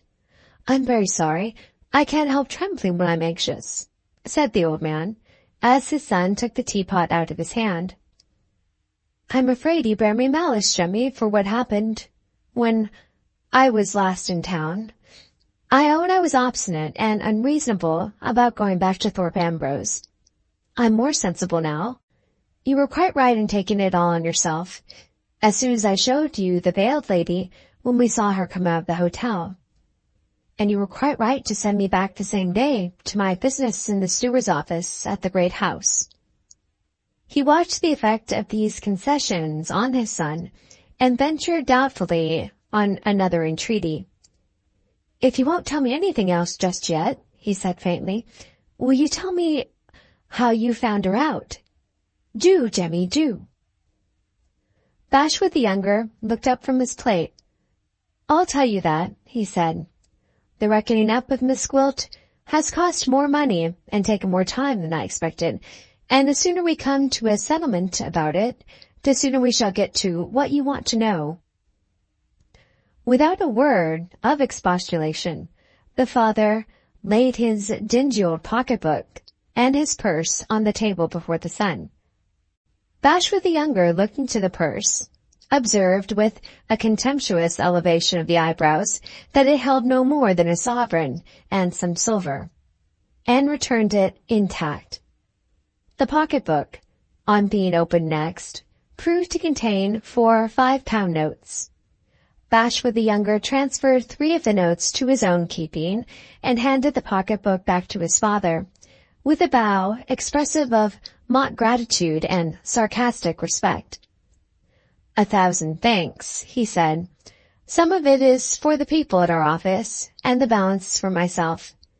One of the few stupid things, my dear sir, that I have done in the course of my life, was to write you word, when you first consulted me, that you might have my services gratis. As you see, I hastened to repair the error. An hour or 2 at odd times I was ready enough to give you. But this business has taken days, and has got in the way of other jobs. I told you I couldn't be out of pocket by you. I put it in my letter, as plain as words could say it. Yes, yes, Jemmy. I don't complain, my dear, I don't complain. Never mind the money. Tell me how you found her out." "Besides," pursued Bashwood the younger, proceeding impenetrably with his justification of himself, "I have given you the benefit of my experience. I've done it cheap. It would have cost double the money if another man had taken this in hand. Another man would have kept a watch on Mr. Armadale as well as Miss Gwilt. I have saved you that expense. You are certain that Mr. Armadale is bent on marrying her? Very good. In that case, while we have our eye on her, we have, for all useful purposes, got our eye on him. Know where the lady is, and you know that the gentleman can't be far off." "Quite true, Jemmy. But how was it Miss Gwilt came to give you so much trouble?" "She's a devilish clever woman," said Bashwood the younger. "That's how it was. She gave us a slip at a milliner's shop. We made it all right with the milliner and speculated on the chance of her coming back to try on a gown she had ordered. The cleverest women lose the use of their wits, and 9 cases out of 10 where there's a new dress in the case, and even Miss Gwilt was rash enough to go back. That was all we wanted. One of the women from our office helped to try on her new gown and put her in the right position to be seen by one of our men behind the door. He instantly suspected who she was, on the strength of what he had been told of her, for she's a famous woman in her way. Of course, we didn't trust to that. We traced her to her new address, and we got a man from Scotland Yard, who was certain to know her, if our own man's idea was the right one. The man from Scotland Yard turned milliner's lad for the occasion and took her gown home. He saw her in the passage and identified her in an instant. You're in luck, I can tell you. Miss Gwilt's a public character. If we had had a less notorious woman to deal with, she might have cost us weeks of inquiry, and you might have had to pay hundreds of pounds. A day did it in Miss Gwilt's case, and another day put the whole story of her life in black and white into my hand. There it is, at the present moment, old gentleman, in my black bag." Bashwood the father made straight for the bag with eager eyes and outstretched hand.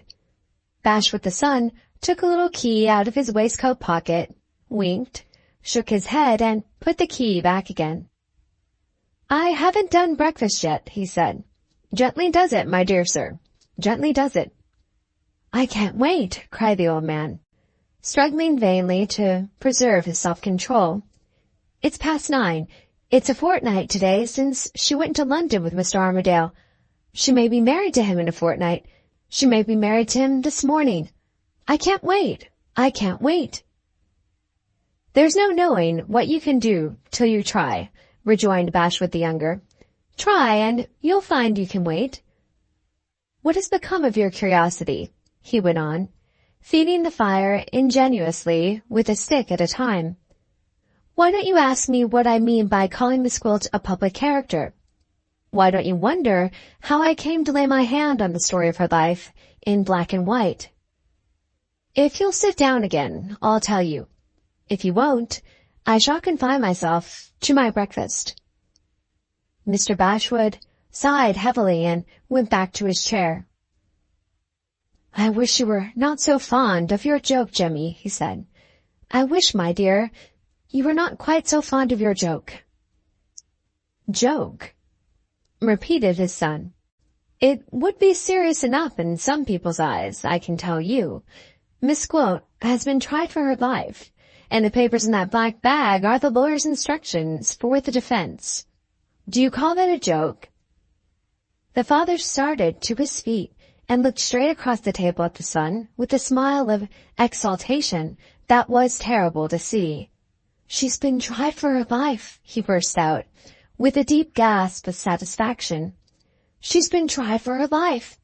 He broke into a low, prolonged laugh and snapped his fingers exultingly. "Ah, something to frighten Mr. Armadale in that." Scoundrel as he was, the son was daunted by the explosion of pent-up passion which burst on him in those words. "Don't excite yourself," he said, with a sullen suppression of the mocking manner in which he had spoken thus far. Mr. Bashwood sat down again and passed his handkerchief over his forehead. "No," he said, nodding and smiling at his son. No excitement, as you say. I can wait now, Jemmy. I can wait now." He waited with immovable patience. At intervals he nodded and smiled and whispered to himself, "Something to frighten Mr. Armadale in that." But he made no further attempt, by word, look, or action, to hurry his son. Bashwood the younger finished his breakfast slowly, out of pure bravado, lit a cigar with the utmost deliberation, looked at his father, and, seeing him still as immovably patient as ever, opened the black bag at last, and spread the papers on the table. "How will you have it?" he asked. "Long or short?" I've got her whole life here. The counsel who defended her at the trial was instructed to hammer hard at the sympathies of the jury. He went head over ears into the miseries of her past career and shocked everybody in the court in the most workmanlike manner. Shall I take the same line? Do you want to know all about her from the time when she was in short frocks and frilled trousers, or do you prefer getting on at once to her first appearance as a prisoner in the dock? I want to know all about her, said his father eagerly. The worst and the best. The worst particularly. Don't spare my feelings, Jemmy. Wherever you do, don't spare my feelings. Can't I look at the papers myself? No, you can't. They would be all Greek and Hebrew to you. Thank your stars that you have got a sharp son who can take the pith out of these papers and give it a smack of the right flavor in serving it up. There are not 10 men in England who could tell you this woman's story as I can tell it. It's a gift, old gentleman, of the sort that is given to very few people, and it lodges here. He tapped his forehead smartly and turned to the first page of the manuscript before him, with an unconcealed triumph at the prospect of exhibiting his own cleverness, which was the first expression of a genuine feeling of any sort that had escaped him yet. Miss Gwilt's story begins, said Bashwood the younger, in the marketplace at Thorpe Ambrose. One day, something like a quarter of a century ago, a traveling quack doctor, who dealt in perfumery as well as medicines, came to the town with his cart and exhibited as a living example of the excellence of his washes and hair oils and so on, a pretty little girl, with a beautiful complexion and wonderful hair. His name was Oldershaw. He had a wife who helped him in the perfumery part of his business, and who carried it on by herself after his death. She has risen in the world of late years, and she is identical with that sly old lady who employed me professionally a short time since. As for the pretty little girl, you know who she was as well as I do. While the quack was haranguing the mob and showing them the child's hair, a young lady, driving through the marketplace, stopped her carriage to hear what it was all about, saw the little girl, and took a violent fancy to her on the spot. The young lady was the daughter of Mr. Blanchard, of Thorpe Ambrose. She went home and interested her father in the fate of the innocent little victim of the quack doctor. The same evening the Oldershaws were sent for to the great house, and were questioned. They declared themselves to be her uncle and aunt. A lie, of course, and they were quite willing to let her attend the village school, while they stayed at Thorpe Ambrose, when the proposal was made to them. The new arrangement was carried out the next day, and the day after that, the Oldershaws had disappeared and had left the little girl on the squire's hands. She evidently hadn't answered as they expected in the capacity of an advertisement, and that was the way they took of providing for her for life. There's the first act of the play for you. Clear enough so far, isn't it? Clear enough, Jimmy, to clever people, but I'm old and slow. I don't understand one thing. Whose child was she? A very sensible question. Sorry to inform you that nobody can answer it, Miss Gwilt herself included. These instructions that I'm referring to are founded, of course, on her own statements, sifted by her attorney. All she could remember, on being questioned, was that she was beaten and half-starved, somewhere in the country, by a woman who took in children at nurse. The woman had a card with her, stating that her name was Lydia Gwilt, and got a yearly allowance for taking care of her, paid through a lawyer, till she was 8 years old. At that time, the allowance stopped. The lawyer had no explanation to offer. Nobody came to look after her. Nobody wrote.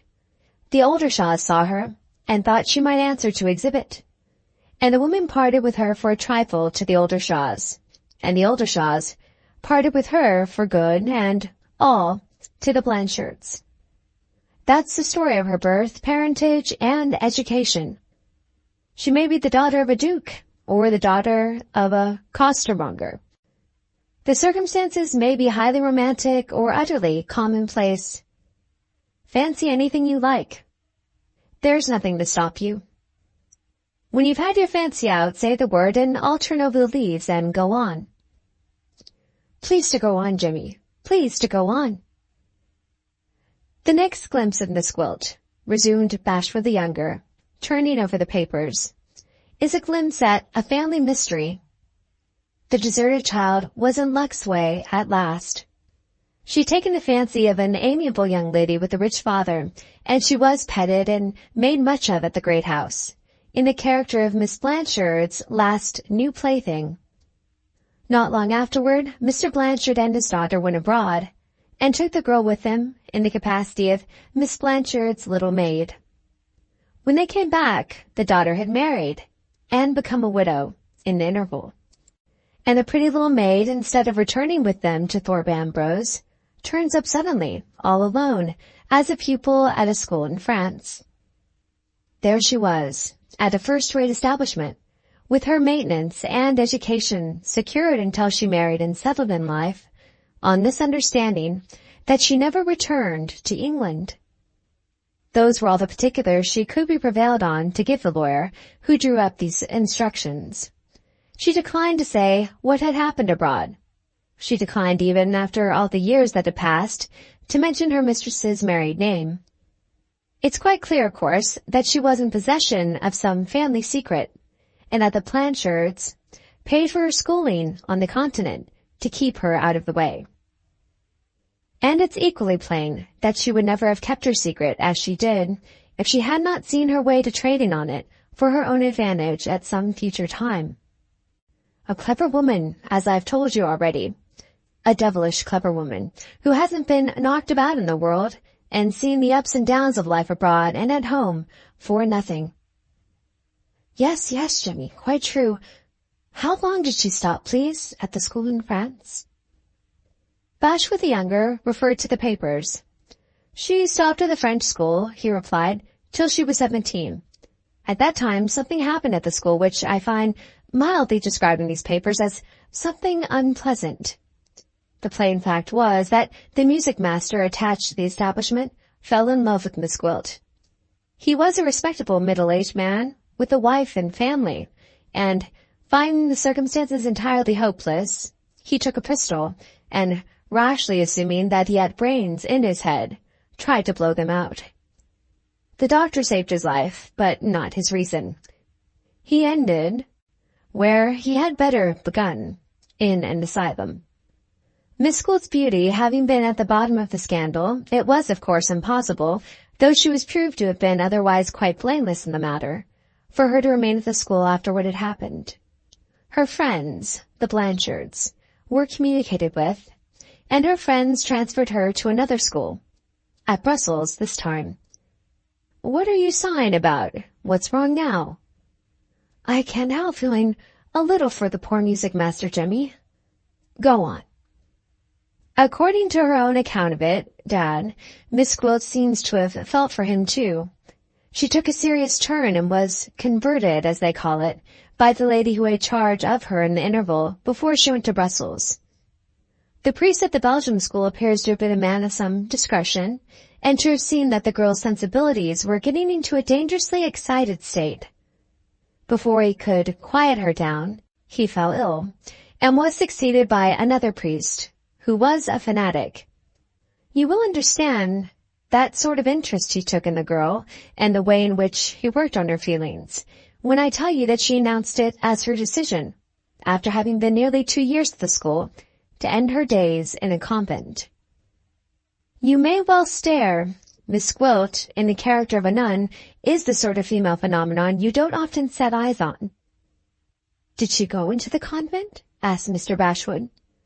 Did they let her go in, so friendless and so young, with nobody to advise her for the best? Chapter 15, Part 2. The Blanchards were consulted as a matter of form, pursued Bashwood the younger. They had no objection to her shutting herself up in a convent, as you may well imagine. The pleasantest letter they ever had from her, I'll answer for it, was the letter in which she solemnly took leave of them in this world forever. The people at the convent were as careful as usual not to commit themselves.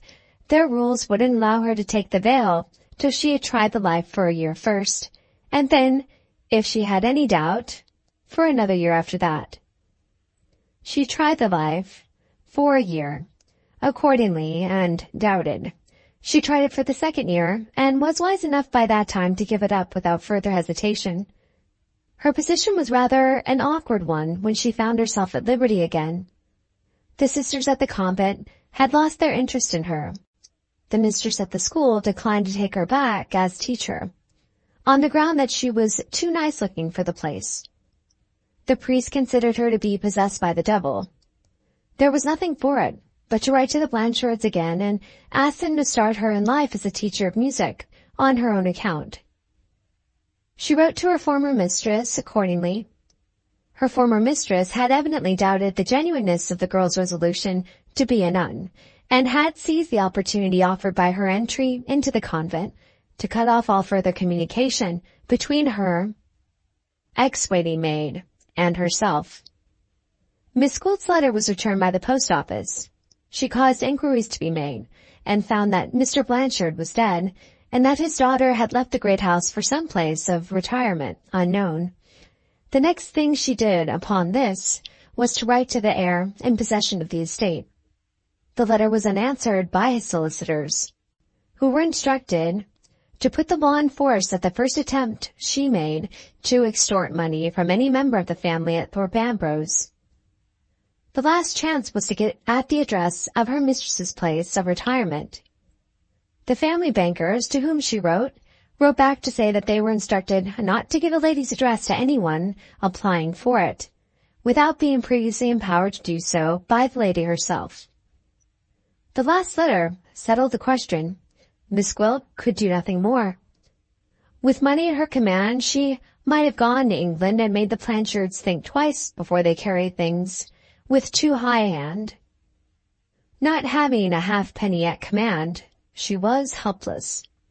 Without money and without friends, you may wonder how she supported herself while the correspondence was going on. She supported herself by playing the pianoforte at a low concert room in Brussels. The men laid siege to her, of course, in all directions, but they found her insensible as adamant. One of these rejected gentlemen was a Russian, and he was the means of making her acquainted with a countrywoman of his, whose name is unpronounceable by English lips. Let us give her her title and call her the Baroness. The two women liked each other at their first introduction, and a new scene opened in Miss Gwilt's life. She became reader and companion to the Baroness. Everything was right, everything was smooth on the surface. Everything was rotten, and everything was wrong under it. In what way, Jemmy? Please to wait a little and tell me in what way. In this way. The Baroness was fond of traveling, and she had a select set of friends about her who were quite of her way of thinking. They went from one city on the continent to another, and were such charming people that they picked up acquaintances everywhere.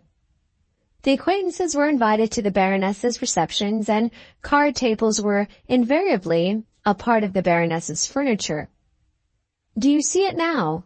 Or must I tell you, in the strictest confidence, that cards were not considered sinful on these festive occasions, and that the luck, at the end of the evening, turned out to be almost invariably on the side of the Baroness and her friends? Swindlers, all of them. And there isn't a doubt on my mind, whatever there may be on yours, that Miss Gwilt's manners and appearance made her a valuable member of the society in the capacity of a decoy. Her own statement is that she was innocent of all knowledge of what really went on, that she was quite ignorant of card playing, that she hadn't such a thing as a respectable friend to turn to in the world, and that she honestly liked the Baroness, for the simple reason that the Baroness was a hearty good friend to her from first to last. Believe that or not as you please. For 5 years she traveled about all over the continent with these card sharpers in high life, and she might have been among them at this moment, for anything I know to the contrary, if the Baroness had not caught a Tartar at Naples, in the shape of a rich traveling Englishman named Waldron. Ah, that name startles you, does it? You've read the trial of the famous Mrs. Waldron, like the rest of the world? And you know who Miss Gwilt is now, without my telling you. He paused, and looked at his father in sudden perplexity. Far from being overwhelmed by the discovery, which had just burst on him, Mr. Bashwood, after the first natural movement of surprise, faced his son with a self-possession which was nothing short of extraordinary under the circumstances. There was a new brightness in his eyes, and a new color in his face.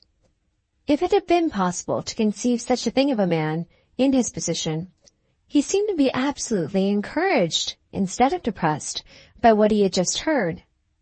"Go on, Jemmy," he said quietly. "I am one of the few people who didn't read the trial. I only heard of it." Still wondering inwardly, Bashwood the younger recovered himself and went on. "You always were, and you always will be, behind the age," he said. "When we come to the trial, I can tell you as much about it as you need to know. In the meantime, we must go back to the Baroness and Mr. Waldron. For a certain number of nights, the Englishman let the card sharpers have it all their own way. In other words, he paid for the privilege of making himself agreeable to Miss Gwilt. When he thought he had produced the necessary impression on her, he exposed the whole confederacy without mercy. The police interfered. The Baroness found herself in prison, and Miss Gwilt was put between the two alternatives of accepting Mr. Waldron's protection or being thrown on the world again. She was amazingly virtuous or amazingly clever, which you please. To Mr. Waldron's astonishment, she told him that she could face the prospect of being thrown on the world, and that he must address her honorably, or leave her forever. The end of it was what the end always is, where the man is infatuated and the woman is determined. To the disgust of his family and friends, Mr. Waldron made a virtue of necessity and married her. "How old was he?" asked Bashwood the elder, eagerly. Bashwood the younger burst out laughing. "He was about old enough, Daddy, to be your son, and rich enough to have burst that precious pocketbook of yours with 1,000-pound notes. Don't hang your head. It wasn't a happy marriage, though he was so young and so rich. They lived abroad and got on well enough at first. He made a new will, of course, as soon as he was married, and provided handsomely for his wife, under the tender pressure of the honeymoon. But women wear out, like other things, with time, and one fine morning Mr. Waldron woke up with a doubt in his mind whether he had not acted like a fool. He was an ill-tempered man. He was discontented with himself, and of course he made his wife feel it. Having begun by quarreling with her, he got on to suspecting her, and became savagely jealous of every male creature who entered the house. They had no encumbrances in the shape of children, and they moved from one place to another, just as his jealousy inclined him, till they moved back to England at last, after having been married close on 4 years. He had a lonely old house of his own among the Yorkshire moors, and there he shut his wife and himself up from every living creature, except his servants and his dogs. Only one result could come, of course, of treating a high-spirited young woman in that way. It may be her fate, or it may be chance, but whenever a woman is desperate, there is sure to be a man handy to take advantage of it. The man in this case was rather a dark horse, as they say on the turf. He was a certain Captain Manuel, a native of Cuba, and, according to his own account, an ex-officer in the Spanish Navy. He had met Mr. Waldron's beautiful wife on the journey back to England, and had contrived to speak to her, in spite of her husband's jealousy, and had followed her to her place of imprisonment in Mr. Waldron's house on the moors. The captain is described as a clever, determined fellow, of the daring, piratical sort, with the dash of mystery about him that women like. "She's not the same as other women," interposed Mr. Bashwood, suddenly interrupting his son. "Did she?" His voice failed him, and he stopped without bringing the question to an end. "Did she like the captain?" suggested Bashwood the younger, with another laugh. "According to her own account of it, she adored him. At the same time, her conduct, as represented by herself, was perfectly innocent, considering how carefully her husband watched her. The statement, incredible as it appears, is probably true." For 6 weeks or so they confined themselves to corresponding privately, the Cuban captain, who spoke and wrote English perfectly, having contrived to make a go-between of one of the female servants in the Yorkshire house. How it might have ended, we needn't trouble ourselves to inquire. Mr. Waldron himself brought matters to a crisis. Whether he got wind of the clandestine correspondence or not doesn't appear, but this is certain, that he came home from a ride one day in a fiercer temper than usual, that his wife showed him a sample of that high spirit of hers which he had never yet been able to break, and that it ended in his striking her across the face with his riding-whip.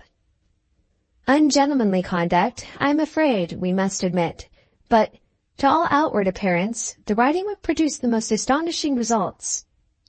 From that moment the lady submitted as she had never submitted before. For a fortnight afterward, he did what he liked, and she never thwarted him. He said what he liked, and she never uttered a word of protest. Some men might have suspected this sudden reformation of hiding something dangerous under the surface. Whether Mr. Waldron looked at it in that light, I can't tell you. All that is known is that before the mark of the whip was off his wife's face, he fell ill, and that in 2 days afterward, he was a dead man. What do you say to that? I say he deserved it, answered Mr. Bashwood, striking his hand excitedly on the table as his son paused and looked at him. The doctor who attended the dying man was not of your way of thinking, remarked Bashwood the younger, dryly. He called in 2 other medical men, and they all 3 refused to certify the death. The usual legal investigation followed. The evidence of the doctors and the evidence of the servants pointed irresistibly in one and the same direction, and Mrs. Waldron was committed for trial on a charge of murdering her husband by poison. A solicitor in first-rate criminal practice was sent for from London to get up the prisoner's defense, and these instructions took their form and shape accordingly. What's the matter? What do you want now? Suddenly rising from his chair, Mr. Bashwood stretched across the table and tried to take the papers from his son. I want to look at them, he burst out eagerly. I want to see what they say about the captain from Cuba. He was at the bottom of it, Jimmy. I'll swear he was at the bottom of it. Nobody doubted who was in the secret of the case at the time, rejoined his son, but nobody could prove it. Sit down again, Dad, and compose yourself. There's nothing here about Captain Manuel but the lawyer's private suspicions of him, for the counsel to act on or not, at the counsel's discretion. From first to last she persisted in screening the captain. At the outset of the business, she volunteered 2 statements to the lawyer, both of which he suspected to be false. In the first place, she declared that she was innocent of the crime. He wasn't surprised, of course, so far. His clients were, as a general rule, in the habit of deceiving him in that way. In the second place, while admitting her private correspondence with the Cuban captain, she declared that the letters on both sides related solely to a proposed elopement, to which her husband's barbarous treatment had induced her to consent. The lawyer naturally asked to see the letters. He has burned all my letters, and I have burned all his, was the only answer he got. It was quite possible that Captain Manuel might have burned her letters when he heard there was a coroner's inquest in the house. But it was in her solicitor's experience, as it is in my experience too, that when a woman is fond of a man, in 99 cases out of 100, risk or no risk, she keeps his letters. Having his suspicions roused in this way, the lawyer privately made some inquiries about the foreign captain, and found that he was as short of money as a foreign captain could be. At the same time, he put some questions to his client about her expectations from her deceased husband. She answered in high indignation that a will had been found among her husband's papers, privately executed only a few days before his death, and leaving her no more, out of all his immense fortune, than £5,000. Was there an older will, then, says the lawyer, which the new will revoked? Yes, there was. A will that he had given into her own possession. A will made when they were first married. Leaving his widow well provided for? Leaving her just 10 times as much as the second will left her. Had she ever mentioned that first will, now revoked, to Captain Manuel? She saw the trap set for her and said, "No, never," without an instant's hesitation. That reply confirmed the lawyer's suspicions. He tried to frighten her by declaring that her life might pay the forfeit of her deceiving him in this matter. With the usual obstinacy of women, she remained just as immovable as ever. The captain, on his side, behaved in the most exemplary manner. He confessed to planning the elopement. He declared that he had burned all the lady's letters as they reached him, out of regard for her reputation. He remained in the neighborhood, and he volunteered to attend before the magistrates. Nothing was discovered that could legally connect him with the crime, or that could put him into court on the day of the trial, in any other capacity than the capacity of a witness. I don't believe myself that there's any moral doubt, as they call it, that Manuel knew of the will which left her mistress of £50,000, and that he was ready and willing, in virtue of that circumstance, to marry her on Mr. Waldron's death. If anybody tempted her to effect her own release from her husband by making herself a widow, the captain must have been the man. And unless she contrived, guarded, and watched, as she was, to get the poison for herself, the poison must have come to her in one of the captain's letters. "I don't believe she used it, if it did come to her," exclaimed Mr. Bashwood. "I believe it was the captain himself who poisoned her husband." Bashwood the younger, without noticing the interruption, folded up the instructions for the defense, which had now served their purpose, put them back in his bag, and produced a printed pamphlet in their place. "Here is one of the published reports of the trial," he said, "which you can read at your leisure if you like. We needn't waste time now by going into details. I have told you already how cleverly your counsel paved his way for treating the charge of murder as the crowning calamity of the many that had already fallen on an innocent woman.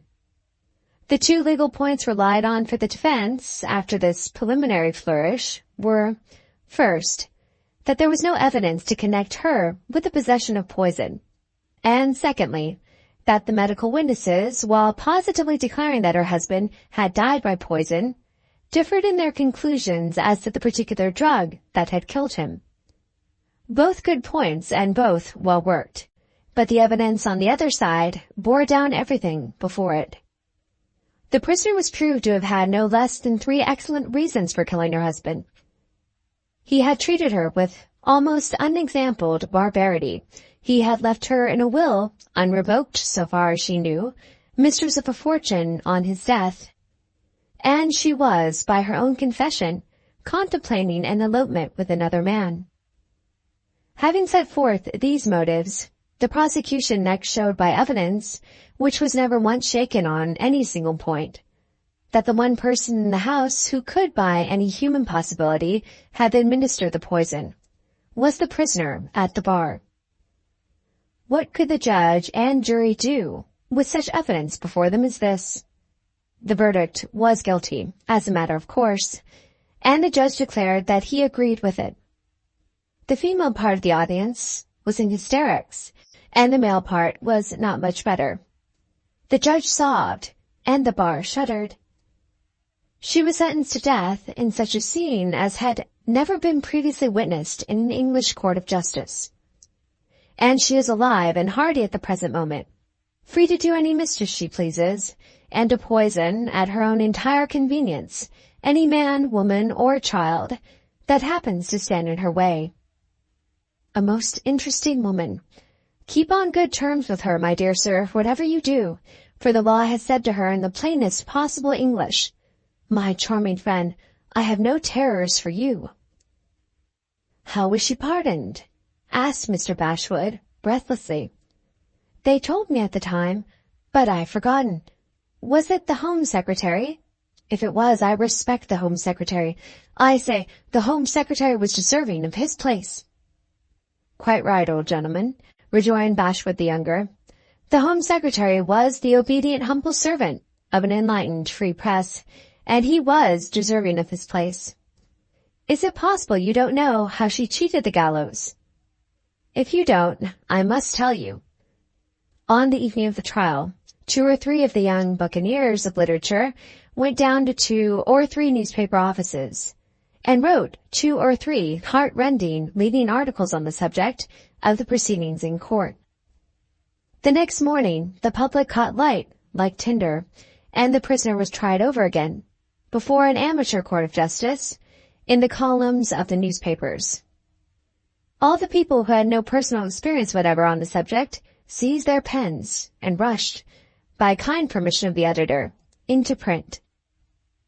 Doctors who had not attended the sick man, and who had not been present at the examination of the body, declared by dozens that he had died a natural death. Barristers, without business, who had not heard the evidence, attacked the jury who had heard it, and judged the judge, who had sat on the bench before some of them were born.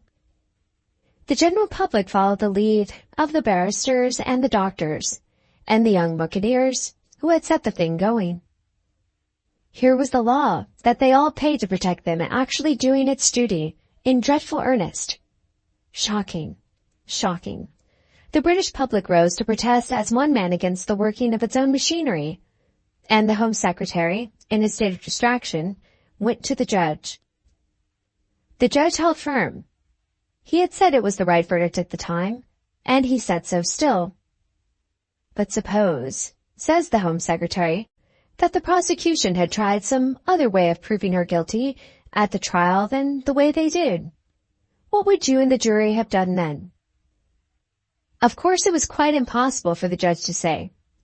This comforted the Home Secretary, to begin with, and when he got the judge's consent after that to having the conflict of medical evidence submitted to one great doctor, and when the one great doctor took the merciful view, after expressly stating in the first instance that he knew nothing practically of the merits of the case, the Home Secretary was perfectly satisfied. The prisoner's death warrant went into the wastepaper basket.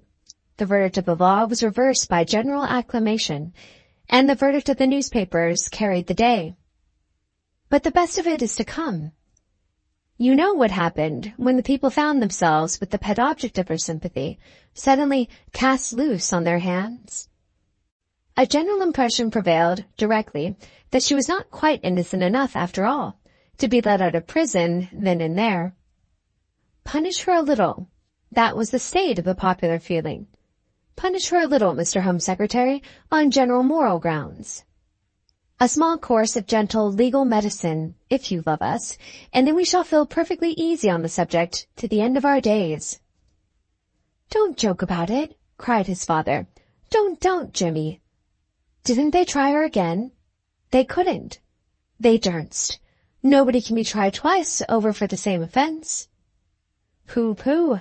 She could be tried a second time for a second offense," retorted Bashwood the younger, "and tried she was. Luckily for the pacification of the public mind, she had rushed headlong into redressing her own grievances, as women will, when she discovered that her husband had cut her down from a legacy of £50,000 to a legacy of £5,000 by a stroke of his pen. The day before the inquest, a locked drawer in Mr. Waldron's dressing-room table, which contained some valuable jewelry, was discovered to have been opened and emptied. And when the prisoner was committed by the magistrates, the precious stones were found torn out of their settings and sewed up in her stays. The lady considered it a case of justifiable self-compensation. The law declared it to be a robbery, committed on the executors of the dead man. The lighter offense, which had been passed over when such a charge as murder was brought against her, was just the thing to revive, to save appearances in the eyes of the public. They had stopped the course of justice in the case of the prisoner at one trial, and now all they wanted was to set the course of justice going again in the case of the prisoner at another. She was arraigned for the robbery, after having been pardoned for the murder, and what is more, if her beauty and her misfortunes had it made a strong impression on her lawyer, she would not only have had to stand another trial, but would have had even the £5,000 to which she was entitled by the second will taken away from her as a felon by the Crown. "I respect her lawyer.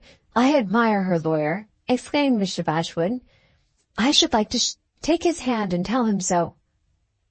"He wouldn't thank you if you did," remarked Bashwood the younger.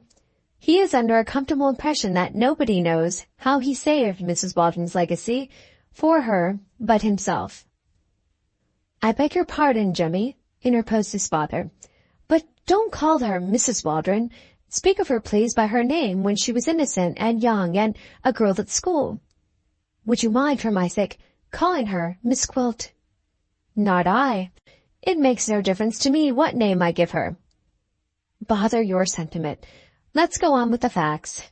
This is what the lawyer did before the second trial came off.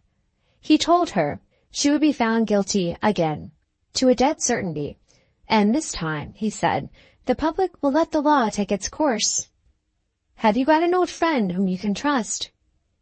She hadn't such a thing as an old friend in the world. "Very well, then," says the lawyer, "you must trust me. Sign this paper and you will have executed a fictitious sale of all your property to myself. When the right time comes, I shall first carefully settle with your husband's executors, and I shall then reconvey the money to you, securing it properly, in case you ever marry again, in your own possession." The Crown in other transactions of this kind frequently waives its rights of disputing the validity of the sale, and if the Crown is no harder on you than on other people, when you come out of prison, you will have your £5,000 to begin the world with again. Need the lawyer, when she was going to be tried for robbing the executors, to put her up to a way of robbing the Crown, wasn't it? Ah, what a world it is. The last effort of the son's sarcasm passed unheeded by the father. "In prison," he said to himself. "Oh me, after all that misery, in prison again." "Yes," said Bashwood the younger, rising and stretching himself. "That's how it ended. The verdict was guilty, and the sentence was imprisonment for 2 years. She served her time and came out, as well as I can reckon it, about 3 years since. If you want to know what she did when she recovered her liberty, and how she went on afterward, I may be able to tell you something about it. Say, on another occasion, when you have got an extra note or two in your pocket-book. For the present, all you need know, you do know. There isn't the shadow of doubt that this fascinating lady has the double slur on her of having been found guilty of murder, and of having served her term of imprisonment for theft. There's your money's worth for your money. With the hope of my wonderful knack at stating a case clearly, thrown in for nothing. If you have any gratitude in you, you ought to do something handsome, one of these days, for your son. But for me, I'll tell you what you would have done, old gentleman. If you could have had your own way, you would have married Miss Gwilt." Mr. Bashwood rose to his feet and looked at his son steadily in the face. "If I could have my own way," he said, "I would marry her now." Bashwood the younger started back a step. "After all I have told you?" he asked in the blankest astonishment. "After all you have told me. With the chance of being poisoned the first time you happened to offend her." "With the chance of being poisoned," answered Mr. Bashwood, "in 24 hours." The spy of the private inquiry office dropped back into his chair, cowed by his father's words and his father's looks. "Mad," he said to himself. "Stark mad, by jingo." Mr. Bashwood looked at his watch and hurriedly took his hat from a side table. "I should like to hear the rest of it," he said. I shall like to hear every word you have to tell me about her, to the very last. But the dreadful galloping time is getting on. For all I know, they may be on their way to be married at this very moment." "What are you going to do?" asked Bashwood the younger, getting between his father and the door. "I am going to the hotel," said the old man, trying to pass him. "I am going to see Mr. Armadale." "What for?" "To tell him everything you have told me." He paused after making that reply. The terrible smile of triumph, which had once already appeared on his face, overspread it again. "Mr. Armadale is young. Mr. Armadale has all his life before him," he whispered, cunningly, with his trembling fingers clutching his son's arm. "What doesn't frighten me will frighten him." Chapter 15, Part 3. "Wait a minute," said Bashwood the younger. "Are you as certain as ever that Mr. Armadale is the man?"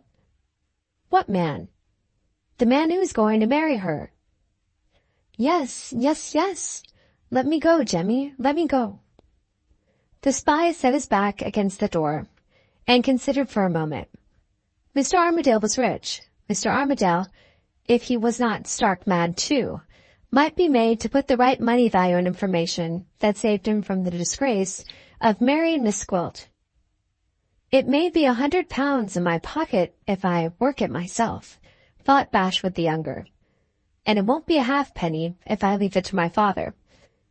He took up his hat and his leather bag. "Can you carry it all in your own addled old head, Daddy?" he asked with his easiest impudence of manner. "Not you. I'll go with you and help you. What do you think of that?"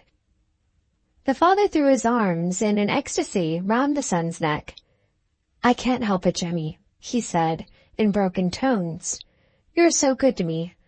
Take the other note, my dear. I'll manage without it. Take the other note." The son threw open the door with a flourish, and magnanimously turned his back on the father's offered pocketbook. "Hang it, old gentleman, I'm not quite so mercenary as that," he said, with an appearance of the deepest feeling. "Put up your pocketbook and let's be off."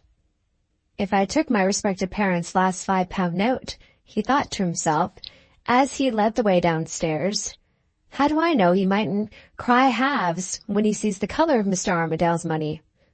Come along, Dad," he resumed. "We'll take a cab and catch the happy bridegroom before he starts for the church." They hailed a cab in the street and started for the hotel, which had been the residence of Midwinter and Allan during their stay in London. The instant the door of the vehicle had closed, Mr. Bashwood returned to the subject of Miss Gwilt. "Tell me the rest," he said, taking his son's hand and patting it tenderly. "Let's go on talking about her all the way to the hotel. Help me through the time, Jemmy. Help me through the time." Bashwood the younger was in high spirits at the prospect of seeing the color of Mr. Armadale's money. He trifled with his father's anxiety to the very last. "Let's see if you remember what I've told you already," he began. "There's a character in the story that's dropped out of it without being accounted for. Come, can you tell me who it is?" He had reckoned on finding his father unable to answer the question, but Mr. Bashwood's memory for anything that related to Miss Gwilt was as clear and ready as his son's. "The foreign scoundrel who tempted her and let her screen him at the risk of her own life," he said, without an instant's hesitation. "Don't speak of him, Jemmy. Don't speak of him again." "I must speak of him," retorted the other. "You want to know what became of Miss Gwilt when she got out of prison, don't you?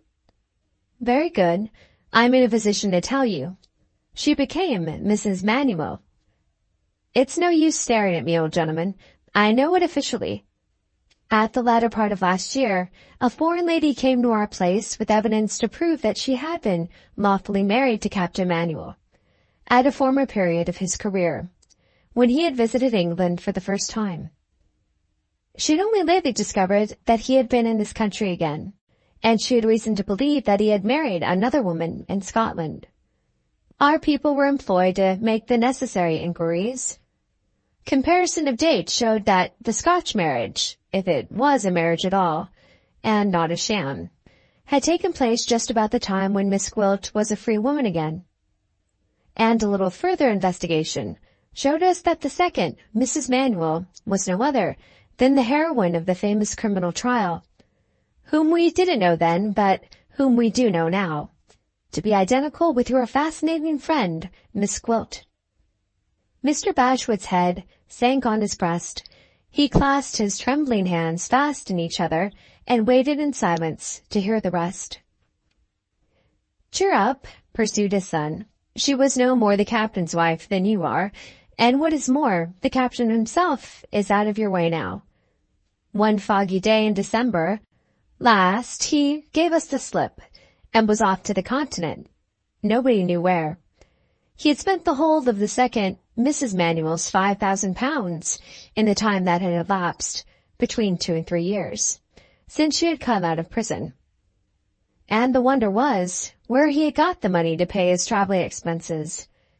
It turned out that he had got it from the second Mrs. Manuel herself. She had filled his empty pockets, and there she was, waiting confidently in a miserable London lodging, to hear from him and join him as soon as he was safely settled in foreign parts. Where had she got the money, you may ask, naturally enough? Nobody could tell at the time. My own notion is, now, that her former mistress must have been still living, and that she must have turned her knowledge of the Blanchards' family secret to profitable account at last. This is mere guesswork, of course, but there's a circumstance that makes it likely guesswork to my mind. She had an elderly female friend to apply to at the time, who was just the woman to help her in ferreting out her mistress's address. Can you guess the name of the elderly female friend? Not you? Mrs. Oldershaw, of course. Mr. Bashwood suddenly looked up. Why, she should go back, he asked, to the woman who had deserted her when she was a child. I can't say, rejoined his son, unless she went back in the interests of her own magnificent head of hair.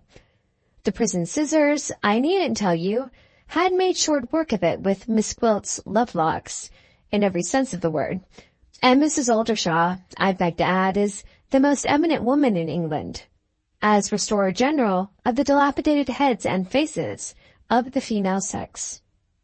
Put 2 and 2 together, and perhaps you'll agree with me in this case, that they make 4. Yes, 2 and 2 make 4, repeated his father impatiently. But I want to know something else. Did she hear from him again? Did he send for her after he had gone away to foreign parts? The captain? Why, what on earth can you be thinking of? Hadn't he spent every farthing of her money, and wasn't he loose on the continent out of her reach? She waited to hear from him, I dare say, for she persisted in believing in him. But I'll lay you any wager you like, she never saw the sight of his handwriting again. We did our best at the office to open her eyes. We told her plainly that he had a first wife living, and that she hadn't the shadow of a claim on him. She wouldn't believe us, though we met her with the evidence. Obstinate, devilish obstinate. I dare say she waited for months together before she gave up the last hope of ever seeing him again. Mr. Bashwood looked aside quickly out of the cab window. Where could she turn for refuge next? He said, not to his son, but to himself. What in heaven's name could she do? Judging by my experience of women, remarked Bashwood the younger, overhearing him, I should say she probably tried to drown herself, but that's only guesswork again. It's all guesswork at this part of her story. You catch me at the end of my evidence, Dad, when you come to Miss Gwilt's proceedings in the spring and summer of the present year. She might or she might not have been desperate enough to attempt suicide, and she might or she might not have been at the bottom of those inquiries that I made for Mrs. Oldershaw. I dare say you'll see her this morning, and perhaps, if you use your influence, you may be able to make her finish her own story herself. Mr. Bashwood, still looking out of the cab window, suddenly laid his hand on his son's arm. Hush, hush, he exclaimed, in violent agitation. We have got there at last. Oh, Jemmy, feel how my heart beats. Here is the hotel. Bother your heart, said Bashwood the younger. Wait here while I make the inquiries. I'll come with you, cried his father. I can't wait. I tell you I can't wait. They went into the hotel together and asked for Mr. Armadale. The answer, after some little hesitation and delay, was that Mr. Armadale had gone away 6 days since. A second waiter added that Mr. Armadale's friend, Mr. Midwinter, had only left that morning. Where had Mr. Armadale gone? Somewhere into the country. Where had Mr. Midwinter gone? Nobody knew.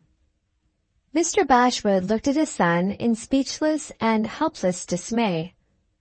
Stuff and nonsense, said Bashwood the younger, pushing his father back roughly into the cab.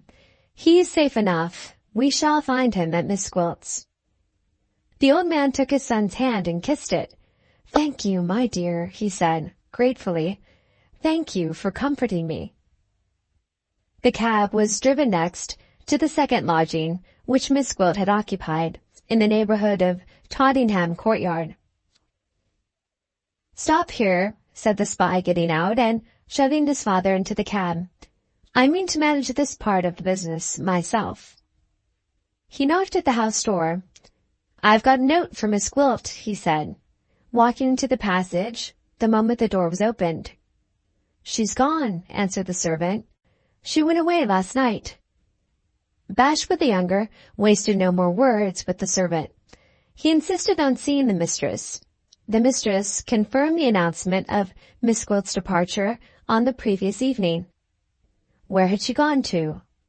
The woman couldn't say. How had she left? On foot. At what hour? Between 9 and 10. What had she done with her luggage? She had no luggage. Had a gentleman been to see her on the previous day? Not a soul, gentle or simple, had come to the house to see Miss Gwilt. The father's face, pale and wild, was looking out of the cab window as the son descended the house steps. Isn't she there, Jemmy? He asked faintly. Isn't she there? Hold your tongue, cried the spy, with the native coarseness of his nature rising to the surface at last. I'm not at the end of my inquiries yet. He crossed the road and entered a coffee shop situated exactly opposite the house he had just left. In the box nearest the window, 2 men were sitting talking together anxiously. Which of you was on duty yesterday evening, between 9 and 10 o'clock? Asked Bashwood the younger, suddenly joining them and putting his question in a quick, peremptory whisper. I was, sir, said one of the men, unwillingly. Did you lose sight of the house? Yes, I see you did. Only for a minute, sir. An infernal blackguard of a soldier came in. That will do, said Bashwood the younger. I know what the soldier did and who sent him to do it. She's given us the slip again. You are the greatest ass living. Consider yourself dismissed. With those words, and with an oath to emphasize them, he left the coffee shop and returned to the cab. She's gone, cried his father. Oh, Jemmy, Jemmy, I see it in your face. He fell back into his own corner of the cab with a faint, wailing cry. They're married, he moaned to himself, his hands falling helplessly on his knees, his hat falling unregarded from his head.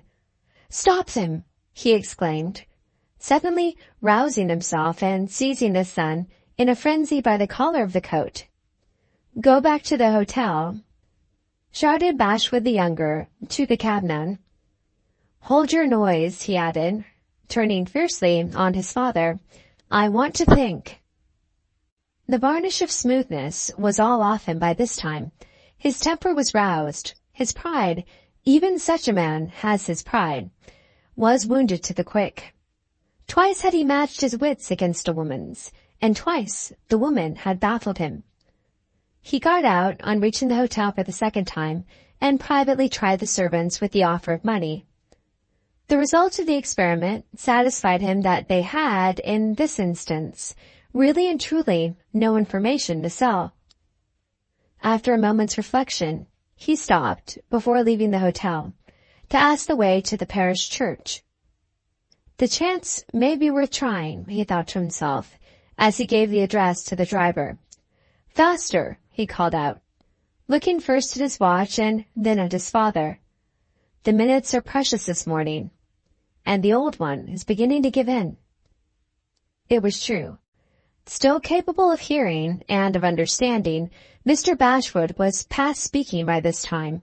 He clung with both hands to his son's grudging arm and let his head fall helplessly on his son's averted shoulder. The parish church stood back from the street, protected by gates and railings, and surrounded by a space of open ground. Shaking off his father's hold, Bashwood the younger made straight for the vestry. The clerk, putting away the books, and the clerk's assistant, hanging up her surplice, were the only persons in the room when he entered it, and asked leave to look at the marriage register for the day. The clerk gravely opened the book and stood aside from the desk on which it lay. The day's register comprised 3 marriages, solemnized that morning, and the first 2 signatures on the page were Allan Armadale and Lydia Gwilt. Even the spy, ignorant as he was of the truth, unsuspicious as he was of the terrible future consequences to which the act of that morning might lead, even the spy started when his eye first fell on the page. It was done. Come what might of it, it was done now.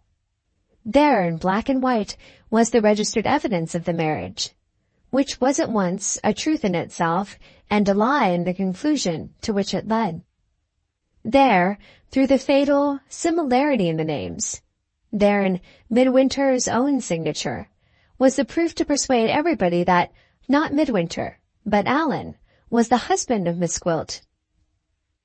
Bashwood the younger closed the book and returned to the clerk. He descended the vestry steps, with his hands thrust doggedly into his pockets, and with a serious shock inflicted on his professional self-esteem. The beadle met him under the church wall. He considered for a moment whether it was worth while to spend a shilling in questioning the man, and decided in the affirmative. If they could be traced and overtaken, there might be a chance of seeing the color of Mr. Armadale's money, even yet. How long is it, he asked, since the first couple married here this morning left the church? About an hour, said the beadle. How did they go away? The beadle deferred answering that second question until he had first pocketed his fee. You won't trace them from here, sir, he said, when he got his shilling. They went away on foot. And that is all you know about it? That, sir, is all I know about it. Left by himself, even the detective of the private inquiry office paused for a moment before he returned to his father at the gate. He was roused from his hesitation by the sudden appearance, within the church enclosure, of the driver of the cab. I'm afraid the old gentleman is going to be taken ill, sir, said the man. Bashwood the younger frowned angrily and walked back to the cab. As he opened the door and looked in, his father leaned forward and confronted him with lips that moved speechlessly and with a white stillness over all the rest of his face. She's done us, said the spy. They were married here this morning. The old man's body swayed for a moment from one side to the other. The instant after, his eyes closed and his head fell forward toward the front seat of the cab. Drive to the hospital, cried his son. He's in a fit. This is what comes of putting myself out of my way to please my father, he muttered, solemnly raising Mr. Bashwood's head and loosening his cravat. A nice morning's work. Upon my soul, a nice morning's work. The hospital was near, and the house surgeon was at his post. Will he come out of it? Asked Bashwood the younger, roughly. Who are you? Asked the surgeon, sharply on his side. I'm the son. I shouldn't have thought it, rejoined the surgeon, taking the restoratives that were handed to him by the nurse and turning from the son to the father with an air of relief which he was at no pains to conceal. Yes, he added, after a minute or two, your father will come out of it this time. When can he be moved away from here? He can be moved from the hospital in an hour or two. The spy laid the card on the table. I'll come back for him or send for him, he said. I suppose I can go now, if I leave my name and address. With those words, he put on his hat and walked out. He's a brute, said the nurse. No, said the surgeon, quietly. He's a man. Between 9 and 10 o'clock that night, Mr. Bashwood awoke in his bed at the inn in the Borough. He had slept for some hours since he had been brought back from the hospital, and his mind and body were now slowly recovering together. A light was burning on the bedside table, and a letter lay on it, waiting for him till he was awake. It was in his son's handwriting, and it contained these words. My dear Dad, having seen you safe out of the hospital and back at your hotel, I think I may fairly claim to have done my duty by you, and may consider myself free to look after my own affairs. Business will prevent me from seeing you tonight, and I don't think it at all likely I shall be in your neighborhood tomorrow morning. My advice to you is to go back to Thorpe Ambrose, and to stick to your employment in the steward's office. Wherever Mr. Armadale may be, he must, sooner or later, write to you on business. I wash my hands of the whole matter, mind, so far as I'm concerned, from this time forth. But if you like to go on with it, my professional opinion is, though you couldn't hinder his marriage, you may part him from his wife. Pray take care of yourself. Your affectionate son, James Bashwood. The letter dropped from the old man's feeble hands. I wish Jemmy could have come to see me tonight, he thought, but it's very kind of him to advise me, all the same. He turned wearily on the pillow and read the letter a second time. Yes, he said, there's nothing left for me but to go back. I'm too poor and too old to hunt after them all by myself. He closed his eyes. The tears trickled slowly over his wrinkled cheeks. I've been a trouble to Jemmy, he murmured faintly. I've been a sad trouble, I'm afraid, to poor Jemmy. In a minute more, his weakness overpowered him, and he fell asleep again. The clock of the neighboring church struck. It was 10. As the bell tolled the hour, the tidal train, with Midwinter and his wife among the passengers, was speeding nearer and nearer to Paris. As the bell tolled the hour, the watch on board Allan's outward-bound yacht had sighted the lighthouse off the Land's End, and had set the course of the vessel for Ushant and Finisterre. Chapter 1, Book 4th. Miss Gwilt's Diary. Naples, October 10th. It is 2 months today since I declared that I had closed my diary, never to open it again. Why have I broken my resolution? Why have I gone back to this secret friend of my wretchedest and wickedest hours? Because I am more friendless than ever. Because I am more lonely than ever, though my husband is sitting writing in the next room to me. My misery is a woman's misery, and it will speak, here, rather than nowhere, to my second self, in this book, if I have no one else to hear me. How happy I was in the first days that followed our marriage, and how happy I made him. Only 2 months have passed, and that time is a bygone time already. I try to think of anything I might have said or done wrongly on my side, of anything he might have said or done wrongly on his, and I can remember nothing unworthy of my husband, nothing unworthy of myself. I cannot even lay my finger on the day when the cloud first rose between us. I could bear it if I loved him less dearly than I do. I could conquer the misery of our estrangement if he only showed the change in him as brutally as other men would show it. But this never has happened, never will happen. It is not in his nature to inflict suffering on others. Not a hard word, not a hard look escapes him. It is only at night, when I hear him sighing in his sleep, and sometimes when I see him dreaming in the morning hours, that I know how hopelessly I am losing the love he once felt for me. He hides, or tries to hide it in the day, for my sake. He is all gentleness, all kindness, but his heart is not on his lips when he kisses me now. His hand tells me nothing when it touches mine. Day after day, the hours that he gives to his hateful writing grow longer and longer. Day after day, he becomes more and more silent in the hours that he gives to me. And, with all this, there is nothing that I can complain of, nothing marked enough to justify me in noticing it. His disappointment shrinks from all open confession. His resignation collects itself by such fine degrees that even my watchfulness fails to see the growth of it. 50 times a day I feel the longing in me to throw my arms round his neck and say, "For God's sake, do anything to me, rather than treat me like this." And 50 times a day the words are forced back into my heart by the cruel considerateness of his conduct, which gives me no excuse for speaking them. I thought I had suffered the sharpest pain that I could feel when my first husband laid his whip across my face. I thought I knew the worst that despair could do on the day when I knew that the other villain, the meaner villain still, had cast me off. Live and learn. There is sharper pain than I felt under Waldron's whip. There is bitterer despair than the despair I knew when Manuel deserted me. Am I too old for him? Surely not yet. Have I lost my beauty? Not a man passes me on the street, but his eyes tell me I am as handsome as ever. Ah, no, the secret lies deeper than that. I have thought and thought about it till a horrible fancy has taken possession of me.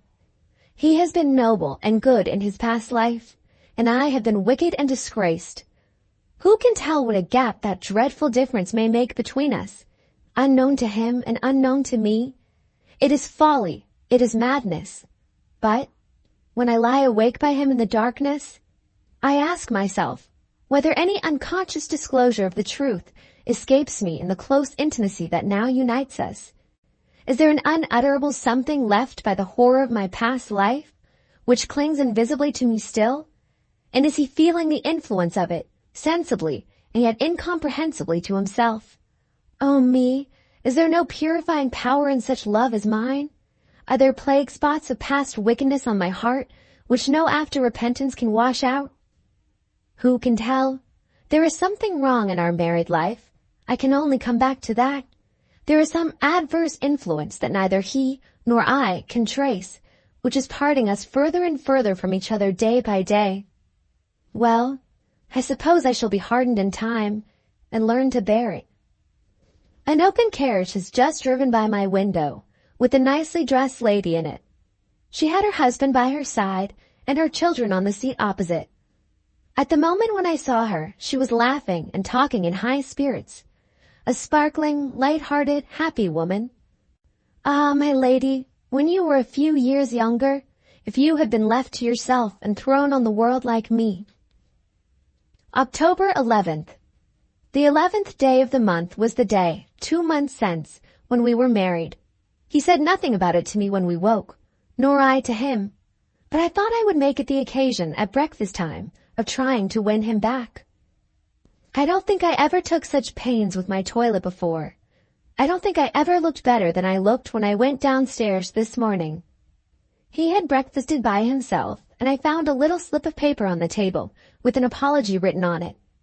The post to England, he said, went out that day, and his letter to the newspaper must be finished.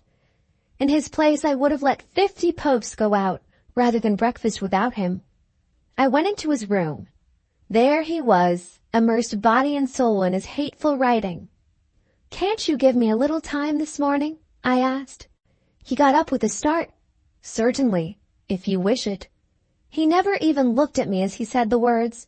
The very sound of his voice told me that all his interest was centered in the pen that he had just laid down. "I see you are occupied," I said. "I don't wish it." Before I had closed the door on him, he was back at his desk.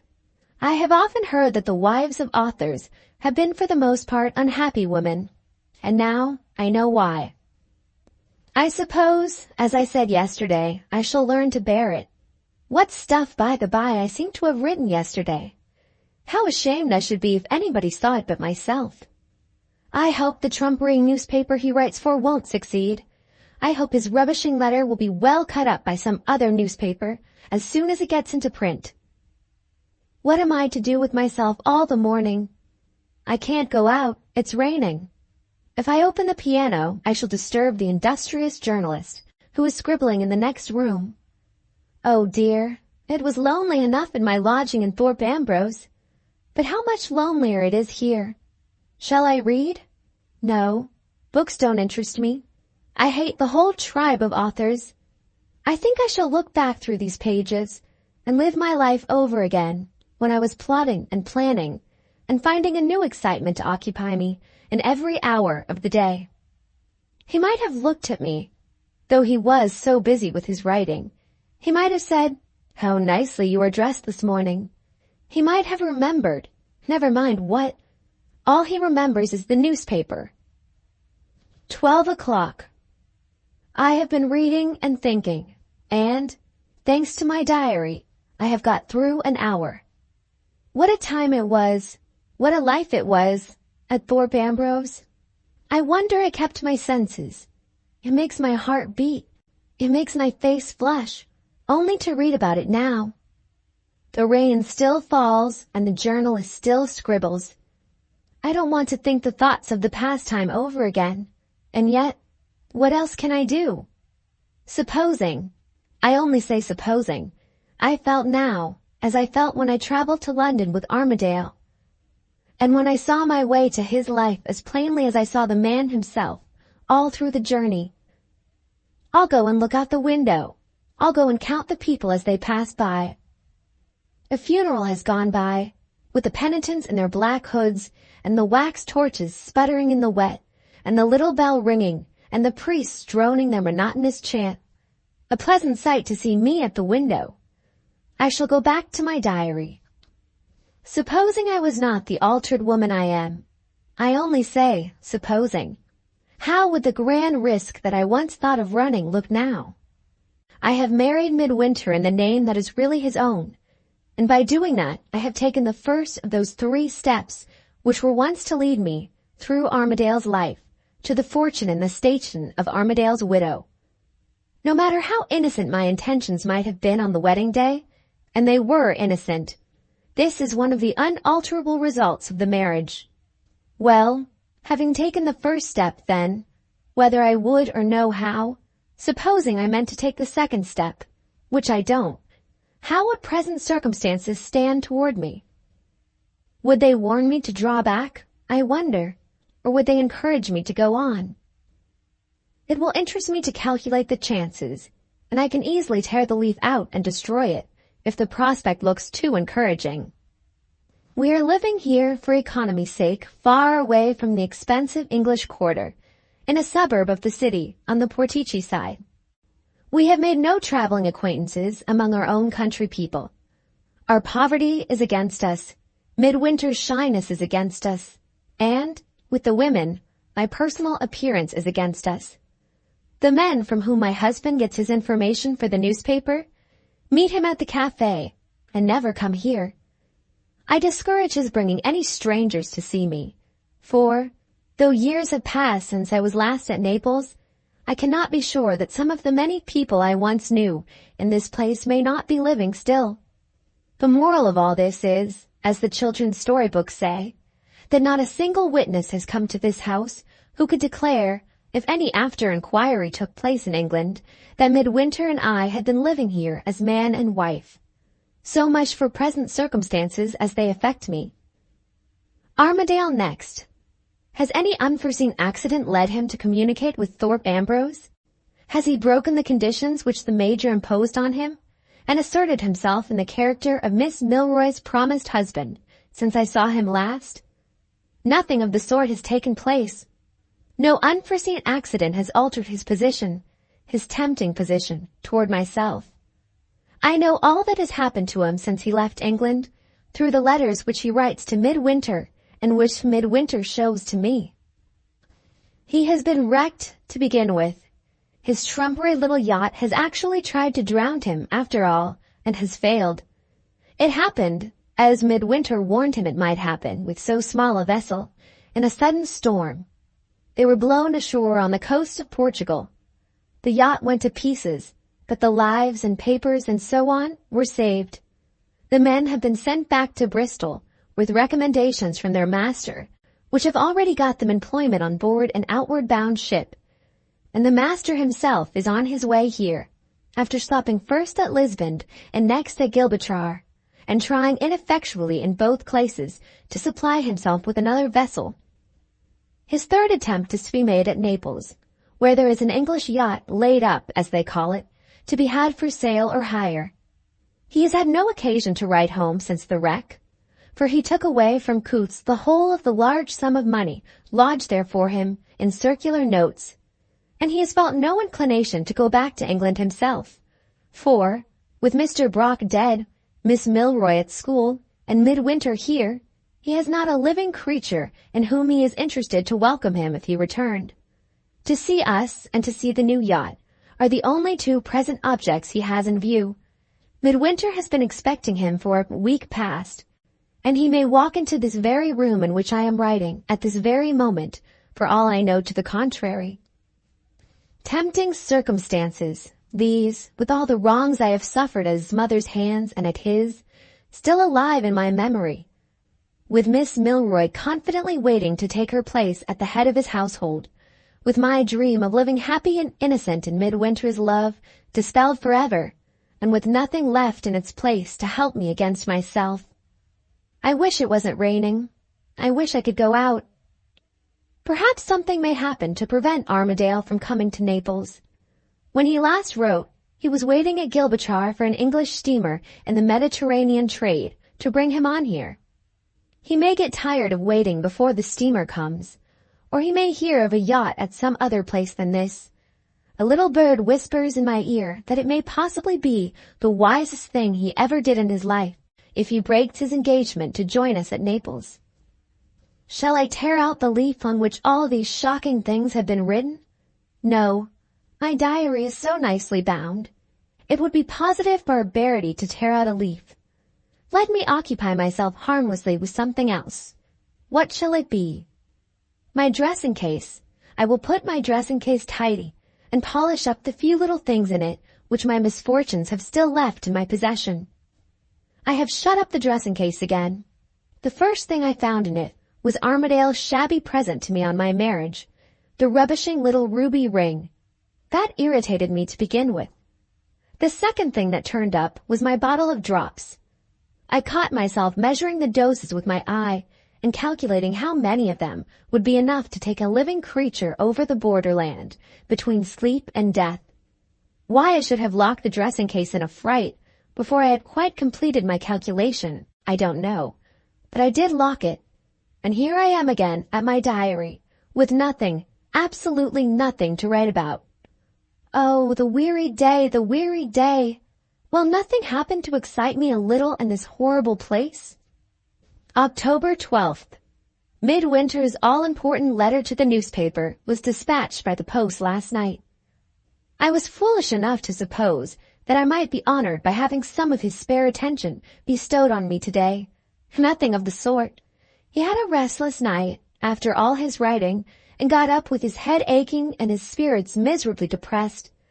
When he is in this state, his favorite remedy is to return to his old vagabond habits and go roaming away by himself, nobody knows where. He went through the form this morning, knowing I had no riding habit, of offering to hire a little broken-kneed brute of a pony for me, in case I wished to accompany him. I preferred remaining at home. I will have a handsome horse and a handsome habit, or I won't ride at all. He went away without attempting to persuade me to change my mind. I wouldn't have changed it, of course, but he might have tried to persuade me all the same. I can open the piano in his absence. That is one comfort. And I am in a fine humor for playing. That is another. There is a sonata of Beethoven's, I forget the number, which always suggests to me the agony of lost spirits in a place of torment. Come, my fingers and thumbs, and take me among the lost spirits this morning. October 13th. Our windows look out on the sea. At noon today we saw a steamer coming in, with the English flag flying. Midwinter has gone to the port, on the chance that this may be the vessel from Gibraltar with Armadale on board. 2:00. It is the vessel from Gibraltar. Armadale has added one more to the long list of his blunders. He has kept his engagement to join us at Naples. How will it end now? Who knows? October 16th. 2 days missed out of my diary. I can hardly tell why, unless it is that Armadale irritates me beyond all endurance. The mere sight of him takes me back to Thorpe Ambrose. I fancy I must have been afraid of what I might write about him in the course of the last 2 days, if I indulged myself in the dangerous luxury of opening these pages. This morning I am afraid of nothing, and I take up my pen again accordingly. Is there any limit, I wonder, to the brutish stupidity of some men? I thought I had discovered Armadale's limit when I was his neighbor in Norfolk, but my later experience at Naples shows me that I was wrong. He is perpetually in and out of this house, crossing over to us in a boat from the hotel at Santa Lucia, where he sleeps. And he has exactly 2 subjects of conversation, the yacht for sale in the harbor here, and Miss Milroy. Yes, he selects me as the confidant of his devoted attachment to the Major's daughter. It's so nice to talk to a woman about it.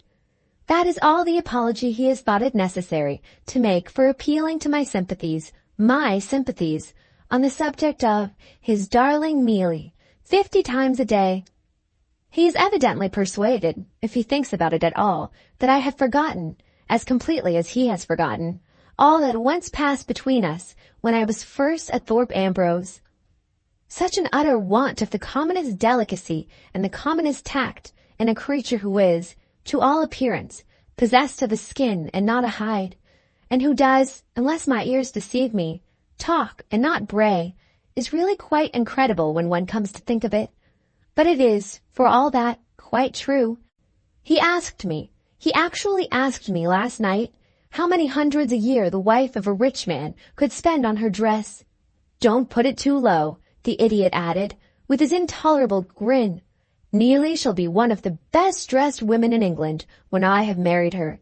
And this to me, after having had him at my feet, and then losing him again through Miss Milroy. This to me, with an alpaca gown on, and a husband whose income must be helped by a newspaper. I had better not dwell on it any longer. I had better think and write of something else. The yacht. As a relief from hearing about Miss Milroy, I declare the yacht in the harbor is quite an interesting subject to me. The men call a vessel she, and I suppose if the women took an interest in such things, they would call a vessel he. She is a beautiful model, and her topsides, whatever they may be, are especially distinguished by being built of mahogany. But, with these merits, she has the defect, on the other hand, of being old, which is a sad drawback, and the crew and the sailing master have been paid off and sent to England, which is additionally distressing. Still, if a new crew and a new sailing master can be picked up here, such a beautiful creature, with all her drawbacks, is not to be despised. It might answer to hire her for a cruise and to see how she behaves. If she is on my mind, her behavior will rather astonish her new master. The cruise will determine what faults she has and what repairs, through the unlucky circumstance of her age, she really stands in need of. And then it will be time to settle whether to buy her outright or not. Such is Armadale's conversation when he is not talking of his darling Neelie. And Midwinter, who can steal no time from his newspaper work for his wife, can steal hours for his friend, and can offer them unreservedly to my irresistible rival, the new yacht. I shall write no more today. If so ladylike a person as I am could feel a tigerish tingling all over her to the very tips of her fingers, I should suspect myself of being in that condition at the present moment. But, with my manners and accomplishments, the thing is, of course, out of the question. We all know that a lady has no passions. October 17th. A letter for Midwinter this morning from the slave owners. I mean the newspaper people in London, which has set him at work again harder than ever. A visit at luncheon time and another visit at dinner time from Armadale. Conversation at luncheon about the yacht. Conversation at dinner about Miss Milroy. I have been honored in regard to that young lady by an invitation to go with Armadale tomorrow to the Toledo and help him to buy some presents for the beloved object. I didn't fly out at him. I only made an excuse. Can words express the astonishment I feel at my own patience? No words can express it. October 18th. Armadale came to breakfast this morning by way of catching midwinter before he shuts himself up over his work. Conversation the same as yesterday's conversation at lunch. Armadale has made his bargain with the agent for hiring the yacht. The agent, compassionating his total ignorance of the language, has helped him to find an interpreter, but can't help him to find a crew. The interpreter is civil and willing, but doesn't understand the sea. Midwinter's assistance is indispensable, and Midwinter is requested and consents to work harder than ever so as to make time for helping his friend. When the crew is found, the merits and defects of the vessel are to be tried by a cruise to Sicily, with Midwinter on board to give his opinion. Lastly, in the case you should feel lonely, the ladies' cabin is most obligingly placed at the disposal of Midwinter's wife. All this was settled at the breakfast table, and it ended with one of Armadale's neatly turned compliments addressed to myself. I mean to take Neelie sailing with me when we are married, and you have such good taste, you will be able to tell me everything the ladies' cabin wants between that time and this. If some women bring such men as this into the world, ought other women to allow them to live? It is a matter of opinion. I think not. What maddens me is to see, as I do see plainly, that Midwinter finds in Armadale's company and in Armadale's new yacht a refuge from me. He is always in better spirits when Armadale is here. He forgets me in Armadale almost as completely as he forgets me in his work, and I bear it. What a pattern wife! What an excellent Christian I am! October 19th. Nothing new. Yesterday over again. October 20th. One piece of news. Midwinter is suffering from nervous headache and is working in spite of it to make time for his holiday with his friend. October 21st. Midwinter is worse, angry and wild and unapproachable after 2 bad nights and 2 uninterrupted days at his desk. Under any other circumstance, he would take this warning and leave off, but nothing warns him now. He is still working as hard as ever, for Armadale's sake. How much longer will my patience last? October 22nd. Signs, last night, that Midwinter is taxing his brains beyond what his brains will bear. When he did fall asleep, he was frightfully restless, groaning and talking and grinding his teeth. From some of the words I heard, he seemed at one time to be dreaming of his life when he was a boy, roaming the country with the dancing dogs. At another time, he was back again with Armadale, imprisoned all night on the wrecked ship. Toward the early morning hours, he grew quieter. I fell asleep and, waking after a short interval, found myself alone. My first glance round showed me a light burning in Midwinter's dressing room. I rose softly and went to look at him. He was seated in the great, ugly, old-fashioned chair, which I ordered to be removed into the dressing room, out of the way when we first came here. His head lay back, and one of his hands hung listlessly over the arm of the chair. The other hand was on his lap. I stole a little nearer, and saw that exhaustion had overpowered him while he was either reading or writing, for there were books, pens, ink, and paper on the table before him. What had he got up to do secretly at the hour of the morning? I looked closer at the papers on the table. They were all neatly folded, as he usually keeps them, with one exception, and that exception, lying open on the rest, was Mr. Brock's letter. I looked round at him again, after making this discovery, and then noticed for the first time another written paper, lying under the hand that rested on his lap. There was no moving it away without the risk of waking him. Part of the open manuscript, however, was not covered by his hand. I looked at it to see what he had secretly stolen away to read, besides Mr. Brock's letter, and made out enough to tell me that it was the narrative of Armadale's dream. That second discovery sent me back at once to my bed, with something serious to think of. Traveling through France, on our way to this place, Midwinter's shyness was conquered for once by a very pleasant man, an Irish doctor, whom we met in the railway carriage, and who quite insisted on being friendly and sociable with us all through the day's journey. Finding that Midwinter was devoting himself to literary pursuits, our traveling companion warned him not to pass too many hours together at his desk. "Your face tells me more than you think," the doctor said. "If you are ever tempted to overwork your brain, you will feel it sooner than most men. When you find your nerves playing you strange tricks, don't neglect the warning. Drop your pen." After my last night's discovery in the dressing room, it looks as if Midwinter's nerves were beginning already to justify the doctor's opinion of them. If one of the tricks they are playing him is the trick of tormenting him again with his old superstitious terrors, there will be a change in our lives here before long. I shall wait curiously to see whether the conviction that we too are destined to bring fatal danger to Armadale takes possession of Midwinter's mind once more. If it does, I know what will happen. He will not stir a step toward helping his friend to find a crew for the yacht, and he will certainly refuse to sail with Armadale or to let me sail with him on the trial cruise. October 23rd. Mr. Brock's letter has, apparently, not lost its influence yet. Midwinter is working again today, and is as anxious as ever for the holiday time that he is to pass with his friend. 2 o'clock. Armadale here, as usual, eager to know when Midwinter will be at his service. No definite answer to be given to the question yet, seeing that it all depends on Midwinter's capacity to continue at his desk. Armadale sat down disappointed. He yawned and put his great clumsy hands in his pockets. I took up a book.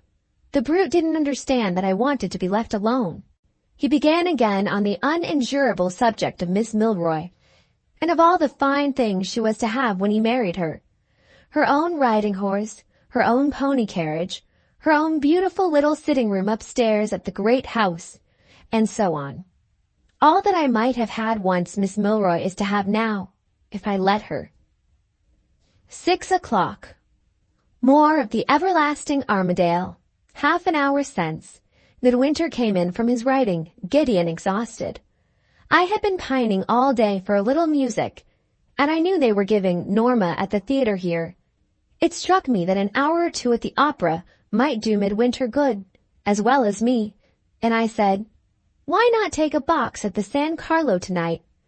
He answered in a dull, uninterested manner that he was not rich enough to take a box. Armadale was present and flourished his well-filled purse in his usual insufferable way. "I'm rich enough, old boy, and it comes to the same thing." With those words he took up his hat and trampled out on his great elephant's feet to get the box. I looked after him from the window as he went down the street.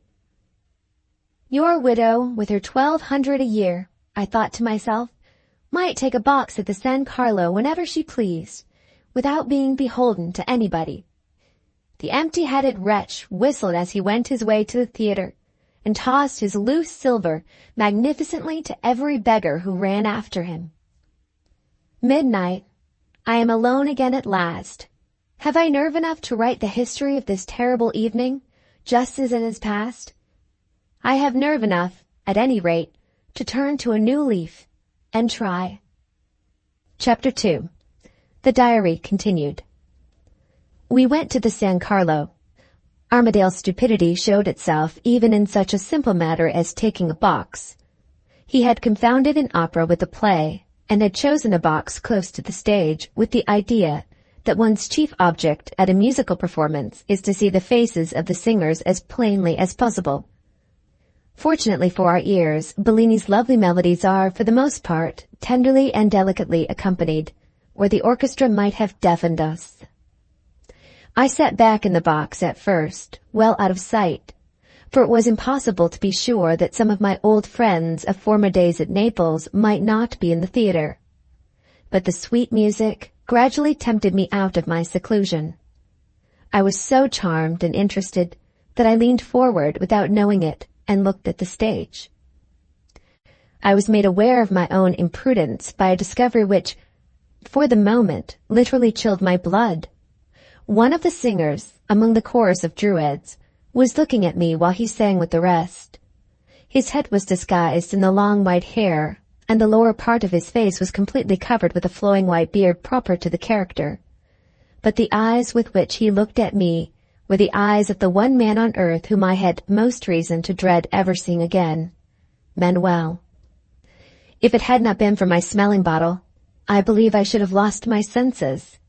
As it was, I drew back again into the shadow. Even Armadale noticed the sudden change in me. He, as well as Midwinter, asked if I was ill. I said I felt the heat, but hoped I should be better presently, and then leaned back in the box and tried to rally my courage.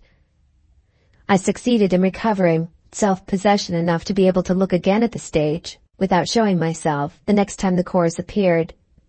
There was the man again, but to my infinite relief he never looked toward our box a second time.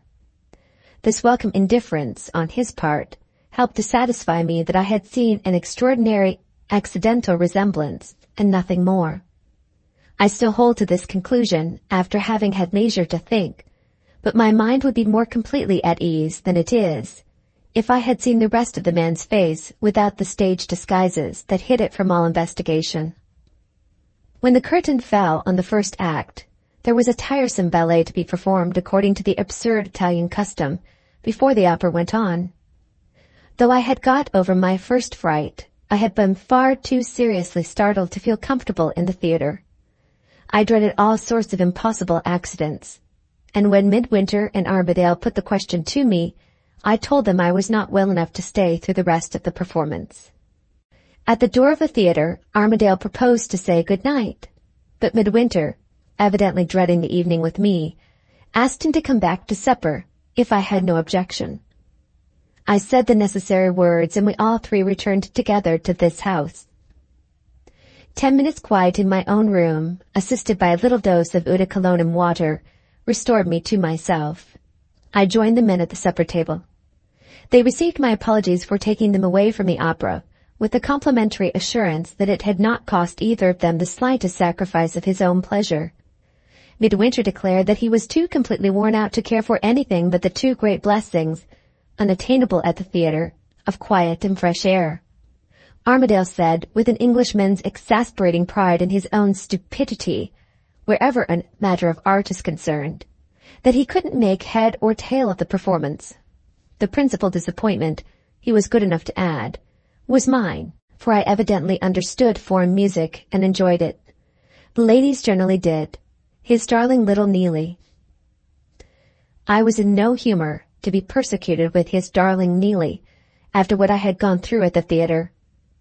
It might have been the irritated state of my nerves, or it might have been the eau de cologne flying to my head, but the bare mention of the girl seemed to set me in a flame. I tried to turn Armadale's attention in the direction of the supper table. He was much obliged, but he had no appetite for more. I offered him wine next, the wine of the country, which is all that our poverty allows us to place on the table. He was much obliged again. The foreign wine was very little more to his taste than the foreign music, but he would take some because I asked him, and he would drink my health in the old-fashioned way, with his best wishes for the happy time when we should all meet again at Thorpe Ambrose, and when there would be a mistress to welcome me at the great house. Was he mad to persist in this way? No, his face answered for him. He was under the impression that he was making himself particularly agreeable to me. I looked at Midwinter. He might have seen some reason for interfering to change the conversation, if he had looked at me in return.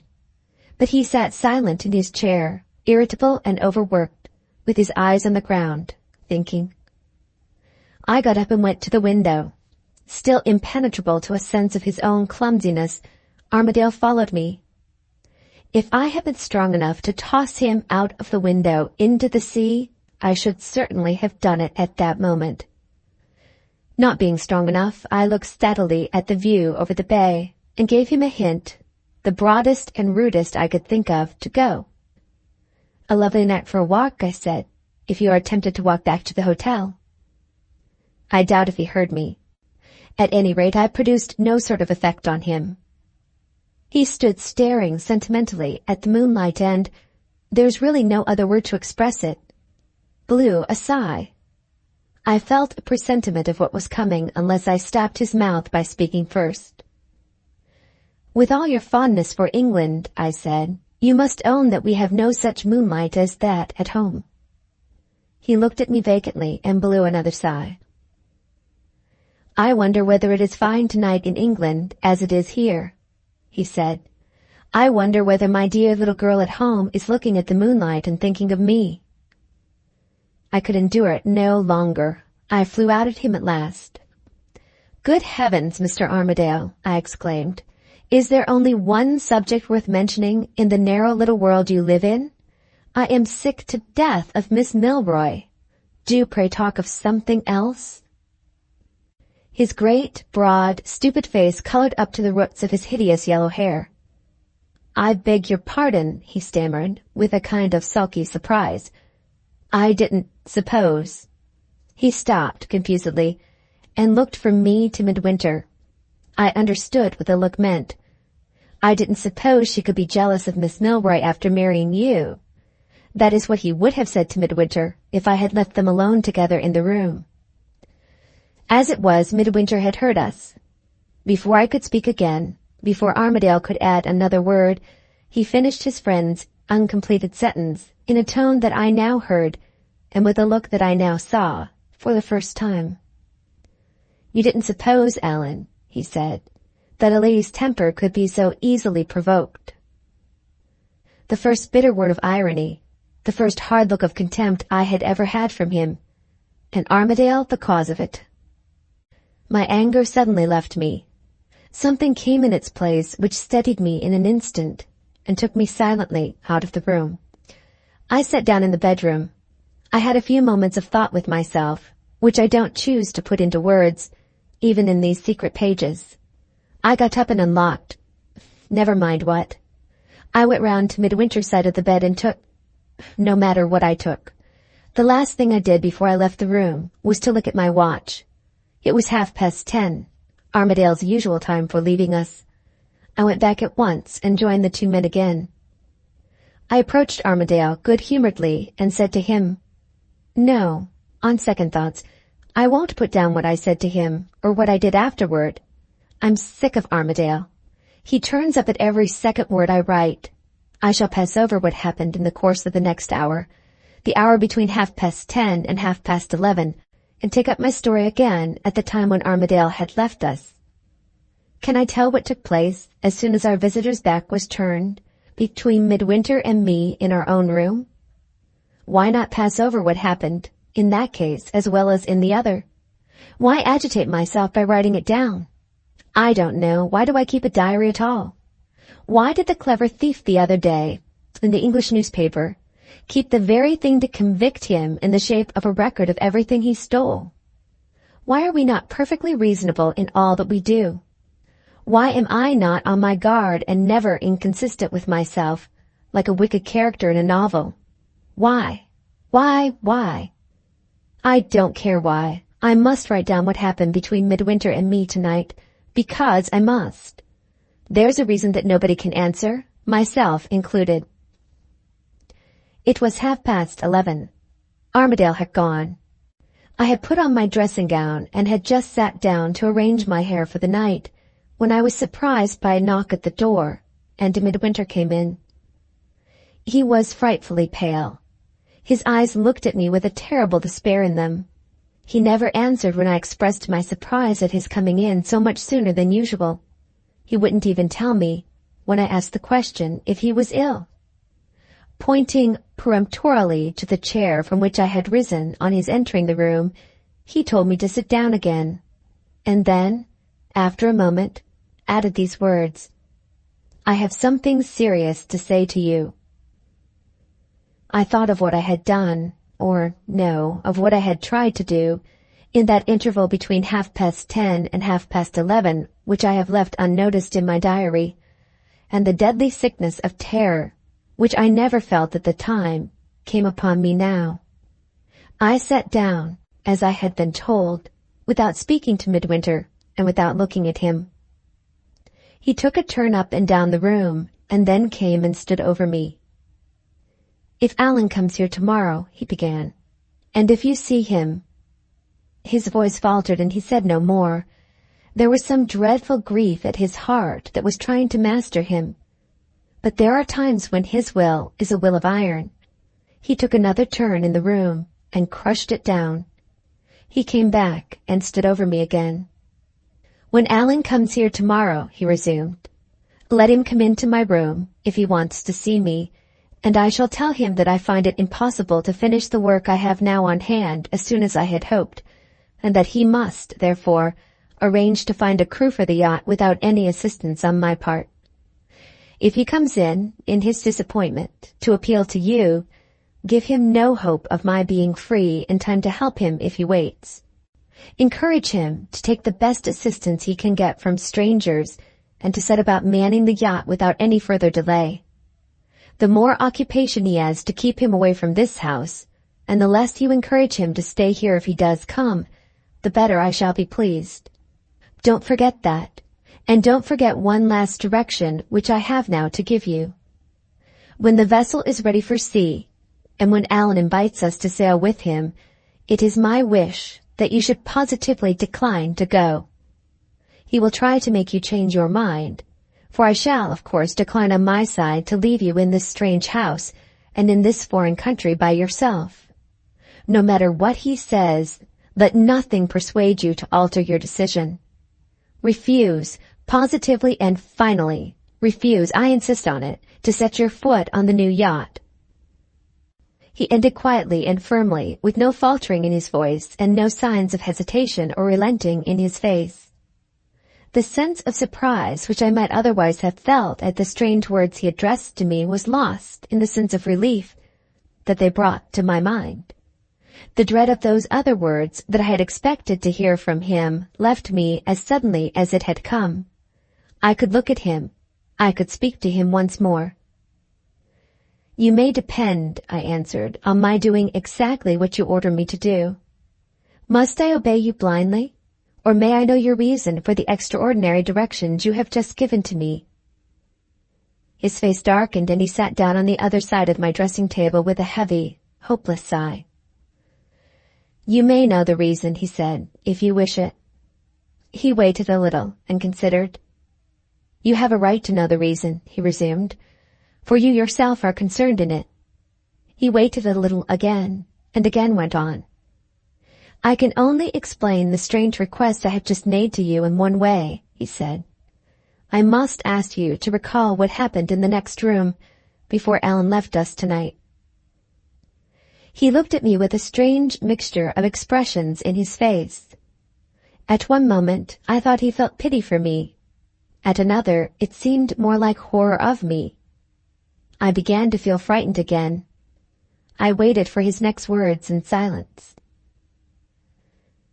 "I know that I have been working too hard lately," he went on, "and that my nerves are sadly shaken. It is possible, in the state I am in now, that I may have unconsciously misinterpreted or distorted the circumstances that really took place. You will do me a favor if you will test my recollection of what has happened by your own. If my fancy has exaggerated anything, if my memory is playing me false anywhere, I entreat you to stop me and tell me of it." I commanded myself sufficiently to ask what the circumstances were to which he referred, and in what way I was personally concerned in them. "You were personally concerned in them in this way," he answered.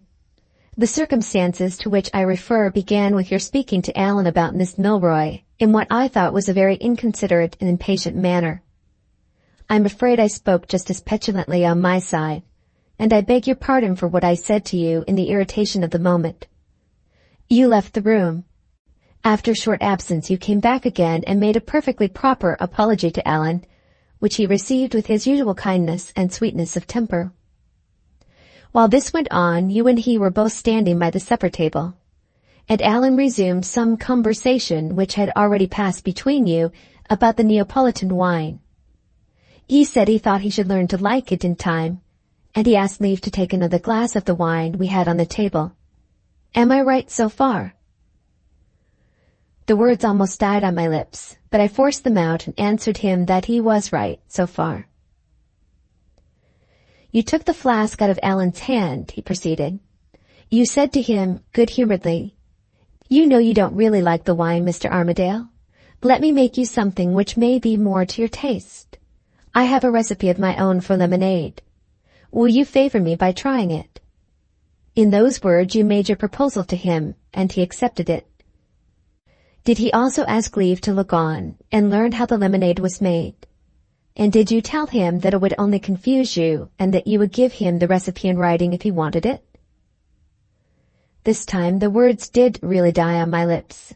I could only bow my head and answer yes mutely in that way. Midwinter went on. Allan laughed and went to the window to look out at the bay, and I went with him.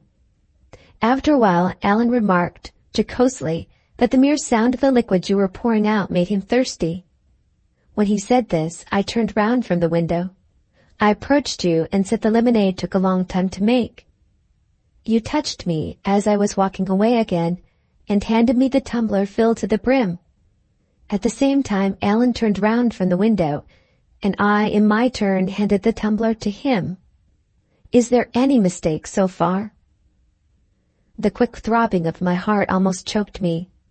I could just shake my head. I could do no more. I saw Allan raise the tumbler to his lips. Did you see it? I saw his face turn white in an instant. Did you? I saw the glass fall from his hand on the floor.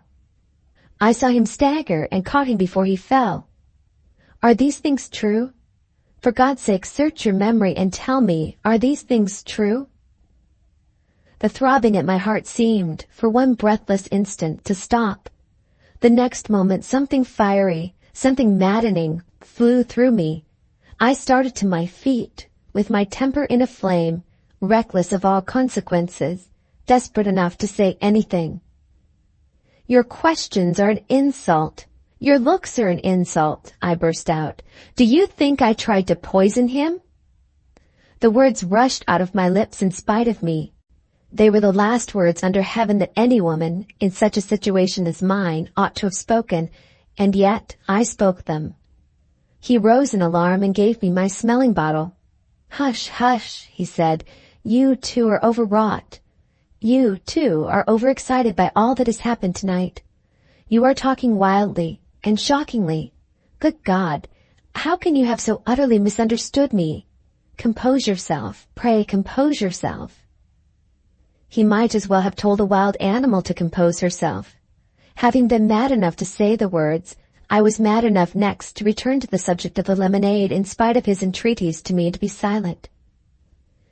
I told you what I had put in the glass the moment Mr. Armadale fainted, I went on, insisting furiously on defending myself when no attack was made on me. I told you I had taken the flask of brandy which you kept at your bedside and mixed some of it with the lemonade. How could I know that he had a nervous horror of the smell and taste of brandy? Didn't he say to me himself when he came to his senses, "It's my fault. I ought to have warned you to put no brandy in it"? Didn't he remind you afterwards of the time when you and he were in the Isle of Man together? And when the doctor there innocently made the same mistake with him that I made tonight? I laid great stress on my innocence, and with some reason, too. Whatever else I may be, I pride myself on not being a hypocrite. I was innocent, so far as the brandy was concerned. I had put it in the lemonade in pure ignorance of Armadale's nervous peculiarity, to disguise the taste of... never mind what. Another of the things I pride myself on is that I never wander from my subject. What Midwinter said next is what I ought to be writing about now. He looked at me for a moment as if he thought I had taken leave of my senses. Then he came round to my side of the table and stood over me again. If nothing else will satisfy you that you are entirely misinterpreting my motives, he said, and that I haven't any idea of blaming you in the matter, read this. He took a paper from the breast pocket of his coat and spread it open under my eyes. It was the narrative of Armadale's dream. In an instant the whole weight on my mind was lifted off. I felt mistress of myself again. I understood him at last. "Do you know what this is?" he asked. "Do you remember what I said to you at Thorpe Ambrose about Allan's dream?" I told you then that 2 out of the 3 visions had already come true. I tell you now that the 3rd vision has been fulfilled in this house tonight." He turned over the leaves of the manuscript and pointed to the lines that he wished me to read. I read these, or nearly read these words, from the narrative of the dream, as Midwinter had taken it down from Armadale's own lips. "The darkness opened for a 3rd time and showed me the shadow of the man and the shadow of the woman together. The man shade was the nearest. The woman shadow stood back. From where she stood, I heard a sound like the pouring out of a liquid softly. I saw her touch the shadow of the man with one hand and give him a glass with the other. He took the glass and handed it to me.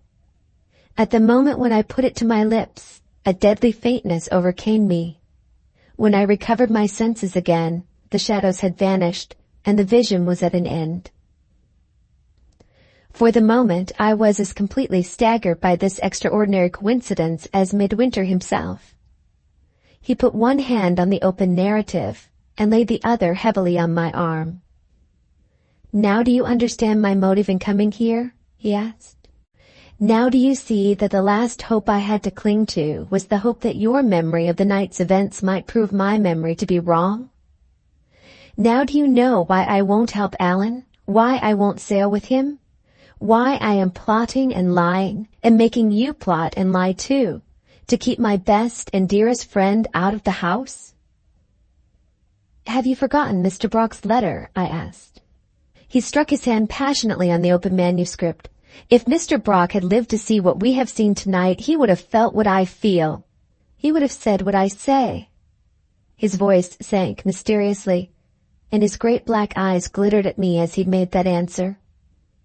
"Thrice the shadows of the vision warned Allan in his sleep," he went on, "and thrice those shadows have been embodied in the aftertime by you and by me. You and no other stood in the woman's place at the pool.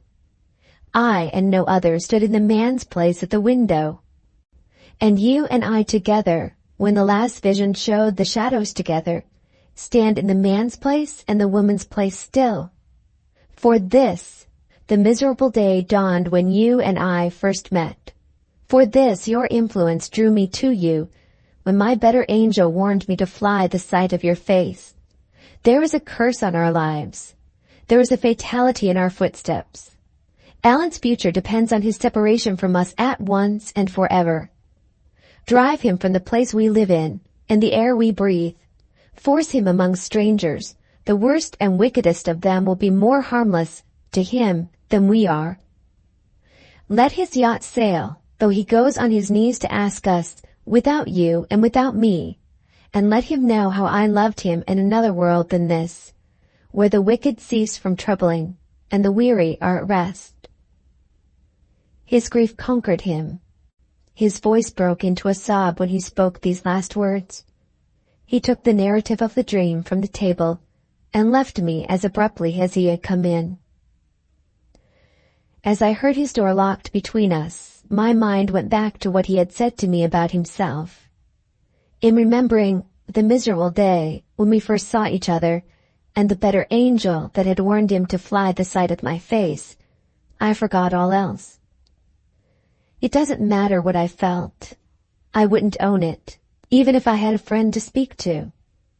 Who cares for the misery of such a woman as I am?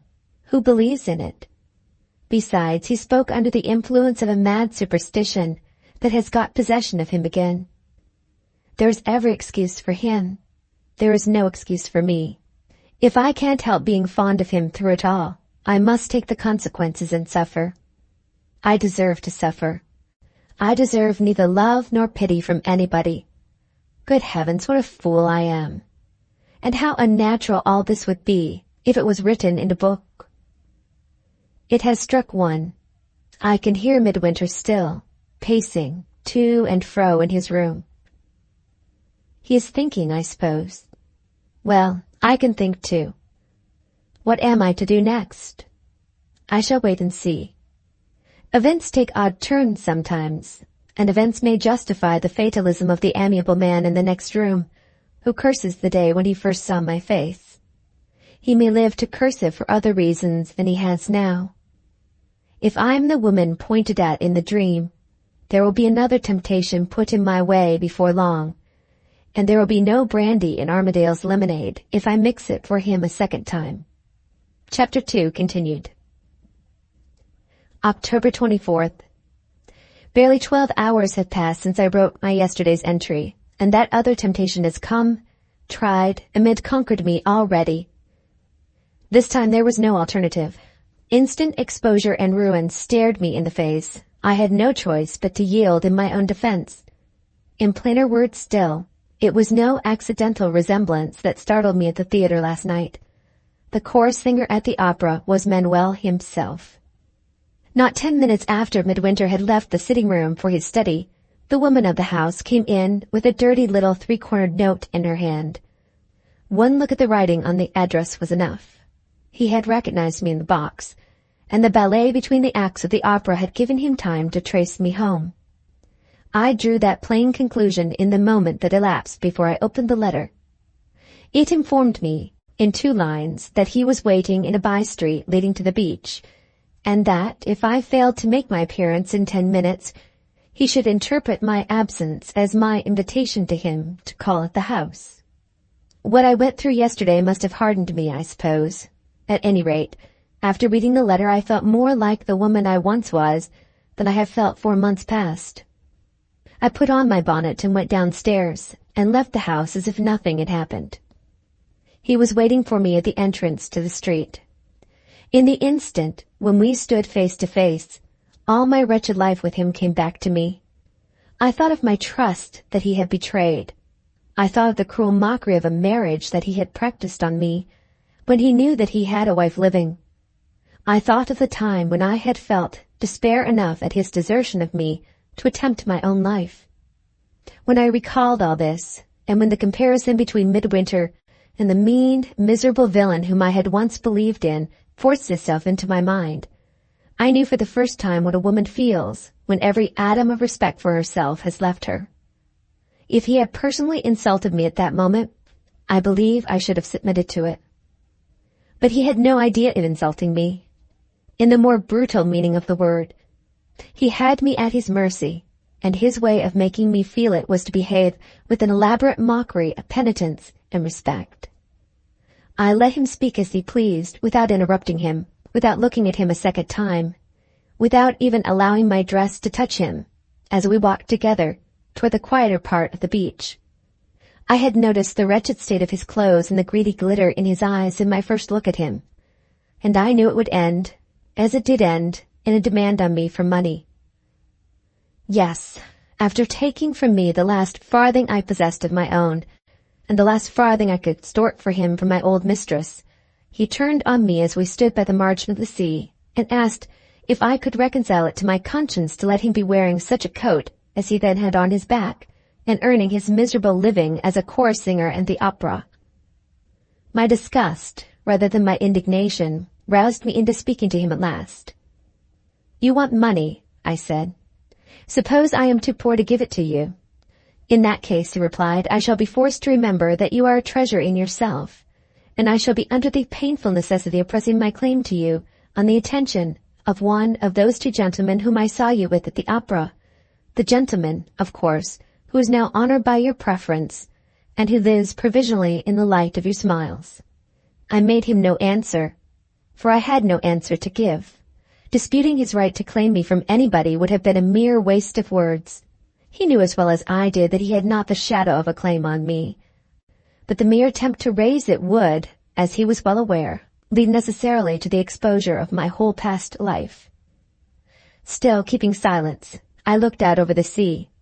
I don't know why, except I instinctively looked anywhere rather than look at him. A little sailing boat was approaching the shore. The man steering was hidden from me by the sail, but the boat was so near that I thought I recognized the flag on the mast. I looked at my watch. Yes, it was Armadale, coming over from Santa Lucia at his usual time, to visit us in his usual way. Before I had put my watch back in my belt, the means of extricating myself from the frightful position I was placed in showed themselves to me as plainly as I see them now.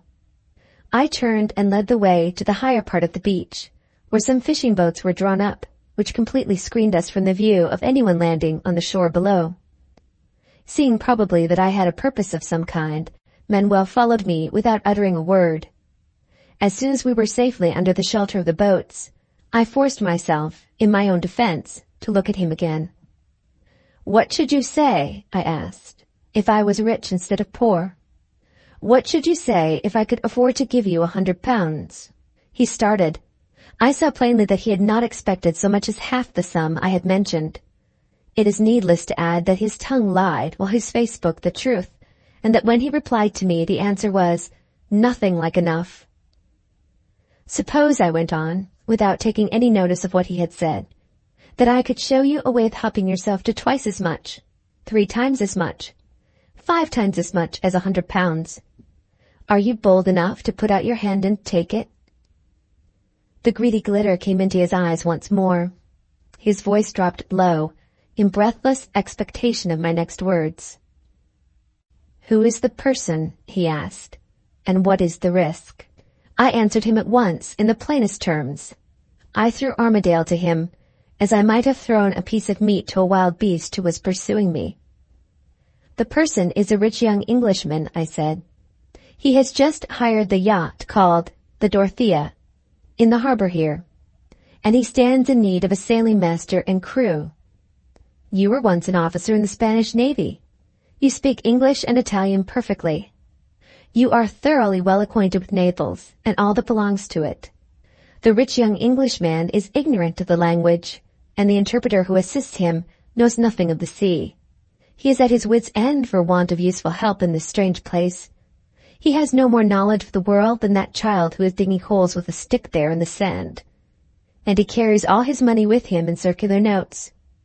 So much for the person. As for the risk, estimate it for yourself." The greedy glitter in his eye grew brighter and brighter with every word I said. He was plainly ready to face the risk before I had done speaking. "When can I see the Englishman?" he asked eagerly. I moved to the seaward end of the fishing boat and saw that Armadale was at that moment disembarking on the shore. "You can see him now," I answered, and pointed to the place. After a long look at Armadale walking carelessly up the slope of the beach, Manuel drew back again under the shelter of the boat. He waited a moment, considering something carefully with himself, and put another question to me, in a whisper this time. "When the vessel is manned," he said, "and the Englishman sails from Naples, how many friends sail with him?" "He has but 2 friends here," I replied, "that other gentleman whom you saw with me at the opera, and myself. He will invite us both to sail with him, and when the time comes we shall both refuse. Do you answer for that?" I answer for it positively. He walked a few steps away and stood with his face hidden from me, thinking again. All I could see was that he took off his hat and passed his handkerchief over his forehead. All I could hear was that he talked to himself, excitedly in his own language. There was a change in him when he came back. His face had turned to a livid yellow, and his eyes looked at me with a hideous distrust. "One last question," he said, and suddenly came closer to me, suddenly spoke with a marked emphasis on his next words. "What is your interest in this?" I started back from him. The question reminded me that I had an interest in the matter, which was entirely unconnected with the interest of keeping Manuel and Midwinter apart. Thus far I had only remembered that Midwinter's fatalism had smoothed the way for me, by abandoning Armadale beforehand to any stranger who might come forward to help him.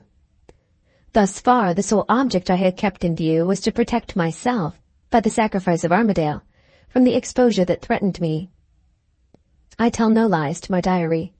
I don't affect to have felt a moment's consideration for the interest of Armadale's purse or the safety of Armadale's life. I hated him too savagely to care what pitfalls my tongue might be the means of opening under his feet.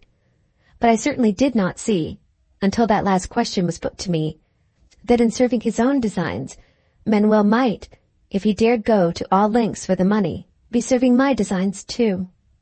The one overpowering anxiety to protect myself from exposure before Midwinter had, I suppose, filled all my mind to the exclusion of everything else. Finding that I made no reply for the moment, Manuel reiterated his question, putting it in a new form. "You have cast your Englishman at me," he said, "like the sop to Cerberus. Would you have been quite so ready to do that if you had not had a motive of your own? I repeat my question. You have an interest in this. What is it?" "I have two interests," I answered. "The interest of forcing you to respect my position here, and the interest of ridding myself of the sight of you at once and forever." I spoke with a boldness he had not yet heard from me.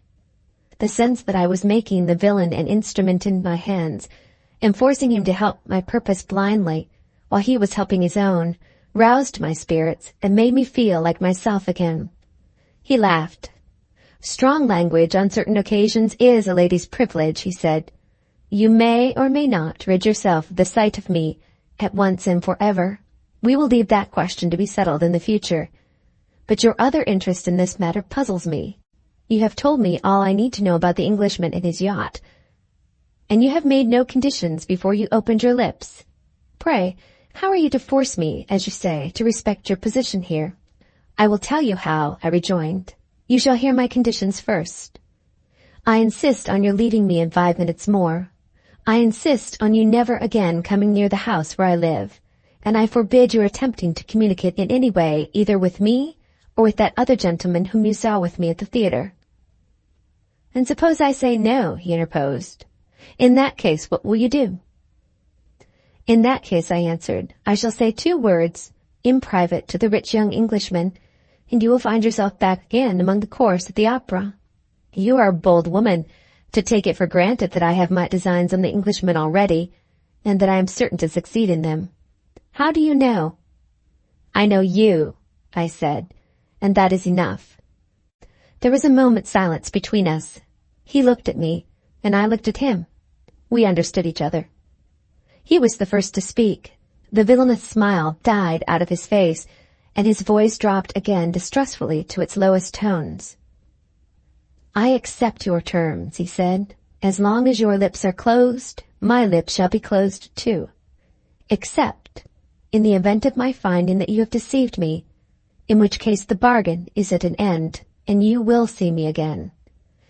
I shall present myself to the Englishman tomorrow, with the necessary credentials to establish me in his confidence. Tell me his name." I told it. "Give me his address." I gave it, and turned to leave him. Before I had stepped out of the shelter of the boats, I heard him behind me again. "One last word," he said. "Accidents sometimes happen at sea. Have you interest enough in the Englishman, if an accident happens in his case, to wish to know what has become of him?" I stopped, and considered on my side. I had plainly failed to persuade him that I had no secret to serve in placing Armadale's money and, as a probable consequence, Armadale's life at his mercy. And it was now equally clear that he was cunningly attempting to associate himself with my private objects, whatever they might be, by opening a means of communication between us in the future. There could be no hesitation about how to answer him under such circumstances as these. If the accident at which he hinted did really happen to Armadale, I stood in no need of Manuel's intervention to give me intelligence of it. An easy search through the obituary columns of the English papers would tell me the news, with the great additional advantage that the papers might be relied on, in such a matter as this, to tell the truth. I formally thanked Manuel, and declined to accept his proposal. "Having no interest in the Englishman," I said, "I have no wish whatsoever to know what becomes of him." He looked at me for a moment with steady attention, and with an interest in me which he had not shown yet. "What the game you are playing may be," he rejoined, speaking slowly and significantly, "I don't pretend to know, but I venture on a prophecy nevertheless. You will win it. If we ever meet again, remember I said that." He took off his hat and bowed to me gravely. "Go your way, madame, and leave me to go mine." With those words, he released me from the sight of him. I waited a minute alone to recover myself in the air, and then returned to the house. The first object that met my eyes on entering the sitting-room was Armadale himself. He was waiting on the chance of seeing me to beg that I would exert my influence with his friend. I made the needful inquiry as to what he meant, and found that Midwinter had spoken as he warned me he would speak when he and Armadale next met. He announced that he was unable to finish his work for the newspaper as soon as he had hoped, and he had advised Armadale to find a crew for the yacht without waiting for any assistance on his part. All that it was necessary for me to do on hearing this was to perform the promise I had made to Midwinter when he gave me my directions how to act in the matter. Armadale's vexation on finding me resolved not to interfere expressed itself in the form of all others that is most personally offensive to me. He declined to believe my reiterated assurances that I possessed no influence to exert in his favor. If I was married to Neelie, he said, she could do anything she liked with me, and I am sure, when you choose, you can do anything you like with Midwinter. If the infatuated fool had actually tried to stifle the last faint struggles of remorse and pity left stirring in my heart, he could have said nothing more fatally to the purpose than this. I gave him a look which effectually silenced him, so far as I was concerned.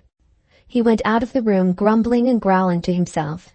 It's all very well to talk about manning the yacht. I don't speak a word of their gibberish here, and the interpreter thinks a fisherman and a sailor means the same thing. Hang me if I know what to do with the vessel now I have got her. He will probably know by tomorrow. And if he only comes here as usual, I shall know too. October 25th, 10 at night. Manuel has got him. He has just left us, after staying here more than an hour, and talking the whole time of nothing but his own wonderful luck in finding the very help he wanted, at the time when he needed it most.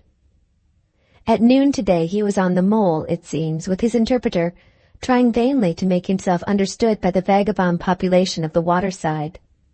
Just as he was giving it up in despair, a stranger standing by. Manuel had followed him, I suppose, to the mole from the hotel, kindly interfered to put things right. He said, I speak your language and their language, sir. I know Naples well, and I have been professionally accustomed to the sea. Can I help you?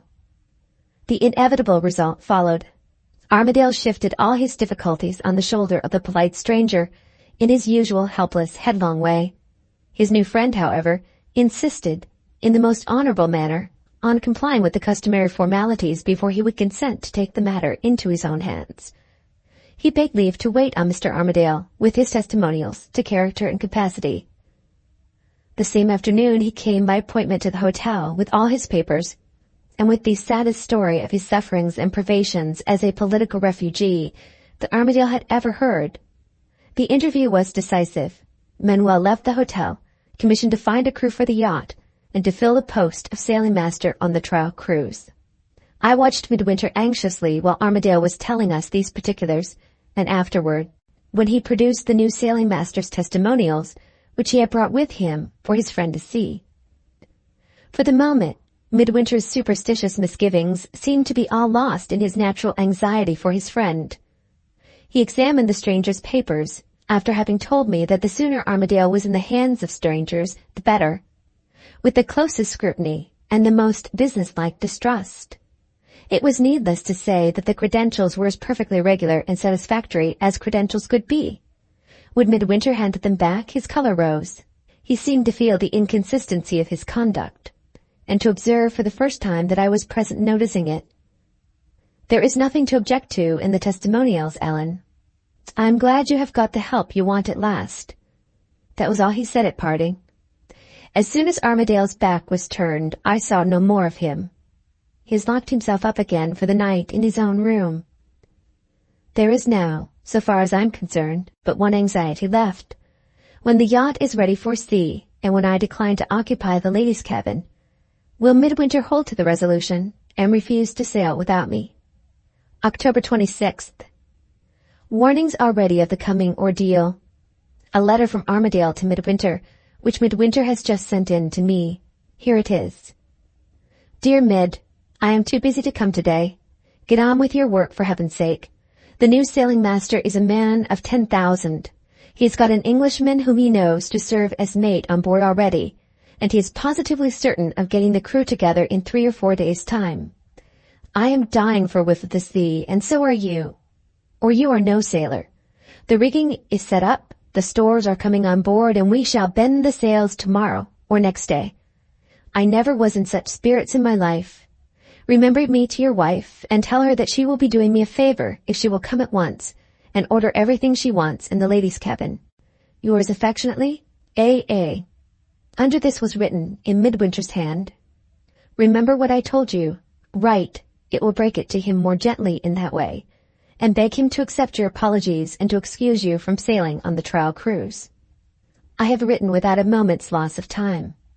The sooner Manuel knows, which he is certain to do through Armadale, that the promise not to sail in the yacht is performed already, so far as I am concerned, the safer I shall feel. October 27th. A letter from Armadale in answer to mine. He is full of ceremonious regrets at the loss of my company on the cruise, and he politely hopes that Midwinter may yet induce me to alter my mind. Wait a little, till he finds that Midwinter won't sail with him either. October 30th. Nothing new to record until today. Today, the change in our lives here has come at last. Armadale presented himself this morning in his noisiest high spirits, to announce that the yacht was ready for sea, and to ask when Midwinter would be able to go on board. I told him to make the inquiry himself in Midwinter's room. He left me, with a last request that I would consider my refusal to sail with him.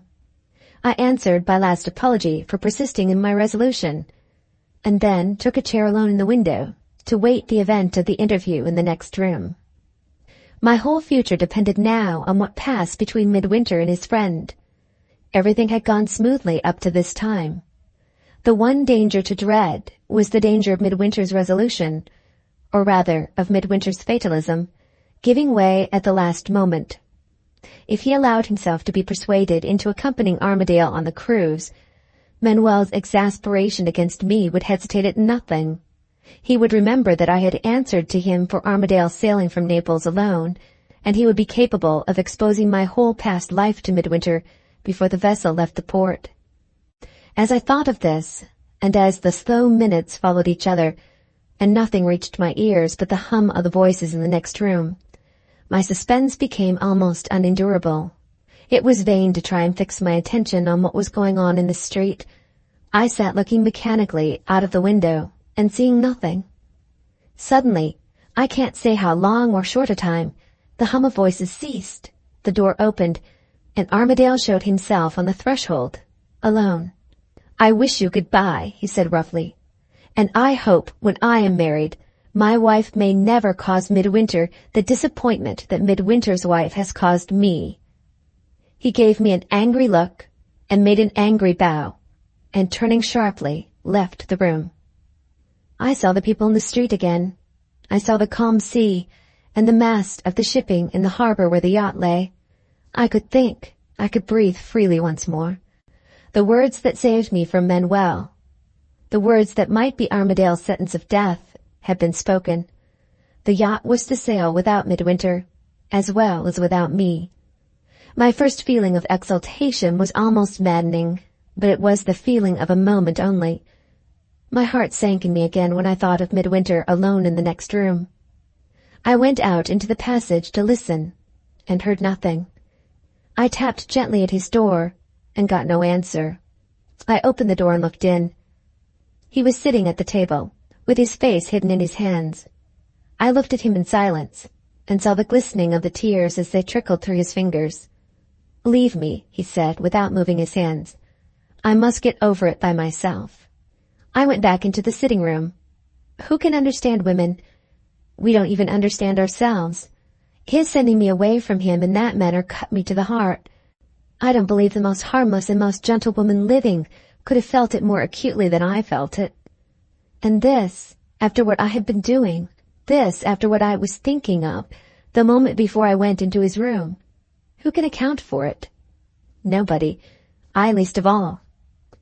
Half an hour later his door opened, and I heard him hurrying down the stairs. I ran on without waiting to think, and asked if I might go with him. He neither stopped nor answered.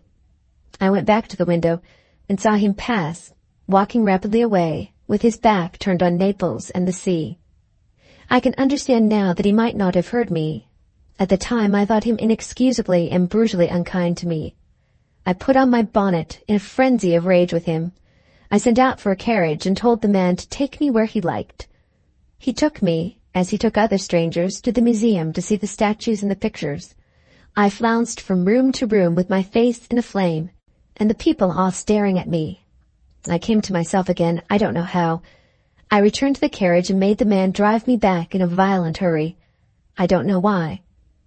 I tossed off my cloak and bonnet and sat down once more at the window. The sight of the sea cooled me. I forgot midwinter and thought of Armadale and his yacht. There wasn't a breath of wind. There wasn't a cloud in the sky. The wide waters of the bay were as smooth as the surface of a glass.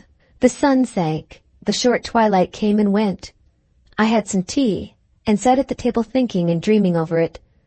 When I roused myself and went back to the window, the moon was up, but the quiet sea was quiet as ever. I was still looking out when I saw Midwinter in the street below, coming back.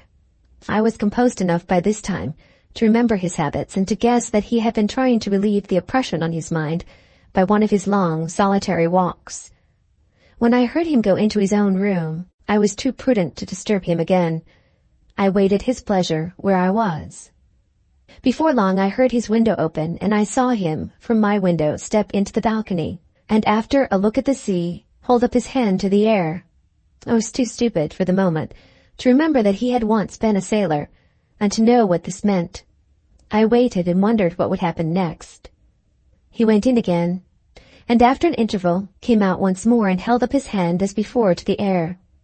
This time he waited, leaning on the balcony rail and looking out steadily, with all his attention absorbed by the sea. For a long, long time he never moved. Then, on a sudden, I saw him start. The next moment he sank on his knees, with his clasped hands resting on the balcony rail. "God Almighty bless and keep you, Allan," he said fervently. "Goodbye. Forever." I looked out to the sea. A soft, steady breeze was blowing, and the rippled surface of the water was sparkling in the quiet moonlight. I looked again, and there passed slowly, between me and the track of the moon, a long black vessel with tall, shadowy, ghost-like sails, gliding smooth and noiselessly through the water like a snake. The wind had come fair with the night, and Armadale's yacht had sailed on the trial cruise. Chapter 3. The Diary Broken Off. London, November 19th. I am alone again in the great city. Alone, for the first time since our marriage. Nearly a week since I started on my homeward journey, leaving Midwinter behind me at Turin. The days have been so full of events since the month began, and I have been so harassed in mind and body both, for the greater part of the time, that my diary has been rigidly neglected. A few notes, written in such hurry and confusion that I can hardly understand them myself, are all that I possess to remind me of what has happened since the night when Armadale's yacht left Naples. Let me try if I can set this right without more loss or time. Let me try if I can recall the circumstances in their order as they have followed each other from the beginning of the month. On the 3rd of November, being then still at Naples, Midwinter received a hurried letter from Armadale. Date, Messina. The weather, he said, has been lovely, and the yacht has made one of the quickest passages on record. The crew were rather a rough set to look at, but Captain Manuel and his English mate, the latter described as the best of good fellows, managed them admirably. After this prosperous beginning, Armadale had arranged, as a matter of course, to prolong the cruise, and at the sailing master's suggestion, he had decided to visit some of the ports in the Adriatic, which the captain had described as full of character and well worth seeing. A postscript followed, explaining that Armadale had written in a hurry to catch the steamer to Naples, and that he had opened his letter again before sending it off, to add something that he had forgotten. On the day before the yacht sailed, he had been at the banker's to get a few hundreds in gold, and he believed he had left his cigar case there. It was an old friend of his, and he begged that Midwinter would oblige him by endeavoring to recover it and keeping it for him till they met again. That was the substance of the letter. I thought it over carefully when Midwinter had left me alone again, after reading it. My idea was then, and is still, that Manuel had not persuaded Armadale to cruise in a sea like the Adriatic, so much less frequented by ships than the Mediterranean, for nothing. The terms, too, in which the trifling loss of the cigar case was mentioned struck me as being equally suggestive of what was coming. I concluded that Armadale's circular notes had not been transformed into those few hundreds in gold through any forethought or business knowledge of his own. Manuel's influence, I suspected, had been exerted in this matter also, and once more, not without reason. At intervals through the wakeful night, these considerations came back again and again to me, and time after time they poked obstinately, so far as my next movements were concerned, in one and the same way, the way back to England. How to get there, and especially how to get there unaccompanied by Midwinter, was more than I had wit enough to discover that night. I tried and tried to meet the difficulty, and fell asleep exhausted toward the morning without having met it. Some hours later, as soon as I was dressed, Midwinter came in with news received by that morning's post from his employers in London. The proprietors of the newspaper had received from the editor so favorable a report of his correspondence from Naples that they had determined on advancing him to a place of greater responsibility and greater emolument at Turin. His instructions were enclosed in the letter, and he was requested to lose no time in leaving Naples for his new post. On hearing this, I relieved his mind, before he could put the question, of all anxiety about my willingness to remove. Turin had the great attraction, in my eyes, of being on the road to England. I assured him at once that I was ready to travel as soon as he pleased. He thanked me for suiting myself to his plans, with more of his old gentleness and kindness than I had seen in him for some time past. The good news from Armadale on the previous day seemed to have roused him a little from the dull despair in which he had been sunk since the sailing of the yacht. And now, the prospect of advancement in his profession, and, more than that, the prospect of leaving the fatal place in which the third vision of the dream had come true, had, as he owned himself, additionally cheered and relieved him. He asked, before he went away to make the arrangements for our journey, whether I expected to hear from any of my family in England, and whether he should give instructions for the forwarding of my letters along with his own to the poste restante at Turin. I instantly thanked him and accepted the offer. His proposal had suggested to me, the moment he made it, that my fictitious family circumstances might be turned to good account once more as a reason for unexpectedly summoning me from Italy to England. On the 9th of the month we were installed at Turin. On the 13th, Midwinter, being then very busy, asked if I would save him a loss of time by applying for any letters which might have followed us from Naples. I had been waiting for the opportunity he now offered me, and I determined to snatch at it without allowing myself time to hesitate. There were no letters at the poste restante for either of us, but when he put the question on my return, I told him that there had been a letter for me, with alarming news from home. My mother was dangerously ill, and I was entreated to lose no time in hurrying back to England to see her. It seems quite unaccountable, now that I am away from him, but it is none the less true that I could not, even yet, tell him a downright premeditated falsehood without a sense of shrinking and shame, which other people would think, and which I think myself, utterly inconsistent with such a character as mine. Inconsistent or not, I felt it. And what is stranger, perhaps I ought to say madder, still, if he had persisted in his first resolution to accompany me himself to England, rather than allow me to travel alone, I firmly believe I should have turned my back on temptation for the second time, and have lulled myself to rest once more in the old dream of living out my life, happy and harmless in my husband's love. Am I deceiving myself in this? It doesn't matter. I dare say I am. Never mind what might have happened. What did happen is the only thing of any importance now. It ended in Midwinter's letting me persuade him that I was old enough to take care of myself on the journey to England, and that he owed it to the newspaper people, who had trusted their interests in his hands, not to leave Turin just as he was established there. He didn't suffer at taking leave of me as he suffered when he saw the last of his friend. I saw that, and set down the anxiety he expressed that I should write to him at its proper value. I've quite got over my weakness for him at last. No man who really loved me would have put what he owed to a peck of newspaper people before what he owed to his wife. I hate him for letting me convince him. I believe he was glad to get rid of me.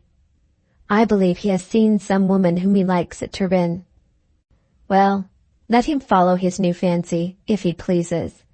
I shall be the widow of Mr. Armadale of Thorpe Ambrose before long. And what will his likes or dislikes matter to me then?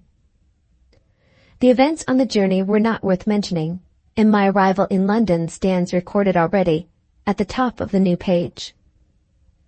As for today, the one thing of any importance that I have done since I got the cheap and quiet hotel at which I am now staying has been to send for the landlord and ask him to help me to a sight of the back numbers of the Times newspaper. He has politely offered to accompany me himself tomorrow morning to some place in the city where all the papers are kept, as he calls it, in file. Till tomorrow, then, I must control my impatience for news of Armadale as well as I can. And so, good night to the pretty reflection of myself that appears in these pages. November 20th. Not a word of news yet, either in the obituary column or in any other part of the paper. I looked carefully through each number in succession, dating from the day when Armadale's letter was written at Messina to this present 20th of the month, and I am certain, whatever may have happened, that nothing is known in England as yet. Patience. The newspaper is to meet me at the breakfast table every morning till further notice, and any day now may show me what I most want to see. November 21st. No news again. I wrote to Midwinter today, to keep up appearances. When the letter was done, I fell into wretchedly low spirits. I can't imagine why, and felt such a longing for a little company that, in despair of knowing where else to go, I actually went to Pimlico on the chance that Mother Oldershaw might have returned to her old quarters. There were changes since I had seen the place during my former stay in London. Dr. Downward's side of the house was still empty, but the shop was being brightened up for the occupation of a milliner and a dressmaker. The people, when I went in to make inquiries, were all strangers to me. They showed, however, no hesitation in giving me Mrs. Oldershaw's address when I asked for it, from which I infer that the little difficulty which forced her to be in hiding in August last is at an end, so far as she is concerned. As for the doctor, the people at the shop either were, or pretended to be, quite unable to tell me what had become of him. I don't know whether it was the sight of the place at Pimlico that sickened me, or whether it was my own perversity, or what. But now that I had got Mrs. Oldershaw's address, I felt as if she was the very last person in the world I wanted to see. I took a cab, and told the man to drive to the street she lived in, and then told him to drive back to the hotel. I hardly know what is the matter with me, unless it is that I am getting very impatient every hour for information about Armadale. When will the future look a little less dark, I wonder? Tomorrow is Saturday. Will tomorrow's newspaper lift the veil? November 22nd. Saturday's newspaper has lifted the veil. Words are vain to express the panic of astonishment in which I write. I never once anticipated it. I can't believe it or realize it. Now it has happened. The winds and waves themselves have turned my accomplices. The yacht has floundered at sea, and every soul on board has perished. Here is the account cut out of this morning's newspaper. Disaster at sea.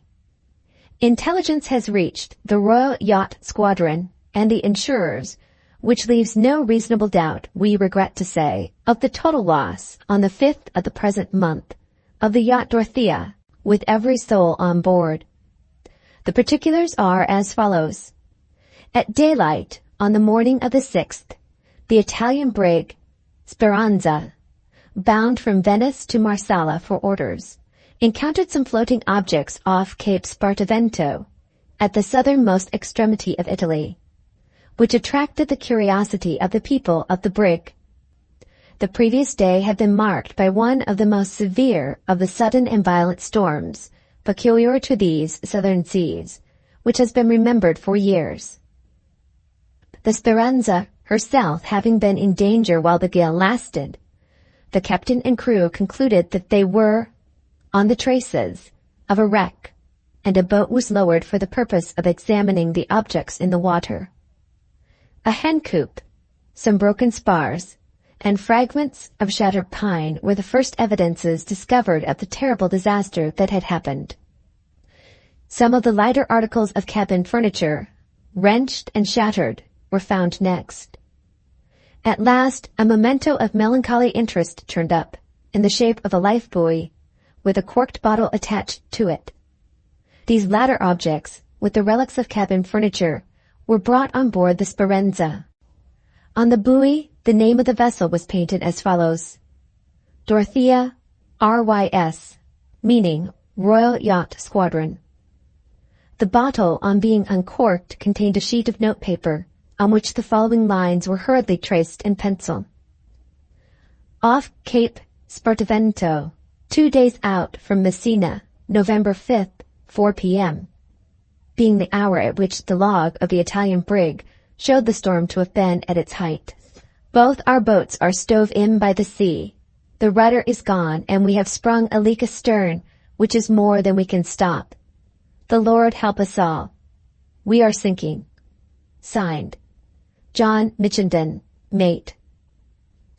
On reaching Marsala, the captain of the brig made his report to the British consul, and left the objects discovered in that gentleman's charge.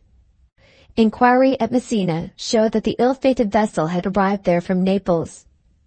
At the latter port, it was ascertained that the Dorothea had been hired from the owner's agent by an English gentleman, Mr. Armadale of Thorpe Ambrose, Norfolk. Whether Mr. Armadale had any friends on board with him has not been clearly discovered.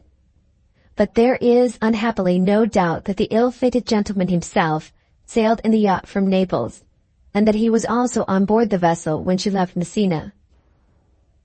Such is the story of the wreck, as the newspaper tells it in the plainest and fewest words. My head is in a whirl. My confusion is so great that I think of 50 different things in trying to think of one. I must wait. A day more or less is of no consequence now. I must wait till I can face my new position, without feeling bewildered by it. November 23rd, 8 in the morning. I rose an hour ago and saw my way clearly to the first step that I must take under the present circumstances.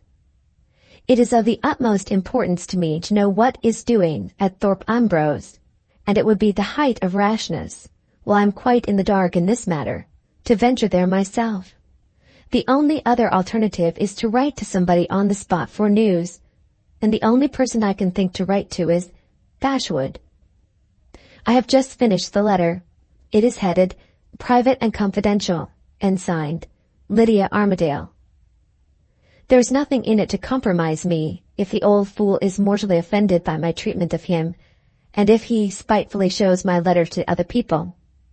But I don't believe he will do this. A man at his age forgives a woman anything, if the woman only encourages him. I have requested him, as a personal favor, to keep our correspondence for the present strictly private. I have hinted that my married life with my deceased husband has not been a happy one, and that I feel the injudiciousness of having married a young man. In the postscript, I go further still and venture boldly on these comforting words. I can explain, dear Mr. Bashwood, what may have seemed fake and deceitful in my conduct toward you when you give me a personal opportunity. If he was on the right side of 60, I should feel doubtful of results. But he is on the wrong side of 60, and I believe he will give me my personal opportunity. 10 o'clock. I have been looking over the copy of my marriage certificate, with which I took care to provide myself on the wedding day, and I have discovered, to my inexpressible dismay, an obstacle to my appearance in the character of Armadale's widow, which I now see for the first time. The description of Midwinter, under his own name, which the certificate presents, answers in every important particular to what would have been the description of Armadale of Thorpe Ambrose, if I had really married him. Name and surname, Allan Armadale. Age, 21, instead of 22, which might easily pass for a mistake. Condition, bachelor. Rank or profession, gentleman. Residence at the time of marriage, France Hotel, Darley Street. Father's name and surname, Allan Armadale. Rank or profession of father, gentleman. Every particular except the year's difference in their two ages, which answers for the one, answers for the other. But suppose, when I produce my copy of the certificate, that some meddlesome lawyer insists on looking at the original register. Midwinter's writing is as different as possible from the writing of his dead friend. The hand in which he has written, Allan Armadale, in the book, has not a chance of passing for the hand in which Armadale, of Thorpe Ambrose, was accustomed to sign his name. Can I move safely in the matter, with such a pitfall as I see here open under my feet? How can I tell?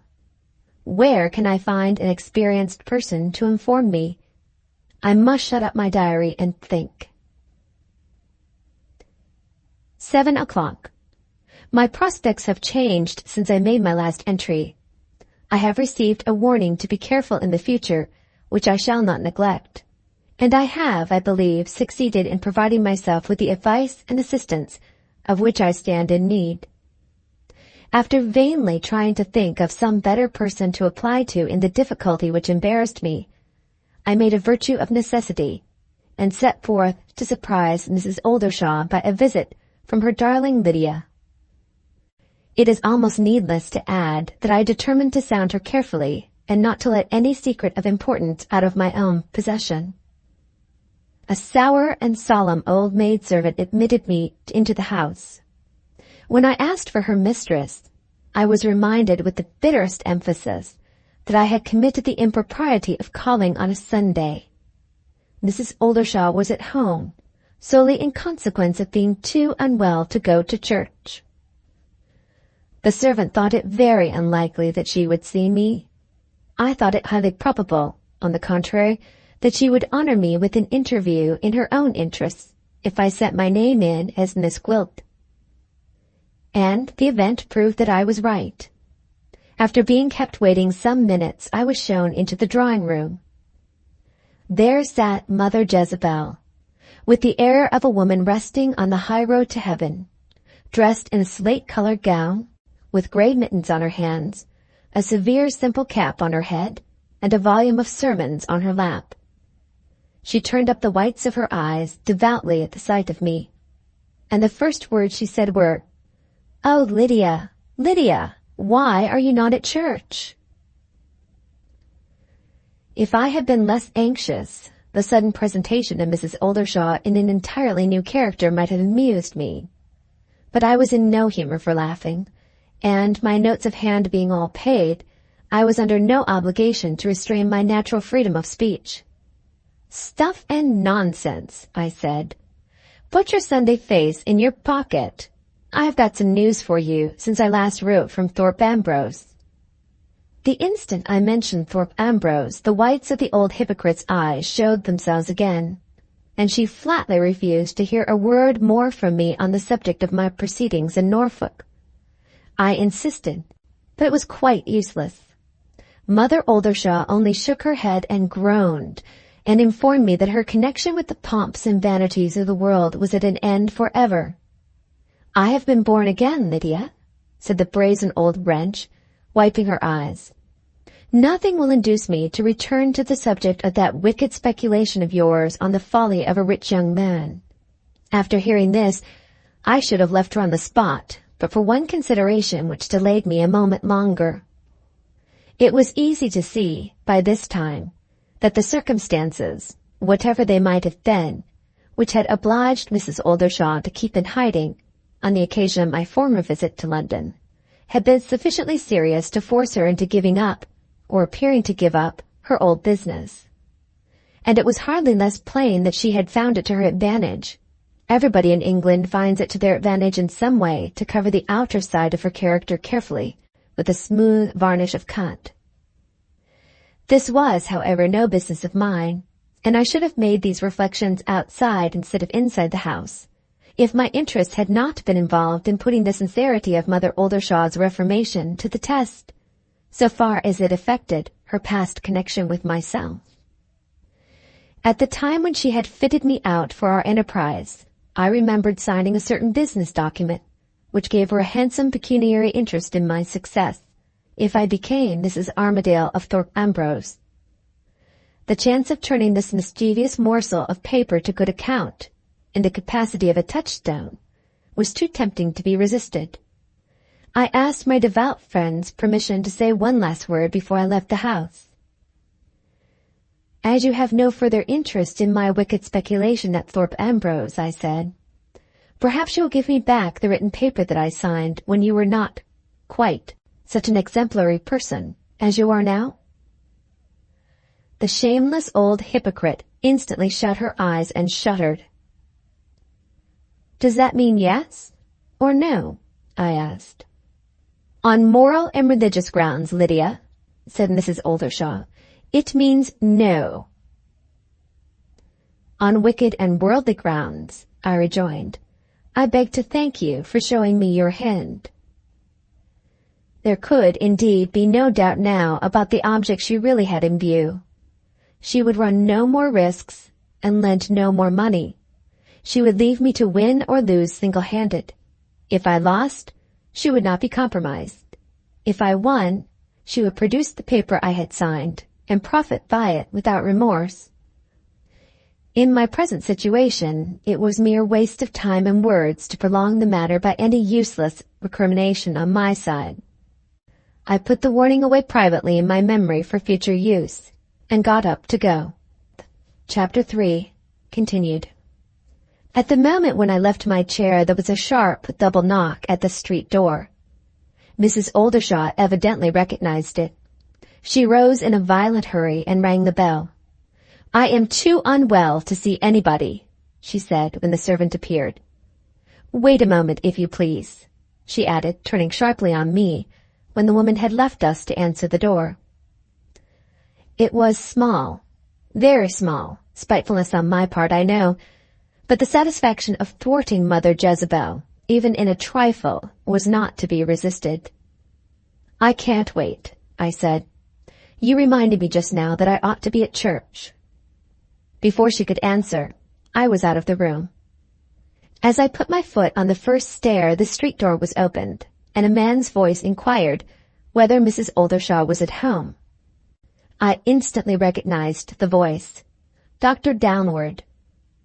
The doctor repeated the servant's message in a tone which betrayed unmistakable irritation at finding himself admitted no further than the door. "Your mistress is not well enough to see visitors. Give her that card," said the doctor, "and say I expect her, the next time I call, to be well enough to see me." If his voice had not told me plainly that he felt in no friendly mood toward Mrs. Oldershaw, I dare say I should have let him go without claiming his acquaintance. But as things were, I felt an impulse to speak to him or to anybody who had a grudge against Mother Jezebel. There was more of my small spitefulness in this, I suppose.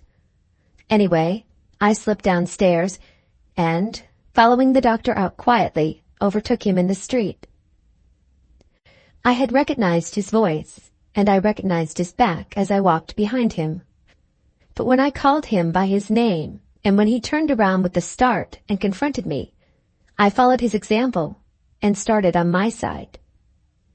The doctor's face was transformed into the face of a perfect stranger. His baldness had hidden itself under an artfully grizzled wig. He had allowed his whiskers to grow, and had dyed them to match his new head of hair.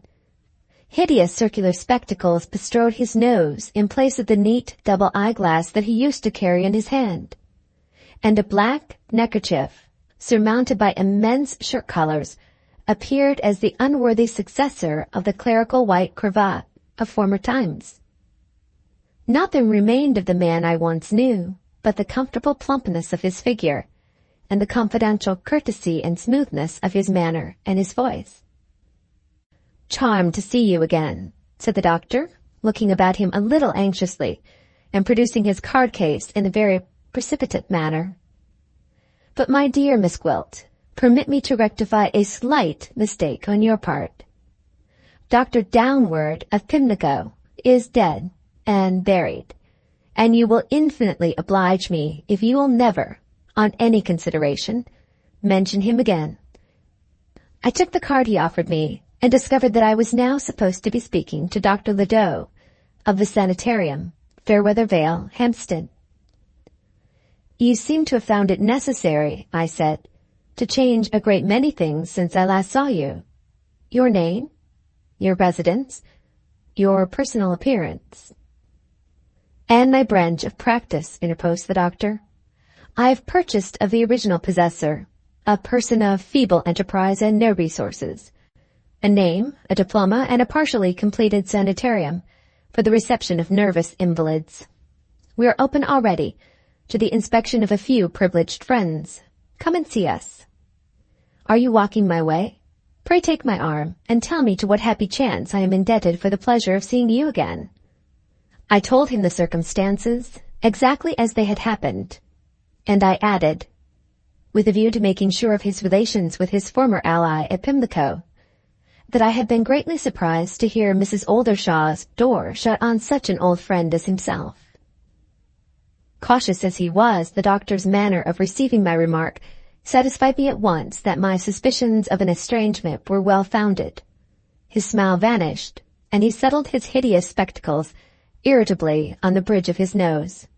"Pardon me if I leave you to draw your own conclusions," he said. "The subject of Mrs. Oldershaw is, I regret to say, far from agreeable to me under existing circumstances. A business difficulty connected with our late partnership at Pimlico, entirely without interest for a young and brilliant woman like yourself. Tell me your news. Have you left your situation at Thorpe Ambrose? Are you residing in London? Is there anything, professional or otherwise, that I can do for you?" That last question was a more important one than he supposed. Before I answered it, I felt the necessity of parting company with him and of getting a little time to think. "You have kindly asked me, Doctor, to pay you a visit," I said.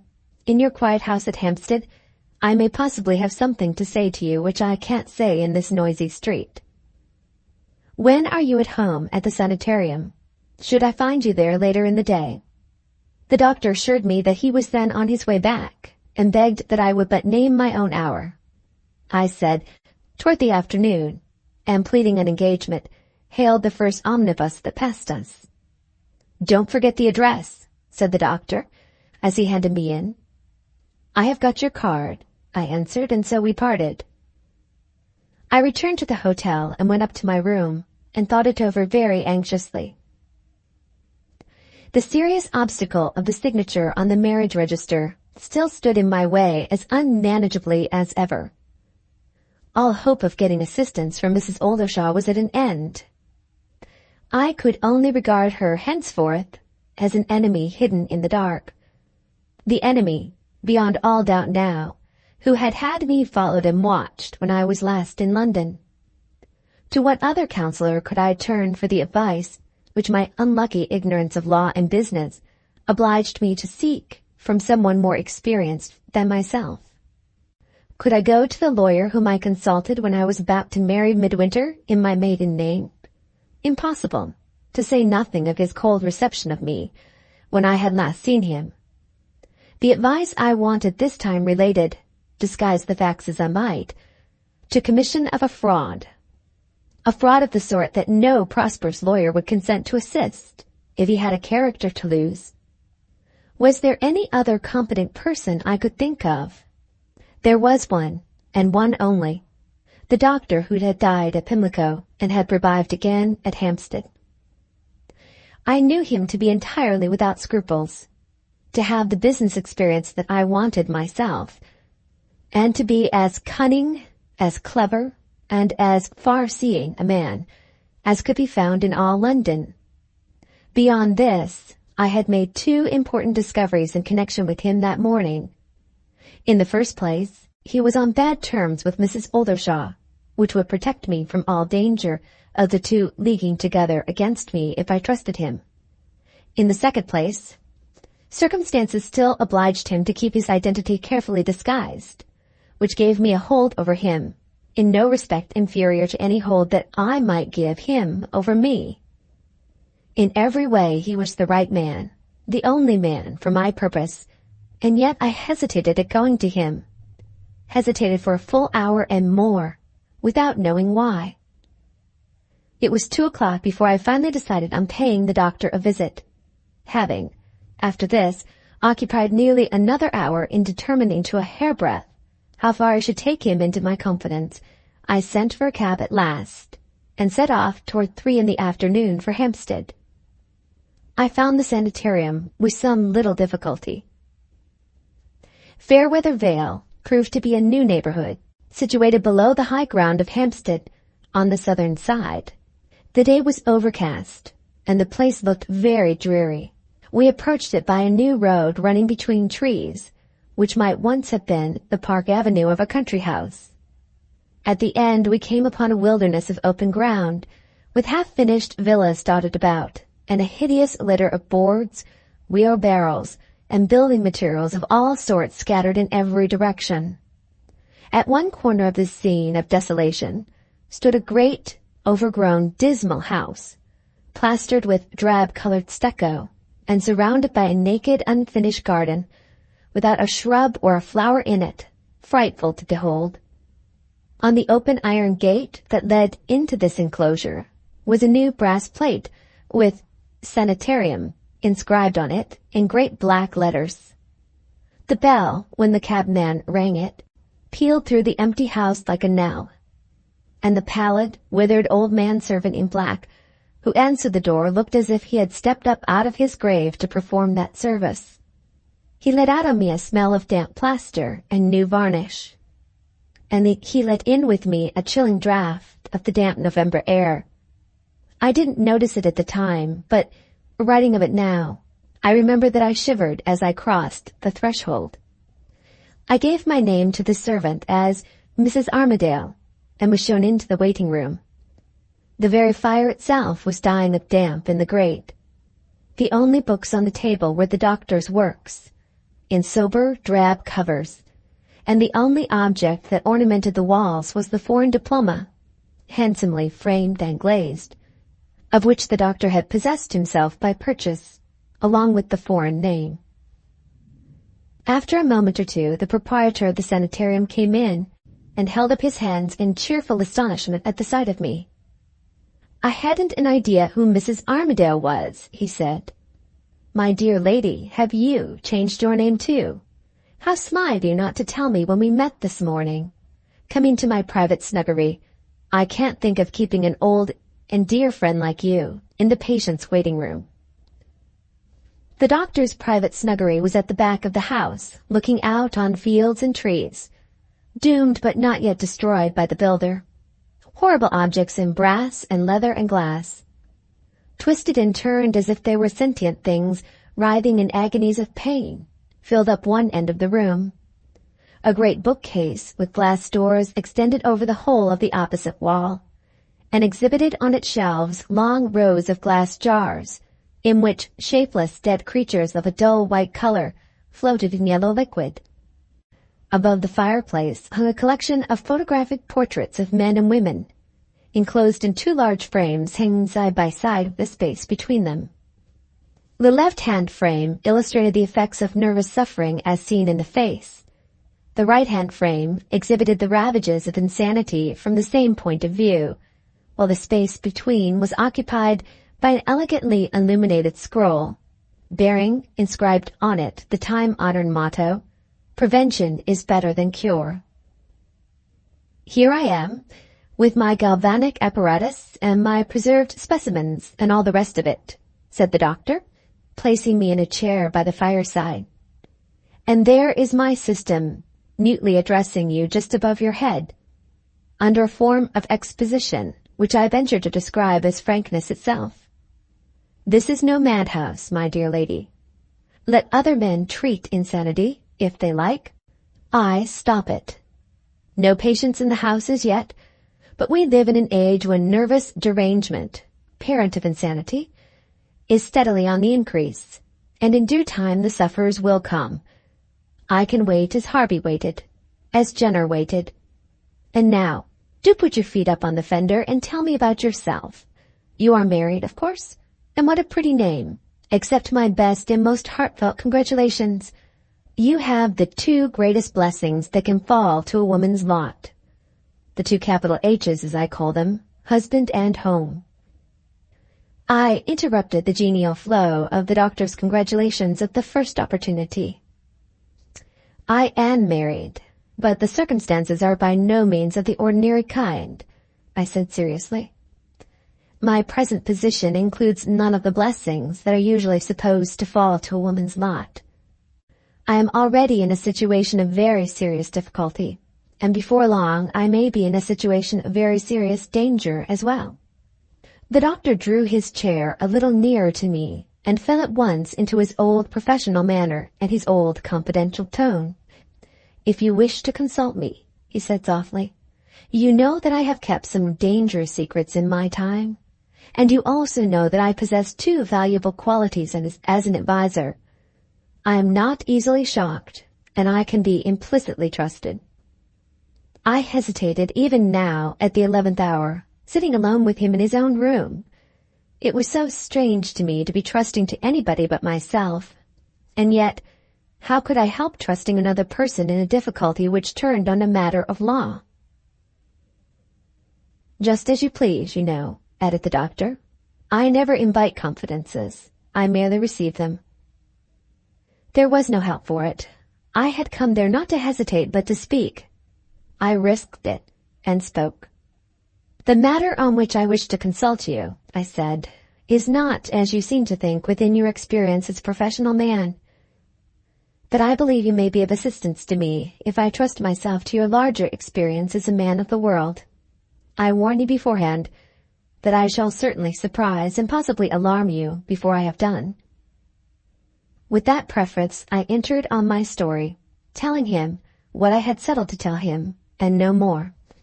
I made no secret at the outset of my intention to personate Armadale's widow, and I mentioned without reserve, knowing that the doctor could go to the office and examine the will for himself, the handsome income that would be settled on me in the event of my success. Some of the circumstances that followed next in succession I thought it desirable to alter or conceal. I showed him the newspaper account of the loss of the yacht, but I said nothing about events at Naples. I informed him of the exact similarity of the two names, leaving him to imagine that it was accidental. I told him, as an important element in the matter, that my husband had kept his real name a profound secret from everybody but myself, but, to prevent any communication between them, I carefully concealed from the doctor what the assumed name under which Midwinter had lived all his life really was. I acknowledged that I had left my husband behind me on the continent, but when the doctor put the question, I allowed him to conclude. I couldn't, with all my resolution, tell him positively that Midwinter knew of the contemplated fraud, and that he was staying away purposely, so as not to compromise me by his presence. This difficulty smoothed over, or, as I feel it now, this baseness committed, I reverted to myself, and came back again to the truth. One after another I mentioned all the circumstances connected with my private marriage, and with the movements of Armadale and Midwinter, which rendered any discovery of a false personation, through the evidence of other people, a downright impossibility. So much, I said in conclusion, for the object in view. The next thing is to tell you plainly of a very serious obstacle that stands in my way. The doctor, who had listened thus far without interrupting me, begged permission here to say a few words on his side before I went on. The few words proved to be all questions, clever, searching, suspicious questions, which I was, however, able to answer with little or no reserve, for they related in almost every instance to the circumstances under which I had been married, and to the chances for and against my lawful husband, if he chose to assert his claim to me at any future time. My replies informed the doctor, in the first place, that I had so managed matters at Thorpe Ambrose as to produce a general impression that Armadale intended to marry me. In the second place, that my husband's early life had not been of a kind to exhibit him favorably in the eyes of the world. In the third place, that we had been married, without any witnesses present who knew us, at a large parish church, in which 2 other couples had been married the same morning, to say nothing of the dozens on dozens of other couples, confusing all remembrances of us in the minds of the officiating people, who had been married since. When I had put the doctor in possession of these facts, and when he had further ascertained that Midwinter and I had gone abroad among strangers immediately after leaving the church, and that the men employed on board the yacht in which Armadale had sailed from Somersetshire before my marriage were now away in ships voyaging to the other end of the world, his confidence in my prospects showed itself plainly in his face. "So far as I can see," he said, "your husband's claim to you, after you have stepped into the place of the dead Mr. Armadale's widow, would rest on nothing but his own bare assertion, and that I think you may safely set at defiance. Excuse my apparent distrust of the gentleman, but there might be a misunderstanding between you in the future, and it is highly desirable to ascertain beforehand exactly what he could or could not do under those circumstances. And now that we have done with the main obstacle that I see in the way of your success, let us by all means come to the obstacle that you see next." I was willing enough to come to it. The tone in which he spoke of Midwinter, though I myself was responsible for it, jarred on me horribly, and roused for the moment some of the old folly of feeling which I fancied I had laid asleep forever. I rushed at the chance of changing the subject, and mentioned the discrepancy in the register between the hand in which Midwinter had signed the name of Allan Armadale, and the hand in which Armadale of Thorpe Ambrose had been accustomed to write his name, with an eagerness which it quite diverted the doctor to see.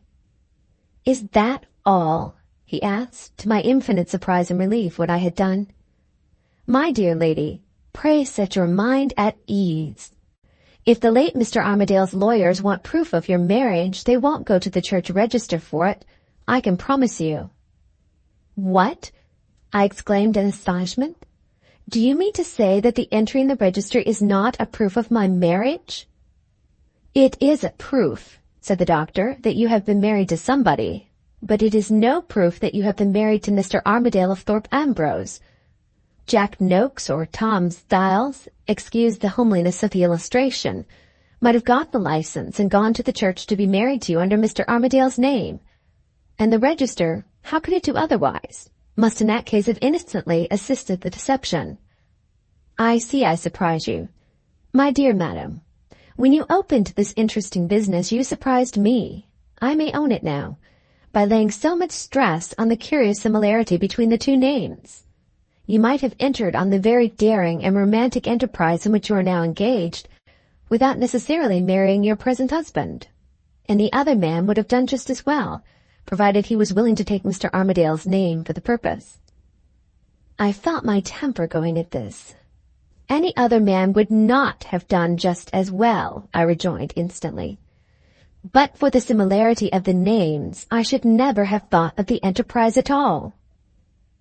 The doctor admitted that he had spoken too hastily. That personal view of the subject had, I confess, escaped me, he said. "However, let us get back to the matter in hand. In the course of what I term an adventurous medical life, I have been brought more than once into contact with the gentlemen of the law, and have had opportunities of observing their proceedings in cases of, let us say, domestic jurisprudence.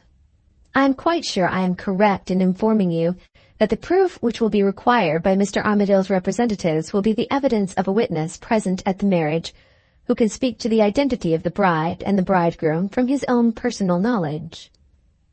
"But I have already told you," I said, "that there was no such person present." "Precisely," rejoined the doctor. "In that case, what you now want, before you can safely stir a step in the matter, is, if you will pardon me the expression, a ready-made witness, possessed of rare moral and personal resources, who can be trusted to assume the necessary character and to make the necessary declaration before a magistrate. Do you know of any such person? Asked the doctor, throwing himself back in his chair and looking at me with the utmost innocence. I only know you, I said. The doctor laughed softly. So like a woman, he remarked, with the most exasperating good humor. The moment she sees her object, she dashes at it headlong the nearest way. Oh, the sex, the sex. Never mind the sex, I broke out impatiently. I want a serious answer. Yes or no? The doctor rose and waved his hand with great gravity and dignity all around the room. You see this vast establishment, he began. You can possibly estimate to some extent the immense stake I have in its prosperity and success. Your excellent natural sense will tell you that the principal of this sanitarium must be a man of the most unblemished character. Why waste so many words, I said, when one word will do? You mean no. The principal of the sanitarium suddenly relapsed into the character of my confidential friend. My dear lady, he said, it isn't yes, and it isn't no, at a moment's notice. Give me till tomorrow afternoon. By that time I engage to be ready to do one of two things, either to withdraw myself from this business at once, or to go into it with you heart and soul. Do you agree to that? Very good. We may drop the subject then till tomorrow. Where can I call on you when I have decided what to do? There was no objection to my trusting him with my address at the hotel. I had taken care to present myself there as Mrs. Armadale, and I had given Midwinter an address at the neighboring post office to write to when he answered my letters. We settled the hour at which the doctor was to call on me, and that matter arranged, I rose to go, resisting all offers of refreshment and all proposals to show me over the house. His smooth persistence in keeping up appearances after we had thoroughly understood each other disgusted me. I got away from him as soon as I could and came back to my diary and my own room. We shall see how it ends tomorrow. My own idea is that my confidential friend will say yes. November 24th. The doctor has said yes, as I supposed, but on terms which I never anticipated. The condition on which I have secured his services amounts to nothing less than the payment to him, on my stepping into the place of Armadale's widow, of half my first year's income. In other words, £600.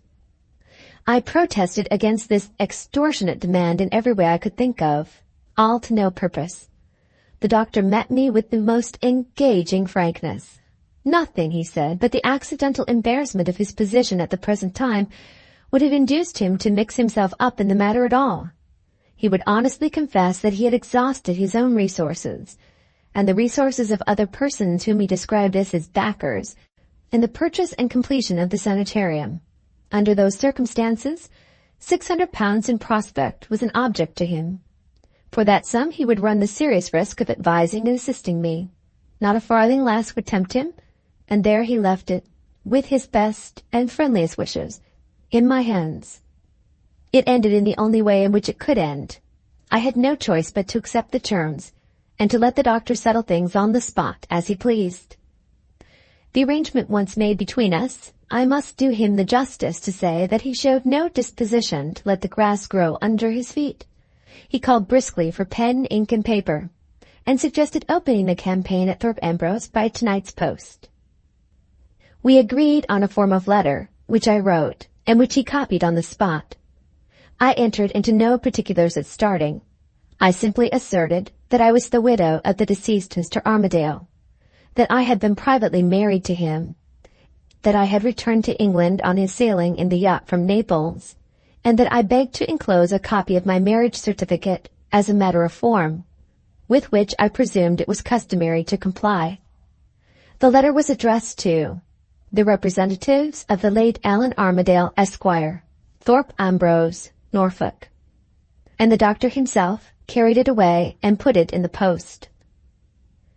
I am not so excited and so impatient for results as I expected to be, now that the first step is taken. The thought of Midwinter haunts me like a ghost. I have been writing to him again, as before, to keep up appearances. It will be my last letter, I think. My courage feels shaken. My spirits get depressed when my thoughts go back to Turin. I am no more capable of facing the consideration of Midwinter at this moment than I was in the bygone time. The day of reckoning with him, once distant and doubtful, is a day that may come to me now, I know not how soon. And here I am, trusting myself blindly to the chapter of accidents still. November 25th. At 2 o'clock today, the doctor called again by appointment. He had been to his lawyers, of course without taking them into our confidence, to put the case simply of proving my marriage. The result confirms what he had already told me. The pivot on which the whole matter will turn, if my claim is disputed, will be the question of identity, and it may be necessary for the witness to make his declaration in the magistrate's presence before the week is out. In this position of affairs, the doctor thinks it important that we should be within easy reach of each other, and proposes to find a quiet lodging for me in his neighborhood. I am quite willing to go anywhere, for, among the other strange fancies that have got possession of me, I have an idea that I shall feel more completely lost to Midwinter if I move out of the neighborhood in which his letters are addressed to me. I was awake and thinking of him again last night. This morning I have finally decided to write to him no more. After staying half an hour, the doctor left me, having first inquired whether I would like to accompany him to Hampstead to look for lodgings. I informed him that I had some business of my own which would keep me in London. He inquired what the business was. "You will see," I said, "tomorrow or the next day." I had a moment's nervous trembling when I was left by myself again. My business in London, besides being a serious business in a woman's eyes, took my mind back to Midwinter in spite of me. The prospect of removing to my new lodging had reminded me of the necessity of dressing in my new character. The time had come now for getting my widow's weeds. My first proceeding, after putting my bonnet on, was to provide myself with money. I got what I wanted to fit me out for the character of Armadale's widow by nothing less than the sale of Armadale's own present to me on my marriage, the ruby ring. It proved to be a more valuable jewel than I had supposed. I am likely to be spared all money anxieties for some time to come. On leaving the jeweller's, I went to the great mourning shop in Regent Street. In 24 hours, if I can give them no more, they have engaged to dress me in my widow's costume from head to foot. I had another feverish moment when I left the shop, and, by way of further excitement on this agitating day, I found a surprise in store for me on my return to the hotel. An elderly gentleman was announced to be waiting to see me. I opened my sitting-room door, and there was old Bashwood. He had got my letter that morning and had started for London by the next train to answer it in person. I had expected a great deal from him, but I had certainly not expected that. It flattered me. For the moment, I declare it flattered me. I pass over the wretched creature's raptures and reproaches, and groans and tears, and weary long prosings about the lonely months he had passed at Thorpe Ambrose, brooding over my desertion of him. He was quite eloquent at times, but I don't want his eloquence here. It is needless to say that I put myself right with him, and consulted his feelings before I asked him for his news. What a blessing a woman's vanity is sometimes. I almost forgot my risks and responsibilities in my anxieties to be charming. For a minute or two I felt a warm little flutter of triumph. And it was a triumph, even with an old man. In a quarter of an hour I had him smirking and smiling, hanging on my lightest words in ecstasy, and answering all the questions I put to him like a good little child. Here is his account of affairs at Thorpe Ambrose, as I gently extracted it from him, bit by bit. In the first place, the news of Armadale's death has reached Miss Milroy. It has so completely overwhelmed her that her father has been compelled to remove her from the school. She is back at the cottage and the doctor is in daily attendance. Do I pity her? Yes, I pity her exactly as much as she once pitied me. In the next place, the state of affairs at the great house, which I expected to find some difficulty in comprehending, turns out to be quite intelligible, and certainly not discouraging so far. Only yesterday, the lawyers on both sides came to an understanding. Mr. Darch, the family solicitor of the Blanchards and Armadale's bitter enemy in past times, represents the interests of Miss Blanchard, who, in the absence of any male heir, is next heir to the estate, and who has, it appears, been in London for some time past. Mr. Smart, of Norwich, originally employed to overlook Bashwood, represents the deceased Armadale. And this is what the two lawyers have settled between them. Mr. Darch, acting for Miss Blanchard, has claimed the possession of the estate and the right of receiving the rents at the Christmas audit in her name. Mr. Smart, on his side, has admitted that there is great weight in the family solicitor's application. He cannot see his way, as things are now, to contesting the question of Armadale's death, and he will consent to offer no resistance to the application if Mr. Darch will consent, on his side, to assume the responsibility of taking possession in Miss Blanchard's name. This Mr. Darch has already done, and the estate is now virtually in Miss Blanchard's possession. One result of this course of proceedings will be, as Bashwood thinks, to put Mr. Darch in the position of the person who really decides on my claim to the widow's place and the widow's money. The income being charged on the estate, it must come out of Miss Blanchard's pocket, and the question of paying it would appear, therefore, to be a question for Miss Blanchard's lawyer. Tomorrow will probably decide whether this view is the right one, for my letter to Armadale's representatives will have been delivered at the great house this morning. So much for what old Bashwood had to tell me. Having recovered my influence over him, and possessed myself of all his information so far, the next thing to consider was the right use to turn him to in the future. He was entirely at my disposal, for his place at the steward's office has been already taken by Miss Blanchard's man of business, and he pleaded hard to be allowed to stay and serve my interests in London. There would not have been the least danger in letting him stay, for I had, as a matter of course, left him undisturbed in his conviction that I really am the widow of Armadale of Thorpe Ambrose. But with the doctor's resources at my command, I wanted no assistance of any sort in London, and it occurred to me that I might make Bashwood more useful by sending him back to Norfolk to watch events there in my interests. He looked sorely disappointed, having had an eye evidently to paying his court to me in my widowed condition, when I told him of the conclusion at which I had arrived. But a few words of persuasion, and a modest hint that he might cherish hopes in the future if he served me obediently in the present, did wonders in reconciling him to the necessity of meeting my wishes.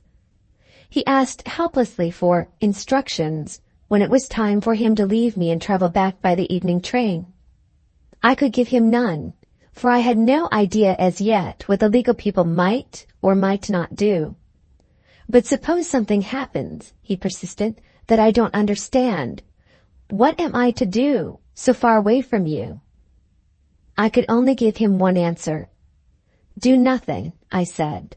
Whatever it is, hold your tongue about it, and write or come up to London immediately to consult me. With those parting directions, and with an understanding that we were to correspond regularly, I let him kiss my hand, and sent him off to the train. Now that I am alone again, and able to think calmly of the interview between me and my elderly admirer, I find myself recalling a certain change in old Bashwood's manner, which puzzled me at the time, and which puzzles me still. Even in his first moments of agitation at seeing me, I thought that his eye rested on my face with a new kind of interest while I was speaking to him.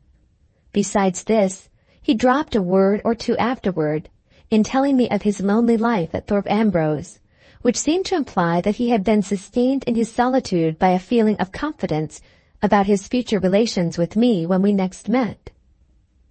If he had been a younger and bolder man, and if any such discovery had been possible, I should almost have suspected him of having found out something about my past life, which had made him privately confident of controlling me, if I showed any disposition to deceive and desert him again.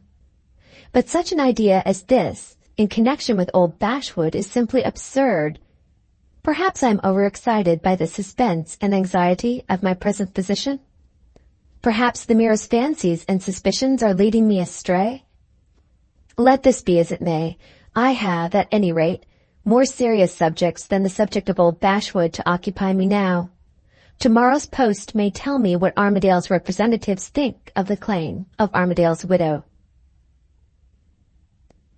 November 26th. The answer has arrived this morning in the form, as Bashwood supposed, of a letter from Mr. Darch. The crabbed old lawyer acknowledges my letter in 3 lines. Before he takes any steps or expresses any opinion on the subject, he wants evidence of identity as well as the evidence of the certificate, and he ventures to suggest that it may be desirable before we go any further to refer him to my legal advisers. 2 o'clock. The doctor called shortly after 12 to say that he had found a lodging for me within 20 minutes' walk of the sanitarium. In return for his news, I showed him Mr. Darch's letter. He took it away at once to his lawyers and came back with the necessary information for my guidance.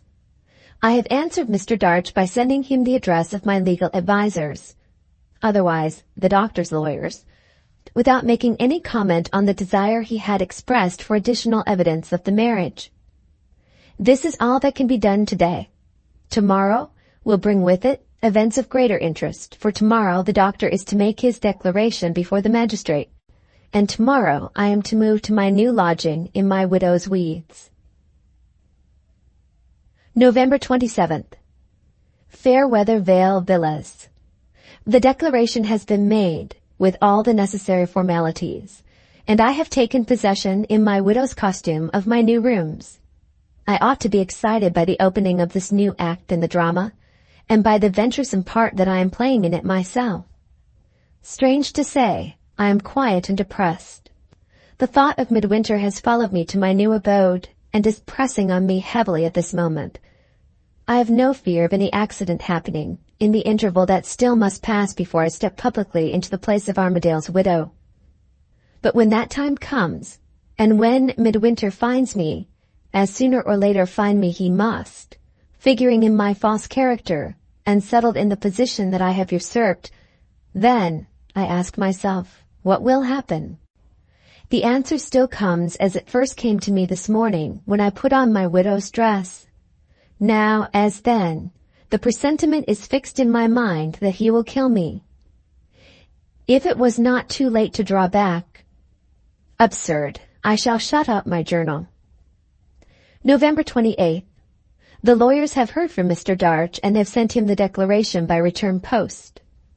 When the doctor brought me this news, I asked him whether his lawyers were aware of my present address, and, finding that he had not yet mentioned it to them, I begged that he would continue to keep it a secret in the future.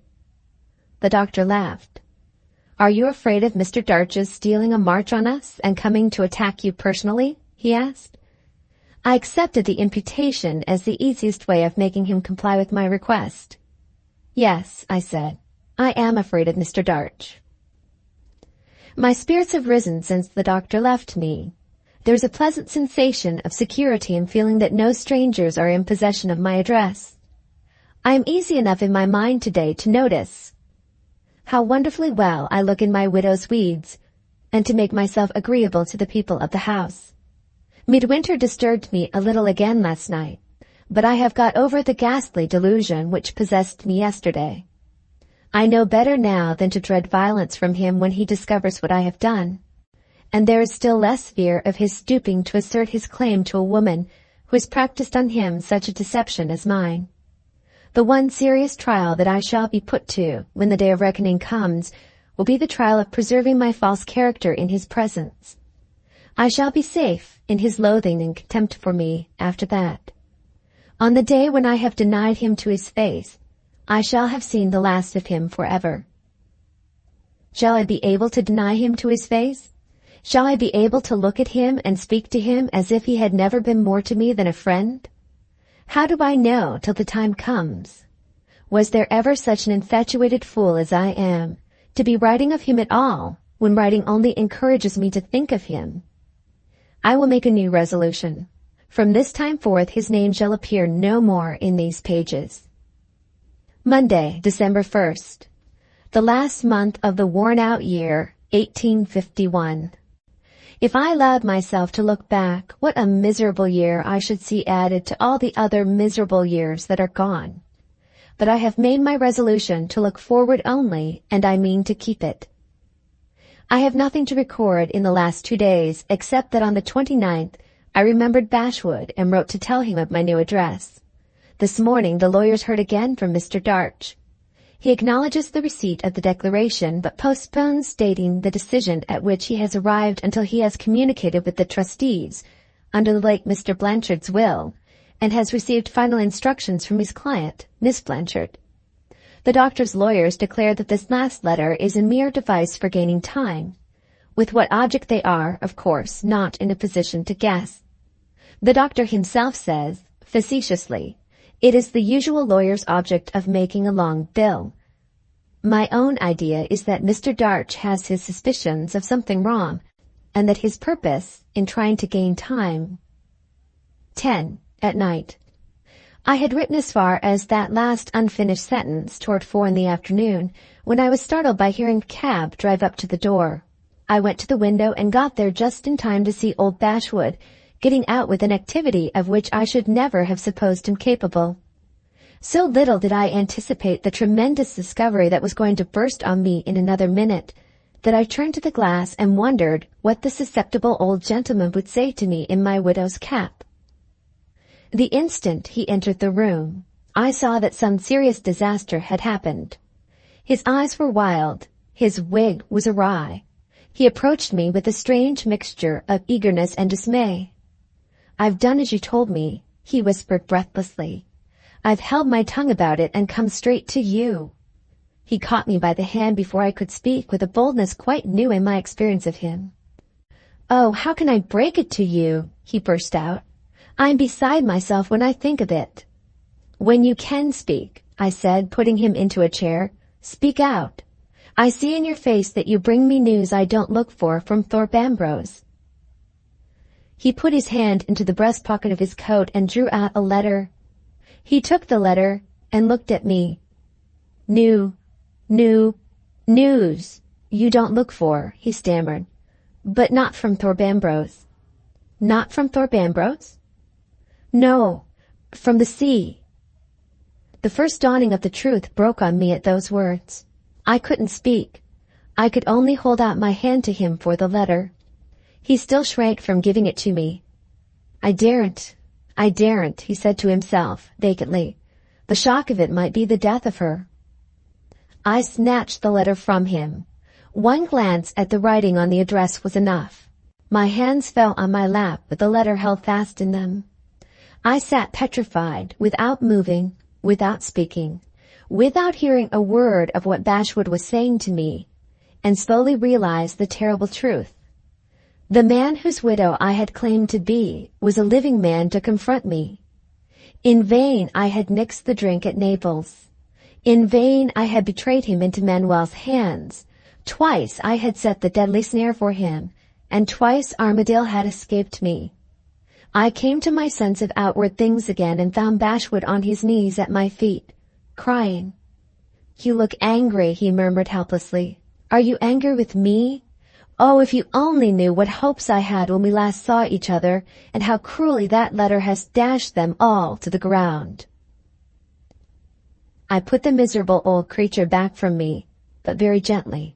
"Hush," I said. "Don't distress me now. I want composure. I want to read the letter." He went away submissively to the other end of the room.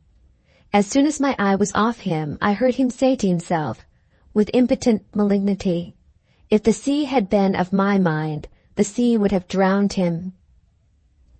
One by one, I slowly opened the folds of the letter, feeling while I did so the strangest incapacity of fixing my attention on the very lines that I was burning to read. But why dwell any longer on sensations which I can't describe?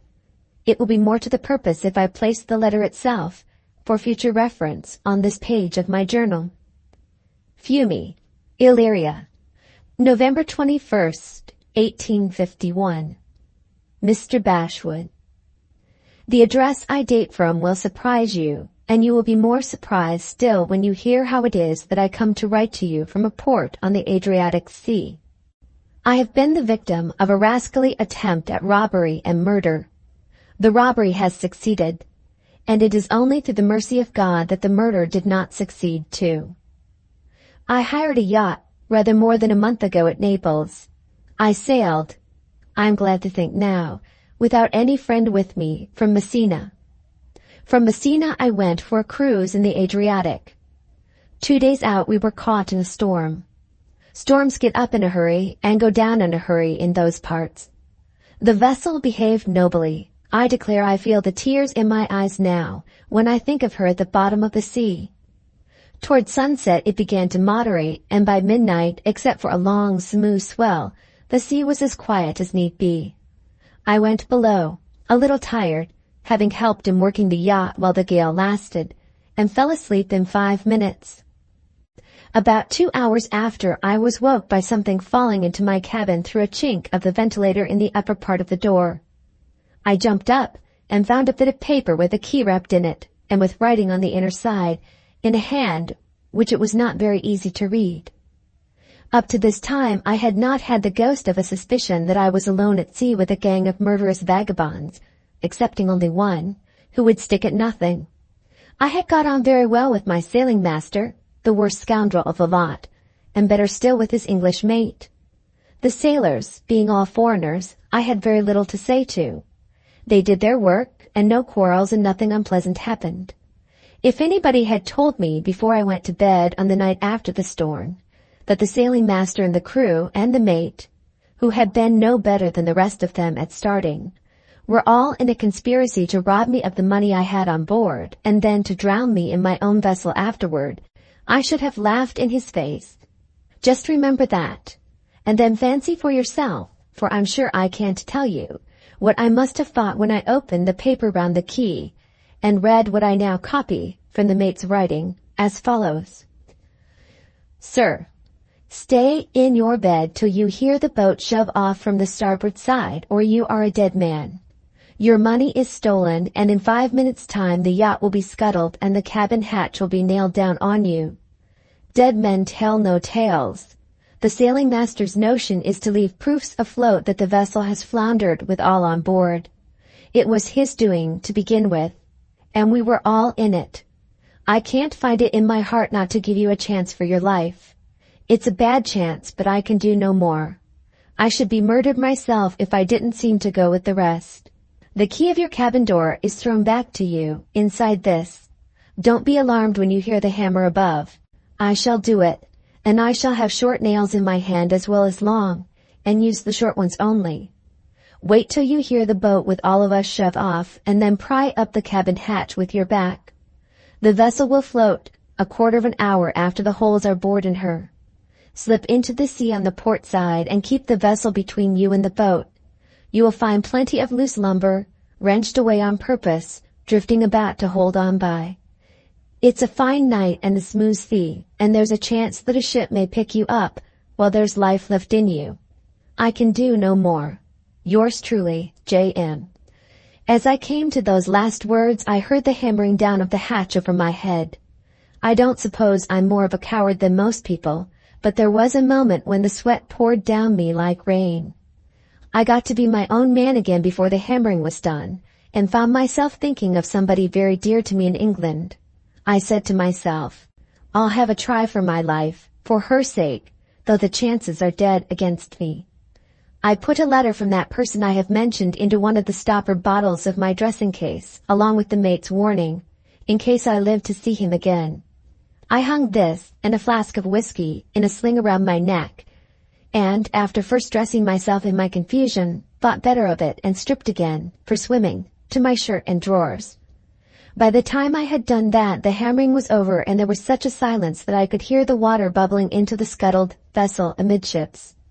The next noise was the noise of the boat and the villains in her, always excepting my friend, the mate, shoving off from the starboard side.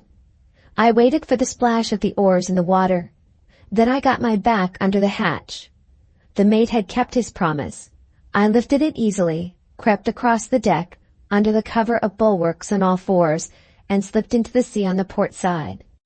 Lots of things were floating about.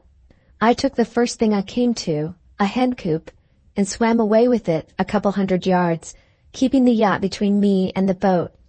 Having got that distance, I was seized with a shivering fit, and I stopped, fearing the cramp next, to take a pull at my flask. When I had closed the flask again, I turned for a moment to look back, and saw the yacht in the act of sinking. In a minute more, there was nothing between me and the boat but the pieces of wreck that had been purposely thrown out to float. The moon was shining, and, if they had had a glass on the boat, I believe they might have seen my head, though I carefully kept the hen coop between me and them. As it was, they laid on their oars, and I heard loud voices among them disputing. After what seemed an age to me, I discovered what the dispute was about. The boat's head was suddenly turned my way. Some cleverer scoundrel than the rest, the sailing master I dare say, had evidently persuaded them to row back over the place where the yacht had gone down and make quite sure that I had gone down with her. They were more than halfway across the distance that separated us, and I had given myself up for lost when I heard a cry from one of them, and saw the boat's progress suddenly checked. In a minute or two more, the boat's head was turned again, and they rowed straight away from me like men rowing for their lives. I looked on one side toward the land, and saw nothing. I looked on the other side toward the sea, and discovered what the boat's crew had discovered before me, a sail in the distance, growing steadily brighter and bigger in the moonlight the longer I looked at it. In a quarter of an hour more, the vessel was within hail of me, and the crew had got me on board. They were all foreigners, and they quite deafened me by their jabber. I tried signs, but before I could make them understand me, I was seized with another shivering fit and was carried below. The vessel held on her course, I have no doubt, but I was in no condition to know anything about it. Before morning I was in a fever, and from that time I can remember nothing clearly, till I came to my senses at this place, and found myself under the care of a Hungarian merchant, the consignee, as they call it, of the coasting vessel that had picked me up. He speaks English as well or better than I do, and he has treated me with a kindness which I can find no words to praise. When he was a young man, he was in England himself, learning business, and he says he has remembrances of our country which make his heart warm toward an Englishman. He has fitted me out with clothes, and has lent me the money to travel with, as soon as the doctor allows me to start for home. Supposing I don't get a relapse, I shall be fit to travel in a week's time from this. If I can catch the mail at Trieste and stand the fatigue, I shall be back again at Thorpe Ambrose in a week or 10 days at most after you get my letter. You will agree with me that it is a terribly long letter, but I can't help that. I seem to have lost my old knack at putting things short and finishing on the first page. However, I am near the end now, for I have nothing left to mention but the reason why I write about what has happened to me, instead of waiting till I get home and telling it all by word of mouth. I fancy my head is still muddled by my illness. At any rate, it only struck me this morning that there is barely a chance of some vessel having passed the place where the yacht floundered and having picked up the furniture and other things wrenched out of her and left afloat. Some false report of my being drowned may, in that case, have reached England. If this has happened, which I hope to God may be an unfounded fear on my part, go directly to Major Milroy at the cottage. Show him this letter. I have written it quite as much for his eye as for yours. And then give him the enclosed note, and ask him if he doesn't think the circumstances justify me in hoping he will send it to Miss Milroy. I can't explain why I don't write directly to the Major or to Miss Milroy instead of you. I can only say there are considerations I am bound, in honor, to respect, which obliged me to act in this roundabout way. I don't ask you to answer this, for I shall be on my way home, I hope, long before your letter could reach me in this out-of-the-way place. Whatever you do, don't lose a moment in going to Major Milroy. Go on second thoughts, whether the loss of the yacht is known in England or not. Yours truly, Allan Armadale. I looked up when I had come to the end of the letter and saw, for the first time, that Bashwood had left his chair and placed himself opposite to me. He was intently studying my face, with the inquiring expression of a man who was trying to read my thoughts. His eyes fell guiltily when they met mine, and he shrank away to his chair. Believing, as he did, that I was really married to Armadale, was he trying to discover whether the news of Armadale's rescue from the sea was good news or bad news in my estimation? It was no time then for entering into explanations with him. The first thing to be done was to communicate instantly with the doctor. I called Bashwood back to me and gave him my hand. "You have done me a service," I said, "which makes us closer friends than ever. I shall say more about this, and about other matters of some interest to both of us, later in the day. I want you now to lend me Mr. Armadale's letter, which I promised to bring back, and to wait here till I return. Will you do that for me, Mr. Bashwood?" He would do anything I asked him, he said. I went to the bedroom and put on my bonnet and shawl. "Let me be quite sure of the facts before I leave you," I resumed when I was ready to go out. "You have not shown this letter to anybody but me?" "Not a living soul has seen it but our two selves." "What have you done with the note enclosed to Miss Milroy?" He produced it from his pocket. I ran it over rapidly, saw that there was nothing in it of the slightest importance, and put it in the fire on the spot.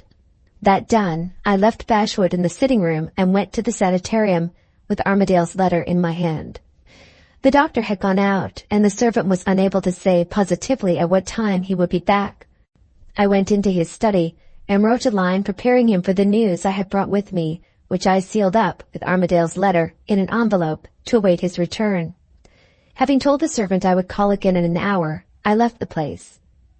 It was useless to go back to my lodgings and speak to Bashwood until I knew first what the doctor meant to do. I walked about the neighborhood, up and down new streets and crescents and squares, with a kind of dull, numbed feeling in me, which prevented not only all voluntary exercise of thought, but all sensation of bodily fatigue.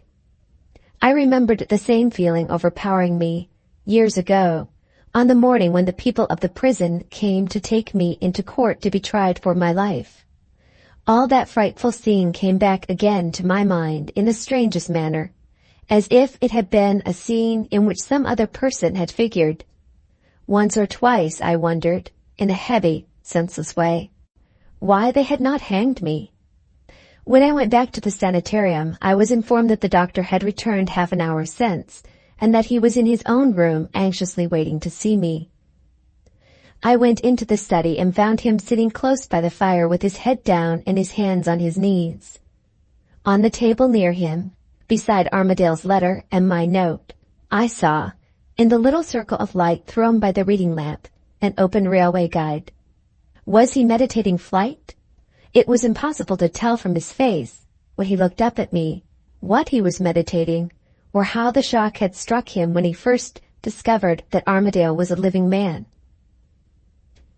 "Take a seat near the fire," he said. "It's very raw and cold today." I took a chair in silence. In silence, on his side, the doctor sat rubbing his knees before the fire. "Have you nothing to say to me?" I asked. He rose and suddenly removed the shade from the reading lamp, so that the light fell on my face. "You are not looking well," he said. "What's the matter?" "My head feels dull, and my eyes are heavy and hot," I replied. "The weather, I suppose." It was strange how we both got further and further from the one vitally important subject which we had both come together to discuss. "I think a cup of tea would do you good," remarked the doctor. I accepted his suggestion and ordered the tea. While it was coming, he walked up and down the room, and I sat by the fire, and not a word passed between us on either side. The tea revived me, and the doctor noticed a change for the better in my face. He sat down opposite to me at the table and spoke out at last. "If I had 10,000 pounds at this moment," he began, "I would give the whole of it never to have compromised myself in your desperate speculation on Mr. Armadale's death." He said those words with an abruptness, almost with a violence, which was strangely uncharacteristic of his ordinary manner. Was he frightened himself, or was he trying to frighten me? I determined to make him explain himself at the outset, so far as I was concerned. "Wait a moment, Doctor," I said. "Do you hold me responsible for what has happened?" "Certainly not," he replied stiffly. "Neither you nor anybody could have foreseen what has happened. When I say I would give 10,000 pounds to be out of this business, I am blaming nobody but myself. And when I tell you next that I, for one, won't allow Mr. Armadale's resurrection from the sea to be the ruin of me without a fight for it, I tell you, my dear madam, one of the plainest truths I ever told to man or woman in the whole course of my life. Don't suppose I'm invidiously separating my interests from yours in the common danger that now threatens us both. I simply indicate the difference in risk that we respectively have run. You have not sunk the whole of your resources into establishing a sanitarium, and you have not made a false declaration before a magistrate, which is punishable as perjury by the law." I interrupted him again. His selfishness did me more good than his tea. It roused my temper effectually. "Suppose we let your risk and my risk alone and come to the point," I said. "What do you mean by making a fight for it? I see a railway guide on your table. Does making a fight for it mean running away?" "Running away," repeated the doctor. "You appear to forget that every farthing I have in the world is embarked in this establishment." "You stop here, then?" I said. "Unquestionably." "And what do you mean to do when Mr. Armadale comes to England?" A solitary fly, the last of his race whom the winter had spared, was buzzing feebly about the doctor's face. He caught it before he answered me, and held it out across the table in his closed hand. "If this fly's name was Armadale," he said, "and if you had got him as I have got him now, what would you do?" His eyes, fixed on my face up to this time, turned significantly, as he ended this question, to my widow's dress. I, too, looked at it when he looked. A thrill of the old deadly hatred and the old deadly determination ran through me again. "I should kill him," I said. The doctor started to his feet, with the fly still in his hand, and looked at me, a little too theatrically, with an expression of the utmost horror. "Kill him," repeated the doctor, in a paroxysm of virtuous alarm.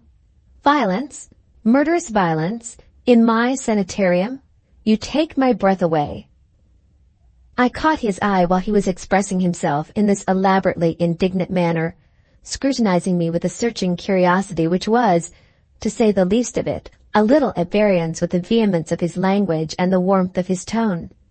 He laughed uneasily when our eyes met, and recovered his smoothly confidential manner in the instant that elapsed before he spoke again.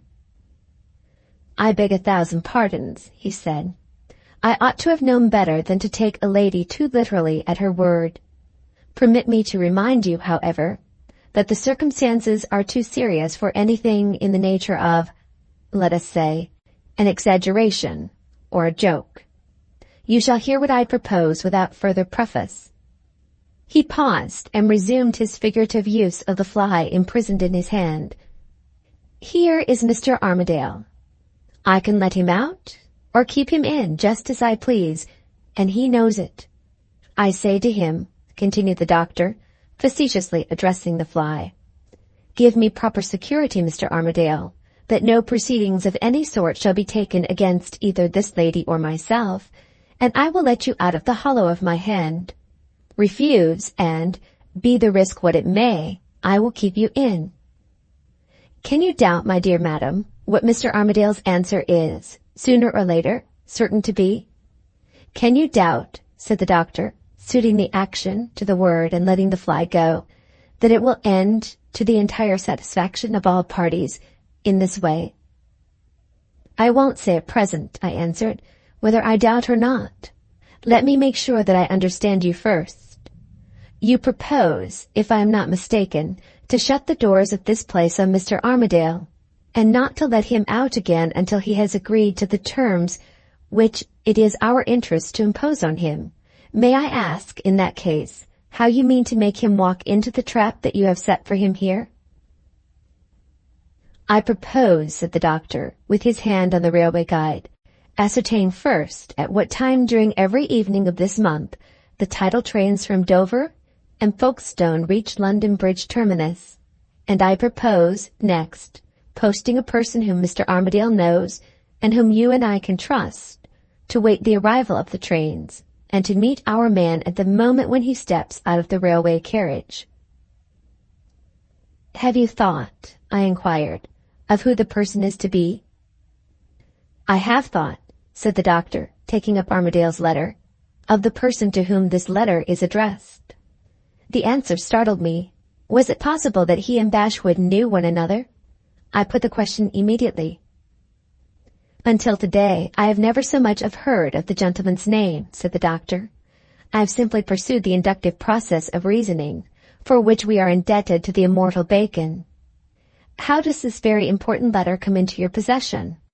I can't insult you by supposing it to have been stolen. Consequently, it has come to you with the leave and license of the person to whom it is addressed. Consequently, that person is in your confidence. Consequently, he is the first person I think of. You see the process? Very good. Permit me a question or two on the subject of Mr. Bashwood before we go any further. The doctor's questions went as straight to the point as usual. My answers informed him that Mr. Bashwood stood toward Armadale in the relation of a steward, and that he had received the letter at Thorpe Ambrose that morning, and had brought it straight to me by the first train, that he had not shown it, or spoken of it before leaving, to Major Milroy or to anyone else, that I had not obtained the service at his hands by trusting him with my secret, that I had communicated with him in the character of Armadale's widow, that he had suppressed the letter under those circumstances, solely in obedience to a general caution I had given him to keep his own counsel if anything strange happened at Thorpe Ambrose, until he had first consulted me, and lastly, that the reason why he had done as I had told him in this matter was that in this matter, and in all others, Mr. Bashwood was blindly devoted to my interests. At that point in the interrogatory, the doctor's eyes began to look at me distrustfully behind the doctor's spectacles. "What is the secret of this blind devotion of Mr. Bashwood's to your interests?" he asked. I hesitated for a moment, in pity to Bashwood, not in pity to myself. "If you must know," I answered, "Mr. Bashwood is in love with me." "Aye, aye," exclaimed the doctor with an air of relief. "I begin to understand now. He is a young man?" "He is an old man." The doctor laid himself back in his chair and chuckled softly. "Better and better," he said. "Here is the very man we want. Who so fit as Mr. Armadale's steward to meet Mr. Armadale on his return to London? And who so capable of influencing Mr. Bashwood in the proper way as the charming object of Mr. Bashwood's admiration?" There could be no doubt that Bashwood was the man to serve the doctor's purpose, and that my influence was to be trusted to make him serve it. The difficulty was not here. The difficulty was in the unanswered question that I had put to the doctor a minute since.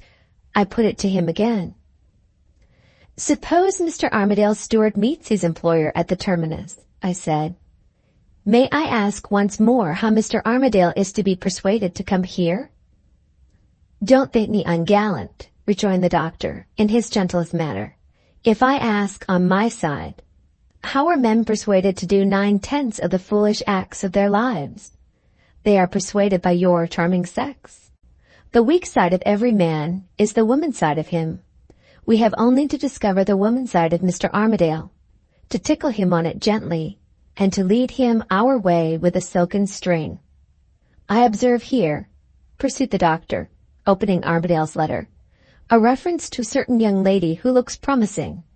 Where is the note that Mr. Armadale speaks of as addressed to Miss Milroy?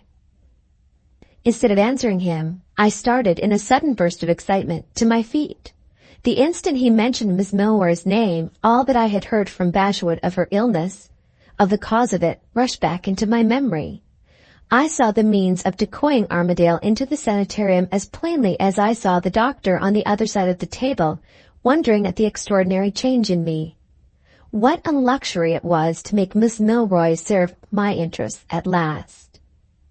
"Never mind the note," I said. "It's burned for fear of accidents.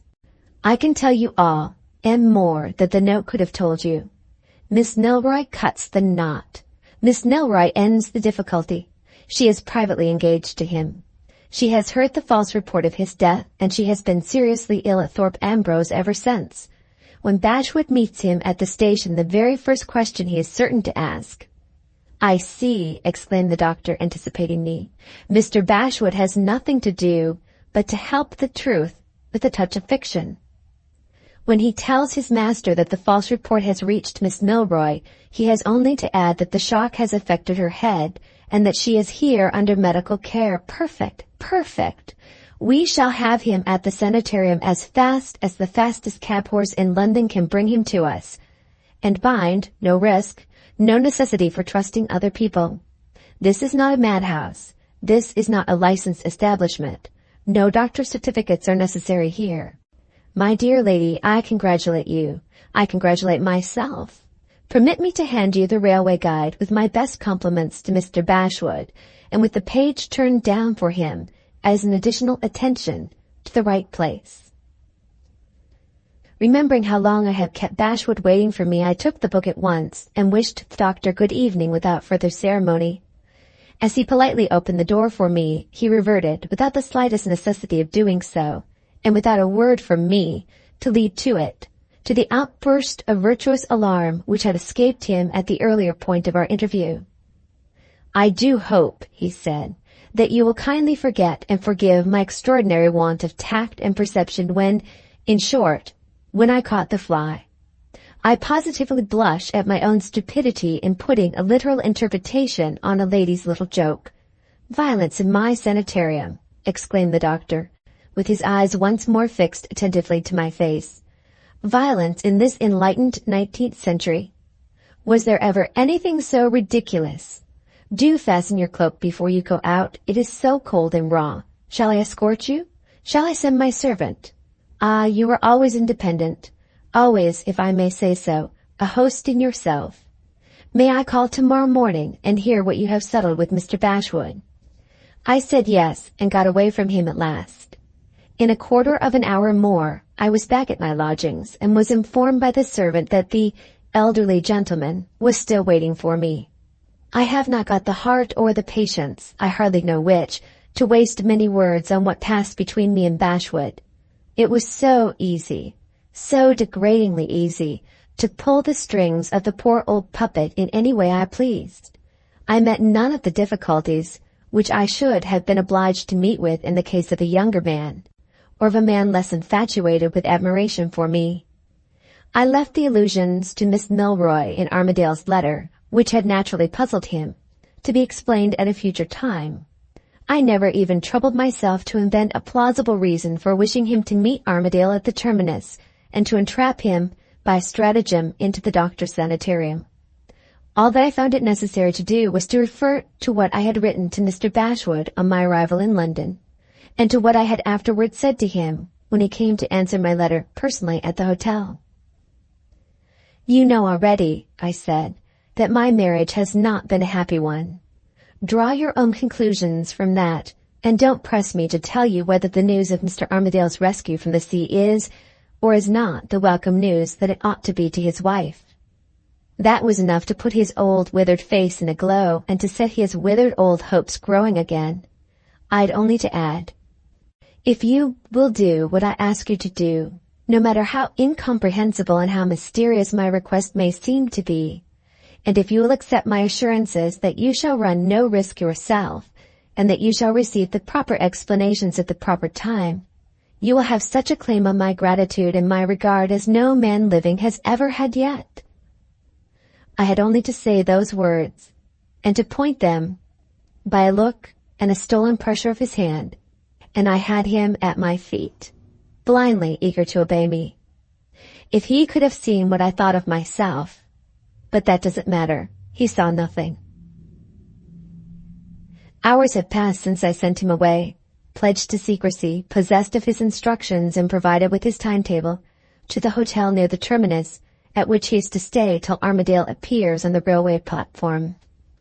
The excitement of the earlier part of the evening has all worn off, and the dull, numbed sensation has got me again. Are my energies wearing out, I wonder, just at the moment when I want them most? Or some foreshadowing of disaster creeping over me which I don't yet understand? I might be in a humor to sit here for some time longer, thinking thoughts like these and letting them find their way into words at their own will and pleasure, if my diary would only let me.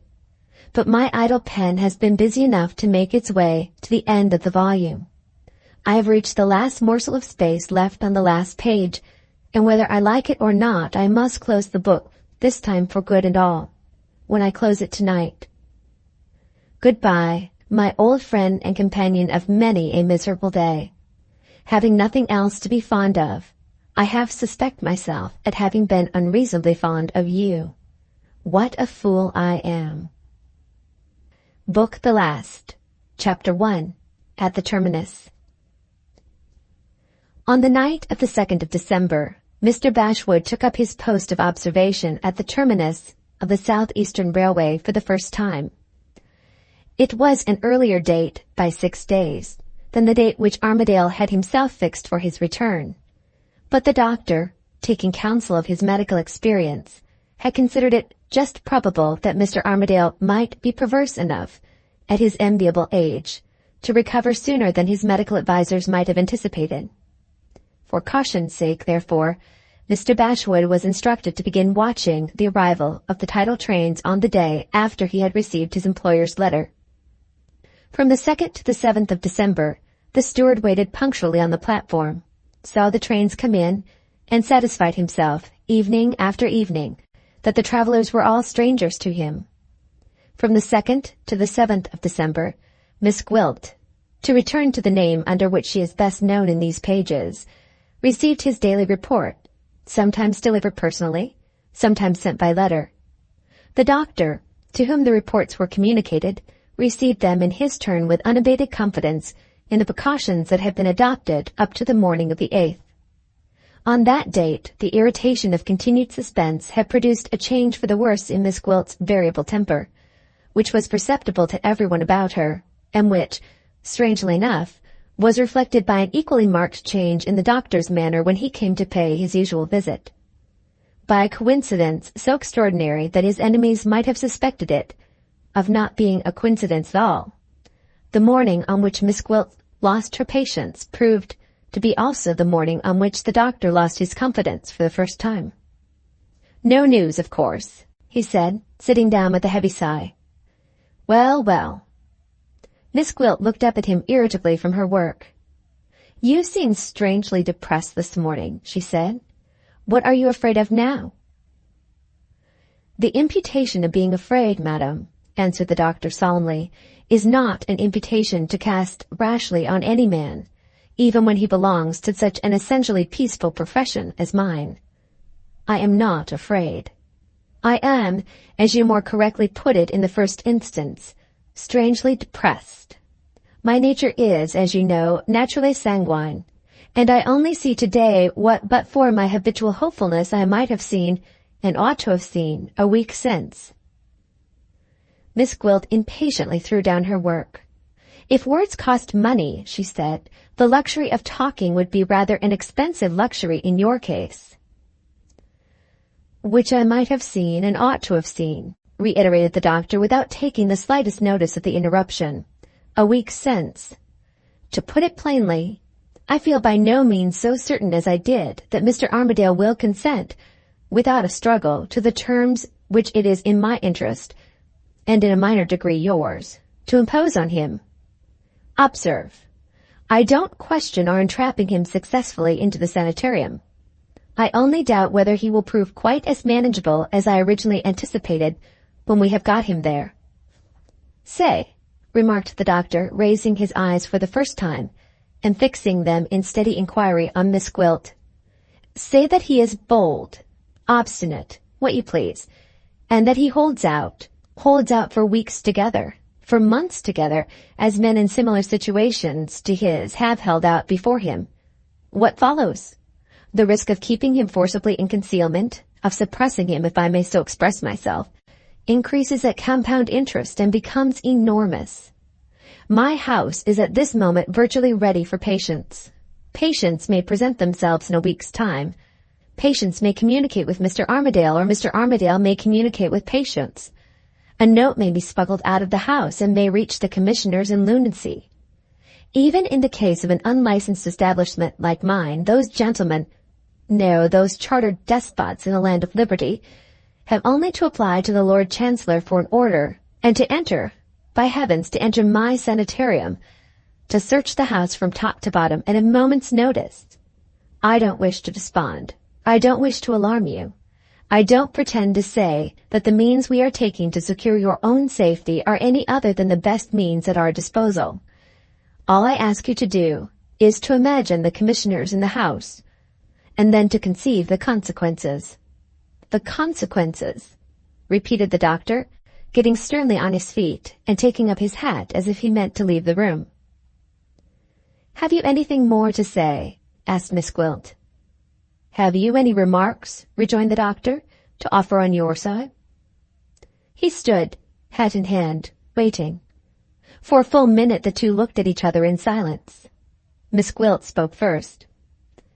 I think I understand you, she said, suddenly recovering her composure. I beg your pardon, returned the doctor, with his hand to his ear. What did you say? Nothing. Nothing? If you happened to catch another fly this morning, said Miss Gwilt, with a bitterly sarcastic emphasis on the words, I might be capable of shocking you by another little joke. The doctor held up both hands in polite depreciation, and looked as if he was beginning to recover his good humor again. Hard, he murmured gently, not to have forgiven me that unlucky blunder of mine, even yet. What else have you to say? I am waiting for you, said Miss Gwilt. She turned her chair to the window scornfully and took up her work again as she spoke. The doctor came behind her and put his hand on the back of her chair. I have a question to ask in the first place, he said, and a measure of necessary precaution to suggest in the second. If you will honor me with your attention, I will put the question first. I am listening. You know that Mr. Armadale is alive, pursued the doctor, and you know that he is coming back to England. Why do you continue to wear your widow's dress? She answered him without an instant's hesitation, steadily going on with her work. Because I am of a sanguine disposition like you. I mean to trust to the chapter of accidents to the very last. Mr. Armadale may yet die on his way home. And suppose he gets home alive, what then? Then there's another chance still left. What is it, pray? He may die in your sanitarium. Madam, remonstrated the doctor in the deep bass which he reserved for his outburst of virtuous indignation. Wait, you spoke of the chapter of accidents, he resumed, gliding back into his softer conversational tones. Yes, of course. I understand you this time. Even the healing art is at the mercy of accidents. Even such a sanitarium as mine is liable to be surprised by death. Just so, said the doctor, conceding the question with the utmost impartiality.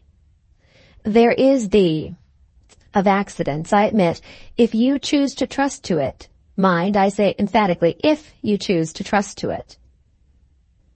There was another moment of silence. Silence so profound that nothing was audible in the room but the rapid click of Miss Gwilt's needle through her work. Go on, she said. You haven't done yet. True, said the doctor, Having put my question, I have my measure of precaution to impress on you next. You will see, my dear madam, that I am not disposed to trust to the chapter of accidents on my side. Reflection has convinced me that you and I are not, logically speaking, so conveniently situated as we might be in case of emergency. Cabs are, as yet, rare in this rapidly improving neighborhood. I am 20 minutes' walk from you. You are 20 minutes' walk from me. I know nothing of Mr. Armadale's character. You know it well. It might be necessary, vitally necessary, to appeal to your superior knowledge of him at a moment's notice. And how am I to do that unless we are within easy reach of each other, under the same roof? In both our interests, I beg to invite you, my dear madam, to become, for a limited period, an inmate of my sanitarium. Miss Gwilt's rapid needle suddenly stopped. I understand you, she said again, as quietly as before. I beg your pardon, said the doctor, with another attack of deafness, and with his hand once more to his ear. She laughed to herself, a low, terrible laugh, which startled even the doctor into taking his hand off the back of her chair. An inmate of your sanitarium, she repeated. You consult appearances in everything else. Do you propose to consult appearances in receiving me into your house? Most assuredly, replied the doctor with enthusiasm. I am surprised at your asking me the question. Did you ever know a man of my eminence in my profession who set appearances at defiance? If you honor me by accepting my invitation, you enter my sanitarium in the most unimpeachable of all possible characters, in the character of a patient. When do you want my answer? Can you decide today? Tomorrow? Yes. Have you anything more to say? Nothing more. Leave me then. I don't keep up appearances. I wish to be alone, and I say so. Good morning. Oh, the sex, said the doctor, with his excellent temper in perfect working order again. So delightfully impulsive, so charmingly reckless of what they say or how they say it. Oh, woman, in our hours of ease, uncertain, coy, and hard to please. There. Good morning. Miss Gwilt rose and looked after him contemptuously from the window when the street door had closed and he had left the house. Armadale drove me to it the first time, she said. Manuel drove me to it the second time. You cowardly scoundrel. Shall I let you drive me to it for the third time and the last? She turned from the window and looked thoughtfully at her widow's dress in the glass. The hours of the day passed, and she decided nothing. The night came, and she hesitated still. The new morning dawned, and the terrible question was still unanswered. By the early post there came a letter for her. It was Mr. Bashwood's usual report. Again he had watched for Allan's arrival, and again in vain. I'll have more time, she determined passionately. No man alive shall hurry me faster than I like. At breakfast that morning, the morning of the 9th, the doctor was surprised in his study by a visit from Miss Gwilt. I want another day, she said, the moment the servant had closed the door on her. The doctor looked at her before he answered and saw the danger of driving her to extremities plainly expressed in her face. The time is getting on, he remonstrated in his most persuasive manner. For all we know to the contrary, Mr. Armadale may be here tonight. I want another day, she repeated, loudly and passionately. Granted, said the doctor, looking nervously toward the door. Don't be too loud. The servants may hear you. Mind, he added, I depend on your honor not to press me for any further delay. You had better depend on my despair, she said, and left him. The doctor chipped the shell of his egg and laughed softly. Quite right, my dear, he thought. I remember where your despair led you in past times, and I think I may trust it to lead you the same way now. At 7:45 that night, Mr. Bashwood took up his post of observation as usual on the platform of the terminus at London Bridge. He was in the highest good spirits. He smiled and smirked in irrepressible exultation. The sense that he held in reserve a means of influence over Miss Gwilt, in virtue of his knowledge of her past career, had had no share in effecting the transformation that now appeared in him. It had upheld his courage in his forlorn life at Thorpe Ambrose, and it had given him that increased confidence of manner which Miss Gwilt herself had noticed. But, from the moment when he had regained his old place in her favour, it had vanished as a motive power in him, annihilated by the electric shock of her touch and her look. His vanity, the vanity which in men at his age is only despair in disguise, had now lifted him to the seventh heaven of fatuous happiness once more. He believed in her again, as he believed in the smart new winter overcoat that he wore, as he believed in the dainty little cane, appropriate to the dawning dandyism of lads in their teens, that he flourished in his hand. He hummed. The worn-out old creature, who had not sung since his childhood, hummed as he paced the platform, the few fragments he could remember of a worn-out old song. The train was due as early as 8 o'clock that night. At 5 minutes past the hour, the whistle sounded. In less than 5 minutes more, the passengers were getting out on the platform. Following the instructions that had been given to him, Mr. Bashwood made his way, as well as the crowd would let him, along the line of carriages, and discovering no familiar face on that first investigation, he joined the passengers for a second search among them in the custom-house waiting-room next. He had looked round the room and had satisfied himself that the persons occupying it were all strangers, when he heard a voice behind him exclaiming, "Can that be Mr. Bashwood?" He turned in eager expectation, and found himself face to face with the last man under heaven whom he had expected to see.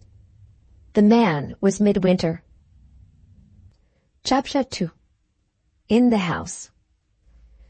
Noticing Mr. Bashwood's confusion, after a moment's glance at the change in his personal appearance, Midwinter spoke first. "I see I have surprised you," he said. "You are looking, I suppose, for somebody else? Have you heard from Allan? Is he on his way home again already?" The inquiry about Allan, though it would naturally have suggested itself to anyone in Midwinter's position at that moment, added to Mr. Bashwood's confusion. Not knowing how else to extricate himself from the critical position in which he was placed, he took refuge in simple denial. "I know nothing about Mr. Armadale." "Oh dear, no, sir.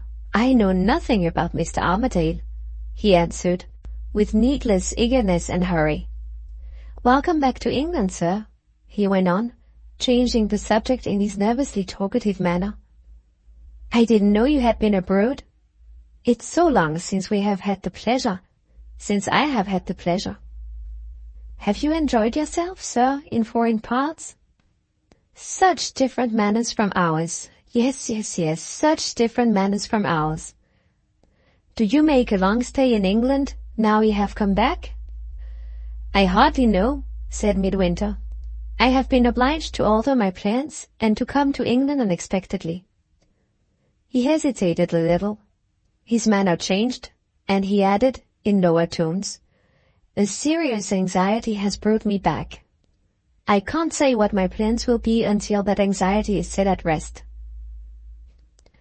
The light of a lamp fell on his face while he spoke, and Mr. Bashwood observed, for the first time, that he looked sadly worn and changed.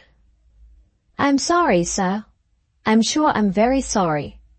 If I could be of any use," suggested Mr. Bashwood, speaking under the influence in some degree of his nervous politeness, and in some degree of his remembrance of what Midwinter had done for him at Thorpe Ambrose in the bygone time. Midwinter thanked him and turned away sadly. "I am afraid you can be of no use, Mr. Bashwood, but I am obliged to you for your offer, all the same." He stopped and considered a little. "Suppose she should not be ill? Suppose some misfortune should have happened?" he resumed, speaking to himself, and turning again toward the steward. "If she has left her mother, some trace of her might be found by inquiring at Thorpe Ambrose." Mr. Bashwood's curiosity was instantly aroused. The whole sex was interesting to him now, for the sake of Miss Gwilt. "A lady, sir?" he inquired. "Are you looking for a lady?" "I am looking," said Midwinter simply, "for my wife." "Married, sir?" exclaimed Mr. Bashwood. Married since I last had the pleasure of seeing you. Might I take the liberty of asking?" Midwinter's eyes dropped uneasily to the ground. "You knew the lady in former times," he said. "I have married Miss Gwilt." The steward started back as he might have started back from a loaded pistol levelled at his head. His eyes glared as if he had suddenly lost his senses, and the nervous trembling to which he was subject shook him from head to foot. "What's the matter?" said Midwinter. There was no answer.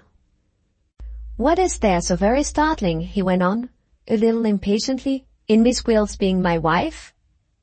"Your wife?" repeated Mr. Bashwood helplessly.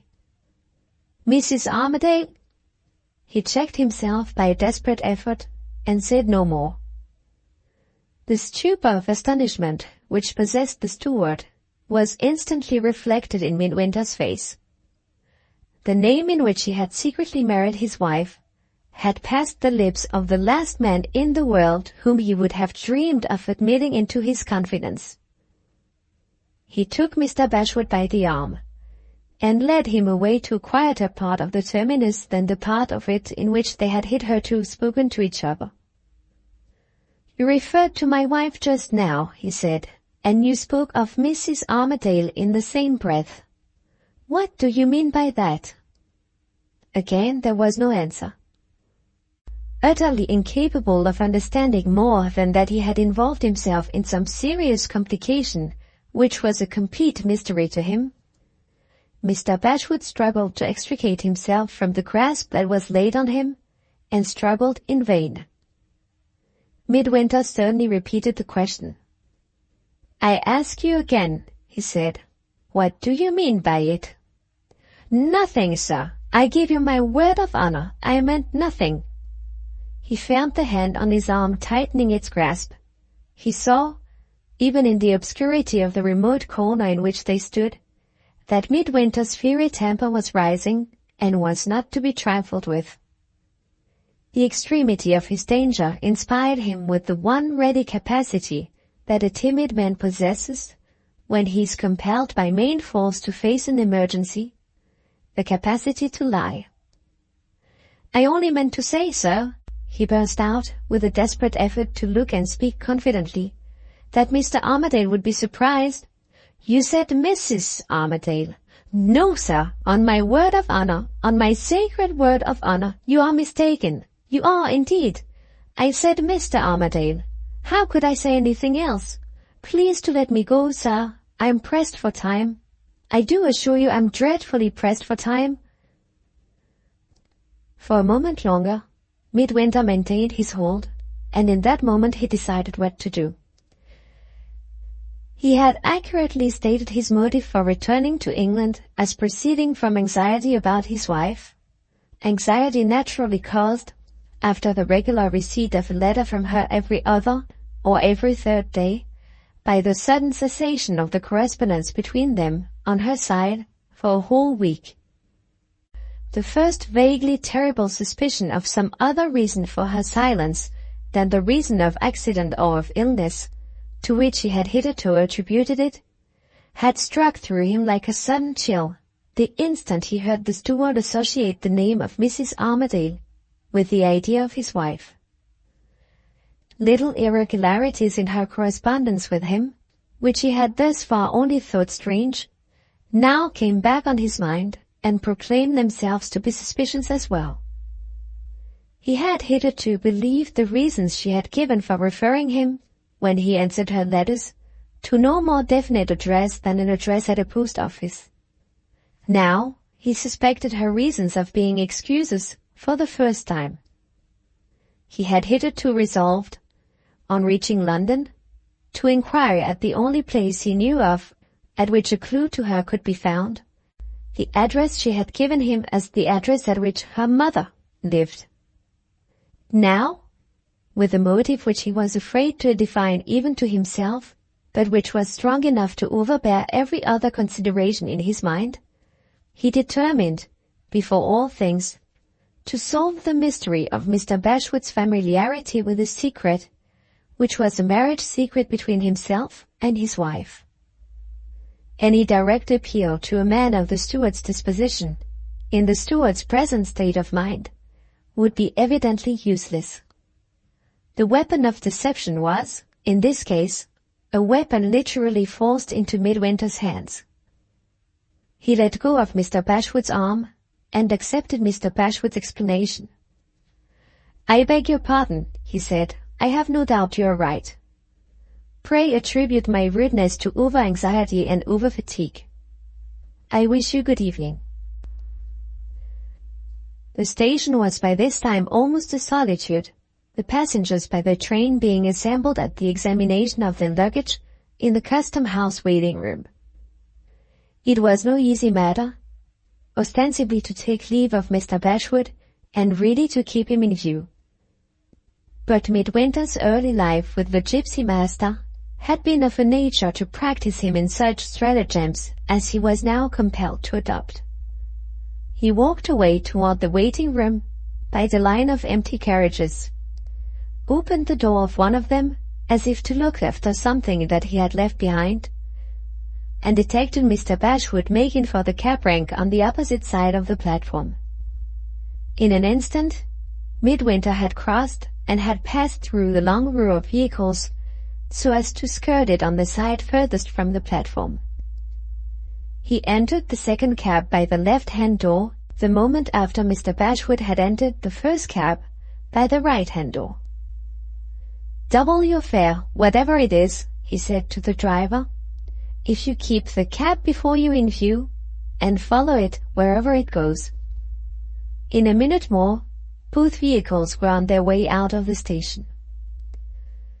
The clerk sat in the sentry box at the gate, taking down the destinations of the cabs as they passed. Midwinter heard the man who was driving him call out, "Hampstead," as he went by the clerk's window. "Why did you say Hampstead?" he asked when they had left the station. "Because the man before me said Hampstead, sir," answered the driver. Over and over again, on the wearisome journey to the northwestern suburb, Midwinter asked if the cab was still in sight. Over and over again, the man answered, "Right in front of us." It was between 9 and 10 o'clock when the driver pulled up his horse at last. Midwinter got out and saw the cab before them waiting at a house door. As soon as he had satisfied himself that the driver was the man whom Mr. Bashwood had hired, he paid the promised reward and dismissed his own cab. He took a turn backward and forward before the door. The vaguely terrible suspicion which had risen in his mind at the terminus had forced itself by this time into a definite form which was abhorrent to him. Without the shadow of an assignable reason for it, he found himself blindly distrusting his wife's fidelity and blindly suspecting Mr. Bashwood of serving her in the capacity of go-between. In sheer horror of his own morbid fancy, he determined to take down the number of the house and the name of the street in which it stood, and then, in justice to his wife, to return at once to the address which she had given him as the address at which her mother lived. He had taken out his pocketbook and was on his way to the corner of the street when he observed the man who had driven Mr. Bashwood looking at him with an expression of inquisitive surprise. The idea of questioning the cab driver while he had the opportunity instantly occurred to him. He took a half-crown from his pocket and put it into the man's ready hand. "Has the gentleman whom you drove from the station gone into that house?" he asked. "Yes, sir." "Did you hear him inquire for anybody when the door was opened?" "He asked for a lady, sir. Mrs. The man hesitated. "It wasn't a common name, sir. I should know it again if I heard it." "Was it Midwinter?" "No, sir." "Armadale?" "That's it, sir. Mrs. Armadale." "Are you sure it was Mrs. and not Mr.?" "I am as sure as a man can be who hasn't taken any particular notice, sir." The doubt implied in that last answer decided Midwinter to investigate the matter on the spot. He ascended the house steps. As he raised his hand to the bell at the side of the door, the violence of his agitation mastered him physically for the moment. A strange sensation, as of something leaping up from his heart to his brain, turned his head wildly giddy. He held by the house railings and kept his face to the air, and resolutely waited till he was steady again. Then he rang the bell. He tried to ask for Mrs. Armadale, when the maid-servant had opened the door, but not even his resolution could force the name to pass his lips. "Is your mistress at home?" he asked. "Yes, sir." The girl showed him into a back parlor and presented him to a little old lady with an obliging manner and a bright pair of eyes. "There is some mistake," said Midwinter. "I wish to see—" Once more he tried to utter the name, and once more he failed to force it to his lips. "Mrs. Armadale?" suggested the little old lady with a smile. "Yes." "Show the gentleman upstairs, Jenny." The girl led the way to the drawing-room floor. "Any name, sir?" "No name." Mr. Bashwood had barely completed his report of what had happened at the terminus. Mr. Bashwood's imperious mistress was still sitting speechless under the shock of the discovery that had burst on her, when the door of the room opened, and, without a word of warning to precede him, Midwinter appeared on the threshold. He took one step into the room, and mechanically pushed the door to behind him. He stood in dead silence, and confronted his wife with a scrutiny that was terrible in its unnatural self-possession, and that enveloped her steadily in one comprehensive look from head to foot. In dead silence on her side, she rose from her chair. In dead silence, she stood erect on the hearthrug and faced her husband in widow's weeds. He took one step nearer to her and stopped again. He lifted his hand and pointed with his lean brown finger at her dress. "What does that mean?" he asked, without losing his terrible self-possession, and without moving his outstretched hand. At the sound of his voice, the quick rise and fall of her bosom, which had been the one outward betrayal thus far of the inner agony that tortured her, suddenly stopped. She stood impenetrably silent, breathlessly still, as if his question had struck her dead, and his pointing hand had petrified her. He advanced one step nearer and reiterated his words in a voice even lower and quieter than the voice in which he had spoken first. One moment more of silence, one moment more of inaction, might have been the salvation of her. But the fatal force of her character triumphed at the crisis of her destiny and his. White and still, and haggard and old, she met the dreadful emergency with a dreadful courage, and spoke the irrevocable words which renounced him to his face. "Mr. Midwinter," she said, in tones unnaturally hard and unnaturally clear, "our acquaintance hardly entitles you to speak to me in that manner." Those were her words. She never lifted her eyes from the ground while she spoke them. When she had done, the last faint vestige of color in her cheeks faded out. There was a pause. Still steadily looking at her, he set himself to fix the language she had used to him in his mind. "She calls me Mr. Midwinter," he said, slowly, in a whisper. "She speaks of our acquaintance."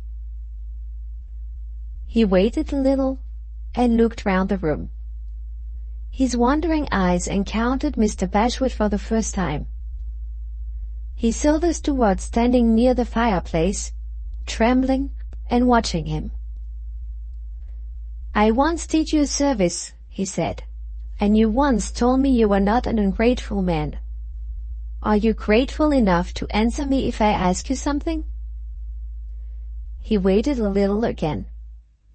Mr. Bashwood still stood trembling at the fireplace, silently watching him. "I see you looking at me," he went on. "Is there some change in me that I am not conscious of myself? Am I seeing things that you don't see? Am I hearing words that you don't hear? Am I looking or speaking like a man out of his senses?" Again he waited, and again the silence was unbroken. His eyes began to glitter, and the savage blood that he had inherited from his mother rose dark and slow in his ashy cheeks. "Is that woman," he asked, "the woman whom you once knew, whose name was Miss Gwilt?" Once more his wife collected her fatal courage. Once more his wife spoke her fatal words.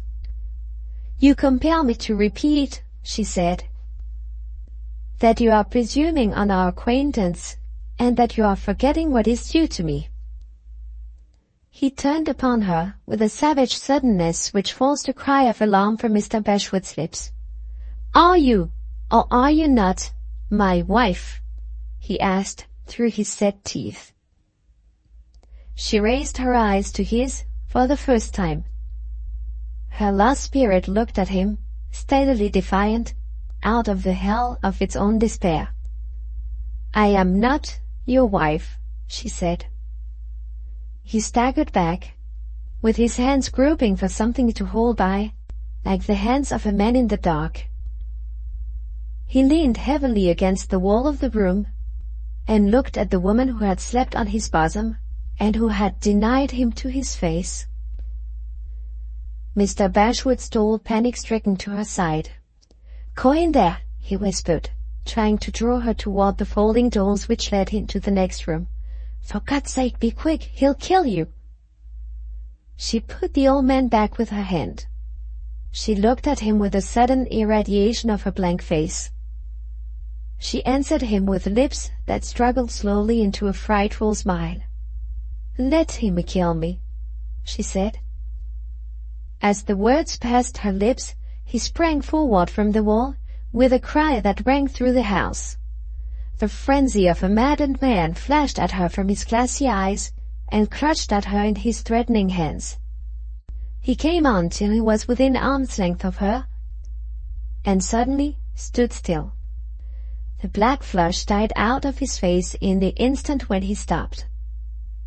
His eyelids fell, his outstretched hands wavered and sank helpless. He dropped as the dead drop. He lay as the dead lie, in the arms of the wife who had denied him. She knelt on the floor and rested his head on her knee. She caught the arm of the steward hurrying to help her, with a hand that closed round it like a vice. "Go for a doctor," she said, "and keep the people of the house away till he comes." There was that in her eye, there was that in her voice, which would have warned any man living to obey her in silence. In silence, Mr. Bashwood submitted and hurried out of the room. The instant she was alone, she raised him from her knee. With both arms clasped round him, the miserable woman lifted his lifeless face to hers and rocked him on her bosom in an agony of tenderness beyond all relief in tears, in a passion of remorse beyond all expression in words. In silence, she held him to her breast. In silence, she devoured his forehead, his cheeks, his lips, with kisses. Not a sound escaped her till she heard the trampling footsteps outside, hurrying up the stairs. Then a low moan burst from her lips as she looked her last at him, and lowered his head again to her knee before the strangers came in. The landlady and the steward were the first persons whom she saw when the door was opened. The medical man, a surgeon living in the street, followed. The horror and the beauty of her face as she looked up at him absorbed the surgeon's attention for the moment, to the exclusion of everything else. She had to beckon to him. She had to point to the senseless man before she could claim his attention for his patient and divert it from herself. "Is he dead?" she asked. The surgeon carried Midwinter to the sofa and ordered the windows to be opened. "It is a fainting fit," he said. "Nothing more." At that answer her strength failed her for the first time. She drew a deep breath of relief and leaned on the chimney-piece for support. Mr. Bashwood was the only person present who noticed that she was overcome.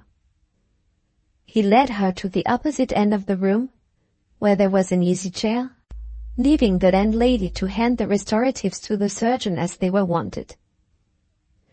"Are you going to wait here till he recovers?" whispered the steward, looking toward the sofa and trembling as he looked. The question forced her to a sense of her position, to a knowledge of the merciless necessities which that position now forced her to confront. With a heavy sigh, she looked toward the sofa, considered with herself for a moment, and answered Mr. Bashwood's inquiry by a question on her side. "Is the cab that brought you here from the railway still at the door?" "Yes." "Drive at once to the gates of the sanitarium and wait there till I join you." Mr. Bashwood hesitated. She lifted her eyes to his and, with a look, sent him out of the room. "The gentleman is coming too, ma'am," said the landlady as the steward closed the door. "He has just breathed again." She bowed in mute reply, rose, and considered with herself once more, looked toward the sofa for the second time, then passed through the folding doors into her own room. After a short lapse of time, the surgeon drew back from the sofa and motioned to the landlady to stand aside. The bodily recovery of the patient was assured. There was nothing to be done now but to wait, and let his mind slowly recall its sense of what had happened. "Where is she?" were the first words he said to the surgeon, and the landlady anxiously watching him. The landlady knocked at the folding doors and received no answer. She went in and found the room empty. A sheet of notepaper was on the dressing table, with the doctor's fee placed on it. The paper contained these lines, evidently written in great agitation or in great haste. "It is impossible for me to remain here tonight after what has happened. I will return tomorrow to take away my luggage and to pay what I owe you." "Where is she?" Midwinter asked again, when the landlady returned alone to the drawing-room. "Gone, sir." "I don't believe it." The old lady's color rose. "If you know her handwriting, sir," she answered, handing him the sheet of notepaper, "perhaps you may believe that?" He looked at the paper. "I beg your pardon, ma'am," he said, as he handed it back. "I beg your pardon, with all my heart." There was something in his face as he spoke those words which more than soothed the old lady's irritation. It touched her with a sudden pity for the man who had offended her.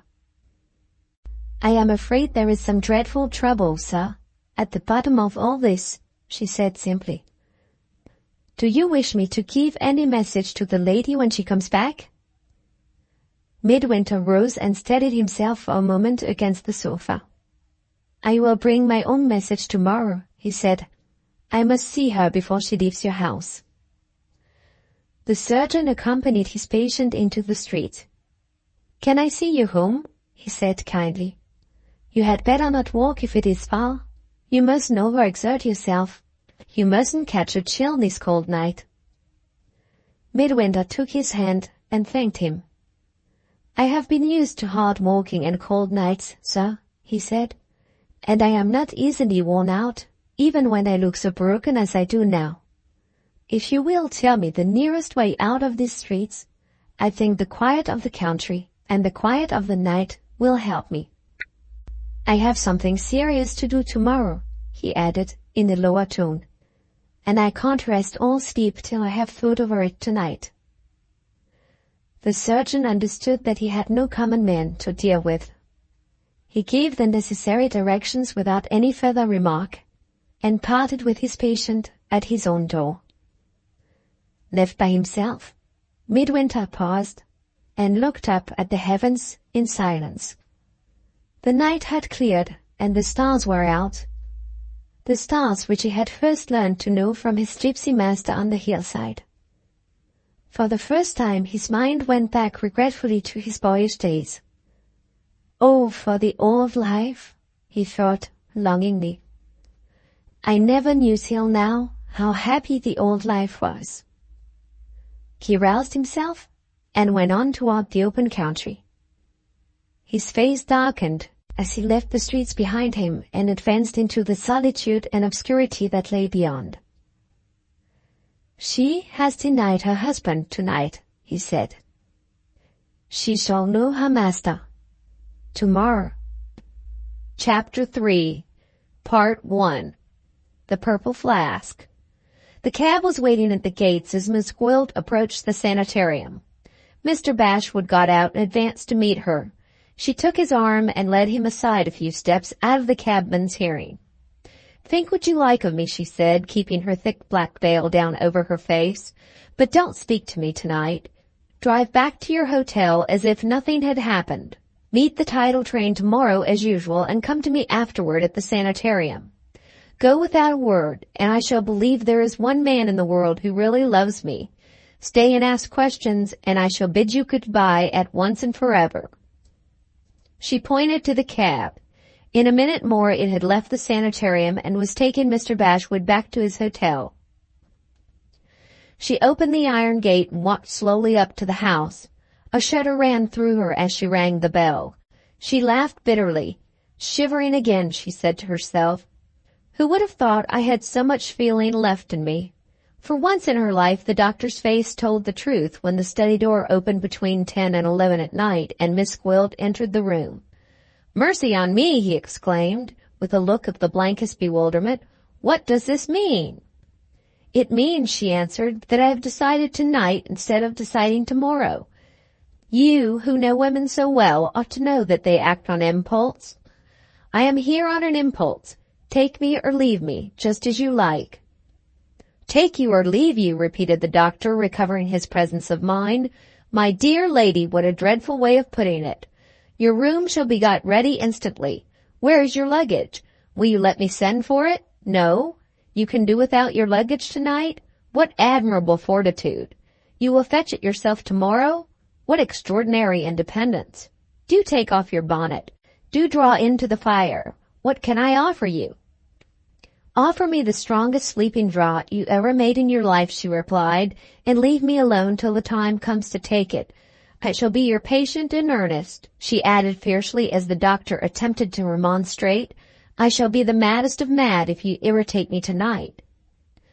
The principal of the sanitarium became gravely and briefly professional in an instant. "Sit down in that dark corner," he said. "Not a soul shall disturb you.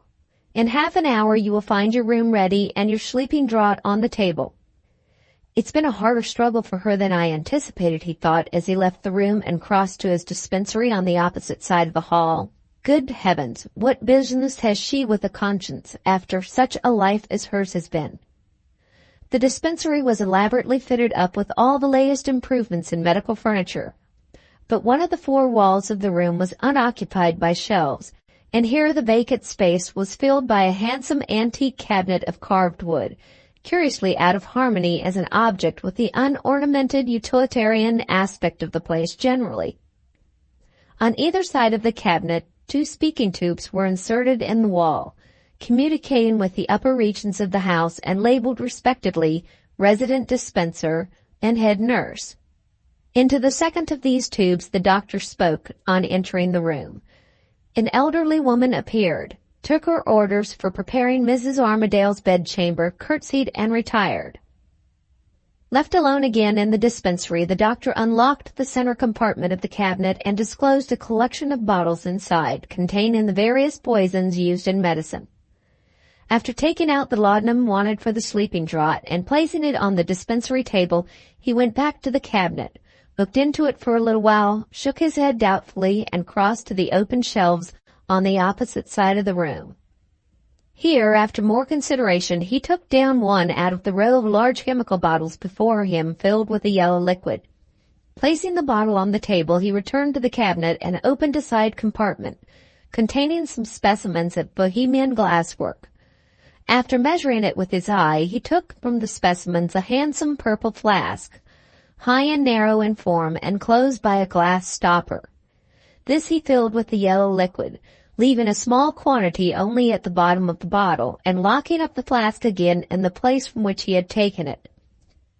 The bottle was next restored to its place, after having been filled up with water from the cistern in the dispensary, mixed with certain chemical liquids in small quantities, which restored it, as far as appearances went, to the condition in which it had been when it was first removed from the shelf.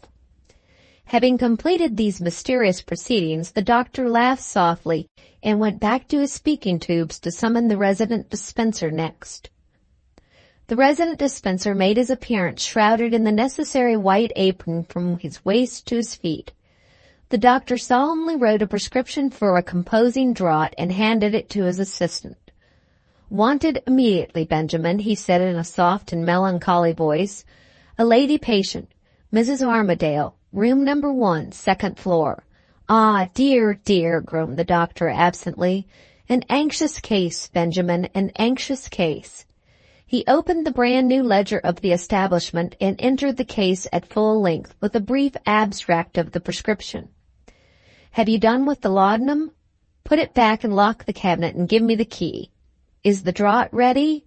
Label it to be taken at bedtime and give it to the nurse, Benjamin. Give it to the nurse." While the doctor's lips were issuing these directions, the doctor's hands were occupied in opening a drawer under the desk on which the ledger was placed.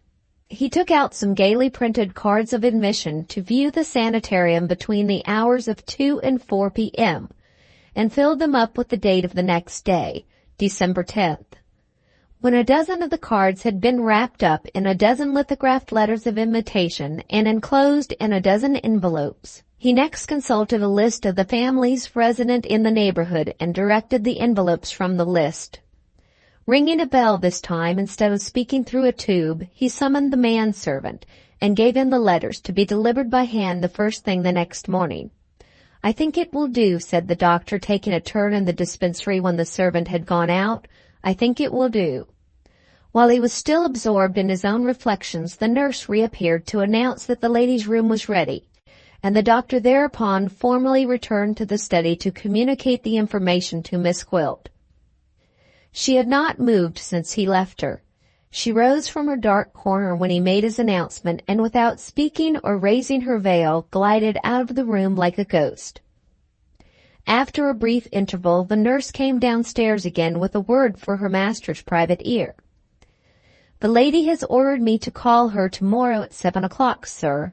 She means to fetch her luggage herself and wants to have a cab at the door as soon as she is dressed. What am I to do?" "Do what the lady tells you," said the doctor. "She may be safely trusted to return to the sanitarium." The breakfast hour at the sanitarium was 8:30 o'clock. By that time Miss Gwilt had settled everything at her lodgings and had returned with her luggage in her own possession. The doctor was quite amazed at the promptitude of his patient. "Why waste so much energy?" he asked when they met at the breakfast table. "Why be in such a hurry, my dear lady, when you had all the morning before you?" "Mere restlessness," she said briefly. "The longer I live, the more impatient I get." The doctor, who had noticed before she spoke that her face looked strangely pale and old that morning, observed when she answered him that her expression, naturally mobile in no ordinary degree, remained quite unaltered by the effort of speaking. There was none of the usual animation on her lips, none of the usual temper in her eyes. He had never seen her so impenetrably and coldly composed as he saw her now. "She has made up her mind at last," he thought. "I may say to her this morning what I couldn't say to her last night." He prefaced the coming remarks by a warning look at her widow's dress. "Now you have got your luggage," he began gravely, "permit me to suggest putting that cap away and wearing another gown." "Why?" "Do you remember what you told me a day or two since?" asked the doctor. "You said there was a chance of Mr. Armadale's dying in my sanitarium?" "I will say it again if you like." "A more unlikely chance," pursued the doctor, deaf as ever to all awkward interruptions, "it is hardly possible to imagine. But as long as it is a chance at all, it is worth considering. Say, then, that he dies suddenly and unexpectedly, and makes a coroner's inquest necessary in the house. What is our course in that case? Our course is to preserve the characters to which we have committed ourselves, you as his widow and I as the witness of your marriage, and in those characters to court the fullest inquiry.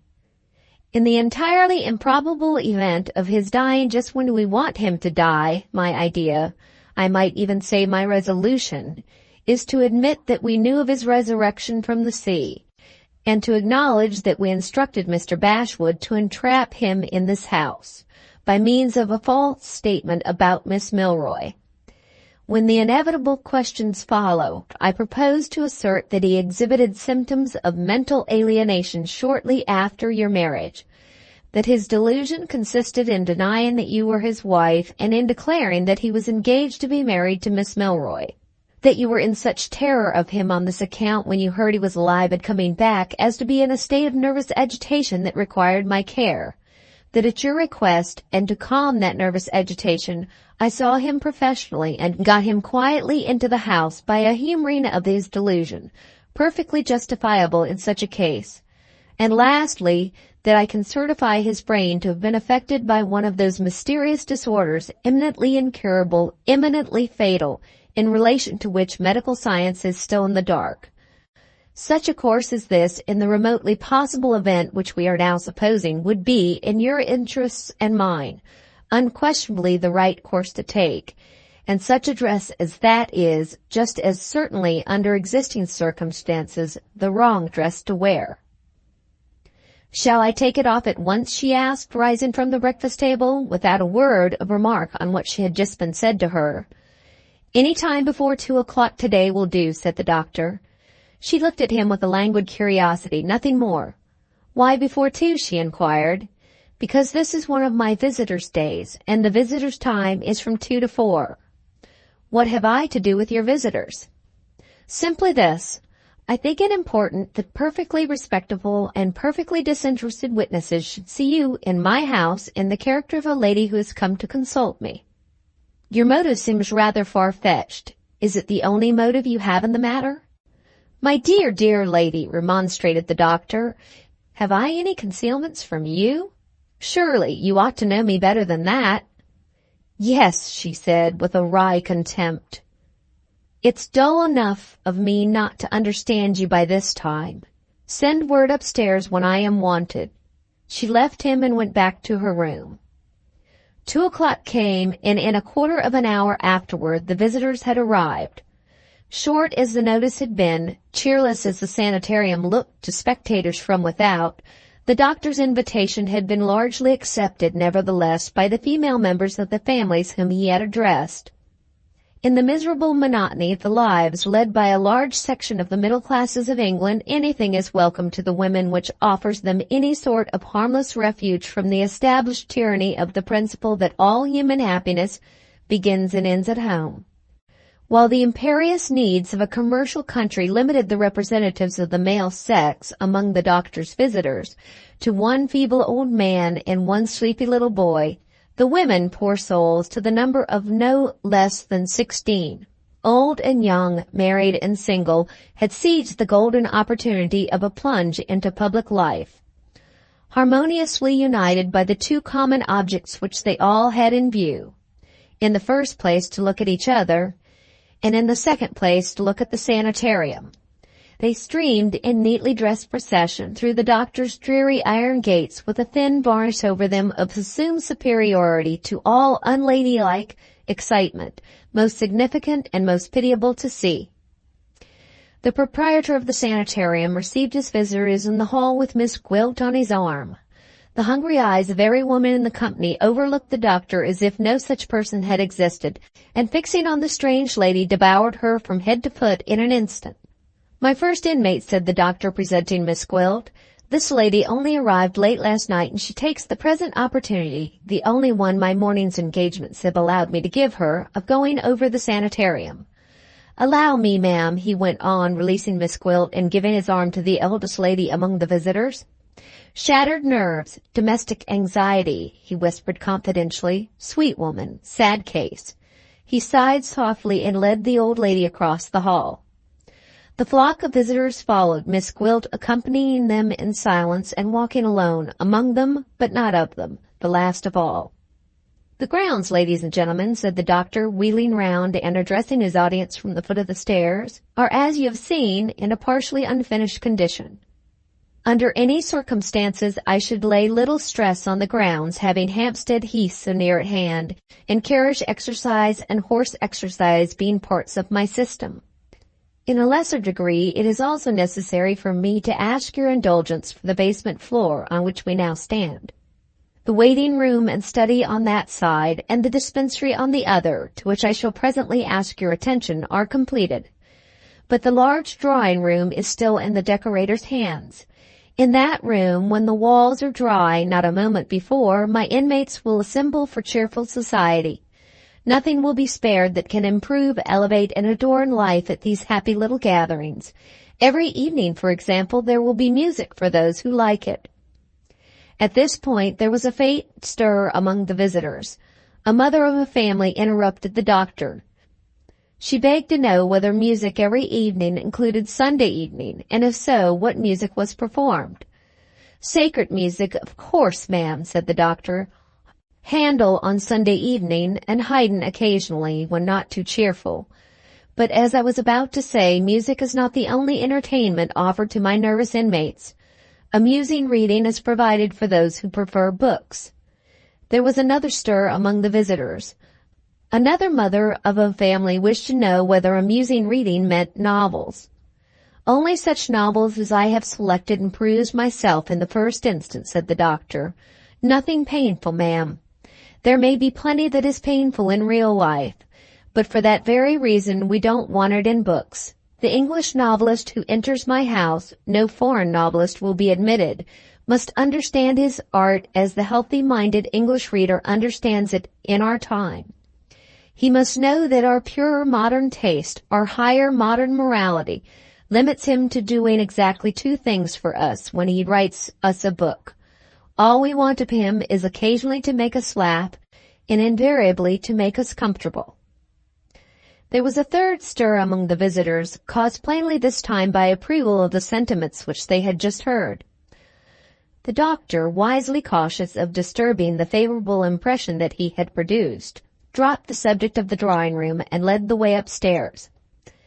As before, the company followed, and as before, Miss Gwilt walked silently behind them, last of all. One after another, the ladies looked at her with the idea of speaking, and saw something in her face, utterly unintelligible to them, which checked the well-meant words on their lips. The prevalent impression was that the principal of the sanitarium had been delicately concealing the truth, and that his first inmate was mad. The doctor led the way, with intervals of breathing time accorded to the old lady on his arm, straight to the top of the house.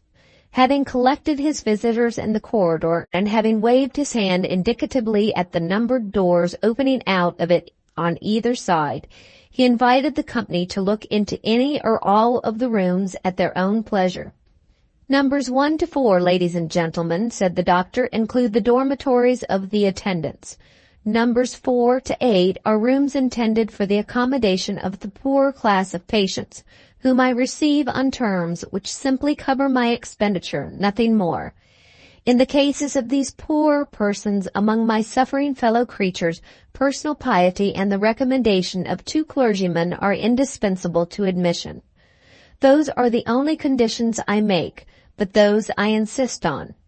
Pray observe that the rooms are all ventilated and the bedsteads all iron, and kindly notice as we descend again to the second floor that there is a door shutting off all communication between the second story and the top story when necessary. The rooms on the second floor, which we have now reached, are, with the exception of my own room, entirely devoted to the reception of lady inmates, experience having convinced me that the greater sensitiveness of the female constitution necessitates the higher position of the sleeping apartment with a view to the greater purity and freer circulation of the air. Here the ladies are established immediately under my care, while my assistant physician, whom I expect to arrive in a week's time, looks after the gentlemen on the floor beneath. Observe again, as we descend to this lower or first floor, a second door, closing all communication at night between the two stories to everyone but the assistant physician and myself. And now that we have reached the gentlemen's part of the house, and that you have observed for yourselves the regulations of the establishment, permit me to introduce you to a specimen of my system of treatment next. I can exemplify it practically by introducing you to a room fitted up under my own direction for the accommodation of the most complicated cases of nervous suffering and nervous delusion that can come under my care. He threw open the door of a room at one extremity of the corridor, numbered 4. "Look in, ladies and gentlemen," he said, "and see if you see anything remarkable. Pray mention it." The room was not very large, but it was well lit by one broad window. Comfortably furnished as a bedroom, it was only remarkable among other rooms of the same sort in one way. It had no fireplace. The visitors, having noticed this, were informed that the room was warmed in winter by means of hot water, and were then invited back again into the corridor to make discoveries under professional direction which they were unable to make for themselves. "A word, ladies and gentlemen," said the doctor. "Literally a word on nervous derangement first. What is the process of treatment when, let us say, mental anxiety has broken you down and you apply to your doctor? He sees you, hears you, and gives you 2 prescriptions. One is written on paper and made up at the chemist's. The other is administered by word of mouth at the propitious moment when the fee is ready, and consists in a general recommendation to you to keep your mind easy. That excellent advice given, your doctor leaves you to spare yourself all earthly annoyances by your own unaided efforts until he calls again. Here my system steps in and helps you. When I see the necessity of keeping your mind easy, I take the bull by the horns and do it for you. I place you in a sphere of action in which the 10,000 trifles which must and do irritate nervous people at home are expressly considered and provided against. I throw up impregnable moral entrenchments between worry and you. Find a door banging in this house if you can. Catch a servant in this house rattling the tea things when he takes away the tray. Discover barking dogs, crowing cocks, hammering workmen, screeching children here, and I engage to close my sanitarium tomorrow. Are these nuisances laughing matters to nervous people? Ask them. Can they escape these nuisances at home? Ask them. Will 10 minutes irritation from a barking dog or a screeching child undo every atom of good done to a nervous sufferer by a month's medical treatment? There isn't a competent doctor in England who will venture to deny it. On those plain grounds my system is based. I assert the medical treatment of nervous suffering to be entirely subsidiary to the moral treatment of it. That moral treatment of it you find here.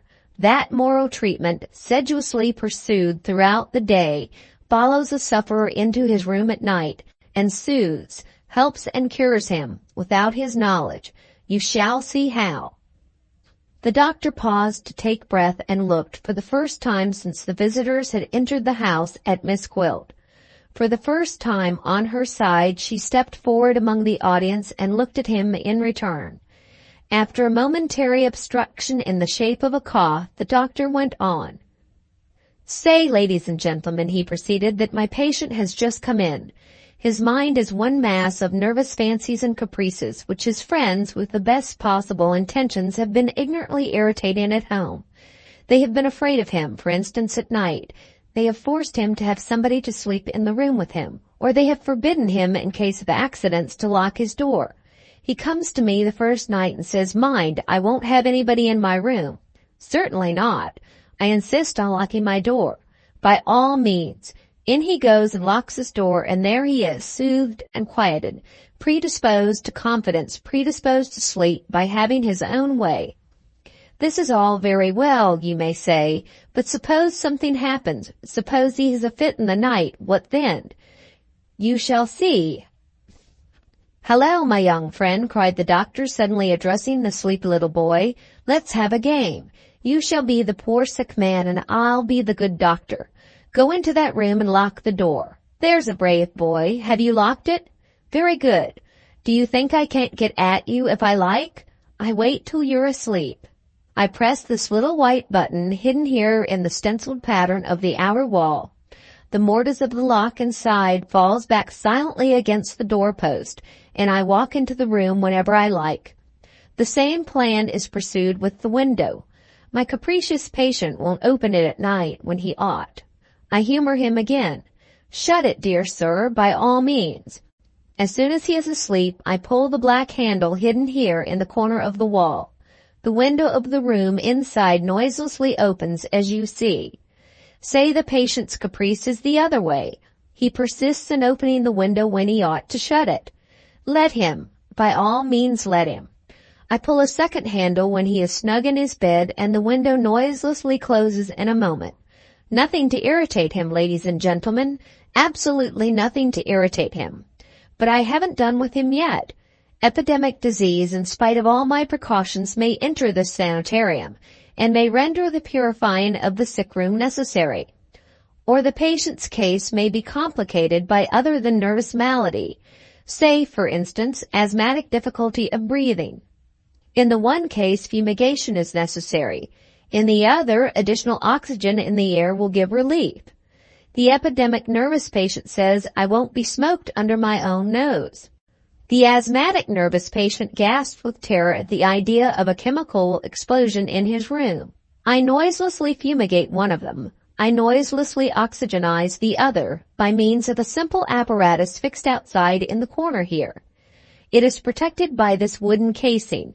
It is locked with my own key, and it communicates by means of a tube with the interior of the room. Look at it. With a preliminary glance at Miss Gwilt, the doctor unlocked the lid of the wooden casing and disclosed inside nothing more remarkable than a large stone jar, having a glass funnel and a pipe communicating with the wall, inserted in the cork which closed the mouth of it. With another look at Miss Gwilt, the doctor locked the lid again and asked in the blandest manner whether his system was intelligible now. Chapter 3, Part 2. I might introduce you to all sorts of other contrivances of the same kind, he resumed, leading the way downstairs, but it would only be the same thing over and over again. A nervous patient who always has his own way is a nervous patient who is never worried, and a nervous patient who is never worried is a nervous patient cured. There it is in a nutshell. Come and see the dispensary, ladies. The dispensary in the kitchen next. Once more, Miss Gwilt dropped behind the visitors and waited alone, looking steadfastly at the room which the doctor had opened and at the apparatus which the doctor had unlocked. Again, without a word passing between them, she had understood him. She knew as well as if he had confessed it that he was craftily putting the necessary temptation in her way before witnesses who could speak to the superficially innocent acts which they had seen if anything serious happened. The apparatus, originally constructed to serve the purpose of the doctor's medical crotchets, was evidently to be put to some other use, of which the doctor himself had probably never dreamed till now, and the chances were that before the day was over that other use would be privately revealed to her at the right moment in the presence of the right witness. Armadale will die this time, she said to herself as she went slowly down the stairs. The doctor will kill him by my hands. The visitors were in the dispensary when she joined them. All the ladies were admiring the beauty of the antique cabinet, and as a necessary consequence, all the ladies were desirous of seeing what was inside. The doctor, after a preliminary look at Miss Gwilt, good-humoredly shook his head. There is nothing to interest you inside, he said. Nothing but rows of little shabby bottles containing the poisons used in medicine which I keep under lock and key. Come to the kitchen, ladies, and honor me with your advice on domestic matters below stairs." He glanced again at Miss Gwilt as the company crossed the hall with a look which said plainly, "Wait here." In another quarter of an hour the doctor had expounded his views on cookery and diet, and the visitors, duly furnished with prospectuses, were taking leave of him at the door. "Quite an intellectual treat," they said to each other as they streamed out again in neatly dressed procession through the iron gates, "and what a very superior man." The doctor turned back to the dispensary, humming absently to himself and failing entirely to observe the corner of the hall in which Miss Gwilt stood retired. After an instant's hesitation she followed him. The assistant was in the room when she entered it, summoned by his employer the moment before. "Doctor," she said coldly and mechanically, as if she was repeating a lesson, "I am as curious as the other ladies about that pretty cabinet of yours. Now they are all gone, won't you show the inside of it to me?" The doctor laughed in his pleasantest manner. "The old story," he said, "Bluebeard's locked chamber and female curiosity. Don't go, Benjamin, don't go. My dear lady, what interest can you possibly have in looking at a medical bottle, simply because it happens to be a bottle of poison?" She repeated her lesson for the second time. "I have the interest of looking at it," she said, "and of thinking, if it got into some people's hands, of the terrible things it might do." The doctor glanced at his assistant with a compassionate smile. "Curious, Benjamin," he said, "the romantic view taken of these drugs of ours by the unscientific mind. My dear lady," he added, turning to Miss Gwilt, "if that is the interest you attach to looking at poisons, you needn't ask me to unlock my cabinet. You need only look about you round the shelves of this room. There are all sorts of medical liquids and substances in those bottles, most innocent, most useful in themselves, which in combination with other substances and other liquids become poisons as terrible and as deadly as any I have in my cabinet under lock and key." She looked at him for a moment and crossed to the opposite side of the room. "Show me one," she said. Still smiling as good-humoredly as ever, the doctor humored his nervous patient. He pointed to the bottle from which he had privately removed the yellow liquid on the previous day, and which he had filled up again with a carefully colored imitation in the shape of a mixture of his own. "Do you see that bottle?" he said. "That plump, round, comfortable-looking bottle? Never mind the name of what is beside it. Let us stick to the bottle and distinguish it, if you like, by giving it a name of our own. Suppose we call it our stout friend. Very good. Our stout friend by himself is a most harmless and useful medicine. He is freely dispensed every day to tens of thousands of patients all over the civilized world. He has made no romantic appearances in courts of law. He has excited no breathless interest in novels. He has played no terrifying part on the stage. There he is, an innocent, inoffensive creature who troubles nobody with the responsibility of locking him up. But bring him into contact with something else, introduce him to the acquaintance of a certain common mineral substance of a universally accessible kind broken into fragments, provide yourself with, say, 6 doses of our stout friend, and pour those doses consecutively on the fragments I have mentioned at intervals of not less than 5 minutes. Quantities of little bubbles will rise at every pouring. Collect the gas in those bubbles and convey it into a closed chamber, and let Samson himself be in that closed chamber. Our stout friend will kill him in half an hour. Will kill him slowly, without his seeing anything, without his smelling anything, without his feeling anything but sleepiness. Will kill him, and tell the whole College of Surgeons nothing if they examine him after death, but that he died of apoplexy or congestion of the lungs. What do you think of that, my dear lady, in the way of mystery and romance? Is our harmless stout friend as interesting now as if he rejoiced in the terrible popular fame of the arsenic and the strychnine which I keep locked up there? Don't suppose I am exaggerating. Don't suppose I'm inventing a story to put you off with, as the children say. Ask Benjamin there, said the doctor, appealing to his assistant with his eyes fixed on Miss Gwilt. Ask Benjamin, he repeated with the steadiest emphasis on the next words, if 6 doses from that bottle at intervals of 5 minutes each would not, under the conditions I have stated, produce the results I have described.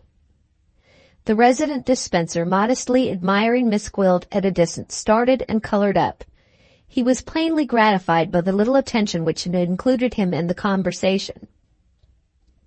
"The doctor is quite right, ma'am," he said, addressing Miss Gwilt with his best bow. "The production of the gas, extended over half an hour, would be quite gradual enough. And," added the dispenser, silently appealing to his employer to let him exhibit a little chemical knowledge on his own account, "the volume of the gas would be sufficient at the end of the time, if I am not mistaken, sir, to be fatal to any person entering the room in less than 5 minutes." "Unquestionably, Benjamin," rejoined the doctor. "But I think we have had enough of chemistry for the present," he added, turning to Miss Gwilt. "With every desire, my dear lady, to gratify every passing wish you may form, I venture to propose trying a more cheerful subject. Suppose we leave the dispensary before it suggests any more inquiries to that active mind of yours. No? You want to see an experiment? You want to see how the little bubbles are made? Well, well, there is no harm in that. We will let Mrs. Armadale see the bubbles," continued the doctor in the tone of a parent humoring a spoiled child. "Try if you can find a few of those fragments we want, Benjamin. I dare say the workmen, slovenly fellows, have left something of the sort about the house or the grounds." The resident dispenser left the room. As soon as his back was turned, the doctor began opening and shutting drawers in various parts of the dispensary, with the air of a man who wants something in a hurry and does not know where to find it. "Bless my soul," he exclaimed, suddenly stopping at the drawer from which he had taken his cards of invitation on the previous day. "What's this? A key? A duplicate key, as I'm alive, of my fumigating apparatus upstairs. Oh, dear, dear, how careless I get," said the doctor, turning round briskly to Miss Gwilt. "I hadn't the least idea that I possessed this second key. I should never have missed it. I do assure you I should never have missed it if anybody had taken it out of the drawer." He bustled away to the other end of the room without closing the drawer and without taking away the duplicate key. In silence, Miss Gwilt listened till he had done. In silence, she glided to the drawer. In silence, she took the key and hid it in her apron pocket. The dispenser came back with the fragments required of him, collected in a basin. "Thank you, Benjamin," said the doctor. "Kindly cover them with water while I get the bottle down." As accidents sometimes happen in the most perfectly regulated families, so clumsiness sometimes possesses itself of the most perfectly disciplined hands. In the process of its transfer from the shelf to the doctor, the bottle slipped and fell smashed to pieces on the floor. "Oh, my fingers and thumbs!" cried the doctor with an air of comic vexation. "What in the world do you mean by playing me such a wicked trick as that? Well, well, well, it can't be helped. Have we got any more of it, Benjamin?" "Not a drop, sir." "Not a drop," echoed the doctor. "My dear madam, what excuses can I offer you? My clumsiness has made our little experiment impossible for today. Remind me to order some more tomorrow, Benjamin, and don't think of troubling yourself to put that mess to rights. I'll send the man here to mop it all up. Our stout friend is harmless enough now, my dear lady, in combination with a boarded floor and a coming mop. I'm so sorry. I really am so sorry to have disappointed you." With those soothing words, he offered his arm and led Miss Gwilt out of the dispensary. "Have you done with me for the present?" she asked when they were in the hall. "Oh, dear, dear, what a way of putting it!" exclaimed the doctor. "Dinner at 6, he added with his politest emphasis, as she turned from him in disdainful silence and slowly mounted the stairs to her own room. A clock of the noiseless sort, and capable of offending irritable nerves, was fixed in the wall above the first-floor landing at the sanitarium. At the moment when the hands pointed to 6:15, the silence of the lonely upper regions was softly broken by the rustling of Miss Gwilt's dress. She advanced along the corridor of the first floor, paused at the covered apparatus fixed outside the room numbered 4, listened for a moment, and then unlocked the cover with the duplicate key. The open lid cast a shadow over the inside of the casing. All she saw at first was what she had seen already, the jar and the pipe and glass funnel inserted in the cork. She removed the funnel and, looking about her, observed on the windowsill close by a wax-tipped wand used for lighting the gas. She took the wand and, introducing it through the aperture occupied by the funnel, moved it to and fro in the jar. The faint splash of some liquid and the grating noise of certain hard substances which she was stirring about were the two sounds that caught her ear. She drew out the wand and cautiously touched the wet left on it with the tip of her tongue. Caution was quite needless in this case. The liquid was water. In putting the funnel back in its place, she noticed something faintly shining in the obscurely lit vacant space at the side of the jar. She drew it out and produced a purple flask. The liquid with which it was filled showed dark through the transparent coloring of the glass, and fastened at regular intervals down one side of the flask were 6 thin strips of paper which divided the contents into 6 equal parts. There was no doubt now that the apparatus had been secretly prepared for her. The apparatus of which she alone, besides the doctor, possessed the key. She put back the flask and locked the cover of the casing. For a moment she stood looking at it with the key in her hand. On a sudden her lost color came back. On a sudden its natural animation returned for the first time that day to her face. She turned and hurried breathlessly upstairs to her room on the 2nd floor. With eager hands she snatched her cloak out of the wardrobe and took her bonnet from the box. "I'm not in prison," she burst out impetuously. "I've got the use of my limbs. I can go no matter where as long as I am out of this house." With her cloak on her shoulders and her bonnet in her hand, she crossed the room to the door. A moment more and she would have been out in the passage. In that moment the remembrance flashed back on her of the husband whom she had denied to his face. She stopped instantly and threw the cloak and bonnet from her on the bed. "No," she said, "the gulf is dug between us. The worst is done." There was a knock at the door. The doctor's voice outside politely reminded her that it was 6 o'clock. She opened the door and stopped him on his way downstairs. "What time is the train due tonight?" she asked in a whisper. "At 10, answered the doctor in a voice which all the world might hear and welcome. "What room is Mr. Armadale to have when he comes?" "What room would you like him to have?" "Number 4. The doctor kept up appearances to the very last. "Number 4 let it be," he said graciously, "provided, of course, that number 4 is unoccupied at the time." The evening wore on and the night came. At a few minutes before 10, Mr. Bashwood was again at his post, once more on the watch for the coming of the tidal train. The inspector on duty, who knew him by sight and who had personally ascertained that his regular attendance at the terminus implied no designs on the purses and portmanteaus of the passengers, noticed 2 new circumstances in connection with Mr. Bashwood that night. In the first place, instead of exhibiting his customary cheerfulness, he looked anxious and depressed. In the second place, while he was watching for the train, he was to all appearance being watched in his turn by a slim, dark, undersized man who had left his luggage, marked with the name of Midwinter, at the custom-house department the evening before, and who had returned to have it examined about half an hour since. What had brought Midwinter to the terminus, and why was he, too, waiting for the tidal train? After straying as far as Hendon during his lonely walk of the previous night, he had taken refuge at the village inn, and had fallen asleep from sheer exhaustion towards those later hours of the morning which were the hours that his wife's foresight had turned to account. When he returned to the lodging, the landlady could only inform him that her tenant had settled everything with her and had left, for what destination neither she nor her servant could tell, more than 2 hours since. Having given some little time to inquiries, the result of which convinced him that the clue was lost so far, Midwinter had quitted the house and had pursued his way mechanically to the busier and more central parts of the metropolis.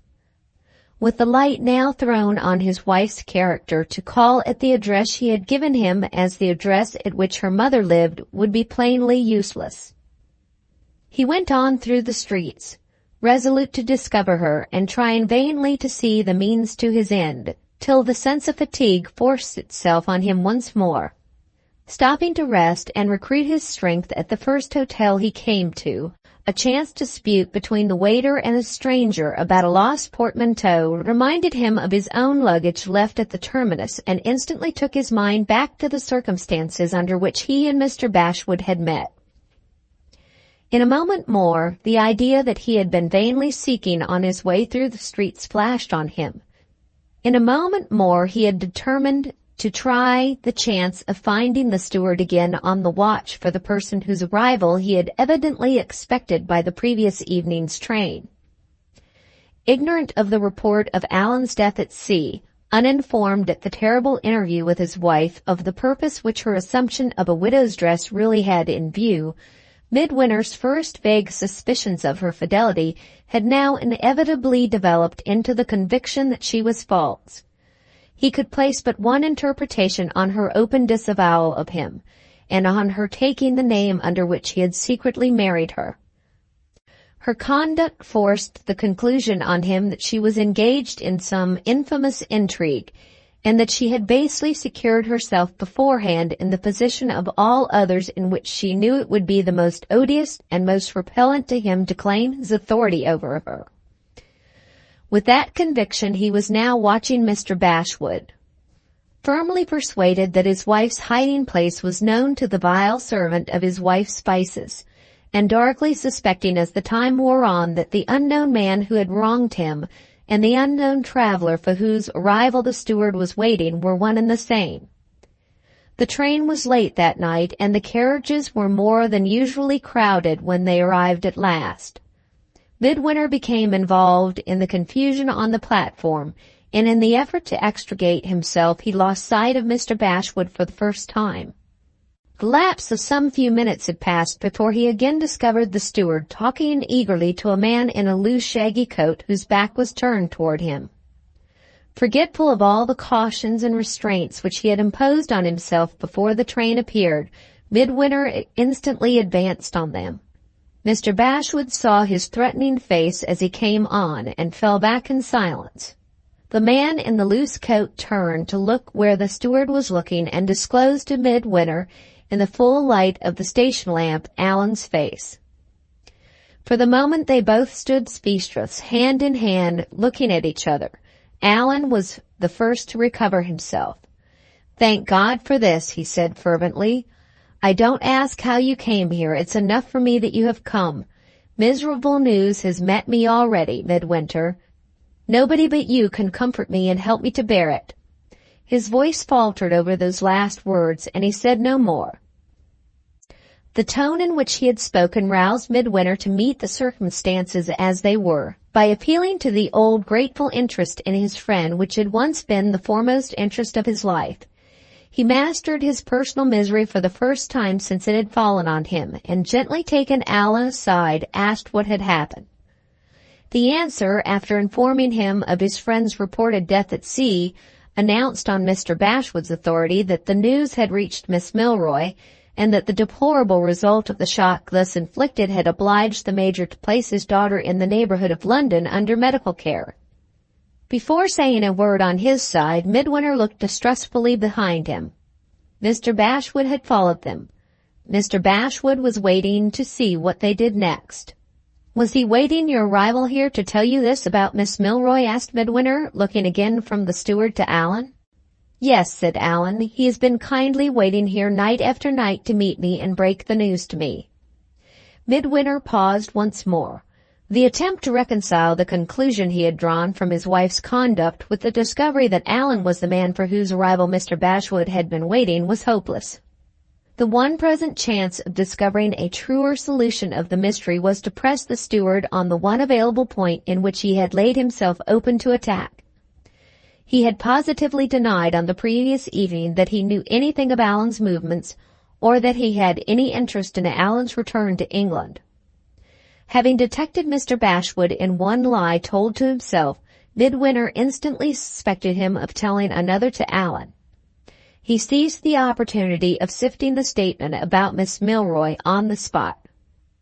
"How have you become acquainted with this sad news?" he inquired, suddenly turning on Mr. Bashwood. "Through the Major, of course," said Allan before the steward could answer. "Who is the doctor who has the care of Miss Milroy?" persisted Midwinter, still addressing Mr. Bashwood. For the second time the steward made no reply. For the second time Allan answered for him. "He is a man with a foreign name," said Allan. "He keeps a sanitarium near Hampstead. What did you say the name of the place was called, Mr. Bashwood?" "Fairweather Vale, sir," said the steward, answering his employer as a matter of necessity, but answering very unwillingly. The address of the sanitarium instantly reminded Midwinter that he had traced his wife to Fairweather Vale Villas the previous night. He began to see light through the darkness, dimly for the first time.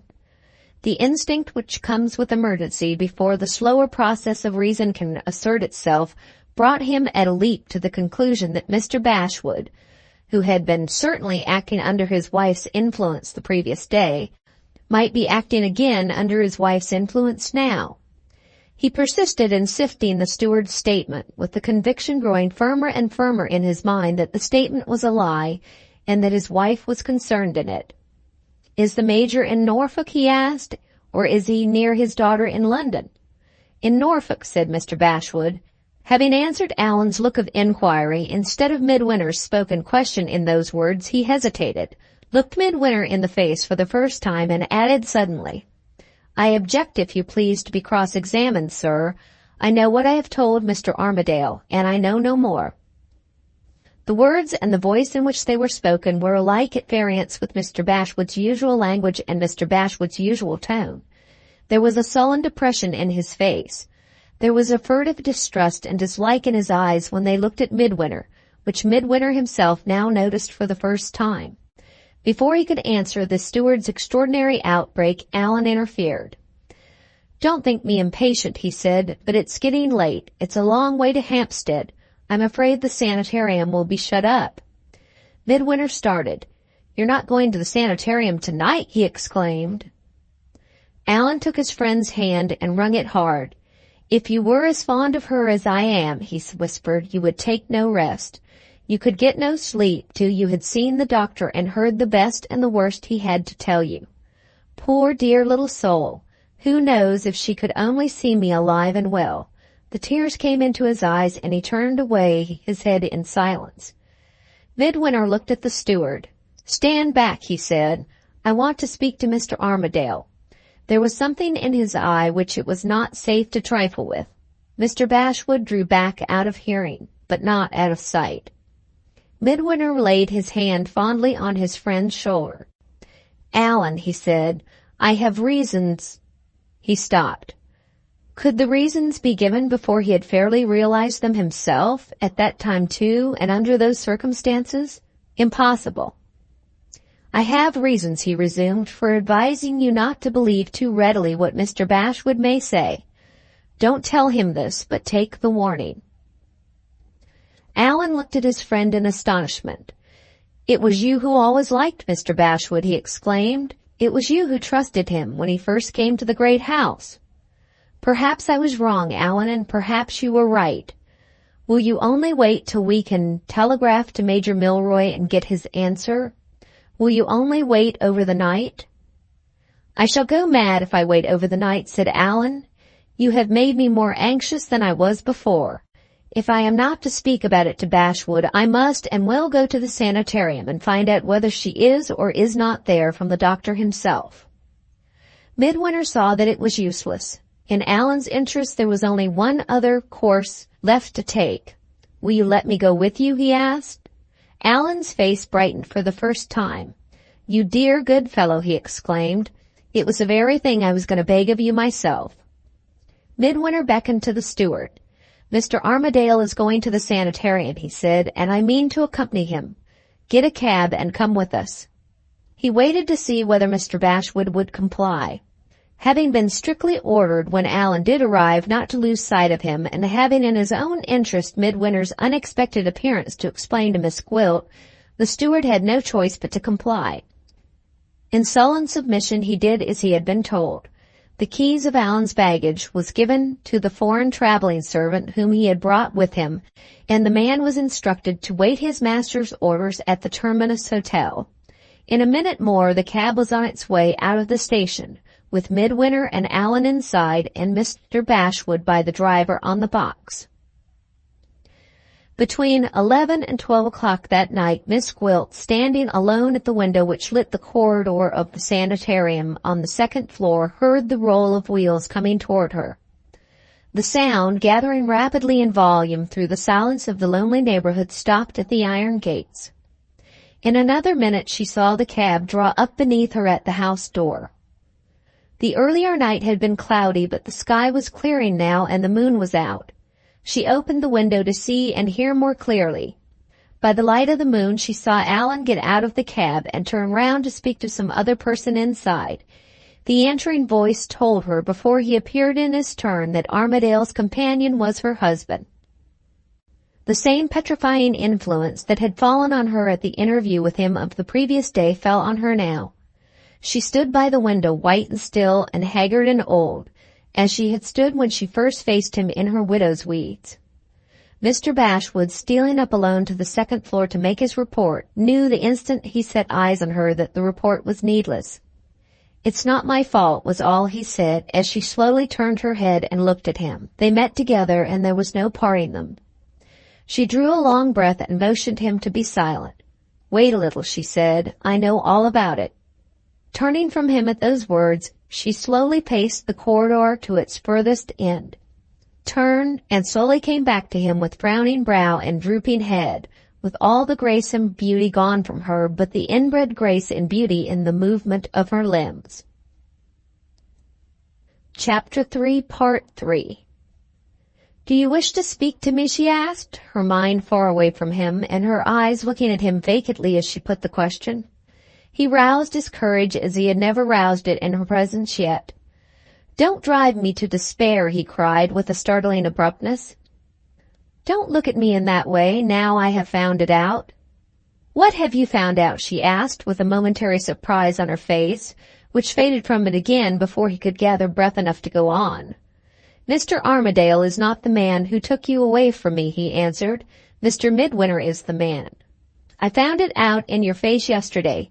I see it in your face now. Why did you sign your name Armadale when you wrote to me? Why do you call yourself Mrs. Armadale still?" He spoke those bold words at long intervals, with an effort to resist her influence over him, pitiable and terrible to see. She looked at him for the first time with softened eyes. "I wish I had pitied you when we first met," she said gently, "as I pity you now." He struggled desperately to go on and say the words to her which he had strung himself to the pitch of saying on the drive from the terminus. They were words which hinted darkly at his knowledge of her past life, words which warned her, do what else she might, commit what crimes she pleased, to think twice before she deceived and deserted him again. In those terms he had vowed to himself to address her. He had the phrases picked and chosen. He had the sentences ranged and ordered in his mind. Nothing was wanting but to make the one crowning effort of speaking them. And even now, after all he had said and all he had dared, the effort was more than he could compass. In helpless gratitude, even for so little as her pity, he stood looking at her and wept the silent, womanish tears that fall from old men's eyes. She took his hand and spoke to him, with marked forbearance, but without the slightest sign of emotion on her side. "You have waited already at my request," she said. "Wait till tomorrow, and you will know all. If you trust nothing else that I have told you, you may trust what I tell you now. It will end tonight." As she said the words, the doctor's step was heard on the stairs. Mr. Bashwood drew back from her, with his heart beating fast in unutterable expectation. "It will end tonight," he repeated to himself under his breath, as he moved away toward the far end of the corridor. "Don't let me disturb you, sir," said the doctor cheerfully as they met. "I have nothing to say to Mrs. Armadale but what you or anybody may hear." Mr. Bashwood went on, without answering, to the far end of the corridor, still repeating to himself, "It will end tonight." The doctor, passing him in the opposite direction, joined Miss Gwilt. "You have heard, no doubt," he began in his blandest manner and his roundest tones, "that Mr. Armadale has arrived. Permit me to add, my dear lady, that there is not the least reason for any nervous agitation on your part."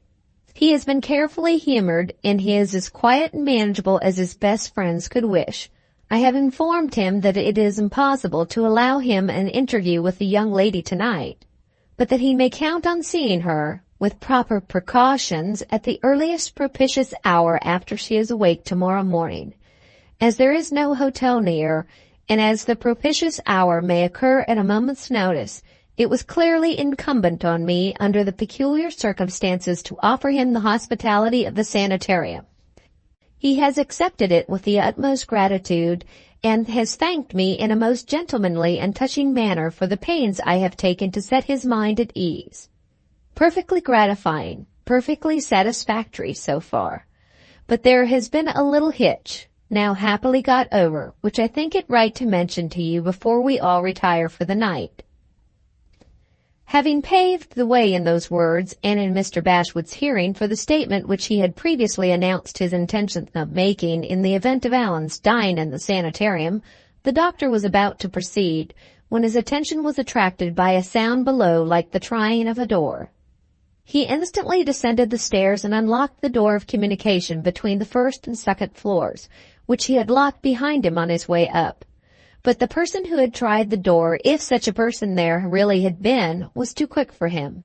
He looked along the corridor and over the staircase into the hall, and discovering nothing, returned to Miss Gwilt, after securing the door of communication behind him once more. "Pardon me," he resumed. "I thought I heard something downstairs.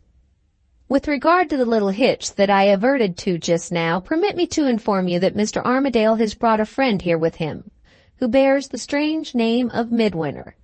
Do you know the gentleman at all?" asked the doctor, with a suspicious anxiety in his eyes, which strangely belied the elaborate indifference of his tone. "I know him to be an old friend of Mr. Armadale," she said. "Does he—" Her voice failed her, and her eyes fell before the doctor's steady scrutiny. She mastered the momentary weakness and finished her question. "Does he, too, stay here tonight?" "Mr. Midwinter is a person of coarse manners and suspicious temper," rejoined the doctor, steadily watching her. "He was rude enough to insist on staying here as soon as Mr. Armadale had accepted my invitation." He paused to note the effect of those words on her. Left utterly in the dark by the caution with which she had avoided mentioning her husband's assumed name to him at their first interview, the doctor's distrust of her was necessarily of the vaguest kind. He had heard her voice fail her. He had seen her color change. He suspected her of a mental reservation on the subject of Midwinter, and of nothing more.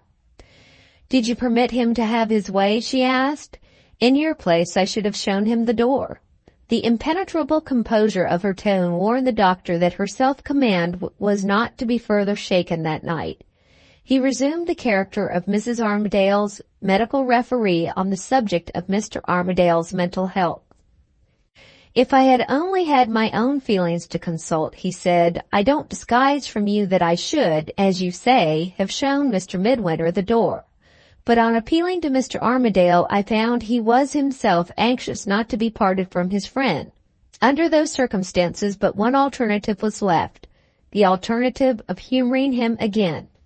The responsibility of thwarting him, to say nothing," added the doctor, drifting for a moment toward the truth, "of my natural apprehension, with such a temper as his friend's, of a scandal and disturbance in the house, was not to be thought of for a moment. Mr. Midwinter accordingly remains here for the night, and occupies, I ought to say insists on occupying, the next room to Mr. Armadale. Advise me, my dear madame, in this emergency," concluded the doctor with his loudest emphasis, "what rooms shall we put them in on the first floor?" "Put Mr. Armadale in number 4, and his friend next to him in number 3, said the doctor. Well, perhaps they are the most comfortable rooms. I'll give my orders immediately. Don't hurry away, Mr. Bashwood," he called out cheerfully as he reached the top of the staircase. "I have left the assistant physician's key on the window-sill yonder, and Mrs. Armadale can let you out at the staircase door whenever she pleases. Don't sit up late, Mrs. Armadale. Yours is a nervous system that requires plenty of sleep. Tired nature's sweet restorer, balmy sleep. Grand line. God bless you. Good night." Mr. Bashwood came back from the far end of the corridor, still pondering in unutterable expectation on what was to come with the night. "Am I to go now?" he asked. "No, you are to stay. I said you should know all if you waited till morning. Wait here." He hesitated and looked about him. "The doctor," he faltered. "I thought the doctor said—" "The doctor will interfere with nothing that I do in this house tonight. I tell you to stay. There are empty rooms on the floor above this. Take one of them." Mr. Bashwood felt the trembling fit coming on him again as he looked at her. "May I ask?" he began. "Ask nothing. I want you. Will you please to tell me?" "I will tell you nothing till the night is over and the morning has come." His curiosity conquered his fear. He persisted. "Is it something dreadful?" he whispered. "Too dreadful to tell me?" She stamped her foot with a sudden outbreak of impatience. "Go," she said, snatching the key of the staircase door from the window-sill. "You do quite right to distrust me. You do quite right to follow me no further in the dark. Go before the house is shut up. I can do without you."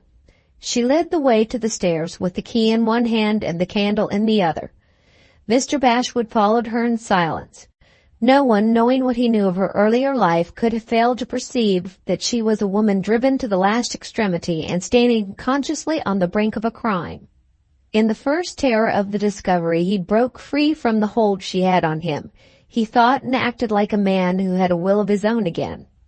She put the key in the door and turned to him before she opened it, with the light of the candle on her face. "Forget me and forgive me," she said. "We meet no more." She opened the door and, standing inside it after he had passed her, gave him her hand. He had resisted her look, he had resisted her words, but the magnetic fascination of her touch conquered him at the final moment. "I can't leave you," he said, holding helplessly by the hand she had given him.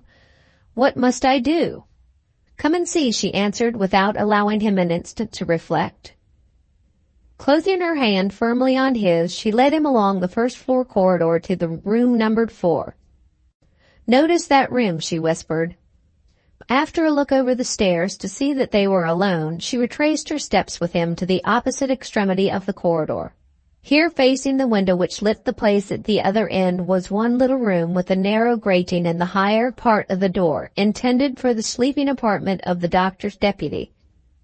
From the position of this room, the grating commanded a view of the bedchambers down each side of the corridor, and so enabled the deputy physician to inform himself of any irregular proceedings on the part of the patients under his care, with little or no chance of being detected in watching them.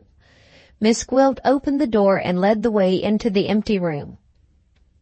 "Wait here," she said, "while I go back upstairs, and lock yourself in if you like. You will be in the dark, but the gas will be burning in the corridor. Keep at the grating and make sure that Mr. Armadale goes into the room I have just pointed out to you, and that he doesn't leave it afterward. If you lose sight of the room for a single moment before I come back, you will repent it to the end of your life. If you do as I tell you, you shall see me tomorrow and claim your own reward.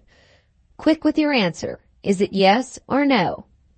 He could make no reply in words. He raised her hand to his lips and kissed it rapturously. She left him in the room. From his place at the grating, he saw her glide down the corridor to the staircase door. She passed through it and locked it. Then there was silence.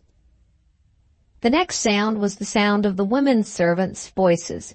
2 of them came up to put the sheets on the beds in number 3 and number 4. The women were in high good humor, laughing and talking to each other through the open doors of the rooms.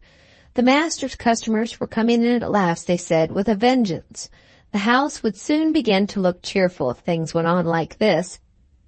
After a little, the beds were got ready, and the women returned to the kitchen floor, on which the sleeping rooms of the domestic servants were all situated. Then there was silence again. The next sound was the sound of the doctor's voice.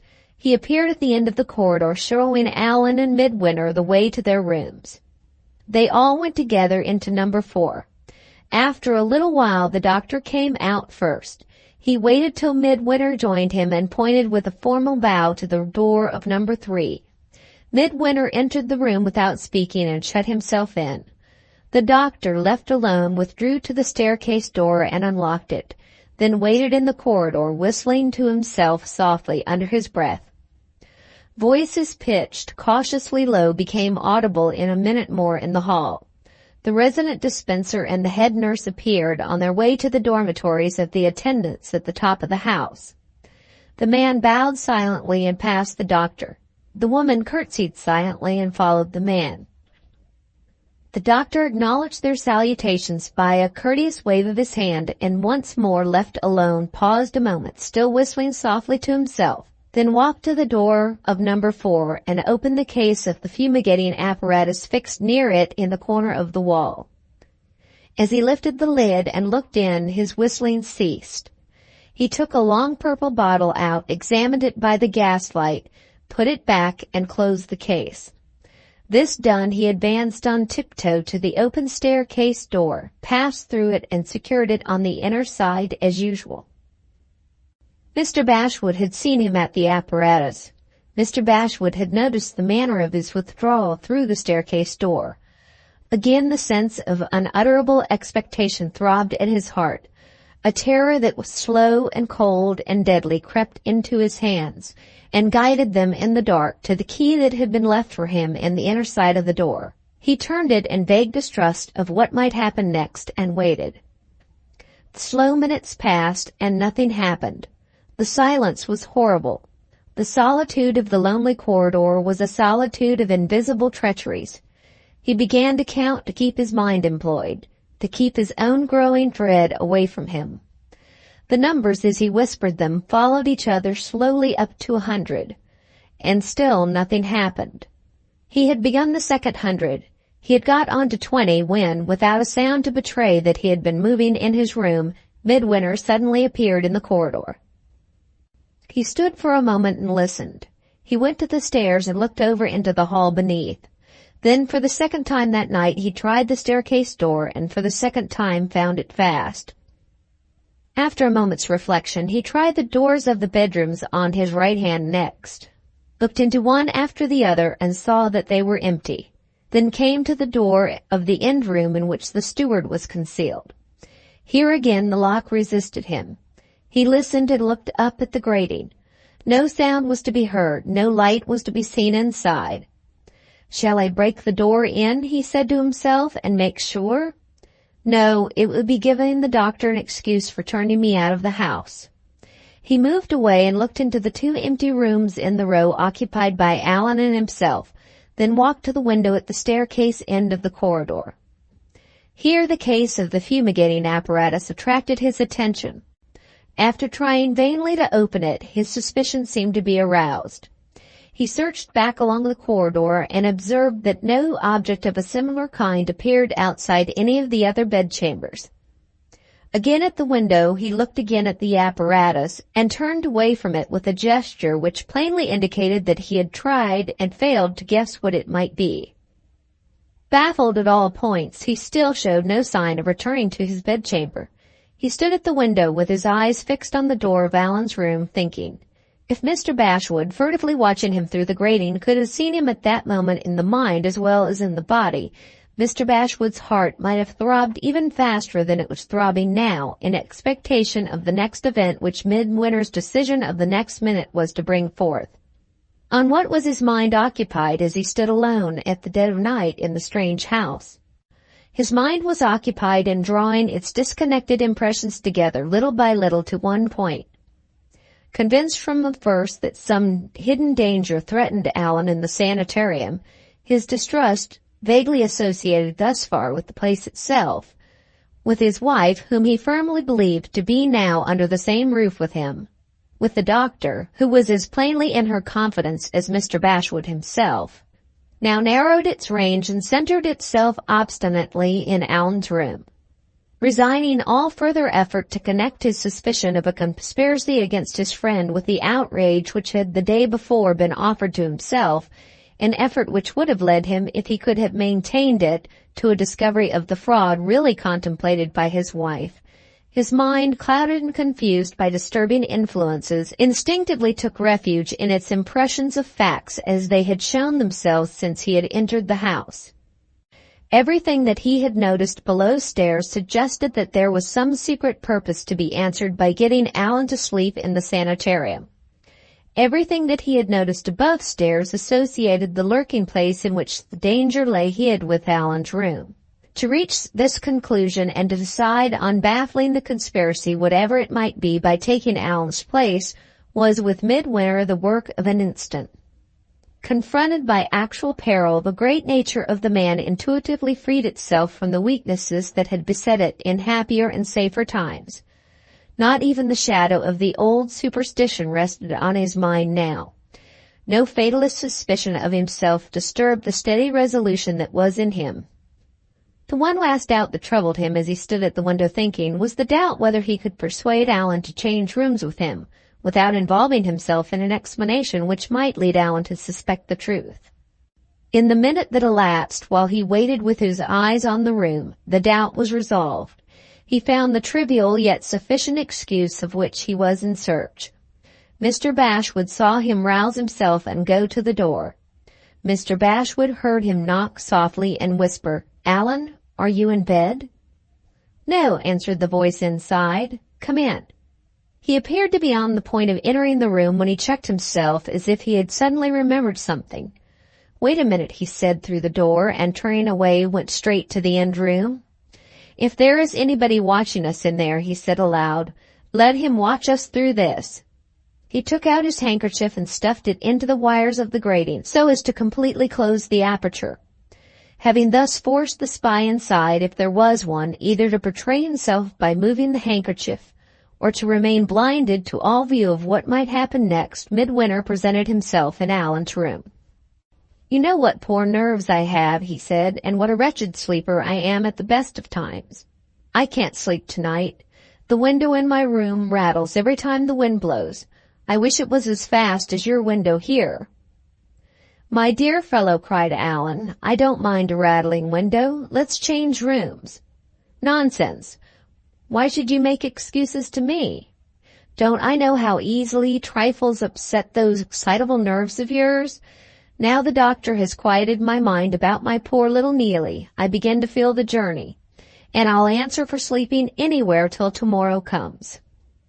He took up his traveling bag. "We must be quick about it," he added, pointing to his candle. "They haven't left me much candle to go to bed by."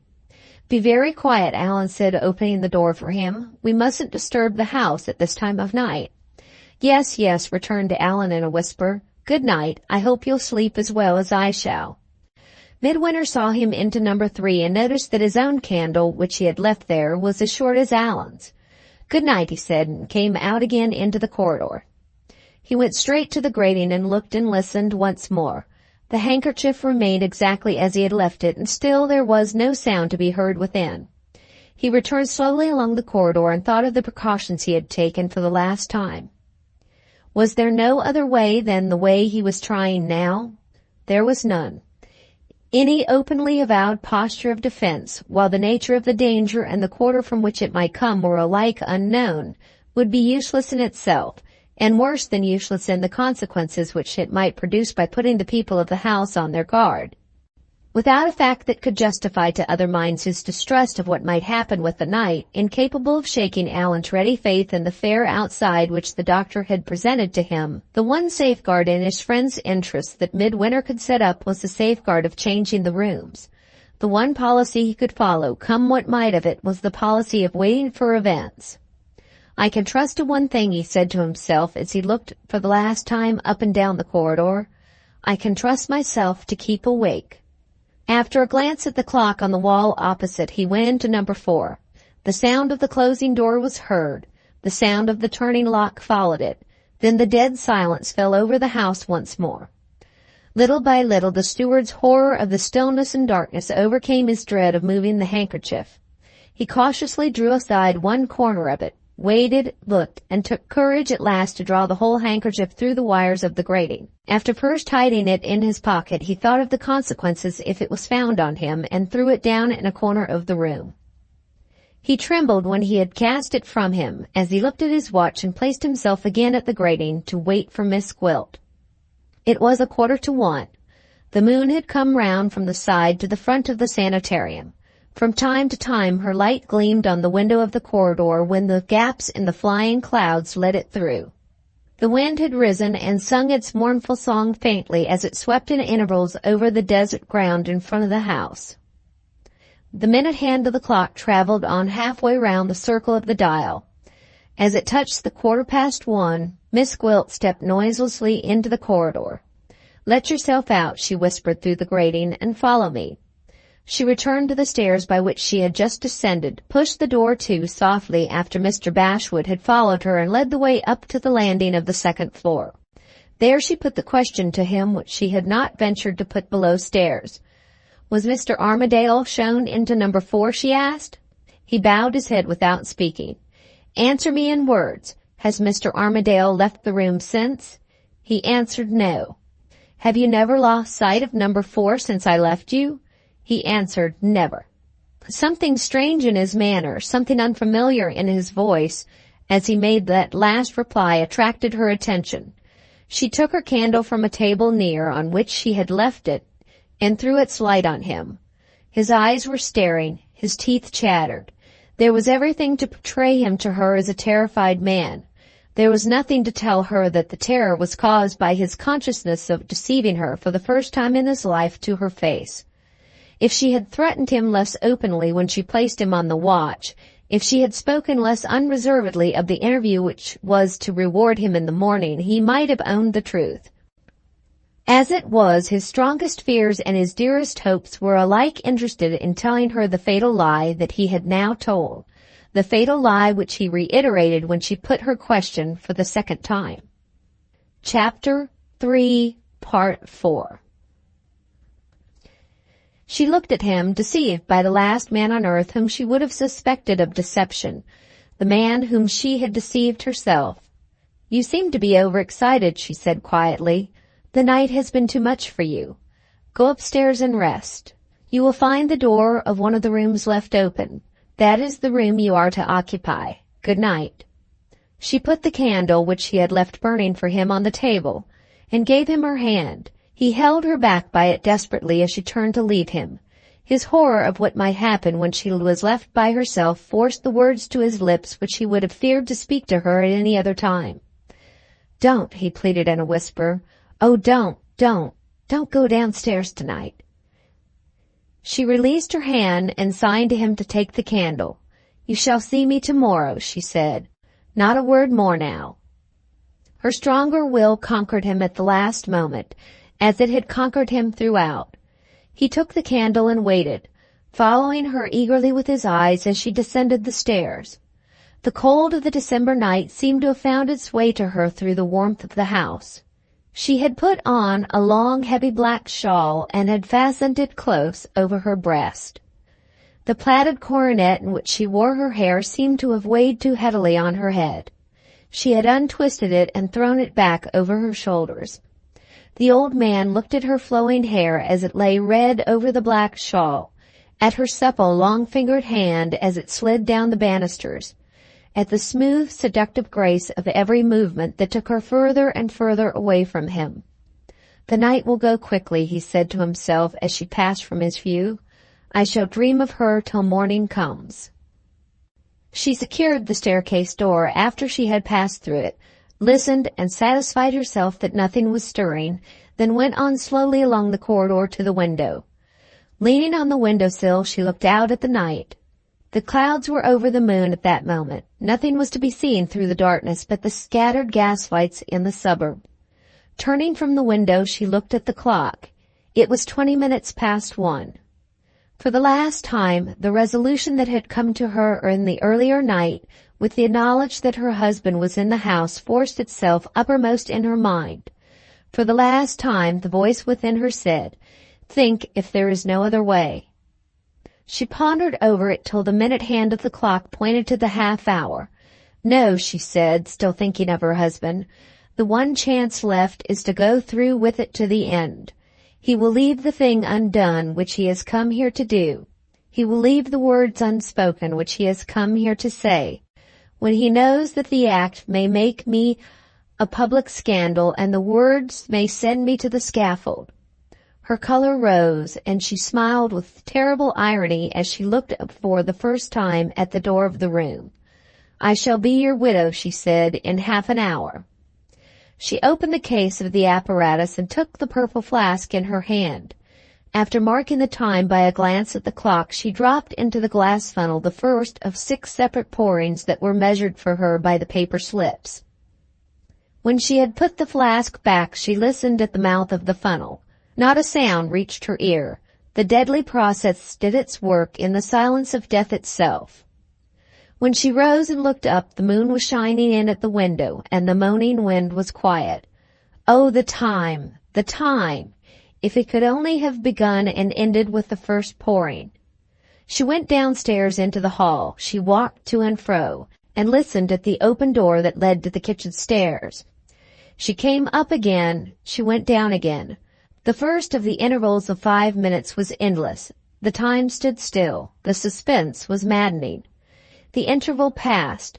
As she took the flask for the second time and dropped in the second pouring, the clouds floated over the moon and the night view through the window slowly darkened.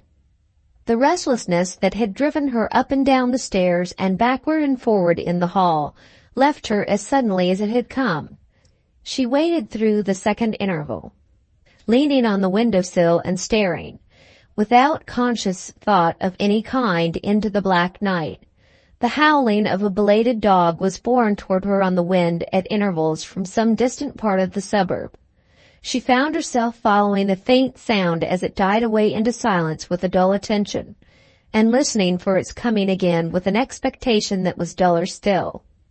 Her arms lay like lead on the windowsill. Her forehead rested against the glass without feeling the cold. It was not till the moon struggled out again that she was startled into sudden self-remembrance. She turned quickly and looked at the clock.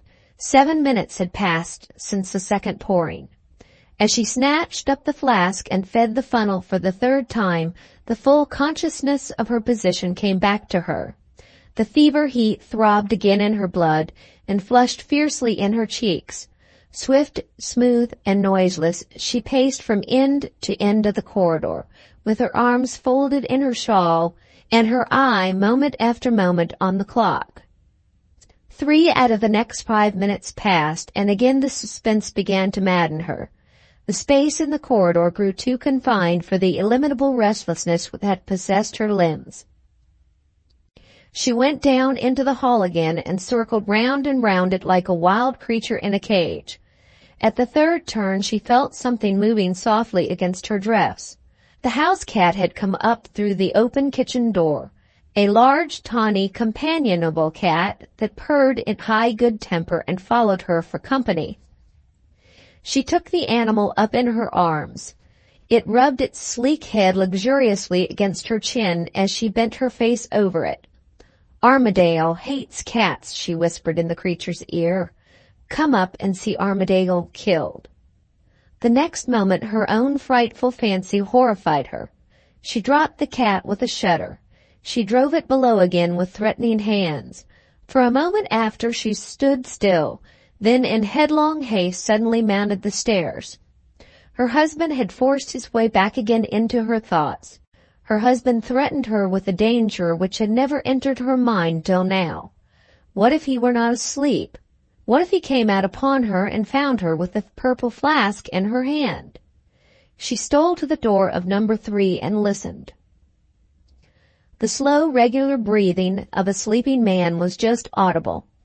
After waiting a moment to let the feeling of relief quiet her, she took a step toward number 4 and checked herself. It was needless to listen at that door. The doctor had told her that sleep came first, as certainly as death afterward, in the poisoned air. She looked aside at the clock. The time had come for the 4th pouring. Her hand began to tremble violently as she fed the funnel for the 4th time. The fear of her husband was back again in her heart. What if some noise disturbed him before the 6th pouring? What if he awoke on a sudden, as she had often seen him wake, without any noise at all? She looked up and down the corridor. The end room in which Mr. Bashwood had been concealed offered itself to her as a place of refuge. I might go in there, she thought. Has he left the key? She opened the door to look and saw the handkerchief thrown down on the floor. Was it Mr. Bashwood's handkerchief, left there by accident? She examined it at the corners. In the second corner she found her husband's name. Her first impulse hurried her to the staircase to rouse the steward and insist on an explanation. The next moment she remembered the purple flask and the danger of leaving the corridor. She turned and looked at the door of number 3. Her husband, on the evidence of the handkerchief, had unquestionably been out of his room, and Mr. Bashwood had not told her. Was he in his room now? In the violence of her agitation, as the question passed through her mind, she forgot the discovery which she had herself made not a minute before. Again she listened at the door. Again she heard the slow, regular breathing of the sleeping man. The first time the evidence of her ears had been enough to quiet her. This time, in the tenfold aggravation of her suspicion and her alarm, she was determined to have the evidence of her eyes as well. All the doors open softly in this house, she said to herself. There's no fear of my waking him. Noiselessly, by an inch at a time, she opened the unlocked door and looked in the moment the aperture was wide enough. In the little light she had let into the room, the sleeper's head was just visible on the pillow. Was it quite as dark against the white pillow as her husband's head looked when he was in bed? Was the breathing as light as her husband's breathing when he was asleep? She opened the door more widely and looked in by the clearer light. There lay the man whose wife she had attempted for the 3rd time, peacefully sleeping in the room that had been given to her husband and in the air that could harm nobody. The inevitable conclusion overwhelmed her on the instant. With a frantic upward action of her hands, she staggered back into the passage. The door of Allan's room fell to, but not noisily enough to wake him. She turned as she heard it close. For one moment she stood staring at it like a woman stupefied. The next, her instinct rushed into action before her reason recovered itself. In 2 steps she was at the door of number 4. The door was locked. She felt over the wall with both hands, wildly and clumsily, for the button which she had seen the doctor press when he was showing the room to the visitors. Twice she missed it. The 3rd time her eyes helped her hands. She found the button and pressed on it. The mortise of the lock inside fell back, and the door yielded to her. Without an instant's hesitation she entered the room. Though the door was open, though so short a time had elapsed since the 4th pouring that but little more than half the contemplated volume of gas had been produced as yet, the poisoned air seized her, like the grasp of a hand at her throat, like the twisting of a wire round her head. She found him on the floor at the foot of the bed. His head and one arm were toward the door, as if he had risen under the first feeling of drowsiness and had sunk in the effort to leave the room. With the desperate concentration of strength of which women are capable in emergency, she lifted him and dragged him out into the corridor. Her brain reeled as she laid him down and crawled back on her knees to the room to shut out the poisoned air from pursuing them into the passage. After closing the door she waited, without daring to look at him the while, for strength enough to rise and get to the window over the stairs. When the window was opened, when the keen air of the early winter morning blew steadily in, she ventured back to him and raised his head and looked for the first time closely at his face. Was it death that spread the livid pallor over his forehead and his cheeks and the dull leaden hue on his eyelids and his lips? She loosened his cravat and opened his waistcoat and bared his throat and breast to the air. With her hand on his heart, with her bosom supporting his head, so that he fronted the window, she waited the event. A time passed, a short time enough to be reckoned by minutes on the clock, and yet long enough to take her memory back over all her married life with him, long enough to mature the resolution that now rose in her mind as the one result that would come of the retrospect. As her eyes rested on him, a strange composure settled slowly on her face. She bore the look of a woman who was equally resigned to welcome the chance of his recovery or to accept the certainty of his death. Not a cry or a tear had escaped her yet. Not a cry or a tear escaped her when the interval had passed, and she felt the first faint fluttering of his heart, and she heard the first faint catching of the breath of his lips. She silently bent over him and kissed his forehead. When she looked up again, the hard despair had melted from her face. There was something softly radiant in her eyes, which lit her whole countenance as with an inner light and made her womanly and lovely once more. She laid him down and, taking off her shawl, made a pillow of it to support his head. "It might have been hard, love," she said as she felt the faint pulsation strengthening at his heart. "You have made it easy now." She rose and, turning from him, noticed the purple flask in the place where she had left it since the fourth pouring. "Ah," she thought quietly, "I had forgotten my best friend. I had forgotten that there is more to pour in yet." With a steady hand, with a calm, attentive face, she fed the funnel for the 5th time. 5 minutes more, she said, when she had put the flask back after a look at the clock. She fell into thought that only deepened the grave and gentle composure of her face. "Shall I write him a farewell word?" she asked herself. "Shall I tell him the truth before I leave him forever?" Her little gold pencil case hung with the other toys at her watch chain. After looking about her for a moment, she knelt over her husband and put her hand into the breast pocket of his coat. His pocketbook was there. Some papers fell from it as she unfastened the clasp. One of them was the letter which had come to him from Mr. Brock's deathbed. She turned over the 2 sheets of notepaper on which the rector had written the words that had now come true, and found the last page of the last sheet a blank. On that page she wrote her farewell words, kneeling at her husband's side. "I am worse than the worst you can think of me. You have saved Armadale by changing rooms with him tonight, and you have saved him from me. You can guess now whose widow I should have claimed to be if you had not preserved his life, and you will know what a wretch you married when you married the woman who writes these lines. Still, I had some innocent moments, and then I loved you dearly. Forget me, my darling, in the love of a better woman than I am. I might perhaps have been that better woman myself if I had not lived a miserable life before you met with me. It matters little now. The one atonement I can make for all the wrong I have done you is the atonement of my death. It is not hard for me to die. Now I know you will live. Even my wickedness has one merit. It has not prospered. I have never been a happy woman." She folded the letter again and put it into his hand to attract his attention in that way when he came to himself. As she gently closed his fingers on the paper and looked up, the last minute of the last interval faced her, recorded on the clock. She bent over him and gave him her farewell kiss.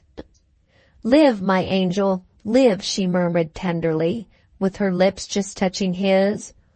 "All your life is before you, a happy life, and an honored life, if you are free from me." With a last lingering tenderness, she parted the hair back from his forehead. "It is no merit to have loved you," she said. "You are one of the men whom women all like." She sighed and left him. It was her last weakness. She bent her head affirmatively to the clock, as if it had been a living creature speaking to her, and fed the funnel for the last time, to the last drop left in the flask. The waning moon shone in faintly at the window. With her hand on the door of the room, she turned and looked at the light that was slowly fading out of the murky sky. "O God, forgive me," she said. "O Christ, bear witness that I have suffered." One moment more she lingered on the threshold, lingered for her last look in this world, and turned that look on him. "Goodbye," she said softly. The door of the room opened and closed on her. There was an interval of silence. Then a sound came, dull and sudden, like the sound of a fall. Then there was silence again. The hands of the clock, following their steady course, reckoned the minutes of the morning as one by one they lapsed away. It was the 10th minute since the door of the room had opened and closed before Midwinter stirred on his pillow, and struggling to raise himself, felt the letter in his hand. At the same moment a key was turned in the staircase door, and the doctor, looking expectantly toward the fatal room, saw the purple flask on the window-sill and the prostrate man trying to raise himself from the floor. Epilogue Chapter 1 of Armadale. 1. News from Norfolk. From Mr. Pedgift Sr., Thorpe Ambrose, to Mr. Pedgift Jr., Paris. High Street, December 20th. My dear Augustus, your letter reached me yesterday. You seem to be making the most of your youth, as you call it, with a vengeance. Well, enjoy your holiday. I made the most of my youth when I was your age, and, wonderful to relate, I haven't forgotten it yet. You asked me for a good budget of news, and especially for more information about that mysterious business at the sanitarium. Curiosity, my boy, is a quality which, in our profession especially, sometimes leads to great results. I doubt, however, if you will find it leading to much on this occasion. All I know of the mystery of the sanitarium I know from Mr. Armadale, and he is entirely in the dark on more than one point of importance. I have already told you how they were entrapped into the house, and how they passed the night there. To this I can now add that something did certainly happen to Mr. Midwinter, which deprived him of consciousness, and that the doctor, who appears to have been mixed up in the matter, carried things with a high hand, and insisted on taking his own course in his own sanitarium. There is not the least doubt that the miserable woman, however she might have come by her death, was found dead, that a coroner's inquest inquired into the circumstances, that the evidence showed her to have entered the house as a patient, and that the medical investigation ended in discovering she had died of apoplexy. My idea is that Mr. Midwinter had a motive of his own for not coming forward with the evidence that he might have given. I have also reason to suspect that Mr. Armadale, out of regard for him, followed his lead, and that the verdict at the inquest, attaching no blame to anybody, proceeded, like many other verdicts of the same kind, from an entirely superficial investigation of the circumstances. The key to the whole mystery is to be found, I firmly believe, in that wretched woman's attempt to personate the character of Mr. Armadale's widow when the news of his death appeared in the papers. But what first set her on this, and by what inconceivable process of deception she can have induced Mr. Midwinter to marry her, as the certificate proves, under Mr. Armadale's name, is more than Mr. Armadale himself knows. The point was not touched at the inquest, for the simple reason that the inquest only concerned itself with the circumstances attending her death. Mr. Armadale, at his friend's request, saw Miss Blanchard, and induced her to silence old Darch on the subject of the claim that had been made relating to the widow's income. As the claim had never been admitted, even our stiff-necked brother practitioner consented for once to do as he was asked. The doctor's statement that his patient was the widow of a gentleman named Armadale was accordingly left unchallenged, and so the matter has been hushed up. She is buried in the great cemetery near the place where she died. Nobody but Mr. Midwinter and Mr. Armadale, who insisted on going with him, followed her to the grave, and nothing has been inscribed on the tombstone but the initial letter of her Christian name and the date of her death. So, after all the harm she has done, she rests at last, and so the two men whom she has injured have forgiven her. Is there more to say on this subject before we leave it? On referring to your letter, I find you have raised one other point, which may be worth a moment's notice. You ask if there is reason to suppose that the doctor comes out of the matter with hands which are really as clean as they look. My dear Augustus, I believe the doctor to have been at the bottom of more of this mischief than we shall ever find out, and to have profited by the self-imposed silence of Mr. Midwinter and Mr. Armadale, as rogues perpetually profit by the misfortunes and necessities of honest men. It is an ascertained fact that he connived the false statement about Miss Milroy, which entrapped the two gentlemen into his house, and that one circumstance, after my Old Bailey experience, is enough for me. As to evidence against him, there is not a jot, and as to retribution overtaking him, I can only say I heartily hope retribution may prove, in the long run, to be the more cunning customer of the two. There is not much prospect of it at present. The doctor's friends and admirers are, I understand, about to present him with a testimonial expressive of their sympathy under the sad occurrence which has thrown a cloud over the opening of his sanitarium, and of their undiminished confidence in his integrity and ability as a medical man. We live, Augustus, in an age eminently favorable to the growth of all roguery, which is careful enough to keep up appearances. In this enlightened 19th century, I look upon the doctor as one of our rising men. To turn now to pleasanter subjects than sanitariums, I may tell you that Miss Neely is as good as well again, and is, in my humble opinion, prettier than ever. She is staying in London under the care of a female relative, and Mr. Armadale satisfies her of the fact of his existence, in case she should forget it, regularly every day. They are to be married in the spring, unless Miss Milroy's death causes the ceremony to be postponed. The medical men are of opinion that the poor lady is sinking at last.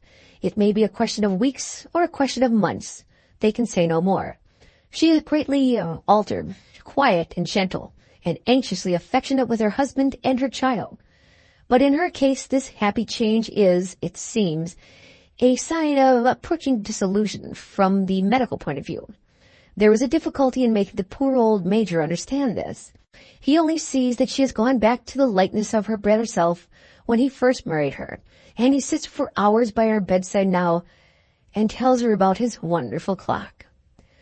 Mr. Midwinter, of whom you will next expect me to say something, is improving rapidly.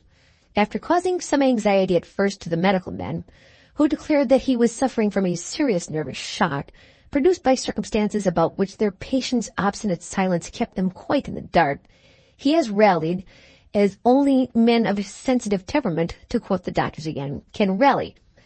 He and Mr. Armadale are together in a quiet lodging. I saw him last week when I was in London. His face showed signs of wear and tear. Very sad to see in so young a man. But he spoke of himself and his future with a courage and hopefulness which men of twice his years, if he has suffered as I suspect him to have suffered, might have envied. If I know anything about humanity, this is no common man, and we shall hear of him yet in no common way. You will wonder how I came to be in London. I went up with a return ticket from Saturday to Monday, about that matter in dispute at our agent's. We had a tough fight, but, curiously enough, a point occurred to me just as I got up to go, and I went back to my chair and settled the question in no time. Of course, I stayed at our hotel in Covent Garden. William, the waiter, asked after you with an affection of a father, and Matilda, the chambermaid, said you almost persuaded her that last time to have that hollow tooth taken out of her lower jaw. I had the agent's second son, the younger chap you nicknamed Mustafa, when he made that dreadful mess about the Turkish securities, to dine with me on Sunday. A little incident happened in the evening which may be worth recording, as it connected itself with a certain old lady who was not at home when you and Mr. Armadale blundered on that house in Pimlico in the bygone time. Mustafa was like all the rest of young men of the present day. He got restless after dinner. "Let's go to a public amusement, Mr. Pedgift," says he. "Public amusement? Why, it's Sunday evening," says I. "All right, sir," says Mustafa. "They stop acting on stage, I grant you, on Sunday evening, but they don't stop acting in the pulpit. Come and see the latest new Sunday performer of our time." As he wouldn't have any more wine, there was nothing else left but to go. We went to a street at the West End and found it blocked up with carriages. If it hadn't been Sunday night, I should have thought we were going to the opera. "What did I tell you?" says Mustafa, taking me up to an open door with a gas star outside and a bill of the performance. I had just time to notice that I was going to one of a series of Sunday evening discourses on the pomps and vanities of the world by a sinner who has served them, when Mustafa jogged my elbow and whispered, "Half a crown is the fashionable tip." I found myself between two demure and silent gentlemen with plates in their hands, uncommonly well filled already with the fashionable tip. Mustafa patronized one plate and I the other. We passed through two doors into a long room, crammed with people, and there, on a platform at the further end, holding forth to the audience, was not a man, as I had expected, but a woman, and that woman, Mother Oldershaw. You never listened to anything more eloquent in your life. As long as I heard her, she was never once at a loss for a word anywhere. I shall think less of oratory as a human accomplishment for the rest of my days after that Sunday evening. As for the matter with the sermon, I may describe it as a narrative of Mrs. Oldershaw's experience among dilapidated women, profusely illustrated in the pious in penitential style. You will ask what sort of audience it was. Principally women, Augustus, and, as I hope to be saved, all the old harridans of the world of fashion whom Mother Oldershaw had enameled her in her time, sitting boldly in the front places, with their cheeks ruddled with paint, in a state of devout enjoyment wonderful to see. I left Mustafa to hear the end of it, and I thought to myself as I went out of what Shakespeare says somewhere, Lord, what fools we mortals be.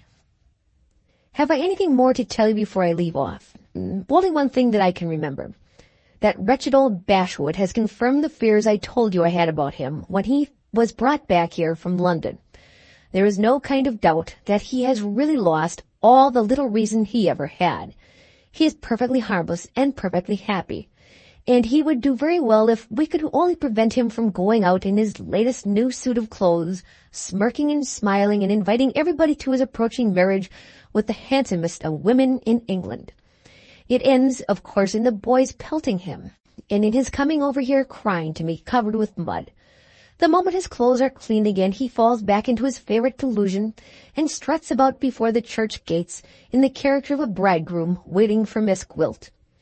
We must get the poor wretch taken care of somewhere for the rest of the little time he has to live. Who would ever have thought of a man at his age falling in love? And who would ever have believed that the mischief that woman's beauty has done could have reached as far in the downward direction as our superannuated old clerk? Goodbye for the present, my dear boy. If you see a particularly handsome snuff-box in Paris, remember, though your father scorns testimonials, he doesn't object to receive a present from his son. Yours affectionately, A. Pedgift, Sr. Postscript. I think it likely that the account you mentioned in the French papers of a fatal quarrel among some foreign sailors in one of the Lipari Islands, and of the death of their captain, among others, may really have been a quarrel among the scoundrels who robbed Mr. Armadale and scuttled his yacht. Those fellows, luckily for society, can't always keep up appearances, and in their case, rogues and retribution do occasionally come into collision with each other. Epilogue Chapter 2. Midwinter. The spring had advanced to the end of April. It was the eve of Allan's wedding day. Midwinter and he had sat talking together at the great house till far into the night, till so far that it had struck 12 long since, and the wedding day was already some hours old. For the most part, the conversation had turned on the bridegroom's plans and projects. It was not till the two friends rose to go to rest that Allan insisted on making Midwinter speak of himself. "We have had enough, and more than enough, of my future," he began, in his bluntly straightforward way. "Let's say something now, Midwinter, about yours. You have promised me, I know, that if you take to literature, it shan't part us, and that if you go on a sea voyage, you will remember, when you come back, that my house is your home. But this is the last chance we have of being together in our old way, and I own I should like to know." His voice faltered, and his eyes moistened a little. He left the sentence unfinished. Midwinter took his hand and helped him, as he had often helped him to the words that he wanted in the bygone time. "You would like to know, Allan," he said, "that I shall not bring an aching heart with me to your wedding day.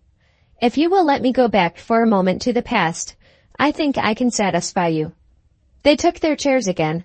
Allan saw that Midwinter was moved. "Why distress yourself?" he asked kindly. "Why go back to the past?" "For 2 reasons, Allan. I ought to have thanked you long since for the silence you have observed, for my sake, on a matter that must have seemed very strange to you. You know what the name is which appears on the register of my marriage, and yet you have forborne to speak of it, from the fear of distressing me. Before you enter on your new life, let us come to a first and last understanding about this. I ask you, as one more kindness to me, to accept my assurance, strange as the thing may seem to you, that I am blameless in this matter, and I entreat you to believe that the reasons I have for leaving it unexplained are reasons which, if Mr. Brock was living, Mr. Brock himself would approve." In those words he kept the secret of the 2 names, and left the memory of Allan's mother, what he had found it, a sacred memory in the heart of her son. "One word more," he went on, "a word which will take us this time from past to future. It has been said, and truly said, that out of evil may come good. Out of the horror and the misery of that night you know of, has come the silencing of a doubt which once made my life miserable with groundless anxiety about you and about myself. No clouds raised by my superstition will ever come between us again. I can't honestly tell you that I am more willing now than I was when we were in the Isle of Man to take what is called the rational view of your dream, though I know what extraordinary coincidences are perpetually happening in the experience of all of us. Still, I cannot accept coincidences as explaining the fulfillment of the visions which our own eyes have seen.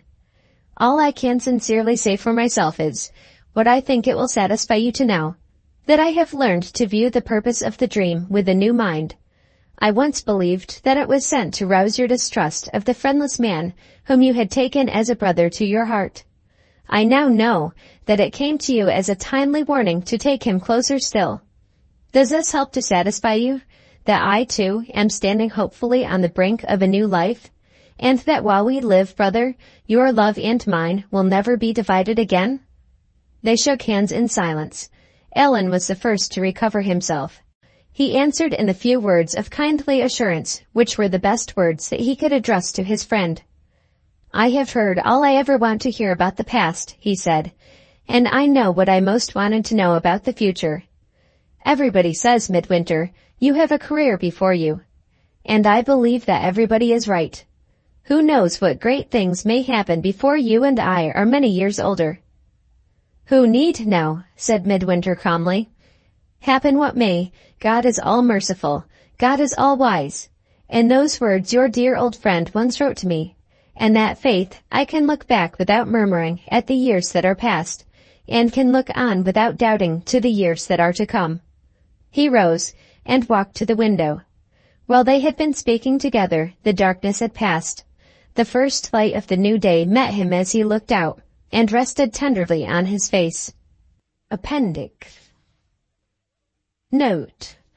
My readers will perceive that I have purposely left them with reference to the dream in this story in the position which they would occupy in the case of a dream in real life. They are free to interpret it by the natural or the supernatural theory, as the bent of their own minds may incline them. Persons disposed to take the rational view may, under these circumstances, be interested in hearing of a coincidence relating to the present story, which actually happened, and which in the matter of extravagant improbability sets anything of the same kind that a novelist could imagine at flat defiance. In November 1865, that is to say when 13 monthly parts of Armadale had been published, and I may add, when more than a year and a half had elapsed since the end of my story, as it now appears, was first sketched in my notebook, a vessel lay in the Huskisson dock at Liverpool, which was looked after by one man, who slept on board, in the capacity of shipkeeper. On a certain day in the week, this man was found dead in the deck-house. On the next day, a second man who had taken his place was carried dying to the Northern Hospital. On the third day, a third shipkeeper was appointed, and was found dead in the deck-house which had already proved fatal to the other two. The name of that ship was the Armadale, and the proceedings at the inquest proved that the three men had been all suffocated by sleeping in poisoned air. I am indebted for these particulars to the kindness of the reporters at Liverpool, who sent me their statement of the facts. The case found its way into most of the newspapers. It was noticed, to give 2 instances in which I can cite the dates, in the Times of November the 30th, 1865, and was more fully described in the Daily News of November the 28th in the same year. Before taking leave of Armadale, I may perhaps be allowed to mention, for the benefit of any readers who may be curious on such points, that the Norfolk Broads are here described after personal investigation of them. In this, as in other cases, I have spared no pains to instruct myself on matters of fact. Wherever the story touches on questions connected with law, medicine, or chemistry, it has been submitted before publication to the experience of professional men. The kindness of a friend supplied me with a plan of the doctor's apparatus, and I saw the chemical ingredients at work before I ventured on describing the action of them in the closing scenes of this book.